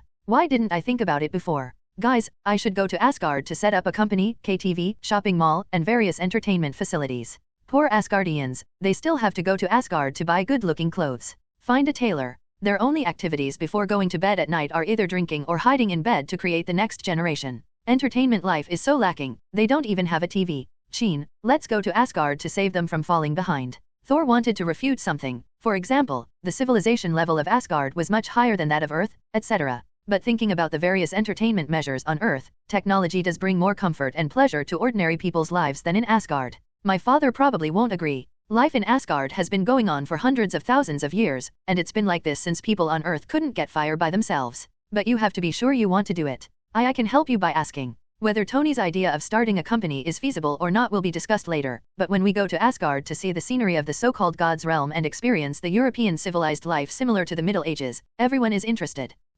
Just leave. Qin Xiao's current existence is not only a random door, but also a mobile warehouse. The storage space contains a large amount of daily necessities and even arms and ammunition, everyone's spare equipment, etc. As long as he is here, everyone will not be afraid even if they leave the Milky Way directly. That said, but in order to show respect for Odin, everyone still asked Thor to go back and say something, and everyone in the Avengers would wait for an hour before going over. Captain America, Peggy, Falcon, Natasha, Hawkeye, Banner, Tony, and Hill. Under the leadership of Qin Xiao, a group of 9 people passed through the wormhole directly to the Rainbow Bridge. Qin Xiao's wormhole opened directly not far from the entrance of the Rainbow Bridge Temple. Feeling the fluctuations in the space, Heimdall picked up the long sword in his hand vigilantly. When he saw Qin Xiao coming out, he put down his sword and stood at the door of the temple watching people come out of the wormhole one after another. Seeing that nearly 10 people came out at once, Heimdall twitched the corners of his mouth, but did not speak. Instead, he turned around and walked towards the temple in silence. Heimdall, who was withdrawn by nature, had no intention of saying hello to Qin Xiao. But Qin Xiao didn't care whether you were lonely or not. He went up and put his arm around Heimdall's shoulders familiarly. He waved to everyone and said, "Come on, come on. This is the guardian of the Rainbow Bridge, Heimdall, the god of light. His eyes can see any corner of the universe, and his ears can hear sounds from anywhere. Look at his golden eyes. These are not colored contact lenses, but the divine power contained in his eyes. Did you read his name in Norse mythology when you were young? You didn't expect to see him alive today. That's it. Heimdall was originally a solitary person who liked to be quiet. Qin Xiao was unhappy when he brought so many people in and out. With this introduction, Heimdall's face became more and more complex. Ugly. Just as he was about to ask Qin Xiao to leave, Qin Xiao didn't seem to see his expression at all. Then he said to everyone, "Does anyone want to come up and take a photo with you? This is a rare opportunity. Heimdall, we have a guest. Be happy and smile, my friend." Of course Qin Xiao knew Heimdall's temper, so he deliberately made fun of the gatekeeper who had no expression for thousands of years and didn't need to sleep. After saying that, he went straight to take people to visit the Rainbow Temple. Only Banner, the idiot, quickly took out his cell phone from his pocket, walked up to Heimdall, held up the cell phone, and made a scissor hand gesture with his other hand, ready to take a selfie. Roll. Heimdall raised the guardian sword in his hand and gestured at Banner's neck. Banner was startled, shrank his neck and entered the Rainbow Bridge Temple. After teasing Heimdall and walking around the Rainbow Bridge Temple, Qin Xiao led everyone to look at the endless sea on the Rainbow Bridge like a tour guide, and allowed the group to take a few photos. Just as he was about to lead people towards the direction of the Golden Palace, he saw a figure speeding over there in midair. It was Thor. After knowing that everyone was coming, he flew directly to the Rainbow Bridge. Qin Xiao and others thought he was here to greet everyone, but they didn't expect the God of Thunder's face to be solemn. The first thing he said was, "Odin is missing." Because he had to maintain his original divine power to suppress Hela, Odin spent most of this time sleeping. This is a kind of self-dormant similar to freezing. This method is used to delay the loss of one's own original divine power. When the God of Thunder came back just now, he came over to take a look at Odin who was sleeping, and told the fairy queen Frigga about the arrival of Qin Xiao and others.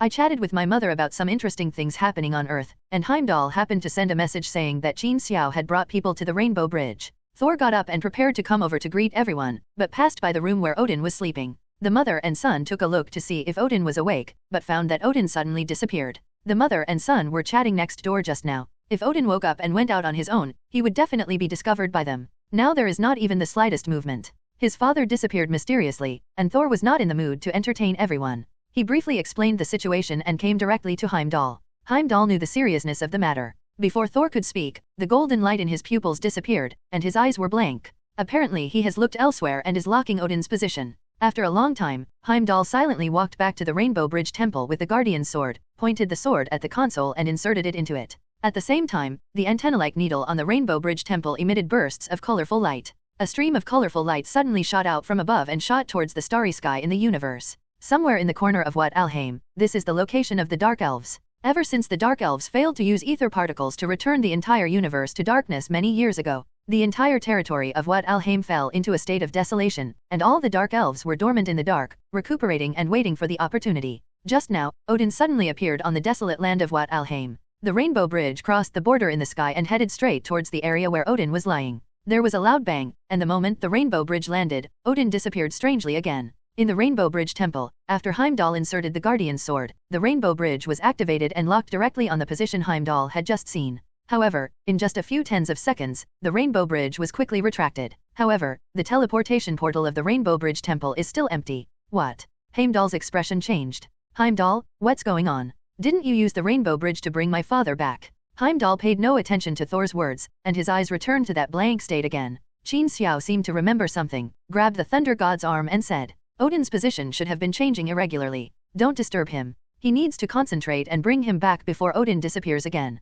And Heimdall's actions also confirmed Qin Xiao's words, and the Rainbow Bridge was activated again. This time the target is Muspelheim, the Kingdom of Fire. As the Rainbow Bridge was activated and recovered again, as the portal in the Rainbow Bridge Temple flashed with colorful lights, Odin appeared in the temple, and along with it, there was an underground magma unique to Muspelheim. People. Before being teleported up, he should have been preparing to attack Odin. At this moment, he subconsciously repeated the action of pounced on Odin. What greeted him was Thor's hammer swung in anger. One blow directly smashed the magma man into a pile of hot stone fragments. Heimdall, what's going on? Thor first checked Odin's aura, then turned to Heimdall and asked. 9 stars in a row. Before Heimdall could answer, Odin, who had been lying motionless on the ground before, sat up. The unique powerful momentum and coercion of the Father of Gods flashed across his eyes, and then returned to the demeanor of an aging old man. "Father, are you okay?" Thor quickly stepped forward to help Odin up. "I'm fine, my child. Qin, you're here too. Are these your friends on Earth?" "Thor, it seems you have a group of good companions on Earth. Welcome to Asgard, Thor friends." Odin broke away from Thor's hand, took a step forward, and smiled kindly at everyone. Although the Avengers all think that the so-called gods are just aliens with a higher evolutionary level, But facing Odin, who is known as the father of the gods, a god who existed in Earth's myths and legends thousands of years ago, he still expressed his inner respect. Regardless of age and identity, everyone has long known that thousands of years ago, faced with the invasion of the Earth by other countries of the Nine Kingdoms, such as the Frost Giants, it has always been Asgard, or Odin, who has been protecting the Earth. This alone is enough to make everyone respect him from the bottom of their hearts. Father, what did you say about the 9 stars Lianzu just now? Your friends are from the Earth. We can't entertain them just here. Let's go back to the Golden Palace first, and then I will tell you what the 9 stars Lianzu is. Odin did not answer Thor's question directly, but led everyone into the Golden Palace first. Frigga was relieved to see Odin return safely, and began to make arrangements for the banquet. A long time ago, we found a guest room, and after everyone sat down, Odin told a story. The story is about Odin's father leading the Asgardian army to defeat the evil Dark Elves. The story is very short. It is nothing more than the story of Malekith, the leader of the Dark Elves, who wanted to use the ancient weapon ether particles to return the entire universe to darkness, but was eventually defeated by Odin's father and destroyed the ether particles. I have heard this story since I was a child, but father, what does this have to do with the 9 stars Lianzu? Thor asked in confusion. 9 stars in a row are the 9 kingdoms in their respective operations, connected in a line in the universe. The 9 kingdoms are connected to each other by the world tree. There are interconnected places in space. When the 9 celestial bodies are connected in a line, the 9 kingdoms are connected in a line. The spaces in the kingdom will squeeze each other, causing spatial dislocation. After looking at everyone's eyes, Odin continued. Yes, today I suddenly disappeared and wandered to different worlds several times, which proves that the 9 stars chain is about to begin. The ether particles I mentioned just now were actually not destroyed, but were destroyed by my father,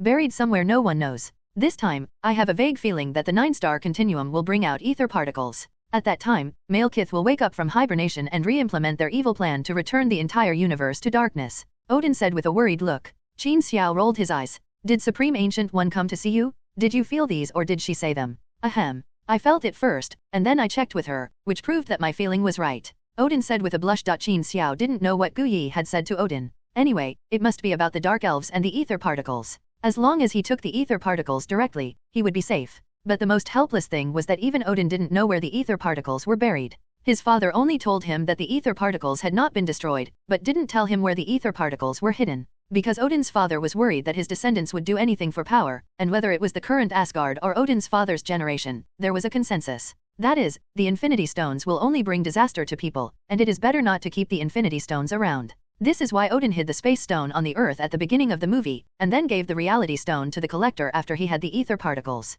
Of course, this is also Odin's mentality when he is old. When he was young, he might have collected 6 Infinity Stones to unify the universe. Not knowing the location of the Reality Stone, Qin Xiao had to find Jane Foster, whose body was invaded by the ether particles in the movie. Let Thor make a call, and Jane told them that she was ready to get up and go to London the next day. This time is just right, just in time for everyone to stay in Asgard for a day to experience the exotic customs before going to do business. London, an abandoned factory in the suburbs. Jane drove Daisy and Ian, an intern who had just followed Daisy, and the 3 of them came to this place according to the space fluctuations on the instrument made by Jane. Bring the phase table, intern, follow us in. Daisy followed Jane out of the car and said nonchalantly, "My name is Ian, Ian." Ian shouted his name loudly behind him while holding the instrument. Jane, who was walking in front, turned around and said to Daisy, "You should remember his name. Don't tell me you can't forget that guy. He was having a hot relationship with that female agent. To be honest, Natasha is a good person. She is beautiful and a superhero. To be honest, I don't think you have any chance.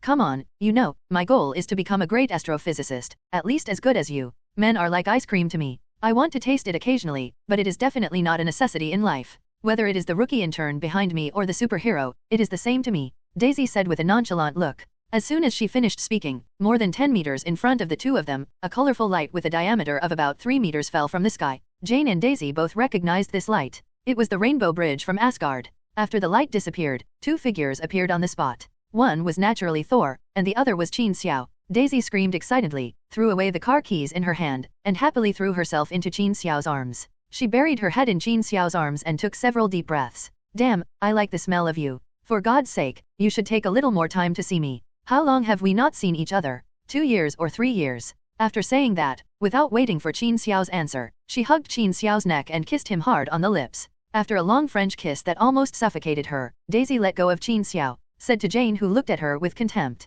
"It's been too long since I had ice cream. I always miss it a little bit, don't I?" After saying that, she said to Ian, who was stunned behind her, "It's better to forget everything you saw, otherwise I will give you a failed internship report, understand?" Ian swallowed hard and nodded repeatedly. For a student who just graduated from school, the appearance of two Avengers in front of him was too shocking, especially when they suddenly appeared in this way. Hello, Mr. Qin, Lord Thor, I'm Ian, I'm Daisy's intern, I'm glad to see you, I've seen the Battle of Wakanda online, it's really, so shocking, I'm your fan, can we take a photo together later? No problem, Mr. Intern, $500 for a photo, we're the Avengers, aren't we? Of course, Thor only needs $100. Qin Xiao said to the intern with a smile. Ian opened his mouth in surprise. I'm kidding you, come on, let's go in and take a look, after we're done with the business, you can take any photo you want, just don't let me show my nipples. Qin Xiao patted Ian's shoulder and hugged Daisy into the factory. Jane looked at her bestie hugging Qin Xiao's arm with a sweet face, looking like a little woman, she rolled her eyes helplessly, and pulled Thor into the factory together. Just like in the movie, there were a few children playing in the factory. When Jane approached to ask them what incredible things were happening here, a little boy led everyone to an abandoned truck. He gently reached out and grabbed a protruding part of the front of the truck, and exerted a little force upwards. The truck left the ground directly and began to rotate on its own at a height of about 1 meter from the ground. The gravity here is completely meaningless, and the spatial fluctuations are also extremely strong. Jane said, looking at the instrument in his hand. You just said that this is the conjunction of 9 planets, and the space of the 9 kingdoms will squeeze each other. God, Eric's research is right. He predicted all this a long time ago. He even made an instrument that can completely eliminate the adverse effects on the Earth brought by the other 8 kingdoms when the 9 planets are in conjunction. Where is Dr. Shavig now? Qin Xiao asked Daisy.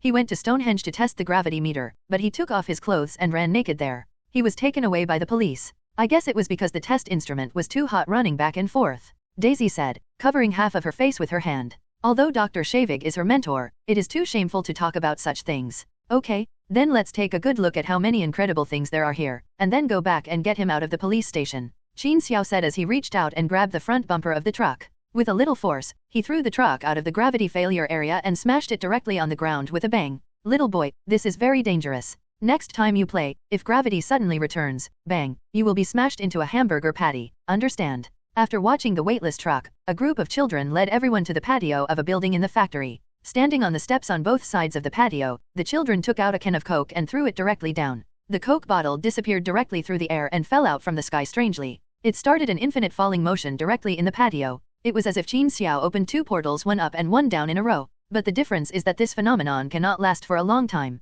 The space fluctuations here are not stable. The other side connected to this point on the Earth may change its position at any time. The Dark Elves, ancient weapons of etheric particles, intend to turn the entire universe into a conspiracy of the Kingdom of Darkness. These mythical stories that only existed in ancient legends in the past slowly unfolded in front of the scientific research trio in front of them as Qin Xiao and Lei Shen narrated them. Although the 2 people's narrations were as bland and tasteless as boiled water, it did not prevent the 3 people in the science team from using their own wild imaginations. So, the research we came here this time not only alarmed the 2 Avengers, but was also related to a cosmic-level disaster. There was also a mage on Earth who predicted that we would be able to find the hidden ancient weapon through this space anomaly. The place. Qin Xiao responded to Daisy's question with a positive nod. Jane, don't be a scientist anymore. Maybe we should become a witch or something and join the Avengers. Daisy made an extremely exaggerated gesture to describe the outrageousness of this matter. Okay, now that we're done talking, it's time to use your instrument. Come on, scientist Miss Foster. Qin Xiao pointed to a meter the size of a card swipe in Jian's hand. Jane Foster held the instrument and watched the constant changes in the values on it, leading everyone to search back and forth in the building. The various spatial fluctuations and gravity in this building were extremely abnormal. Qin Xiao felt several tiny space cracks flashing around him. The smell on the other side of the crack may be cold or hot, but it definitely doesn't smell like a place on Earth. After going back and forth several times, Jane suddenly stopped at a corner. Daisy pulled Qin Xiao's sleeve and stood on tiptoes to look at the instrument in Jane's hand. The pointer on the instrument panel was tilted in the direction of the maximum value, and it was still beating and trembling from time to time. It was obvious that the spatial fluctuation here almost exceeded the maximum value that the instrument in Jian's hand could display. Without speaking, Jane nodded towards everyone. The space fluctuations here are too strong. It could be any place in the 9 kingdoms, such as the lair of some bloodthirsty creatures. You know, there are many creatures in the 9 kingdoms that are very powerful. If we go into such a place, we can take care of it for a while. I can't help you. Qin Xiao looked at the scientific trio and said, I'm going to have a look. This is the direction of my research. Although you have explained to me the origin and reason of these distorted spaces, I am a scientist. I must see what I am studying with my own eyes and feel its magic. Jane said without hesitation. In comparison, Daisy is a smaller woman. I'm following you. Who knows where the space in this ghost place suddenly went abnormal? I feel it's safest to follow you. And me, I will follow everyone. Ian also said loudly, but his tone sounded more like a child who didn't want to be abandoned by others. All right. Qin Xiao and Lei Shan looked at each other and nodded. Qin Xiao took the lead and Lei Shan followed behind, protecting the three people in the middle. They turned the corner and took a step forward. Different from Qin Xiao's usual use of space wormholes, there is at least something similar to a door frame to give you a psychological hint. Going through it is equivalent to passing through space and arriving somewhere else. But this time there was nothing. Qin Xiao took a step forward, and without feeling at all, the surrounding scenery had changed. It was originally in a building full of dust and with exposed cement walls. After taking one step, you arrived at a building that looked like it had been dug manually. There is a gloomy and mysterious atmosphere everywhere, and there is even a hint of ancient charm in the ancient buildings. It is surrounded by walls made of huge monolithic stones, with some incomprehensible runes and patterns carved on them. The other four people followed Qin Xiao and entered this mysterious ancient building one after another. Jane looked at the meter in her hand, and the fluctuation value on it had slowly dropped to a minimum. Jane took a few steps back. Sure enough, the space anomaly here had disappeared. She took a few steps back and did not return to the Earth, nor did she go anywhere else. It doesn't matter. Qin has a space gem on his body. We can return directly to Earth from anywhere in the universe. There is also a rainbow bridge. Thor said a few words to reassure Jane and the others. Daisy and Ian had already turned on their mobile phones and took photos of the walls around them. I want to publish these photos, and people in the archaeological community will go crazy because of this. It's a pity that this place is not on Earth. As they spoke, everyone walked in the direction of the door. After walking through about 2 or 3 rooms, they came to a hall with an even more gloomy atmosphere. This place looks like an indoor altar of an evil religion. In the middle of the room, 2 huge square stones are stacked one on top of the other. The strange thing is that the 2 huge stones are not completely fused together, but there is a gap at least 20 centimeters wide.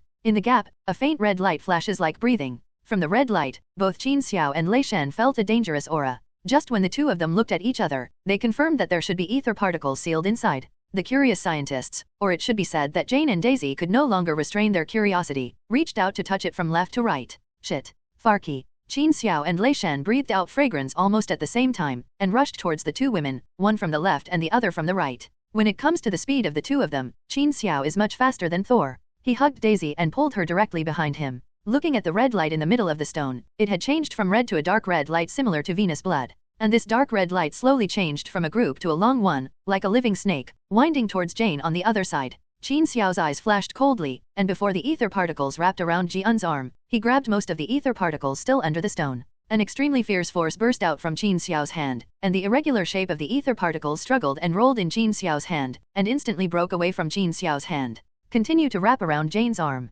Space stone, idiot, the infinity stones are one with each other, use your other hand. The system's voice suddenly sounded in Qin Xiao's mind, and Qin Xiao had no time to refute the system's name for him. The other hand stretched out as fast as lightning and grabbed the small tail of the ether particle. Another violent force shook his hand. This time, before Qin Xiao could let go, the space gem suddenly emitted a burst of energy that offset the power of the ether particles. Then he saw that most of the ether particles that had wrapped around Jian shook violently, and suddenly turned around and flooded into Qin Xiao's body.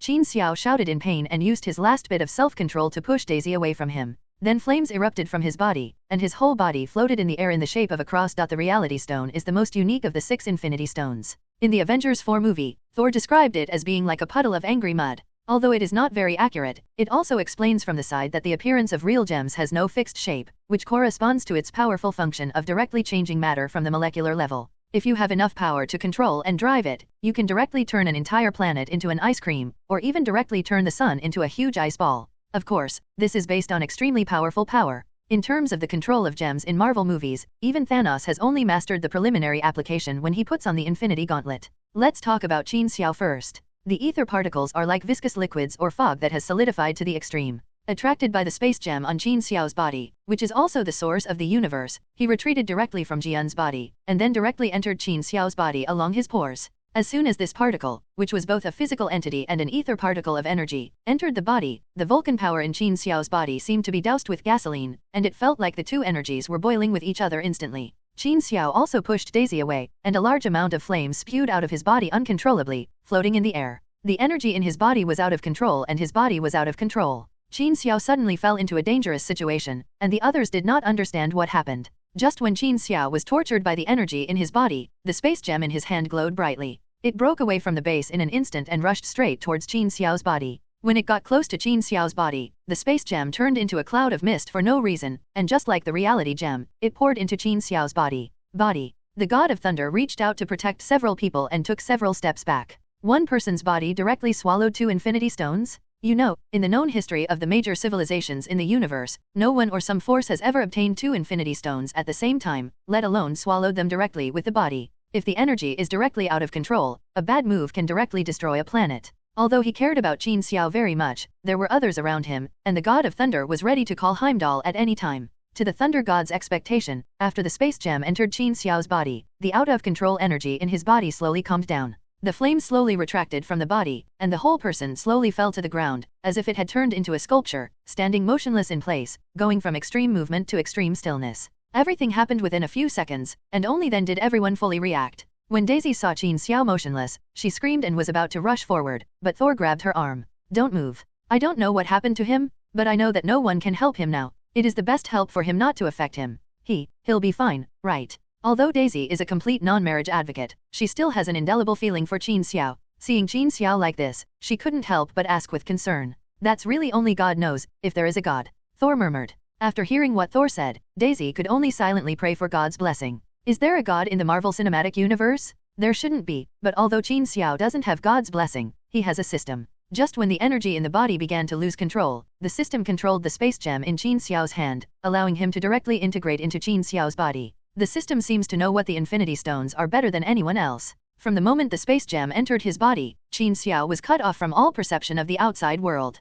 The consciousness leaves the body and appears in one's own spiritual world. This is a place similar to the void of the universe, with sparse star-like lights in the distance. Qin Xiao's consciousness appeared in the middle of the stars, and the sound of the system began to sound around him. The 6 Infinity Stones represent the 6 major rules in the universe. When gathered together, they can form a whole. Thanos uses the Infinity Gauntlet to control the 6 Infinity Stones. That is definitely a wrong demonstration. As the system's lifeless voice sounded, Qin Xiao was educated on the use of infinite gems in his own mental space. If the 6 Infinity Stones are considered as a whole, then the Space Stone is their energy source, equivalent to the arc reactor in Tony's armor. Although other gems also contain endless energy, compared to the entire universe, this energy is nothing. Only when combined with space gems can they fully exert their full functions. Compared with its spatial properties, its most important function is actually to serve as a battery or energy source for other gems. As for reality gems, compared to other gems, this is their base. If we take the analogy of a battle armor, it is the shell of the battle armor and various circuits, which connect the functions of all other gems. The power gem is the power system, which you can think of as the engine of the vehicle. Only when the 6 gems are completely integrated and cooperate with each other can the full functions of the gems be fully exerted. For example, Thanos snaps his fingers, which is a primary application of the 6 gems. But Thanos did not fully control the use of the 6 gems, otherwise he would not have lost more than half of his combat power with a snap of his fingers, nor would he have almost killed Captain Marvel and Scarlet Witch with the Infinity Gauntlet. Thanos wearing the Infinity Gauntlet can essentially control the basic rules represented by the 6 gems, and can basically only use them individually. When several of them are used together, they are just used as laser weapons that do not consume energy to use. In fact, absolute power is not as powerful as holding a power gem directly. Qin Xiao doesn't have Tony's genius mind. Although he won't be able to understand these principles for a while, at least he roughly understands the meaning of the system. A whole, only the correct assembly and use can fully exert its functions. The space gems and reality gems are the 2 most essential basic gems in this overall composition. No wonder I have obtained the Mind Stone and the Time Stone before, but this kind of fusion has never happened. So can I use the functions of the Reality Stone now? Qin Xiao asked the system in the mental space. The basic functions of the space gem are still there, and the reality gem is slowly being constructed as a whole. It will take some time for the host to use its energy. The system did not tell Qin Xiao how long it would take. Although Qin Xiao really hoped to use the ability to convert matter, he also knew the importance of the foundation. In order to become stronger in the future, he had to endure it now. After the system explained to Qin Xiao, he asked Qin Xiao to stand from the perspective of a third party and watched with his own eyes that the reality stone was directly integrated into every inch of Qin Xiao's flesh and bones. The original space gem, after the reality gem was completely integrated with Qin Xiao's body, turned into blue mist, submerged into Qin Xiao's heart, and finally disappeared. After returning to consciousness, Qin Xiao remained motionless and secretly felt his body. He didn't feel the slightest change in the strength of his body. It might be as the system said, the reality stone was building something, and it hadn't brought any substantial changes to him yet. But as the space gem and the heart merged into one, Qin Xiao felt that the energy that his body could output remained unchanged for the time being, but the total amount of energy seemed to become infinite.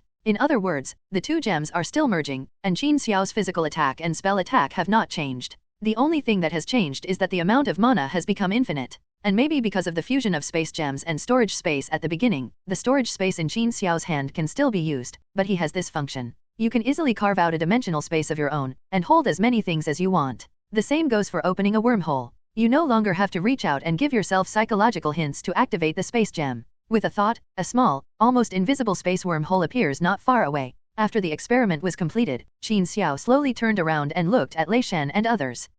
Are you okay? The god of thunder looked at Qin Xiao in disbelief. Very good, better than ever. Qin Xiao replied with a smile. After saying that a wormhole appeared out of thin air, Qin Xiao took Daisy's hand and took the lead back to London. Qin, are you sure you are okay? Did you swallow 2 infinite gems? The god of thunder looked at Qin Xiao and said. Suddenly he felt that Qin Xiao was more like a god than himself. Those were infinite gems, or 2, just swallowed up like that? Don't worry, I'm fine. I'll explain to you later. Qin Xiao did not answer Thunder God's words, but turned his head and said to Daisy and Jane. The 9 stars Lianzi has begun. At that time, we don't know how many people or things will be transferred to which world by space fluctuations, and we don't know what things will be sent from other worlds. You go to Dr. Shavig and use the gravity he developed. I will protect the stability of the Earth's space, and I will arrange for people to help you. The ether particles in my body are the sacred objects of the Dark Elves. They won't let it go. I have to find another place to stay. I can't put the battlefield on the Earth. Saying goodbye to the reluctant Daisy, Jane, and Ian, Qin Xiao repeatedly promised that he would find more time to see Daisy in the future.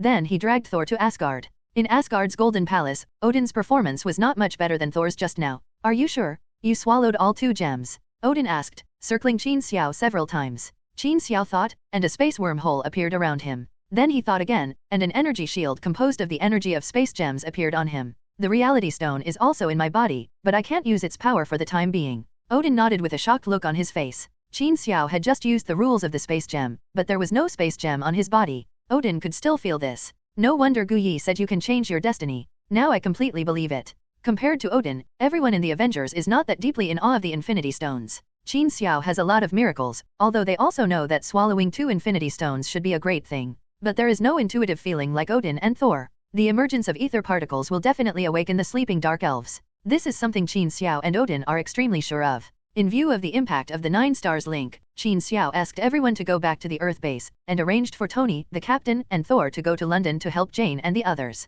He is preparing to go alone to the territory of the Dark Elves, Swat Alheim, which is the legendary kingdom of darkness. I can go with you. Thunder God looked at Qin Xiao and said seriously. It's not necessary. It's not that I don't believe in your fighting power. You said that the Dark Elves have a singularity grenade that is very powerful. Even if Odin is caught off guard, he may be pulled into the space turbulence. Although I have not come into contact with it, but I have a feeling that the energy from space does not pose any threat to me. Qin Xiao patted the God of Thunder on the shoulder and said. After swallowing 2 Infinity Stones, although his own strength has not changed much for the time being, Qin Xiao has a vague feeling that by constructing his body with Infinity Stones as components, he should be above all life in the Marvel Universe. Whether it's the so-called Eternal Clan or the Celestial Clan that we don't know whether they still exist or not, excluding Star-Lord's cheap daddy ego. Moreover, although the system was explained thoroughly, Qin Xiao felt in his heart that the 6 Infinite Stones were not as simple as a whole. They should be some kind of life form that transcended this universe. But these are all things for later. The most important thing at the moment is to kill the Dark Elves first and get some points.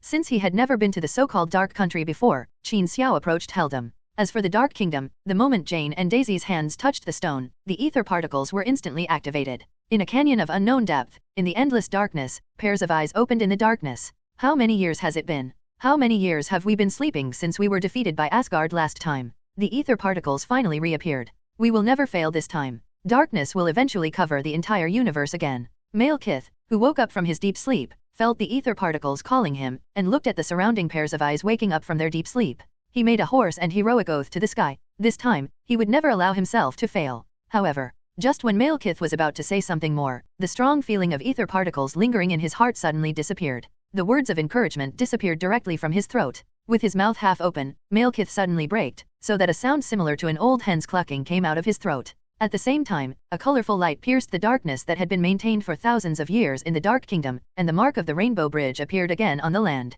The light dissipated, and Qin Xiao appeared here with a smile. Thor said that the world of the Dark Elves is the size of 2 Earths. If I want to find out when to go, I'd better wait for them to come to me. Qin Xiao took a look at the land shrouded in darkness and surrounded by barren land, and lost the slightest interest in strolling. With a thought, a small section of ether particles emerged from the arm, slowly rising and falling in the air around the palm. This is also Qin Xiao's greatest control over the reality stone at this stage. But this little bit is enough. The Dark Elves have been studying the Reality Stone for tens of thousands of years, and this little faint breath has attracted Malekith's attention. Qin Xiao stayed there for less than 10 minutes. Several long sword-shaped spaceships appeared from the distant horizon. There was a sound of breaking through the air, and they instantly arrived in front of Qin Xiao. Intruder, no matter who you are, hand over the ether particles, which are the sacred tools belonging to our Dark Elves. A low sound, as if spreading through liquid, rang out from the leading spacecraft and enveloped the entire area. Qin Xiao had no intention of standing on the ground in this barren land for who knows how long, relying on the space he carried with him. Qin Xiao directly took out a steaming copper pot from the space.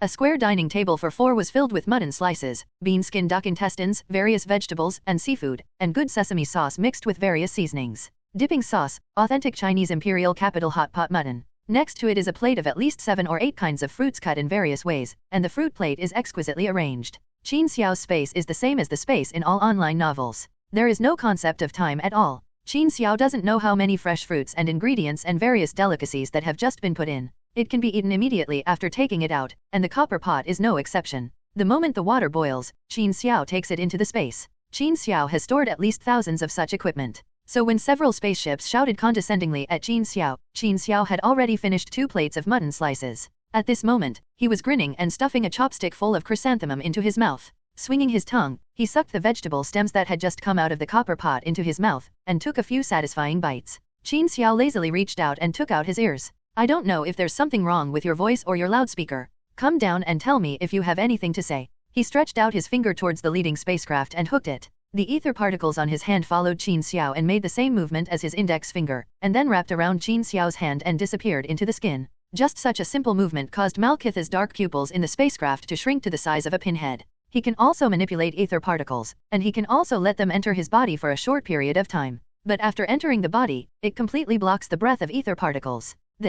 According to Malekith's experience, there are only 2 possibilities for doing this. One is to completely recover the ether particles. According to his understanding of ether particles, this is absolutely impossible, unless the absolute strength exceeds the ether particles, but this is impossible. No creature in the universe can surpass an infinity stone by virtue of its strength. The second point is actually similar to the first point, which is to use the power beyond the gem to forcibly suppress the gem. Even if Malekith was killed, he would never have imagined that Qin Xiao still had a space gem on his body at this moment, and was slowly merging the reality gem and Qin Xiao. This is not to blame for Malekith's ignorance. Indeed, in the legends of major civilizations and races in the universe, no creature has ever been able to possess 2 infinity stones at the same time, let alone hide them in his body at the same time. Damn, did you use magic? I'm warning you one last time, hand over the ether particles quickly. Malekith made his own judgment. The man in front of him must have used some kind of magic that he had never seen before. Following his warning, the faces of several sword-shaped spaceships facing Qin Xiao simultaneously lit up with a faint dark red light.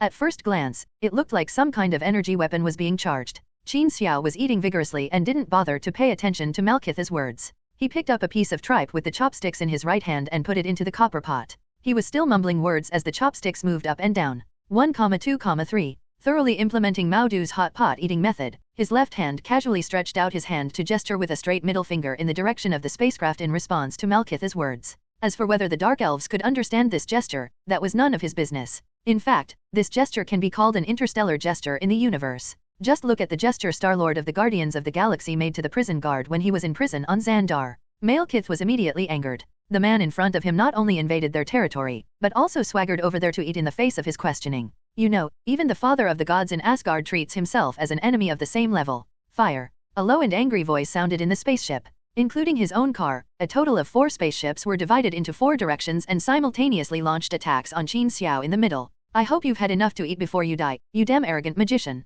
4 highly concentrated dark red energy beams with a thickness of half a meter were divided into 4 directions, front, rear, left and right, and shot diagonally towards Qin Xiao from high altitude. There was a smile on Malekith's lips, and his right hand even prepared the habitual movement before summoning ether particles. As he raised his right hand above his shoulder, his palm retracted slightly. The 4 laser beams centered around the range of Qin Xiao's table and made an explosion sound when they hit the target. For a moment, the sky was filled with dust. Malekith smiled slightly and slowly retracted his palm into a fist. Until his right hand was clenched into a tightly clenched fist, there was still no familiar reaction to manipulating ether particles. This is impossible. Malekith's eyes almost popped out of his head. As the dust slowly dispersed, he saw that a faint blue energy shield appeared at the center of the attack. This energy shield directly enveloped Qin Xiao and the table in front of him. Under the attack of 4 energy beams, nearly half a meter deep was cut off from the surrounding ground. The area between Qin Xiao and the table stood out like an isolated island, but that was all. Not to mention Qin Xiao, not even the glass full of wine on his table shook.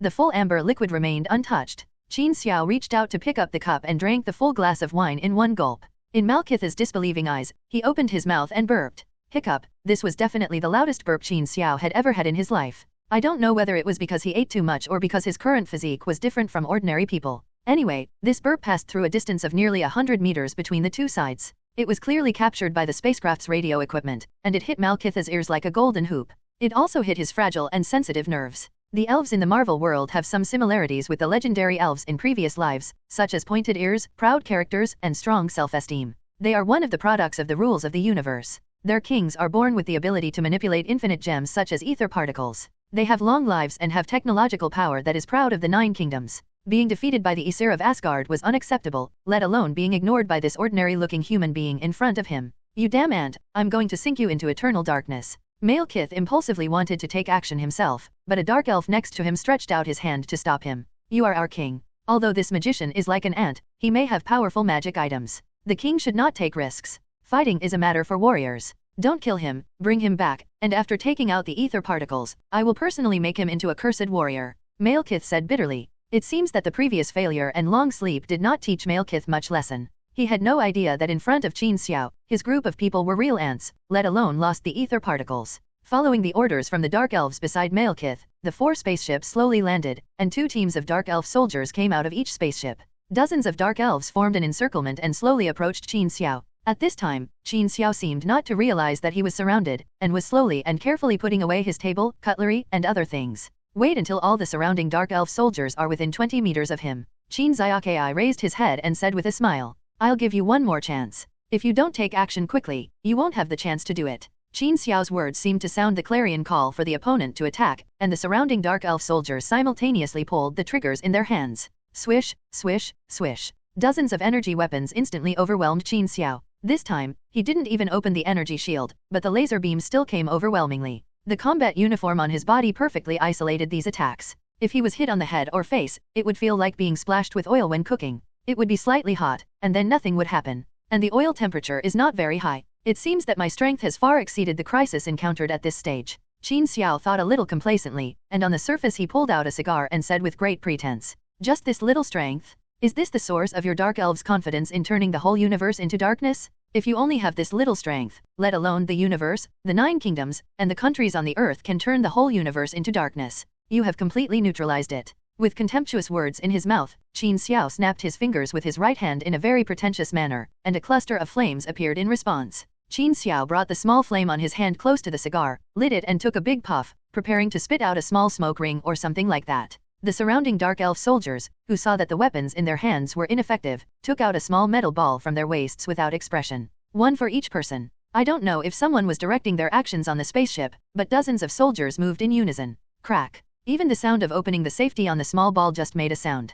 Cough cough cough. Damn it. Qin Xiao just took a deep breath of smoke and was about to spray it out or spit in a circle or something. As a result, when he saw the battle in front of him, he drank a cigarette and almost choked himself to death. Singularity hand. Without even finishing a sentence, dozens of grenades were neatly drawn in arc-shaped parabolas, crackling down towards Qin Xiao. I was careless, I was really careless, I forgot that they still have such a weapon that does not respect martial ethics. At this moment, it was too late to break through the space and walk away. Moreover, if a wormhole was opened now and a space collapse singularity grenade was encountered, who knows what would happen. Damn it, I always get slapped in the face every time I show off. This sentence flashed through Qin Xiao's mind, and he stood there resolutely without moving. In fact, it was too late to escape.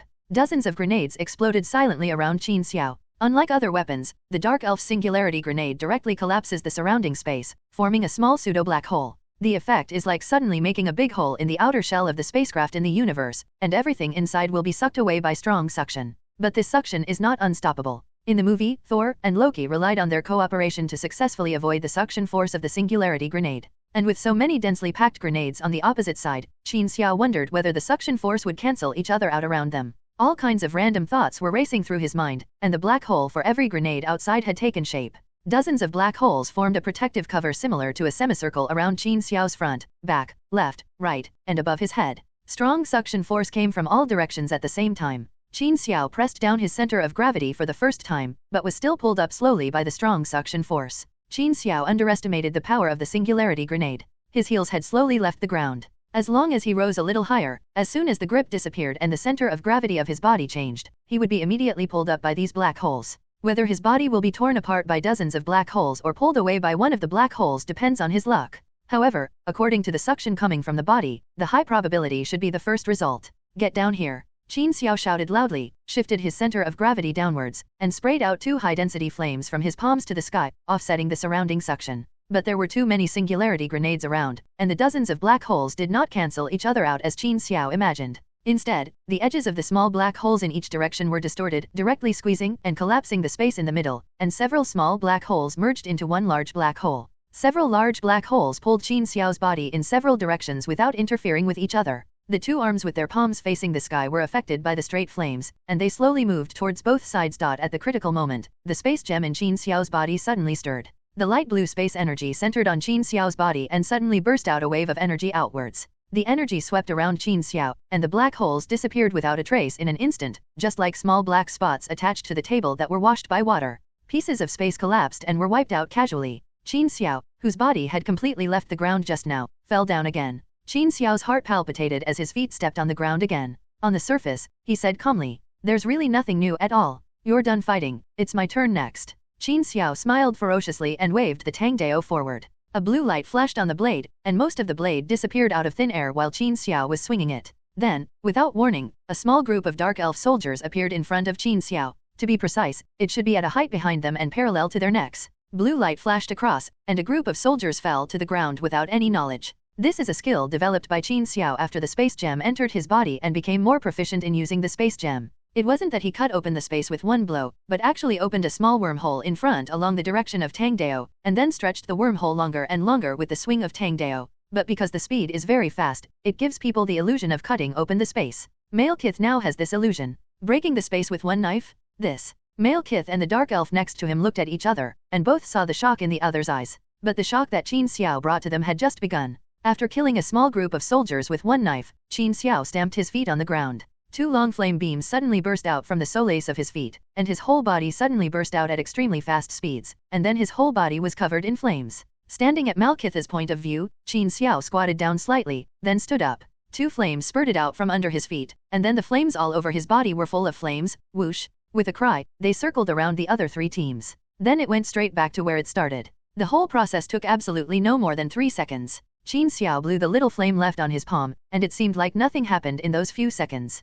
But looking at the other 3 teams of dark elves, they have completely disappeared. Only where each soldier stood just now was left with a small amount of black powder proving their existence. Have you seen enough? Now get out of here. Qin Xiao almost overturned under the singularity grenade just now, but Qin Xiao was too lazy to pretend, so he simply moved his hand towards Malekith. He didn't use the fire ability or Tang Dao. This was Qin Xiao's greatest use of the space gem attack. A round wormhole appeared diagonally on Malekith's spaceship. Qin Xiao opened a wormhole directly on the spacecraft, which was equivalent to taking away part of the hull diagonally from the middle. The wormhole disappeared in a blink of an eye, and the sword-shaped spacecraft seemed to have been slashed diagonally by someone, and the port slid open in an extremely smooth manner. Immediately, some equipment and energy systems at the fracture began to emit tiny explosions and the energy circuits went out of control. In short, there were small explosions in many places on both sides of the fracture, or the disconnected lines were emitting small sparks in midair. 4 wormholes opened and closed in succession, and all 4 spaceships were torn in half like paper shells. One of the spaceships may have been directly cut into the energy system or something else by Qin Xiao, and a huge explosion occurred directly, and the entire spacecraft was blown to pieces. The remaining 2 ships were not much better. Before the spaceship landed, Qin Xiao opened the wormhole randomly, which was equivalent to cutting the 2 spaceships into pieces directly in the air. Only the spaceship on which Malekith was riding was left. After all, he was the king of the Dark Elves. Qin Xiao felt that he should be given a chance to appear. Without the ether particles, Malekith's combat power was very average, but at least he had a superhuman physique. After being broken out of the spaceship, he jumped directly from the spacecraft to the ground. After sleeping for so long, I finally waited for the summons of the ether particles. I was proud to get the ether particles back, hoping to realize the ideals of the Dark Elves. Unexpectedly, before even leaving his own territory, a human being would directly capture all of his elites for many years. Arrogance does not mean retardation. To this extent, Malekith had to admit that the power of the ant in front of him was beyond his expectation. Who are you? Looking at the wreckage all over the ground, the ordinary person in front of him looked like he wasn't stained by any dust. Malekith still held his head high, but his deep voice began to tremble slightly. Earthling, Qin Xiao. Qin Xiao seemed to be walking and meeting a neighbor. He smiled and waved and said his name. Impossible. Malekith's voice was laced with a hint of deceived anger. The earth is the weakest among the 9 kingdoms. If it weren't for the blessing of Asgard, it would have long been reduced to a slave farm for many countries, or the battlefield of the 9 kingdoms. How could there be such a powerful human being like you? In the eyes of most people in the 9 kingdoms, the earth has always been a weak race, and Malekith would never accept his defeat at the hands of a weak earthling. Let's not mention the changes in the earth over the years. Even thousands of years ago, you didn't invade the earth just because you said it was an invasion. You never understand the earth. Qin Xiao smiled slightly. In Chinese terms, the earth is the center of luck in the entire Marvel universe. God knows how many heroes or races are hidden. The earth is weak, are you kidding me? Even Qin Xiao, who is now pregnant with 2 infinite gems, dare not say that he is the most powerful on earth. Malekith looked directly at Qin Xiao, not detecting any deceptive expression on his face. He sighed and said, "Then can you tell me what's going on with the ether particles in your body?" Qin Xiao heard a hint of death wish from Malekith's tone, paused slightly, stretched out his right hand, and blue energy surged out of his palm.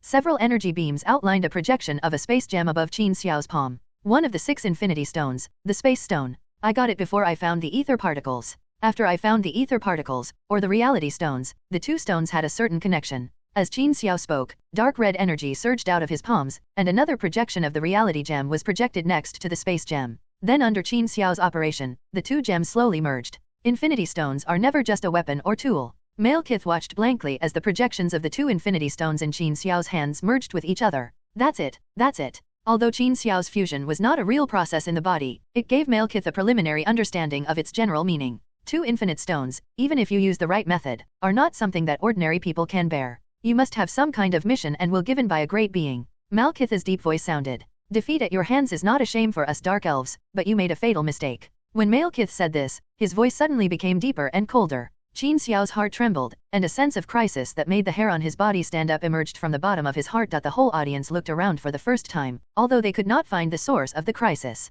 Qin Xiao still subconsciously spurted out flames from his feet, preparing to change places or fly directly into the air. But after all, the dark elves have many years of experience, and counterattack is not that simple. Qin Xiao's feet had just left the ground. At the moment of acceleration, a pair of big hands suddenly came out of the ground and directly grabbed Qin Xiao's ankles. Qin Xiao only felt that the soles of his feet were sinking, and he was accurately increasing the intensity of the flame spray under his feet. The surrounding soil broke apart, and several black shadows emerged from the ground and rushed towards Qin Xiao. This is a human weapon that uses the power of ether particles to forcibly pour into the bodies of dark elf soldiers to transform their bodies. The dark elf soldiers cannot bear this kind of power at all, and they usually die within a few days after transformation. So this is a consumable product, and the source of power is some stones that are infused with the power of the reality stone. Before regaining the power gems, these were already Malekith's last stocks. At first, he didn't release it because he thought it was unnecessary. Later, he was shocked by Qin Xiao's methods and felt that it would be useless to release him. And sneak attack is the best way.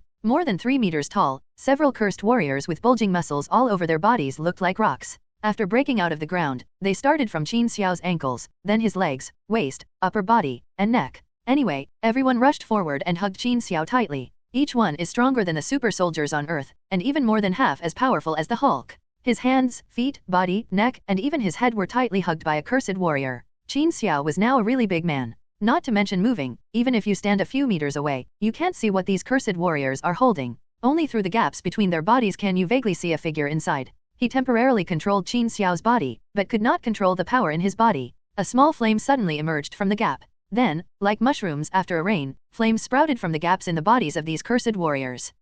The cursed warriors around them all made an unpleasant roar like a blade scraping against an iron pot. The skin that had turned to stone was instantly burned red by the flames coming out of Qin Xiao's body. Seeing that he could not hold on for more than a few seconds, Qin Xiao would be burned alive. This is your last resort. It's useless, Malekith. They will be burned alive in a moment. You can't run away. Qin Xiao's voice came faintly from the flames. Wrong, powerful humans, this is the last resort. Malekith could not see the joy of victory in his eyes. To him, this was a counterattack before death and the last dignity of the Dark Elf. As his words fell, the bodies of several cursed warriors suddenly trembled, and then their bodies suddenly swelled. Qin Xiao thought it was a suicide bomb about to explode, but as soon as it expanded, it immediately retracted and turned into a collapsed space. It's not wrong to call it a human bomb, but this bomb is a little different, a human singularity grenade. No, the grenade is not accurate enough. This should be said to be a super singularity bomb, because the explosion of a cursed warrior directly turned into a black hole with a diameter of at least 6 meters. Several cursed warriors collapsed the space one after another, and several black holes rubbed and merged with each other. Qin Xiao could vaguely see the colorful spatial turbulence that appeared in the moment of distortion between the black hole force fields. The power is more than 10 times greater than the dozens of singularity grenades just now. Almost instantly, the flames on Qin Xiao's body were extinguished, and then he felt that all the force fields nearby were distorted. Qin Xiao could even feel the force field suction from different directions on one of his fingers. If his physique hadn't reached a certain level, Qin Xiao's entire body would have been shattered with just one blow. Still, can hold on. Qin Xiao spoke with some difficulty. The energy of the space gem in his body was being mobilized crazily. What about adding me? Malkith's voice came coldly. A black shadow rushed toward Qin Xiao. When he approached the black hole and was affected by the force field, Malkith's body suddenly exploded like the previous cursed warrior. A piece of space collapsed again, and the black hole exploded by Malkith seemed to be the last straw that broke the camel's back. The subtle balance around Qin Xiao that was enough to support him in mobilizing energy was directly broken. Several black holes collapsed, but the surrounding space not only did not recover, but was like a newspaper being grabbed by a hand and ravaged. Distorted to the extreme. After less than 1/100th of a second of calm, a large black hole with a diameter of 100 meters appeared where Qin Xiao was, and then suddenly retracted. The entire black hole completely disappeared. The space returned to normal. This moment is the most critical moment for the 9 stars to reach their peak. The wormholes of other kingdoms are bounded above the 9 kingdoms. Below those wormholes, the space is affected and begins to fluctuate abnormally. London, which is under the wormhole, is in such chaos that 1 second you might have been sitting on the toilet at home and groaning. In the next second, the person and the toilet may fall directly into the Thames. Even fell directly into the endless sea of Asgard. The flying white dove was flying around the roof of the church 1 second, and flew directly out of the ground the next second. The taxi was crossing an alley and drove directly to the top of the Tower of London in the next second. Although Captain America and Tony have contacted the local government departments and found Dr. Shavig to take out the gravity meter he developed. But it was still too late to stop the 9 stars liaison from happening. Find a location quickly. I don't want to appear in some fire kingdom or even hell in the next second. As soon as he finished speaking, a piano suddenly appeared over Tony's head.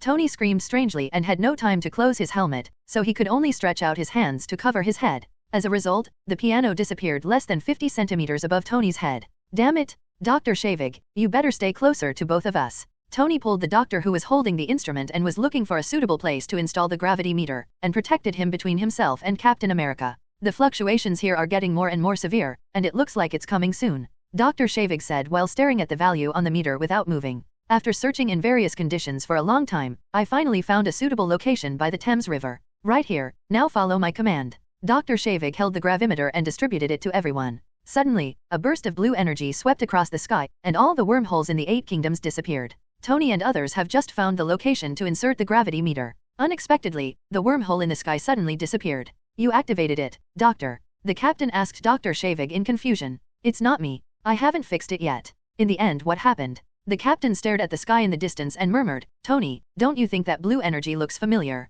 This 9-star crisis was passed uneventfully, and Dr. Shavig's gravity meter was not even used. Because the space interaction did not take as long as in the movie, they were separated not long after the beginning. Therefore, there are basically no civilian deaths in the huge city of London, except for a few unlucky guys who accidentally fell into the Thames River. Needless to say, this is definitely good news for the Avengers who want to save the world, but at the same time there is bad news. Asgard, Rainbow Bridge Temple. Thor asked Heimdall to pull all the Avengers over. When Qin Xiao was fighting Malekith, Heimdall's eyes were always focused on that side. It was not until later that Malekith used his strength to die together, and several black holes that collapsed in space directly formed space turbulence, and Qin Xiao disappeared directly. Heimdall searched for a long time but could not find Qin Xiao. That's what happened. The collapse of space caused some chain reactions. In addition to the space gem on him, I don't know how to explain it. Anyway, the 9 stars Lienzo was also affected, and Qin Xiao also disappeared.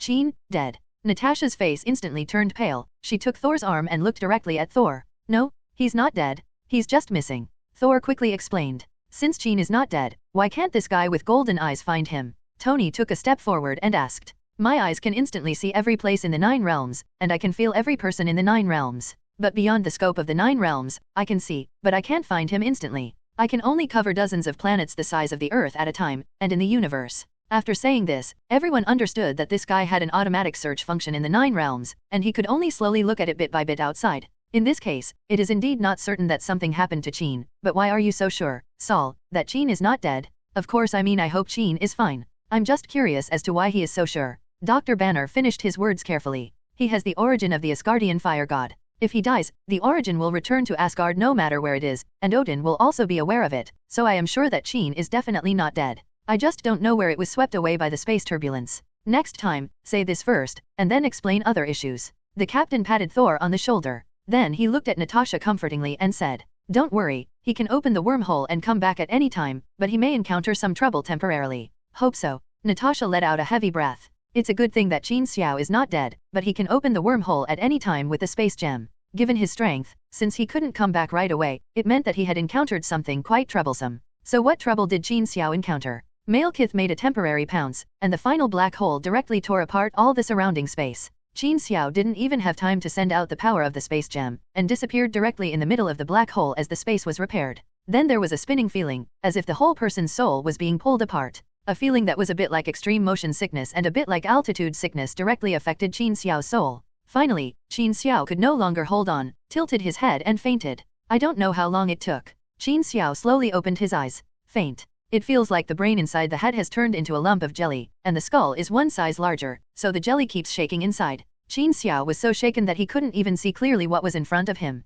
Struggling to get up, he stretched out his hand to support the ground and slipped, and fell heavily to the ground again. Again, this time the fall was worse. I tried several times in a row but couldn't get up. Qin Xiao angrily greeted the 18th generation of the unlucky ancestor in his heart. Resigned to his fate, he lay on the ground. Fortunately, this feeling is not permanent. Qin Xiao can clearly feel that the extreme dizziness is fading away bit by bit. After about half an hour, Qin Xiao's dizziness improved a lot, but he just couldn't move. As soon as he moved, he felt a strong sense of dizziness. In desperation, Qin Xiao could only take out a tablet from his pocket. It took him a full 2 minutes to turn over. When the dizziness passed, he turned on the computer, randomly put on a downloaded movie, and just lay on the ground and started watching. He took out a pillow and put it on it, and placed a mirror next to it to look behind him. Qin Xiao just lay in the wilderness and watched the movie so heartlessly. As long as I don't move around, my vision has basically recovered. It's a pity that the surrounding area that can be seen is a wilderness of bare yellow-brown rocks. Not even an animal can be seen, not even a blade of grass.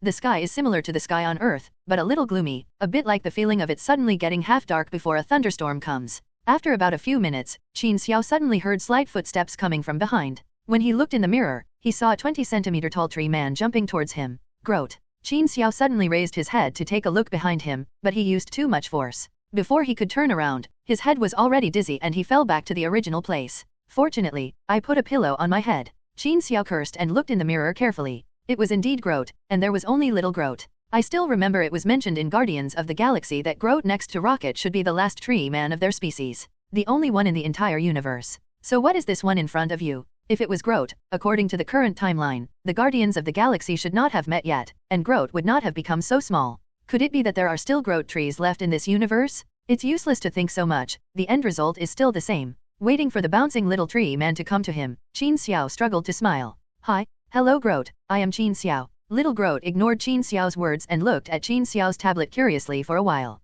Then he looked at Qin Xiao, who was lying aside. After circling Qin Xiao for a full circle, little Groat stopped next to Qin Xiao's neck. He looked at the skin on Qin Xiao's neck, then sat down on the ground, and the branches on his little feet quickly wrapped around Qin Xiao's neck. Hey, what do you want to do? I think we can have a nice chat, what do you think? Hey, Groat, do you know Rocket? Little Raccoon Rocket. Qin Xiao shouted in a panic, and he called out the names of everyone in the Guardians of the Galaxy except Rocket. But little Groat didn't react at all. Seeing the branches getting higher and higher, they were already touching his neck. Qin Xiao quickly mobilized the power in his body, but only a small flame the size of a lighter appeared on his head. Although there was only a little flame, it frightened little Groat. The branch suddenly retracted to its feet, stood up and jumped back, with a little fear in its eyes, looking at the small flame above Qin Xiao's head with curiosity. That's right, let's be friendly. You see, you are a tree and I have fire. It would be good for you and me to keep a little distance, right? Qin Xiao kept his body motionless, slowly gathering strength, and glanced hard at little Groat, winking at him. I'm Groat. Finally, little Groat spoke his first words. You agree with me, right? Hey, what are you doing? Halfway through Qin Xiao's words, little Groat stood up and took 2 steps towards Qin Xiao's head. Then he took a deep breath and pouted towards the small flame on Qin Xiao's head. Phew, this breath took all Groat's strength. There was nothing he could do, his body was too small. He grabbed the ground with both feet, clenched his fists with both hands and blew a big breath, directly extinguishing Qin Xiao's flame. He blew too hard and may have suffered from a lack of oxygen. He shook his little head and opened his mouth to say the second sentence. I am Groat. Joyful. Then he started turning his feet into branches again. Qin Xiao accepted his fate. In fact, Groat posed no threat to him. But Qin Xiao liked this mini version of little Groat very much and didn't want to kill it all at once. He couldn't control his strength now, Secondly, I am afraid that I will exert myself again and have to lie down in this unknown place for a long time. God knows what other strange dangers and creatures there are. Just when Qin Xiao's muscles were tense, waiting for Groot to get up halfway, the branch extending from Groot's feet only pricked Qin Xiao's neck for a moment before retracting. Qin Xiao originally thought that Groot wanted to strangle himself, but he didn't expect that he just pricked him, although it felt like he was using a lot of force. However, this amount of strength is not enough for Qin Xiao to break his defense. I'm Groot. Little Groot tilted his head in confusion. Then in Qin Xiao's confused eyes, the branches on his feet began to twist and turn around each other, and finally the extension of his feet turned into a wooden spear tip. This time I didn't say I was Groot, but made a milky cry to encourage myself. Putting his hands on the ground, he raised the spear from his legs and aimed it hard at Qin Xiao's neck. Not even a single mark was left. The second time, Qin Xiao rolled his eyes. The result was still the same. With all his strength, the skin on Qin Xiao's neck was only slightly dented, without leaving even a white mark. The third time, the fourth time. The persevering little Groot tried so many times that Qin Xiao didn't even bother to count the times. Finally, there was a click, and one of the thinner branches on the spear made of branches could not support it and broke off a small section.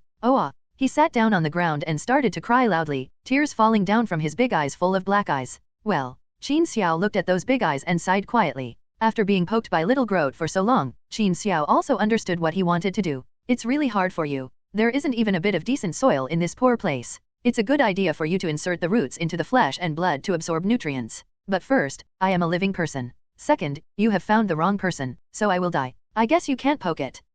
Hearing Qin Xiao's words, little Groot cried even more sadly. His little hand gestured to the left, then to the right, and then towards his stomach. The more he gestured, the sadder he became. The tears rolled down faster and faster, and the crying became more miserable. Qin Xiao tried his best to recall the movie, and Groot should be able to eat normally. By now, my body has recovered a little, and slight movements are no longer a big deal. I may not be able to walk yet, but it's no problem to take something out. He stretched out his hand, and as if by magic, a piece of chocolate about the same size as Groot appeared in his hand. Woo yeah! Groot, who was crying, was immediately drawn to his attention. He wanted to reach out and take a look at the injury on his foot, but he didn't dare. He could only stare at Qin Xiao with two big watery eyes and an innocent look on his face. Facing this little guy who seemed to have dug a tree root into his body just now, Qin Xiao felt a little angry for no reason. The key point is that the pair of big black eyes are too lethal. Coupled with the minifigure of several tens of centimeters, it is so cute that you can't harden your heart. It's for you, eat it. Am I Groot? Question. Qin Xiao heard his emotions. That's right, it's for you, eat it. After receiving Qin Xiao's repeated affirmation, little Groot took the chocolate that was about the same height as him and started chewing it. Even when Qin Xiao reached out to touch his little head, he didn't bother to resist or express any opinions, and focused all his attention on chocolate. In a short time, he ate all the chocolate that was the same size as himself. There was no change in my stomach at all, and I didn't know where all the food went. However, Qin Xiao found that the skin on his body seemed to be more shiny. Qin Xiao took out another small bottle of juice. This time Groot's eyes sparkled even more. Without saying a word, he picked her up and just made a cooing sound. After drinking more than half of the bottle, Groot burped with satisfaction. Then a small piece of food that looked like a clover sprouted out from the top of his hollow little head. This child has been hungry and thirsty for who knows how long. No, his hair has grown even after eating and drinking. Qin Xiao sighed and tried to get up. It was not a problem to walk slowly, but he would feel slightly dizzy if he moved too hard. After testing the energy in his body, he still couldn't use the energy of the infinite stones, but the flames were already stronger. It seems that it should be no problem to find a quiet place to rest for a day or two.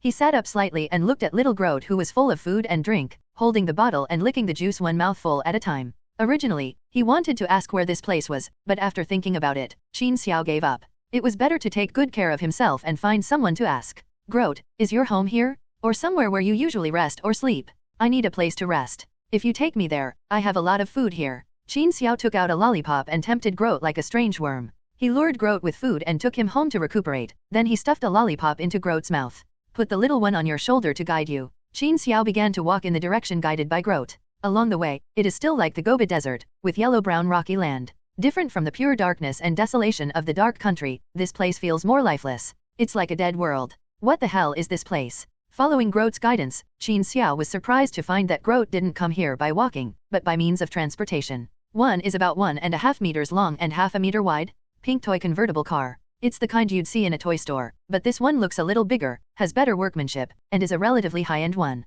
I'm Groot. The little guy jumped off Qin Xiao, patted the small seat in the car and said. Qin Xiao chewed his teeth. Although the seat was small, he could fit it in front of him, but he was afraid that if he fell down, the car would be scrapped. I'm Groot. The little guy patted the car seat again. Okay, but you can't blame me if your seat breaks down. Qin Xiao felt that the guest was doing as he pleased, so he hugged his knees and curled up. As soon as I got on it, I realized that this car was really different from what I had imagined. Could it be the car of some small alien race? But to be honest, it looked too much like a car from Earth. Qin Xiao didn't think much about it. There were more than hundreds of millions of civilizations in the universe. The shape of the vehicle didn't mean much. There were many similar things. Besides, there are several buttons on the vehicle that don't look like Earth technology at first glance. As long as this isn't a real toy car. But Qin Xiao was curious about how Groot drove. Even if the car was relatively small, Groot couldn't reach it. He was not much bigger than a fist now. Groot refused Qin Xiao's request to carry him into the car, stretched out his hands directly and turned into long branches and vines, grasped the steering wheel that was larger than others, and jumped directly on. Immediately, vines grew out of his hands and feet at the same time, corresponding to the accelerator, brake, and steering wheel under his feet. Several branches and vines were also separated along the way to make a high shelf under his butt. To make it easier for him to see the road ahead, Qin Xiao looked at all this and directly stretched out his hand to give the little guy a thumbs up. How awesome! The little guy said with a proud look on his face, I am Groot. Then a certain button that was supposed to be started was activated. Qin Xiao felt a slight shaking coming from underneath him. As the vines below Groot shook, Qin Xiao suddenly accelerated and almost got thrown out of the car. According to Qin Xiao's experience, this thing that looked like a toy car instantly accelerated to at least 100 miles per hour in 1 second. If you were on Earth, I guarantee you wouldn't be able to get a driver's license. Qin Xiao said loudly against the whistling wind. There are no traces of man-made construction here, and the ground is naturally uneven. The bumps in the car made Qin Xiao feel slightly dizzy again. I originally wanted to ask Groot to slow down a little, but after thinking about it, I decided not to. Slowing down would be too much, so it would be better to hurry up and forget it. Being dizzy is better than boiling a frog in warm water. With such a mood, Qin Xiao curled up with his knees and frowned while sitting in the car. Little Groot was quite considerate. Seeing that Qin Xiao seemed uncomfortable, he pressed a button and wanted to use music to help Qin Xiao relax. A small branch appeared on the vine holding the steering wheel, and he clicked a small button next to Qin Xiao. Result. Dad's dad is called Grandpa. Damn it, %UN hashtag #U0026, asterisk, %UN hashtag. The music played directly almost made Qin Xiao jump up and down. Otherwise, Qin Xiao would think that this car looks like a toy car on Earth. Combined with this damn music, this is just fine. It's just a pure toy car, it's just been modified. Damn, what the hell is this place? Qin Xiao had said this sentence many times in his heart, and he was more surprised every time. This time he said it directly, knowing that he couldn't understand what Groot said. But Qin Xiao still couldn't hold back and ask directly, really, I am Groot. It was the same sentence, but this time Groot's tone was mixed with a very anxious emotion. Damn it, brother, how about you write something for me to see? You can only write that I am. Let me go, what are you doing? Halfway through Qin Xiao's words, Groot suddenly reached out and pressed an obviously modified button, and the vehicle, which was already quite slow, suddenly jumped up again. Qin Xiao didn't know exactly how fast it was, but his lower body was already starting to feel a little numb. What are you doing, Groot? Fast and furious? And nitro accelerated. Qin Xiao quickly grabbed the car door and said, I'm Groot. The little guy used his tongue to move the stick outside his mouth to the other side, stretched out a vine and pointed behind him. What the hell? Qin Xiao turned back in confusion. When he turned around, he couldn't close his mouth. Now he didn't need to understand what Groot said, he already knew where he was. No wonder this place is so deserted, no wonder Groot, who is so small, doesn't know Rocket and other members of the Guardians of the Galaxy, no wonder there is such an assembly car with Earth elements, no wonder he can't sense the energy of the Infinity Stones. About a few kilometers behind the car, a dark cloud covering the sky and covering almost all of your sight, with a faint red light inside, rumbled towards the two of them. The huge dark cloud not only revealed a faint red light, but also transformed into a head with teeth and a big mouth,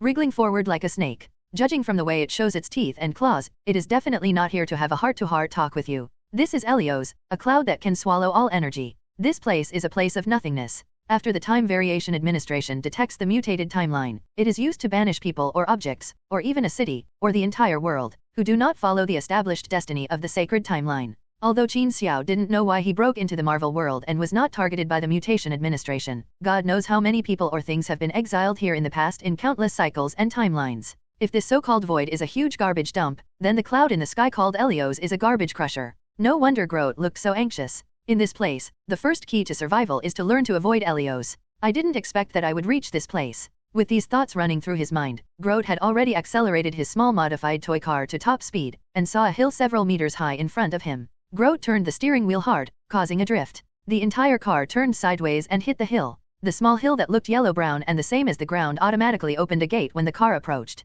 After the vehicle entered, the gate began to close automatically quickly. This is a small, square room dug by hand. Qin Xiao didn't wait to observe his surroundings carefully. Groot jumped out of the car. I'm Groot. Pointing to a cover on the ground. Only then did Qin Xiao notice that there was an iron cover on the ground similar to the sewer entrance. It seems that avoiding Helios is not an easy task. Open the lid and go down the long ladder for at least 5 or 6 meters before your feet set foot on the ground. Only then did Qin Xiao see Groot let out a heavy sigh of relief. This is a room that is almost 50 square meters in size. It is not divided into any parts. It is just a simple house. There are actually sofas, TVs, and other items inside, and the most important thing is that the lights are on. Groot, where does the electricity and energy come from? Qin Xiao asked curiously. The little guy seemed to know that Qin Xiao couldn't understand what he was saying. I'm Groot. After saying something habitually, he pulled Qin Xiao to a wall. Only then did Qin Xiao notice that there were many glowing flat lines connected to the wall, leading to various parts of the room. This is where the room's energy is aggregated, and powering these lines is a tube of golden energy cells.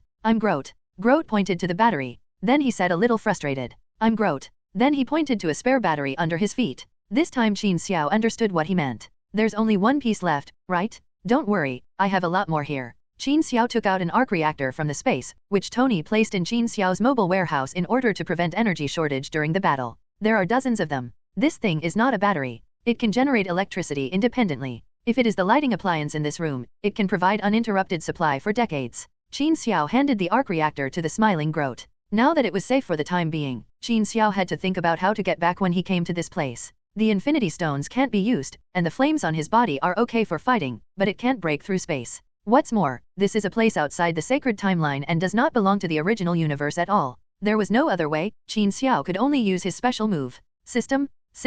The energy of this world is being collected. It is expected that you can return to either of the 2 worlds in 15 days. This will be opened up as the 3rd world. It will take 15 days to return each time you come. The system gave the answer without waiting for Qin Xiao to ask. Qin Xiao's face was filled with joy. It would be easy to go back. 15 days would be a good time to take a good look at what is in this land of nothingness. In a land of nothingness, coordinates are basically meaningless here. Qin Xiao only knew that this was the 3rd city ruins Groot had brought him to in the 3 days since he came here. There are 2 alien cities, one of which Qin Xiao is familiar with. It is New York City. Every city is at least hundreds of kilometers away from where they live, and some are even more than 2,000 kilometers away. It was obvious that these urban ruins had been swallowed up by Helios, and there was no sign of life at all. All the steel and concrete had a lifeless and riddled appearance that had been eroded by the years for thousands of years. This is true for steel and concrete, and you can imagine the rest of the things being passed over by Helios. This is why little Groot's first reaction when he saw him was to put down roots and absorb nutrients. Food is so hard to find, it's all down to luck.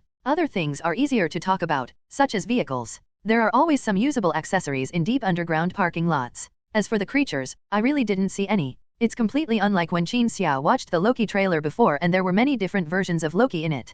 Perhaps it was because of Loki's own luck that they all landed not far from each other. Qin Xiao could only understand this problem in this way, because Qin Xiao tried it in the past few days and flew in one direction for a long time without finding any trace of anyone. However, it is not ruled out that someone is hiding underground or somewhere. After all, Helios will come out and wreak havoc from time to time. I'm Groot. Qin Xiao was thinking wildly when Groot emerged from a ruins, looking dejected and unable to find any food. It doesn't matter, I told you, I have a lot of food here, enough for us to eat for a long time. We will look in another direction tomorrow. I'm Groot. The little guy shrugged his shoulders, as if I understood. This guy stayed with Qin Xiao for a few days. Although he still spoke the same way, Qin Xiao's demeanor and movements were completely imitated. If you were more expressive, I feel like I could understand most of your words. Qin Xiao pulled Groot towards the outside of the ruins. This is a small city with unknown alien civilization. The streets are all made of metal. Helios may not come here often, so there are barely any roads here. I'm Groot. After walking around the corner, the little guy suddenly pointed ahead and shouted.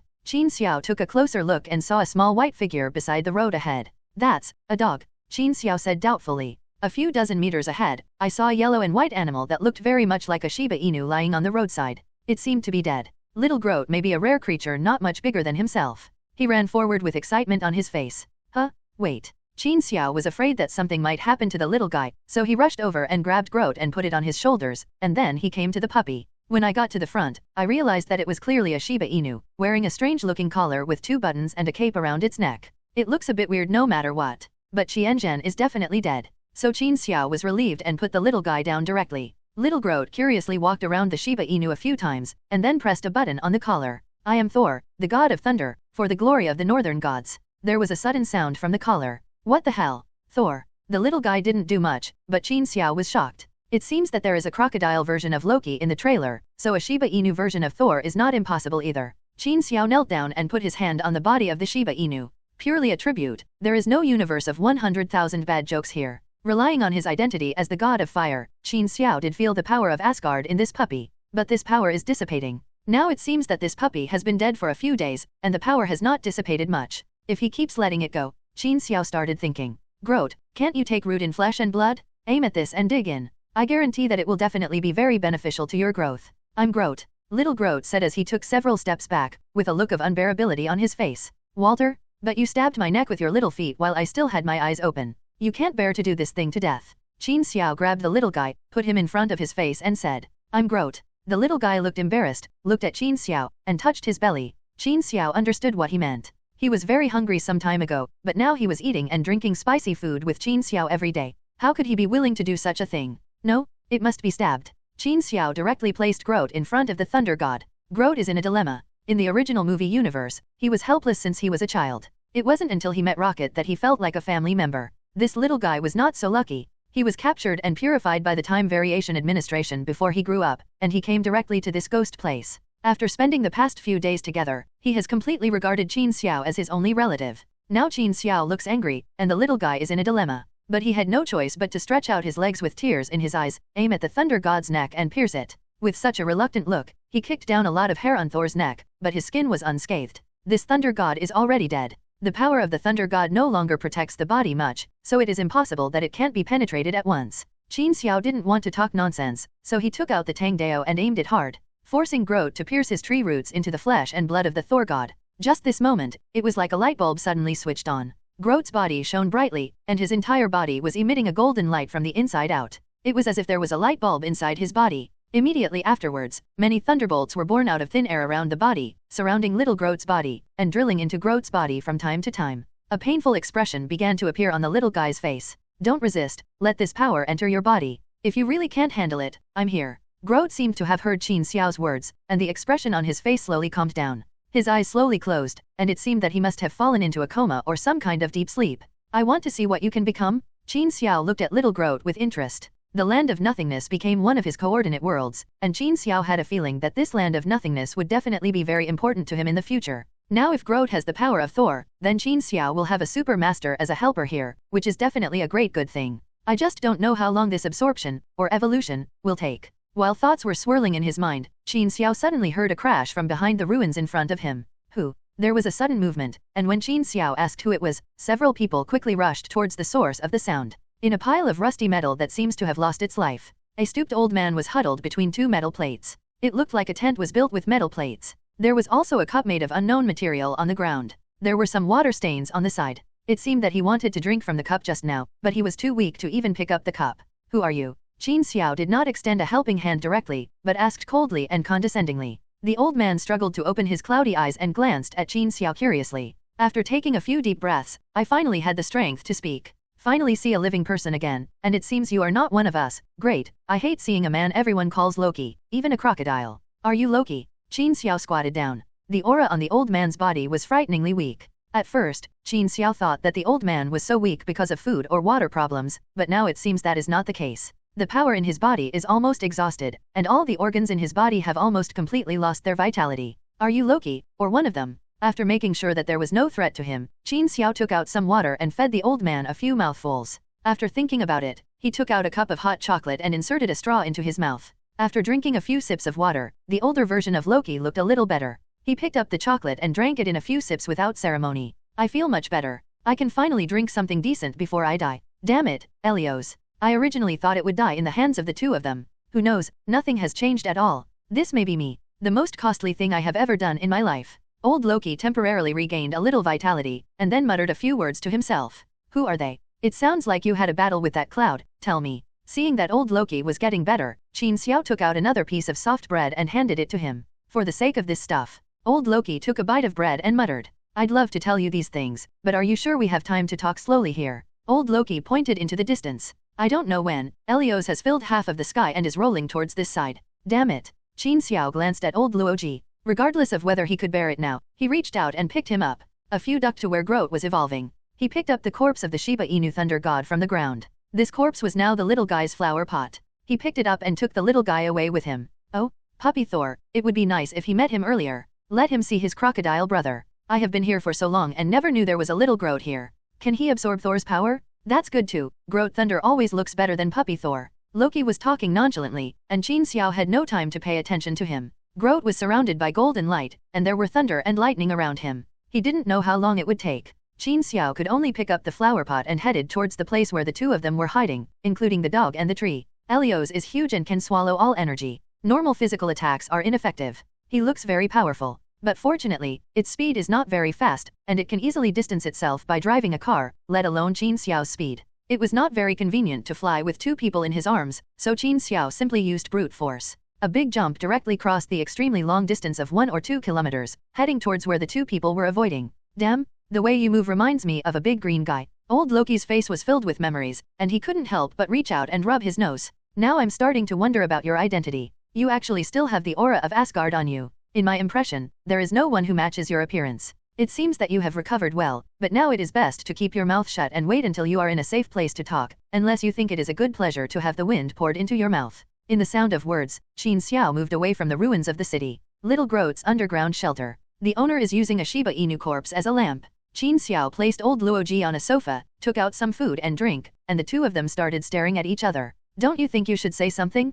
For example, what you said about your battle with that cloud. It was Qin Xiao who spoke first. I thought you wouldn't ask? You can also see that I don't have a few days left to live? Why don't you tell me about yourself first? Old Luoji dug out a bottle of wine from the pile of things Qin Xiao took out, took a sip and said. Old Loki's body functions were almost on the verge of shutting down. Qin Xiao didn't care about any threats to him and talked roughly about his experience. Of course, systems and time travel are not included here. You mean you are not being targeted by the Time Variation Administration? You must know that you are not in line with the setting of the sacred timeline. Regarding this point, Qin Xiao himself couldn't figure out what was going on, either because of the existence of the system, or because of what happened within the Time Variation Administration. Therefore, Qin Xiao just shrugged helplessly regarding this question. You have changed many things. Although I hid on a small planet after the Battle of New York, I have heard the story behind it. Malekith killed my mother. You changed everything. Thank you very much, even though that Frigga is not the same mother who raised me. Old Luoji stood up and bowed slightly to Qin Xiao with unusual sincerity.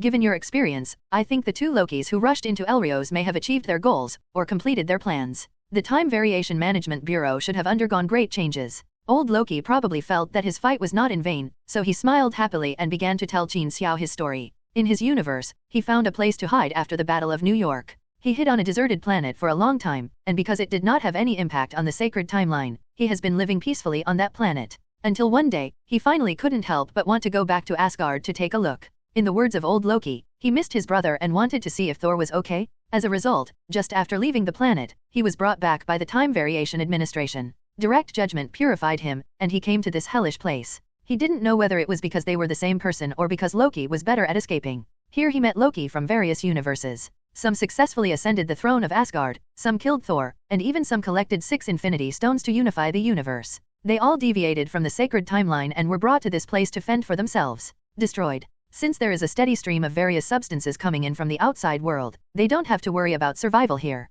Except for a group of Lokis split into several groups to fight among themselves, they only need to be careful about the devouring of Helios. All changes come from Loki. When he said this, Qin Xiao knew that this should be the one in Rocky's independent series. Also in Avengers 4, the Avengers went back in time to collect the 6 Infinity Stones. After the Battle of New York, Loki escaped because he accidentally got the Cosmic Cube. Old Loki's narration includes things he has experienced, as well as things that Loki told. Here I will give a brief introduction. If you are interested, go to Baidu to search for Rocky TV series and take a look. In short, there is a new Loki. Different from the previous one, he is not satisfied with living in this place. He wants to overthrow the time mutation management, be with the female version of Loki, and understand it all. In the end, the female version of Loki also came here. The female version of Loki has the ability to control other people's minds. They decided to join forces to control Helios. They believed that the mastermind behind all this, the creators of the so-called Time Variation Administration, the 3 Time Guardians, were hiding behind this red cloud. They want to find them and kill them to end it all, let the entire universe develop naturally, and let everyone escape their own destiny.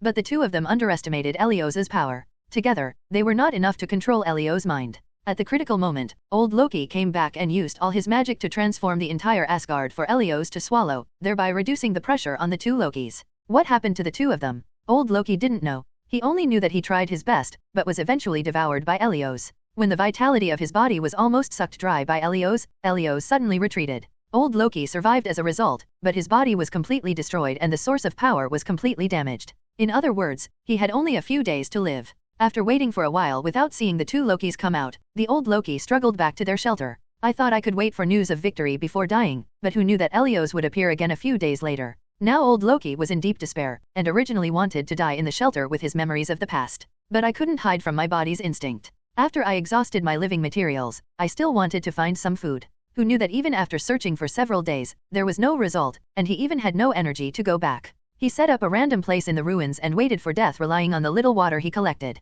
Then he met Qin Xiao. I originally thought they failed, but after listening to what you said, I think I was wrong. They must have succeeded, or changed something, otherwise your appearance cannot be explained at all. Old Loki grinned happily. He had been hiding all his life, hiding on a remote planet in his own universe. He finally plucked up the courage to come out, but was arrested by the so-called Time Variation Administration. Then he was sent to this ghost place and hid. In the end, he chose to resist with others, or rather with himself. Although he knew that he was almost certain to die, he still wanted to add a little more color to his life. Now he knew that the things he had done with determination to die seemed to have not been in vain, and he felt sincerely happy. That Loki told me that everything told by the Time Variation Administration is all lies. Everyone in that so-called administration has their memories washed and controlled by others. Each of them is a puppet manipulated by others. Once they are born, everything is destined. What a ridiculous thing. In a sense, everyone who comes here is truly alive, isn't it? Old Loki laughed a few times, and then looked at Qin Xiao with expectant eyes. In his life, he began to live under the arrangement of fate, and later escaped fate, but he was just hiding in one place,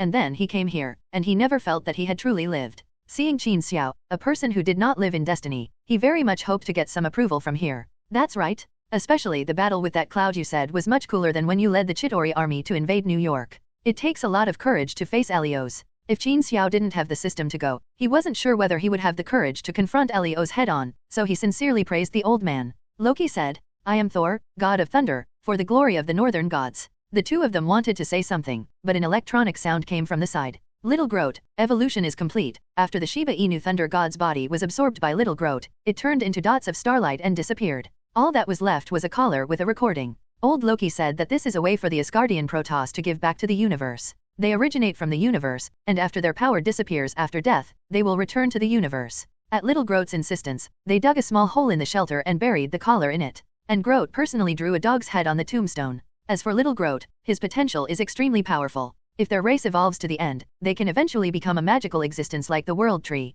But the chance of this is extremely low. I don't know how far the little guy who has absorbed the power of Thor can eventually grow. Qin Xiao is looking forward to this very much, but judging from the fact that the little guy's body shape has not changed at all, his origin should be much stronger than before. In other words, his upper limit will be higher in the future. One has absorbed the power of the god of thunder, one has the origin of Asgard's Vulcan, and there is Loki. Although Loki is of the blood of a frost giant, his divine status and magical power also come from Asgard. With this level of relationship, there is inexplicably more closeness and trust between the three people. It's a pity that old Loki's body is exhausted. After less than 10 days, I couldn't bear it anymore. Before dying, old Loki took Qin Xiao and Groot's hands and said, I'm very lucky. I've been either escaping or destroying my whole life. Finally, I mustered up the courage to resist. Then before I die, I can meet you and let me feel like home. This is great. Turns out this is what I've always wanted, ever since I was a little kid. I don't know if the first two Lokis succeeded, but you two can't live here forever. Find a way to get out and see what's inside the red cloud.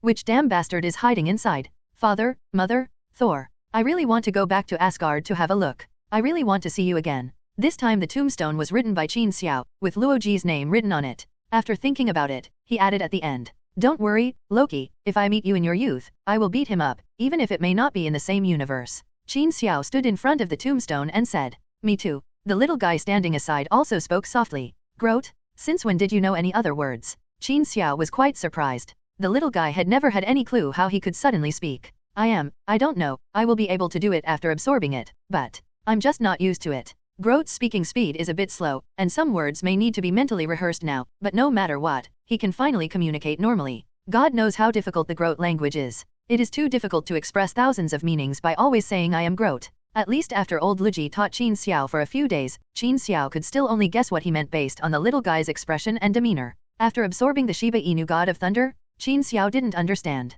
Judging from the function of the collar, this Shiba Inu god of thunder should not be able to speak. But why does Groot, who has a speech impediment, speak normally after being absorbed by him? What does this mean? Can a negative be a positive? No longer struggling with this question that he could never figure out, Qin Xiao said to the little guy, Groot, I have a way to leave here in a few days, but I may not be able to take you with me. The old guy said that he hopes you can leave here and have your own life, so there is only one way, to go to the red cloud. Look, what's there? Do you want to get out of here? I can help you. We can go take a look inside that cloud. Little Groot glanced at Qin Xiao with some reluctance, then looked back at old Loki's grave, and nodded firmly. A land of nothingness, wilderness, unknown coordinates. Qin Xiao stood on a small hillside. Here was the normal, grey sky all year round in the land of nothingness. In the distance where Qin Xiao was facing, a cloud filled with red light filled the sky, slowly advancing toward this side in an extremely spectacular manner. At the edge of the cloud, Helios transformed into hideous monster heads, symbolizing his original ability to swallow everything. As Helios got closer and closer, the transformed head actually let out a thunderous roar towards Qin Xiao.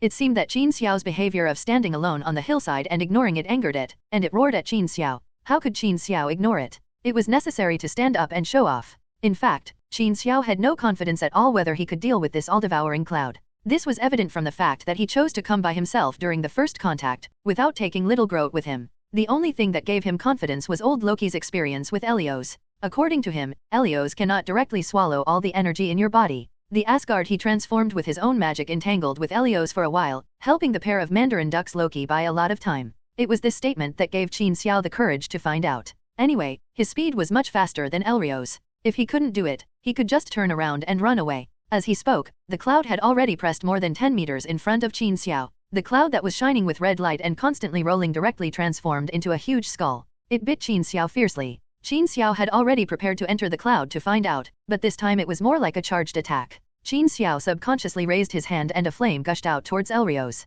Qin Xiao regretted it as soon as he made a move. Isn't this just giving energy to others for nothing? Just let it devour him and try it. Regret it or not, anyway, the attack has been launched, and he doesn't lack this little energy. Next, hold back and let the cloud come over to see what will happen. Who knew that when the flame and the cloud came into contact, the result was beyond Qin Xiao's expectation. When the flame came into contact with the red cloud, it was like it came into contact with fuel, as if you used a lighter to burn a corner of a large ball of cotton. The flame spread rapidly to the back. In the blink of an eye, Qin Xiao saw that the skull had not been burned, but also spread to a length of at least several dozen meters. Moreover, the flames did not show any sign of stopping, and spread madly to the back. The thunder in Helios' body disappeared, replaced by a dull and low strange sound, which sounded like an adult man sobbing under a blanket. Fuck. You don't need to know, my flames are so powerful. Qin Xiao looked down at his hands and murmured that there is a saying that everything is interdependent. I'm afraid Qin Xiao himself has almost forgotten that he, the god of fire in Asgard, first activated the fire god's origin mark that Odin used to seal Hela because he unconsciously absorbed the eternal fire.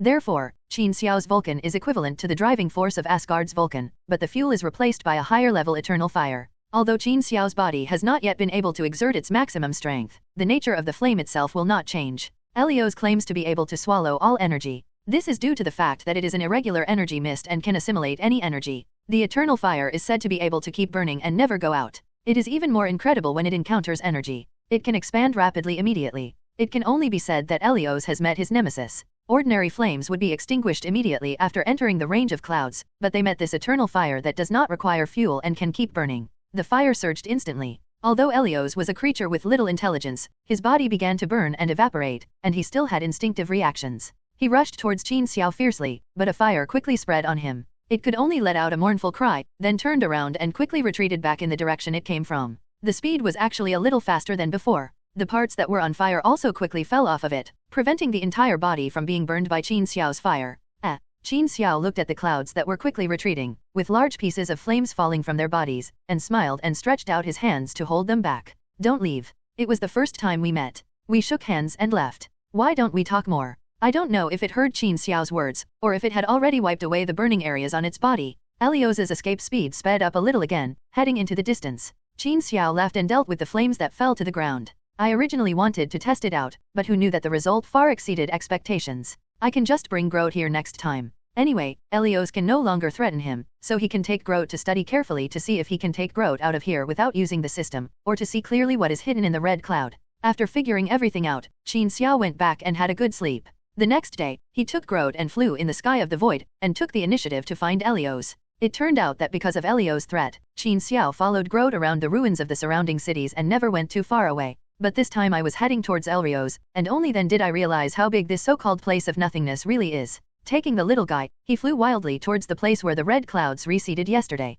Qin Xiao could feel that he had almost circled the earth, but he still saw no sign of Helios. However, I saw a lot of strange things along the way, such as another dilapidated New York City, and even saw the Stark Tower on the ground that had collapsed with only a few shabby floors left. Even the room signs of 6 first-generation Avengers were found inside. I don't know which unlucky parallel universe they came from. After flying for nearly 10 hours, we passed countless ruins of various kinds along the way, and also saw many familiar iconic buildings on Earth. Finally, I saw Helios raging in the distance. This is a ruin that no longer looks like a city. On the edge of the ruins, a human black man is standing next to it, looking at Helios in the sky in surprise. And Helios, just like before, transformed into a head and pounced fiercely at the black man. Have I found you? Qin Xiao cheered and sped towards that side. Although Little Groot had agreed with Qin Xiao to take a look inside, he also heard from Qin Xiao that he had a way to deal with Helios. But seeing Qin Xiao rushing over like that, he couldn't help but hold on to Qin Xiao's collar, and flashes of thunder and lightning flashed across his body from time to time. It shows the little guy's slightly nervous mood. It's okay, trust me. Qin Xiao turned around and comforted the little guy, then rushed toward Helios with a roar and a few flames. As the distance got closer, Qin Xiao could clearly see that the black man was an old man in his 70s. He was wearing a black suit, and he looked like he was from Earth. The old man was looking at the red clouds rushing toward him. He closed his eyes with a look of neither sadness nor joy. He was muttering something quickly, probably praying for God's blessing. Qin Xiao didn't have time to say hello, so he directly plunged the fire into the transformed head. It was still the same as last time, as if the flames were thrown into the cotton pile. The flames exploded almost instantly, completely submerging the transformed head. Helios let out a thunderous sound of surprise, and then quickly retreated back like a wild cat whose tail had been stepped on. As if based on his last experience, Helios quickly cut off the burned part of himself. Although that part looks large, it is nothing compared to the size of Helios, which is many times larger than a city. This guy has become more cunning than last time, but it's a pity that it's too slow. You rest here for a while, and I'll light it in a few more places to see if it breaks faster or I burn it faster. Qin Xiao gently put Little Groot on the ground, nodded slightly to the black man who had opened his eyes, and then the flames all over his body surged, and he plunged into Helios.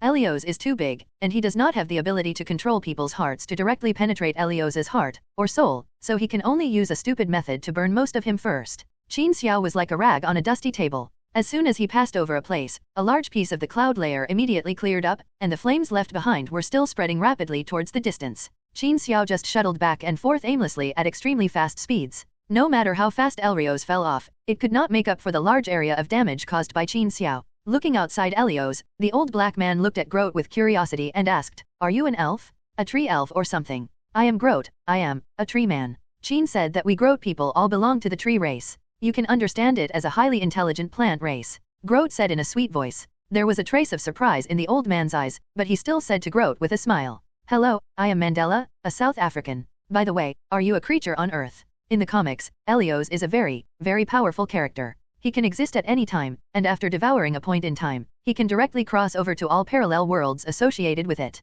But in this movie world, it seems that Helios's setting is a little different. At first, Helios was still running away, and began to cut off the burning parts of his body continuously. But Qin Xiao's speed was too fast, and the speed of the flames spreading in the clouds was also too fast, so he simply stopped struggling in the end. As soon as the struggle stopped, it was easier to deal with. Qin Xiao immediately started an internal and external cycle, and in less than an hour, the entire Helios was burned clean. It went from being bigger than a city to almost the size of a large building. Just when Qin Xiao thought that the flames would burn the clouds clean, a shock wave swept out from the remaining clouds in all directions, ripples appeared in the air, and the ripples swept across the flames. The eternal fire that is said to never be extinguished directly turned into nothingness out of thin air. There is indeed something hidden here. Qin Xiao roared in the air and drew a half circle, landing firmly next to Groot and Mandela. You seem to be familiar with each other. Did I miss something? You are from Earth, right? Qin Xiao's eyes were fixed on the clouds, but his words were meant for Mandela. Yes, I am from Earth, Mandela. I heard that people who come here may come from different time and space.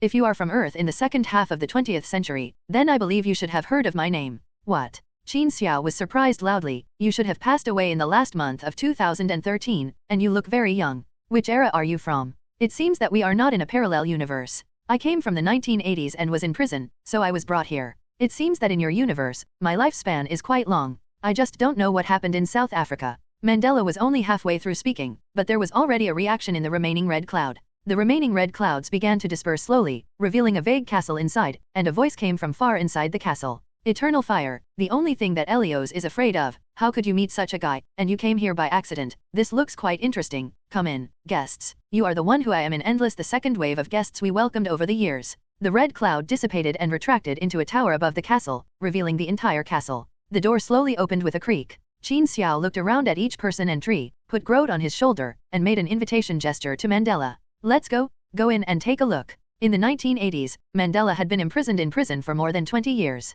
His life and death had long been ignored, and he followed Qin Xiao in calmly. Welcome to the great guardian of time. Bang! As soon as I entered the castle, a cartoon alarm clock jumped out and spoke. Qin Xiao had seen a lot of analysis videos of Loki's trailer before traveling through time, and knew that this was Miss Time in the so-called Time Variation Administration, which is equivalent to Jarvis's role in Avengers. In fact, it is just one of the tools used by the manipulators behind the scenes to monitor the Time Variation Administration. Qin Xiao was too lazy to talk nonsense with a manipulated artificial intelligence. No matter what kind of energy entity she was, Qin Xiao smashed her to pieces with one punch. If you are sincere, come out to pick us up yourself. Why bother with such a chattering little guy? Qin Xiao's seemingly reckless behavior is actually a kind of temptation. Test the strength of this castle owner and test his attitude. To create such a big battle, this castle owner is definitely not a simple character. His eternal fire restraining Elios was an unexpected gain. Who knows what other methods he has? You have just entered the castle, and you can test it out to see if this mysterious man is hiding because he lacks combat power, or if he can only attack within a certain range for some reason.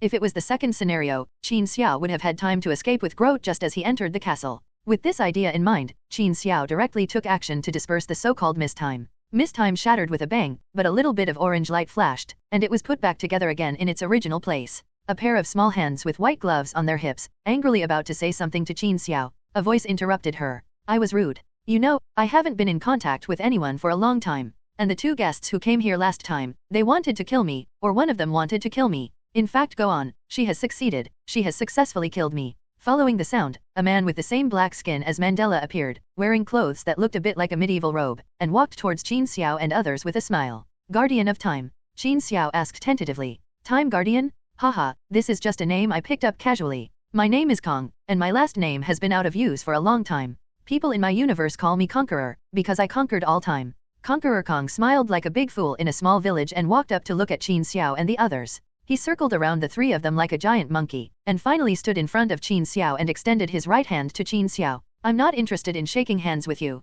Judging from the current situation, we may not be friends. Qin Xiao said seemingly casually, but he was extremely vigilant in his heart. Conqueror Kong, a character Qin Xiao had known about in comics before, was a mad scientist from the 31st century. In that era, he ruled the entire universe. Then in order to satisfy his desire to conquer, he created a time-traveling the time machine unifies the entire timeline. Qin Xiao hasn't read the comics very much, so he doesn't know much about this character, and the setting in the movie may not be the same as the comics. But for a character who can control the timeline of the universe and create the Time Variation Administration, no amount of caution can be exaggerated. On the contrary, Mandela, as an ordinary person, extended his right hand generously. Mandela, I know. In fact, I know the origins of each of you. I also read your biography when I was a child. As a person with black skin, you come from the Earth in the 31st century. Hello, everyone.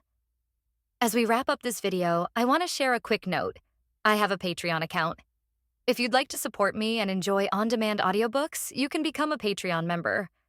Alternatively, you can check out my Google Drive link, which has 500+ novel audiobooks available through my Ko-fi or Patreon shop. I appreciate your support.